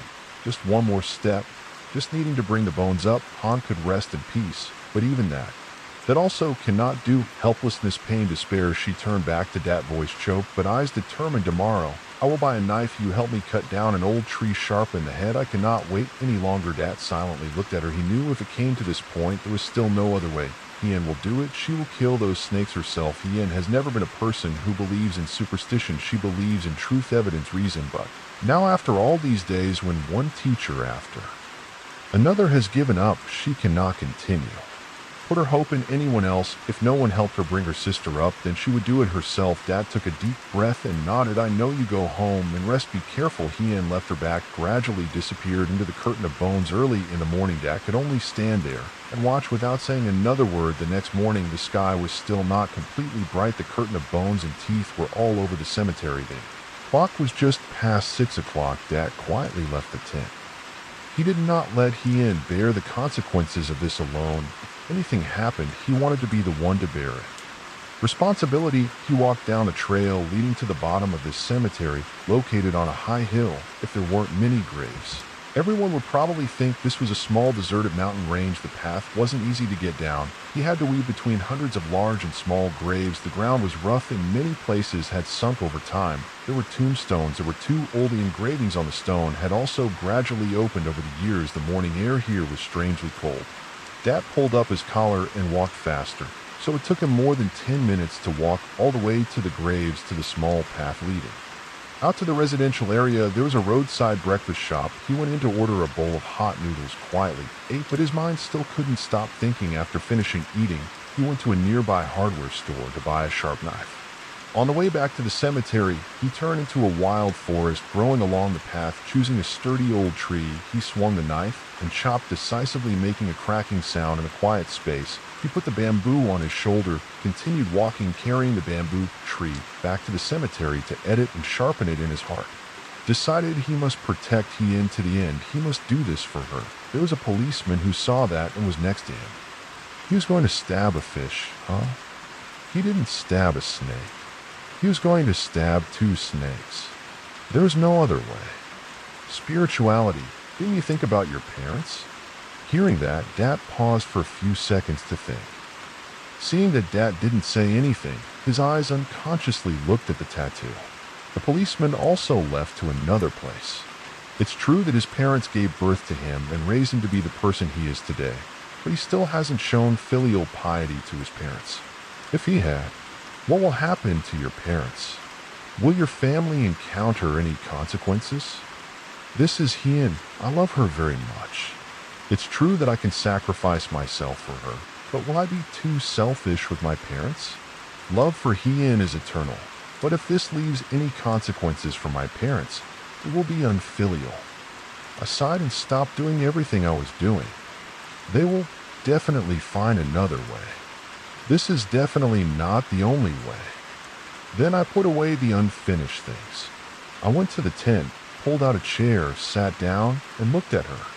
Still soullessly looking at that hole. More than 8 a.m. Hien appeared, also brought in for him to go have coffee. The next thing is she went to Hothap home to pray. Her voice turned back to Dad, said, I bought a knife. I will go cut a bamboo tree for me later. Just wait for today. No matter how I wait, I don't know how long I will wait you if you like. Then just wait. I waited like that enough. Then she finished speaking. She pulled chair and sat near Dad as for him. He kept finding this and that to show. Delaying more time, the curious people came again. Those who thought there was some kind of fate also came. We started to find a way to invite the other pair of snakes to go. At more than 10 o'clock, Hien felt the urge to go and cut down the tree. He knew it. Dad had just walked out when a strange man asked him if there was someone here who needed help. That's right, Uncle, come here with me. Dad led that strange man to meet Hien. Seeing someone older than her, she quickly stood up. That man told her that she was a relative of the person lying in the hole. Yes, I can do this.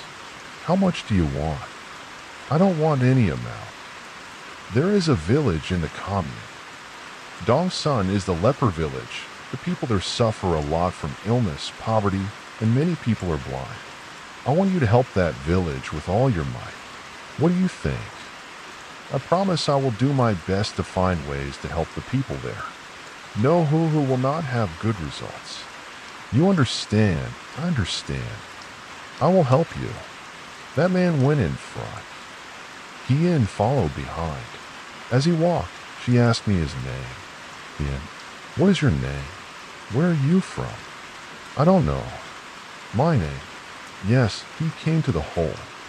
The blind man looked at the hole and then took out a backpack from his backpack, got construction measuring tape, then started measuring around the grave, measuring to where, then planted down there a small flag about a span long. The yellow flags were made of cloth. and were worn and worn like the clothes this man was wearing. Now observing this man from a while ago, he was about taller than me, thin black beard, messy hair, and dusty luggage, also only an old worn backpack. After measuring, that man called, "He and Batgirl, come here." Yes, that man pointed to each flag, tilted down 50 centimeters, picked up an iron rod longer than a finger joint.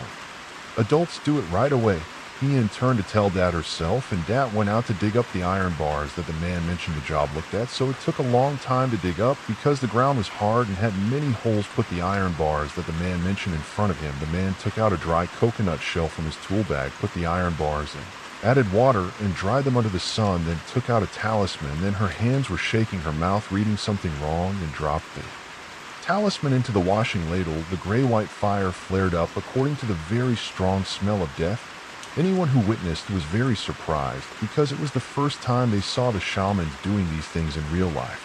The fire gradually went out.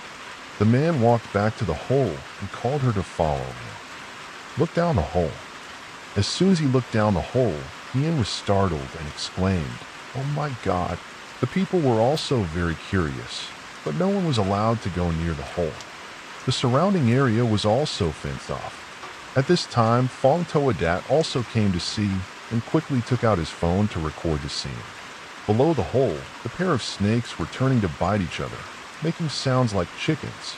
They no longer clung to each other like at first, but saw each other as enemies. Blood spurted out onto the ground. Even the ivory-white skeletons below, when they were completely dead, that man spoke. "This teacher is really evil. He set up a yin-yang formation to suppress the grave, using the grave as the center point to suppress the situation, who would come back to report in their dreams, and their souls would not be able to appear, threatening someone. If the time was longer, the bones would no longer have souls and spirits, and their spirits would be scattered." Ian wondered, "Yes, you mean the 9 pillars are these 9 iron trees, right? But there are only 8 trees here, called." The person who brought the other person up went up. Dahian quickly called the place, or the grave in this area, to come and bring her sister's body up. After more than 30 minutes, the skeleton had been brought up. The bones were separated and no longer connected. The man immediately went to the neck bone of the skeleton and used force to pull out another iron rod and put it in Hien's hand. The 9th one here, suddenly, her heart ached and she felt uncomfortable. Her hand tightly held the sharp iron rod and trembled. Her head was wondering if this iron rod was stuck into her sister's neck at that time. Was her sister alive or dead? If she was alive, what would her sister have been? How much pain must he endure? Normally just a small wound is already painful and uncomfortable, but now tears fell from Hien's eyes. She sat down on the ground and screamed, "What did my brother do to you guys that you treated my brother like that? Why are you guys so cruel to him? We're all human." The people around him already knew that the skeleton was posted. The information started to spread on the internet. Some people were even live streaming to get interactions. That man told Hien to take this iron stake and throw it away. Go, then the person who cast the spell will suffer according to the law of karma. The second one, bring them back into the grave. The person who cast the spell will spit blood and die fresh. That's up to you. Choose. Hien still choked up, and that man left. The skeleton was taken by the police for DNA testing. Dat reminded Hien to look how the skeleton above saw that there were some broken bones and half missing. Only when Dat said that Hien paid attention to it at that time, she was only busy with heartache. After the skeleton was said to be Nak Han Nak, Hien's twin sister. Take it for DNA testing. Hien and Dat just hang around looking for the man who helped them, but there are no results. They don't know when he left. When the body of the pair of snakes are still lying in that hole. Dad asked her what to do with the body of the pair of snakes. "I don't know anymore, just leave it like that. Anyway, it's the body of a dead animal." "Okay, then let's go home." Hien and Dat went back home to wait for the results of the DNA test before they can file a report. On the way back, Hien took those iron stakes and threw them into the river she wanted. That evil teacher will suffer the law of karma, because the law of karma is more terrifying than the law. The law is lenient, but the law of karma is not. Just a few minutes ago, she wanted to take all those bastards down the hole. She wanted to personally stick those bastards into the hole. She wanted to break them. Oh my gosh, Rabbit was angry. She did that to get revenge for her sister, but it was too easy for that teacher. Just let the law of karma show him how fair it is. That night at Vin's house, mother and son Vin. She couldn't sleep or eat. How much did Vin eat? Today, I went in and out feeling extremely uncomfortable, even though everything had been discussed. The second son was like that. Mrs. Feng frowned in annoyance. Don't go anymore. I'm so embarrassed. Mom, I can't put Mr. Vin in jail. Mom, call him to come back and take responsibility. After calling him, this matter can't be hidden anymore. Mom also said that he admitted his mistake.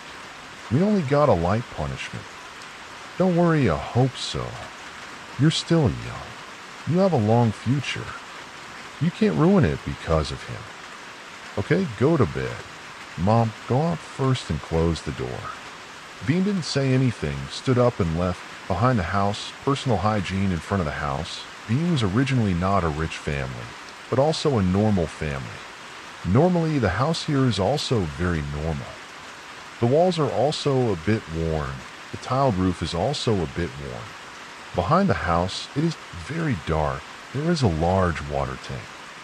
Veen approached the water tank, took the toothpaste there, and was about to sit down and brush his teeth. Suddenly, Veen saw that someone had just passed behind the water tank. Behind the water tank is the toilet. It was very dark. Looking behind, there was only an old jackfruit tree.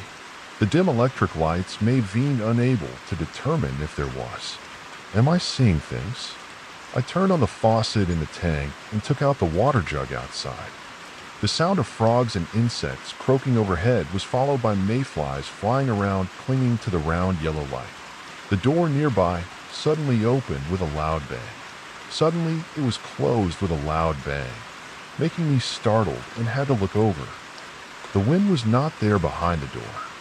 Could it have closed again? Behind the sound of the door closing loudly was my mother scolding. Don't you think this house is shabby enough? It's not me, but this house has you and me. If it's not you, then it's a dog. Are you upset because if I explain, my mother also refused to believe Puppy away? He drank water to wash his face. The darker it got, the water in the pool became so cold, no different from ice water. His eyes just opened, saw the light bulb above his head was completely off, since when the only light was the dim light from inside the kitchen shining out. He was speechless, swearing, already fell asleep, and also met waist. He was about to stand up and go inside the house. Someone's laughter, right at the jackfruit tree, made him startled. His eyes quickly turned there, thinking it was the sound of something calling, until a strange voice rang out, "Remember me?" If it wasn't pressed, then it wouldn't be there.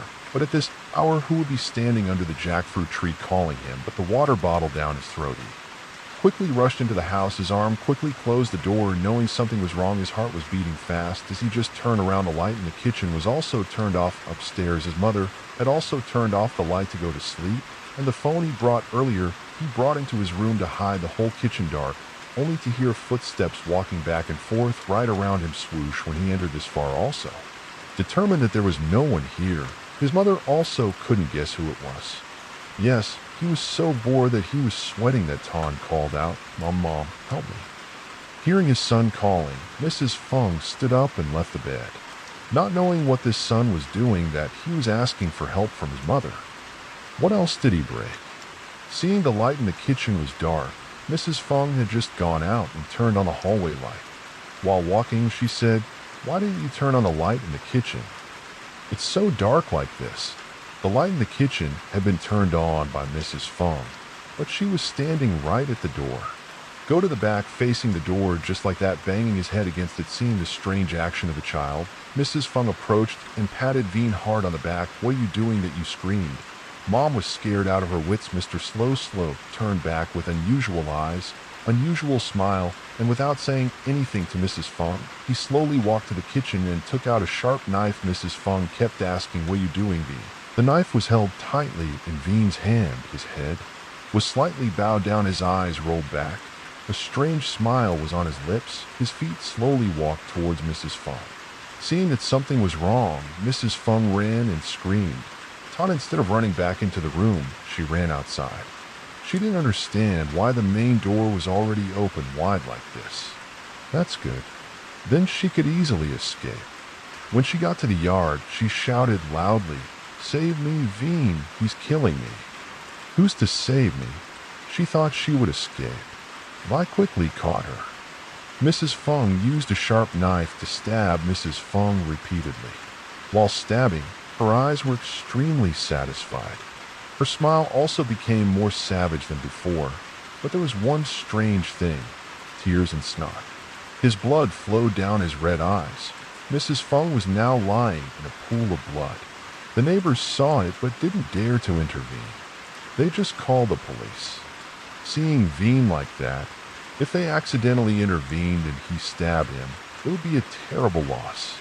In less than a few seconds, the knife was thrown aside. Veen knelt down and hugged his mother, crying, confused. "Mom, wake up, Mom. Who will save my mother? Who will save my mother?" The scene where Veen stabbed his mother to death was witnessed by neighbors. Everyone witnessed it, but they didn't understand much. When he stabbed, he was enthusiastic and violent, but it only lasted a few seconds. Flipping face like flipping rice paper, but strangely, he didn't run away, just sat there hugging his mother and crying until the police came to arrest him. The words were spread all over the neighborhood and alleys. Is this guy Veen high on drugs or something? Or is it a spiritual story related to the skeleton in the grave sitting opposite? The police comrade's tears and snot. Veen's mouth was still running. His mouth was whining, "Mom, Mom." Sergeant Ton asked him to calm down and answer my question. Veen screamed and cried. "How many times have I said it's a soul? Sister Han's ghost is she who ordered me. It was her. I begged her, but she still wouldn't stop. Han's hand is here. You say, is she the one who was found under the grave? Your brother's name is not her. It is she." After saying that, Veen still kept crying. His hands were covered in blood. His clothes were covered in blood. It was his mother's blood. His whole body still trembled when he thought of the scene just now. The scene that would haunt him for the rest of his life. He could never forget it. Chung Si Tan asked again, "Where is your brother?" "He was on the other side, then he escaped there." Then Trung S. Tan came out. "The order to take the subject to the detention room. I will ask my superiors to call me via phone to ask for support." Veen was transferred to the detention room. His whole body was still shaking, but he couldn't stop running. Veen's story was all over social media. Someone even filmed the scene, and now they have also seen it. Is this the retribution of that family? She quietly went in to burn incense on the altar for her sister. After a few days of waiting, the DNA test results were finally available, and the skeleton was not Han, her sister, but as a result, Hien cried again and informed her parents. The three of them quickly took a bus to the hospital where Vin lived to pick up her sister. This was a state hospital, large but old. The layers of lime on the outside could not hide the oldness inside. The bricks were worn, the chairs were discolored, and the small patient rooms were located close together. The three of them walked along the back hallway where not many people dared to pass by. They walked all the way down the long, dark hallway, so dark that even during the day, everyone felt creepy. Finally, they arrived at the hospital. The morgue of this hospital, Sergeant Tan, was also there, and the staff in white BL shirts were waiting. Sergeant Tan gave Hien a stack of files. She opened them to see. We checked carefully. Above her sister's skeleton, there were scratches and even some missing bones. According to the assessment, it looked like something had gnawed it. Hien's grandmother wondered if something had gnawed it down there. What could live and gnaw it? Hien spoke up, somewhat hesitantly. Could it be that Mrs. Hien Hung spoke up so she could go out? We couldn't cut open the snake's belly. Where is that couple now? I don't even know what it is, but both of them looked at each other and fell silent. Hien thought, what kind of snake is it that eats human bones? Could it be that they also eat her sister's flesh? She suddenly remembered what the other man said. Snakes eat bones, so if they leave it for a long time, the bones will no longer exist. So it will also eat her sister's flesh. Just thinking about that, the whole body trembled. Goosebumps appeared. Trung Tan continued, "Everyone, follow this guy inside to receive the skeleton, and then come out and sign the papers for me." "Yes, I know." The staff wearing a blue shirt looked at them with a knowing look and a little sympathy, but the face still maintained the professionalism of someone who was used to these scenes. The family confirmed the identity. Right, Mother. Hien nodded, but couldn't say anything. Hien cleared her throat as if trying to swallow the pain stuck in her throat before speaking. Yes, we came to receive the ugly daughter. The staff nodded, then turned around, pushed the door open, and entered. The first thing they noticed was the cold air from inside. Exhaling, Hien's family slowly followed. Inside, the room was cold to the point of numbness. The air carried the smell of disinfectant, strong but could not overcome the gloomy feeling covering every corner of the row of metal beds lying neatly, each covered with an ivory white cloth. Everything was clean and tidy but too old. The staff walked to a bed in the corner of the room and gently pulled down the ivory white cloth. At that moment, time seemed to stop in front of them. Han, with her bright smile from that day, was no longer there. Her rosy white skin was no longer there, her long black hair gently falling on her shoulders, only a skeleton lying still in the cold space.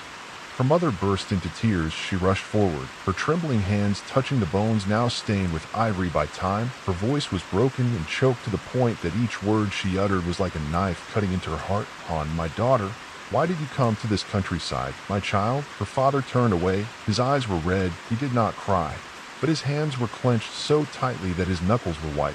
All his life he had always been the pillar of the family, the strongest person, but now standing before his deceased daughter, even he did not have enough strength to hide his pain. Hien stood still. She could not, comforting her parents because she herself felt too much pain for her sister. The staff bowed her head and kept her voice calm, but still had a bit of sympathy. I'm sorry. Does the family want to cremate? Her father spoke firmly and buried her. Royal, but how much pain and suffering did my daughter have to endure? How much hunger, thirst, and cold? Yes, I will support the car to take her home. Thank you, you're welcome. A moment later, Hien's whole family went out. It was Mrs. Hien who signed that certificate. Han's life when she was born, it was he who signed the birth certificate for his child, but also, he himself signed the death certificate for his son. What pain is greater than this pain? When Han's skeleton was wrapped in a bag and taken out of the morgue, Hien said, Han, I finally brought you home. You're no longer cold and hungry. The hallway was still so cold. The footsteps on the old brick floor were now accompanied by the rustling sound of a cart, the small worn wheels clinging tightly to the old brick floor. The sound created was even more creepy. I must admit that the police are really good. It's only been a short time, but Vin has been killed. Seeing Vin holding his weak pancreas, I felt sorry for him when he was arrested.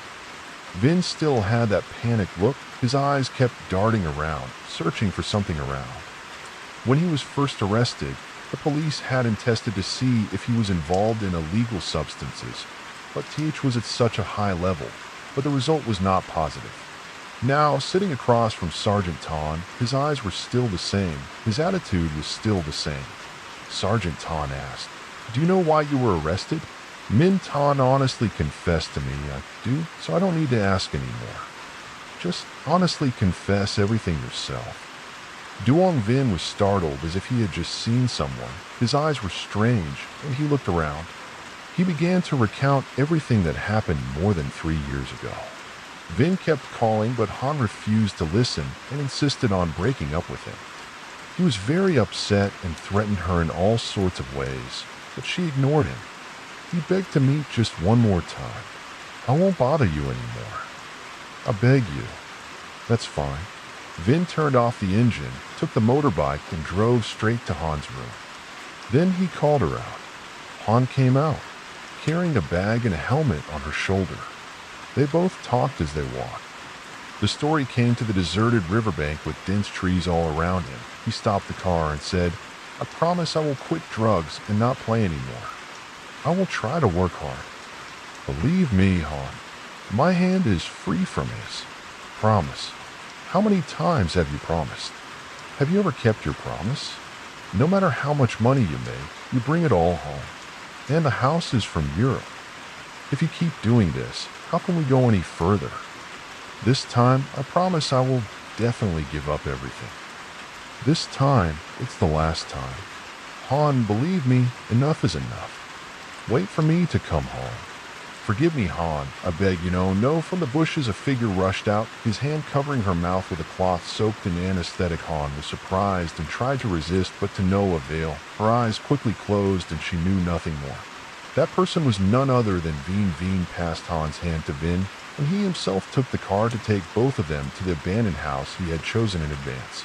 The dilapidated abandoned house was now 3 people standing upright, surrounded by grass and trees growing wildly. They ran in here, only using a flashlight to prepare the car, but it was useless. On the road, there were 2 people carrying Han. When they got inside the abandoned house, they carefully took her to a room, tied her hands and feet, and gagged her. Veen said, "If anything, call me. I'll go back to sleep." I know. Veen left and went back to his room. Vin stayed there with Han. In this abandoned house, it was really scary. There was a sound of something calling around. It was creepy. The surrounding space was cold. Every now and then, he heard the sound of footsteps stepping on dry grass. While waiting for Han to wake up, Vin took out a small candle and lit it. He needed some new light. After more than 15 minutes, Han also woke up, her eyes gradually opened, realizing everything around her, so she tried to call for help. Her voice was weak, stuck in her throat, unable to utter a word. Vin looked at her and asked, "Are you awake?" Han's eyes widened as she looked at Vin, her voice mumbled. Vin immediately removed the tape from Han's mouth. She quickly shouted, help me, this guy kidnapped me." Vin's hand quickly grabbed Han's mouth, preventing her from screaming anymore. From his eyes to his voice, he was full of threats. "Now you still want to break up with me? Don't dare break up with me. Till I thought you were just a reckless playboy. Who would have thought you were a crazy guy? Even if I died, I wouldn't love you. Save me, someone save me." Vince squeezed Han's mouth. Even tighter, his attitude became even angrier until Han suddenly stopped struggling, then let go. Han fell to the ground. He angrily cursed her a few times. "You think I'll let you go if you curse like that? If you don't love me, then I'll let you love someone else. Whoever you love, I'll kill that guy." Still miserable, Vin took the black electrical tape to tape her mouth back together, and then again. The coroner lit a cigarette and took a puff, then went over to shake her awake. "Wake up and talk to me. Han, don't expect to abandon me for the rest of your life." Han didn't move either. He tried to call her again and opened the tape on her mouth. "Wake up. Don't mess with me." No matter how he called, Han still didn't wake up. Vin panicked, so he put his hand on her nose to check for breathing. She was no longer breathing. He checked that her heart had stopped beating. He was shocked. He fell backwards and frantically gave her mouth-to-mouth resuscitation like TV usually does. Her face was full of worry and fear. "Han, wake up, don't scare me." He tried everything, but his Han was dead. He accidentally killed the person he loved. He didn't know what to do. He quickly called Veen after 1 a.m., but the phone rang. Veen was extremely upset. This was when he was sleeping soundly and was interrupted. He reached out and picked up Kwang on the mattress, took the phone. He pressed the answer button. "Hello, Veen, I killed someone. I killed Han. What should I do now?" Veen heard that. His eyes lit up like stars. His mind was completely awake. He sat up. He wasn't joking. "Were you kidding me?" "Oh, I'm telling the truth, Veen. What should I do now?" "To save me, Veen." "Oh, my mother. I told you from the beginning. Don't listen to girls who lack mothers. Why do you have to depend on one person? Turn off the phone and take it slow." I'm thinking. Veen sat on the cushion, scratching his head and saying, "Help? But I don't know how to help my brother. Or should I call the police and have them come and handcuff my mother? That way it won't be so complicated, be it? But like that, Vin will soon be in trouble." Looking back and forth, Veen's eyes touched the big suitcase in front of him. Without thinking any further, Veen took all the things in the suitcase and carried it away. As soon as he carried the suitcase to the entrance, he was already dead. How can I give up and beg to take it away? Throw it away? Why are you? The next day, the police will handcuff me and add rocks to take me to the river. If this is not okay, if that is not okay, what will I know? Please go, Mom. You will definitely find a way. Our grandfather is a teacher, and there will definitely be a way. There must be a way, so that Han's soul cannot come back to take revenge on me." After saying that, the two of them stuffed Han's body into a suitcase and ran back to the rented room. Then they took a basket to go back to their hometown. When the car arrived as discussed before, Vin went and reminded Veen to speak English. "Please help your brother get into the car." He had a tight leg and opened the back door so I could put my things in. While the driver was helping Vin get in the car, Veen also took the opportunity to carry the suitcase containing Han's body into the car. It was about 1.55 meters tall and weighed about 40 kilograms. Min Veen could carry it into the car, and when he finished, Veen also quickly got into the car. They couldn't take that suitcase on a motorbike at night because they would definitely be stopped by the patrolling police or militia. Riding a motorbike was the safest. When they got home, it was almost 4 a.m., and they suddenly came back. Veen took out his phone to call his mother, while Vin was holding the suitcase tightly, containing Han's body, her face full of worry, her eyes looking around. Mrs. Fung opened the door for her two children to enter the house and asked why they were back at this hour. The two children went inside the house to talk. The mother and son both brought all the belongings to the porch. She grabbed Mrs. Fung's hand and pulled her into the room. Her face was still filled with worry.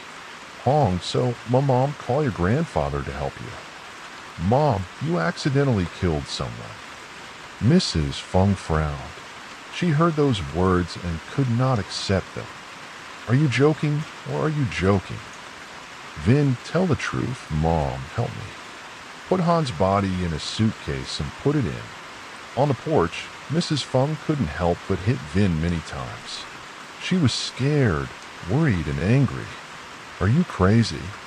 Mom doesn't like Han. Why do you keep getting involved with him? He's an adult working hard to bring money home for Mom, but you brought death to Mom. What's the matter?" "I just did it by accident. I didn't mean to. So turning myself in will be lenient. Mom wants her son to mark his life with the words murder later. Okay, let me call your grandfather. Hide that body." Yes, Mrs. Fung took the phone and called your dad. Mrs. Lang called for help, and Vin and his brother took the suitcase into Vin's room and locked the door. After finishing, he also climbed into bed and rested. A whole night without sleep had made them so tired that it was past 9 a.m. Mr. Lang brought some tools and went to the back of the mountain. He had been a teacher for 3 generations, helping people and saving lives. But in his life, he could not give birth to a son. He had 6 daughters. When he waited for his daughter, there was only one. Mrs. Fung had 2 sons. He also had an older daughter who could not marry. She had 2. His grandson was very happy because he had a successor in the future. But before he could see the successor, he had seen the news of his life. Now that his grandson was in trouble, he couldn't just watch. When he went behind the mountain, he started to go around the rock crevices to check. Finally, he stopped in a nest of newly born snakes. He didn't see the mother snake. Mr. Lang quickly used tongs to catch a snake and put it in a small cage. Then he quickly left. When he got home, he didn't have time to rest before he had to rush to work. The first thing he did was sit in his own room, lock the door, go to the empty space, and take out a snake. The bronze bowl was placed on 4 sides, with 4 small mirrors interspersed on 4 sides and 4 candles. Mr. Lang cut his hand and dropped a few drops of blood into the bronze bowl.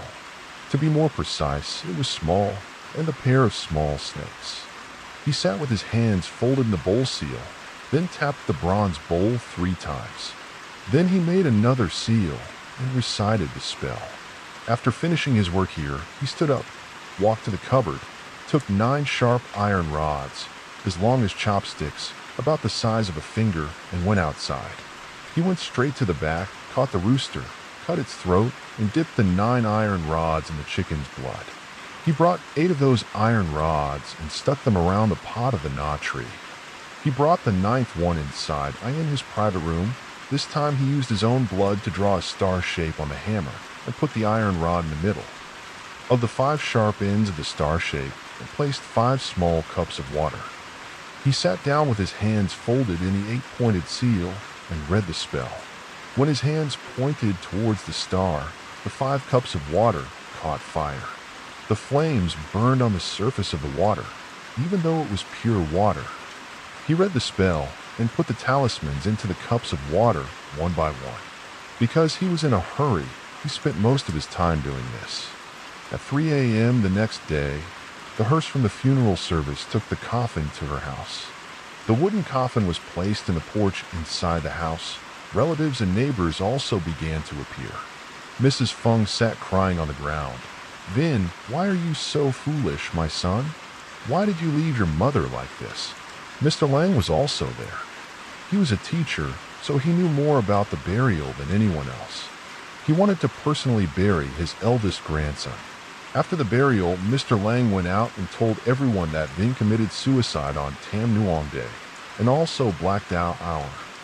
I looked at it, and now only Vin and I can help. Carry his body and put it in the coffin.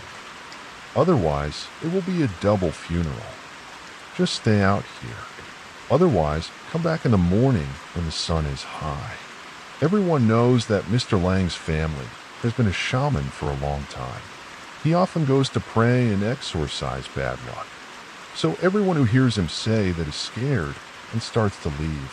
Mr. Lang goes back into the house, closes the main door, and together with Vin, puts Vin's body in the coffin. They say it's a body, but in fact, it's rocks that fit Vin's weight. Mr. Lang leans on Vin and asks if Vin is gone yet. As his grandfather said, Vin is on his way to the capital.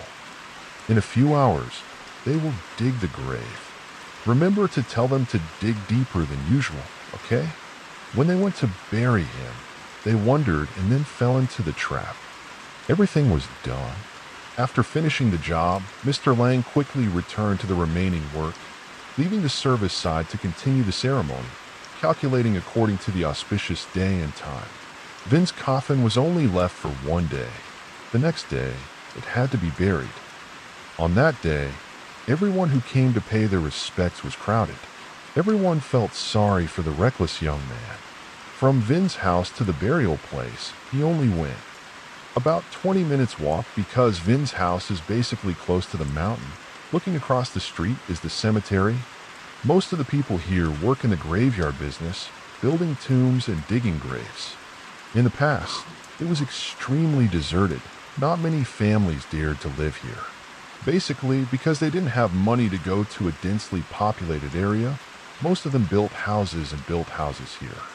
Over time, the land was planned and people also came to live here, so this place was somewhat more crowded, but compared to other places out there, this place is still considered deserted. Tomorrow morning, Vin's coffin must be taken away for burial, so tonight Mr. Lang had to finish his work when it was dark, when everyone was asleep, when the road was deserted and no one was walking. Lang just went to the cemetery to meet Vin. My grandpa will meet you here later. Where are you, my child? It's just nearby. I'm scared there. Hurry up, I don't have much time. In less than 2 minutes, Vin was under the old mango tree. It was a 100-year-old tree, so big and dense that one person had to hug it around. The tree bore fruit all year round, green and fresh, not 100 times a year, but the tree was always green and heavy with fruit.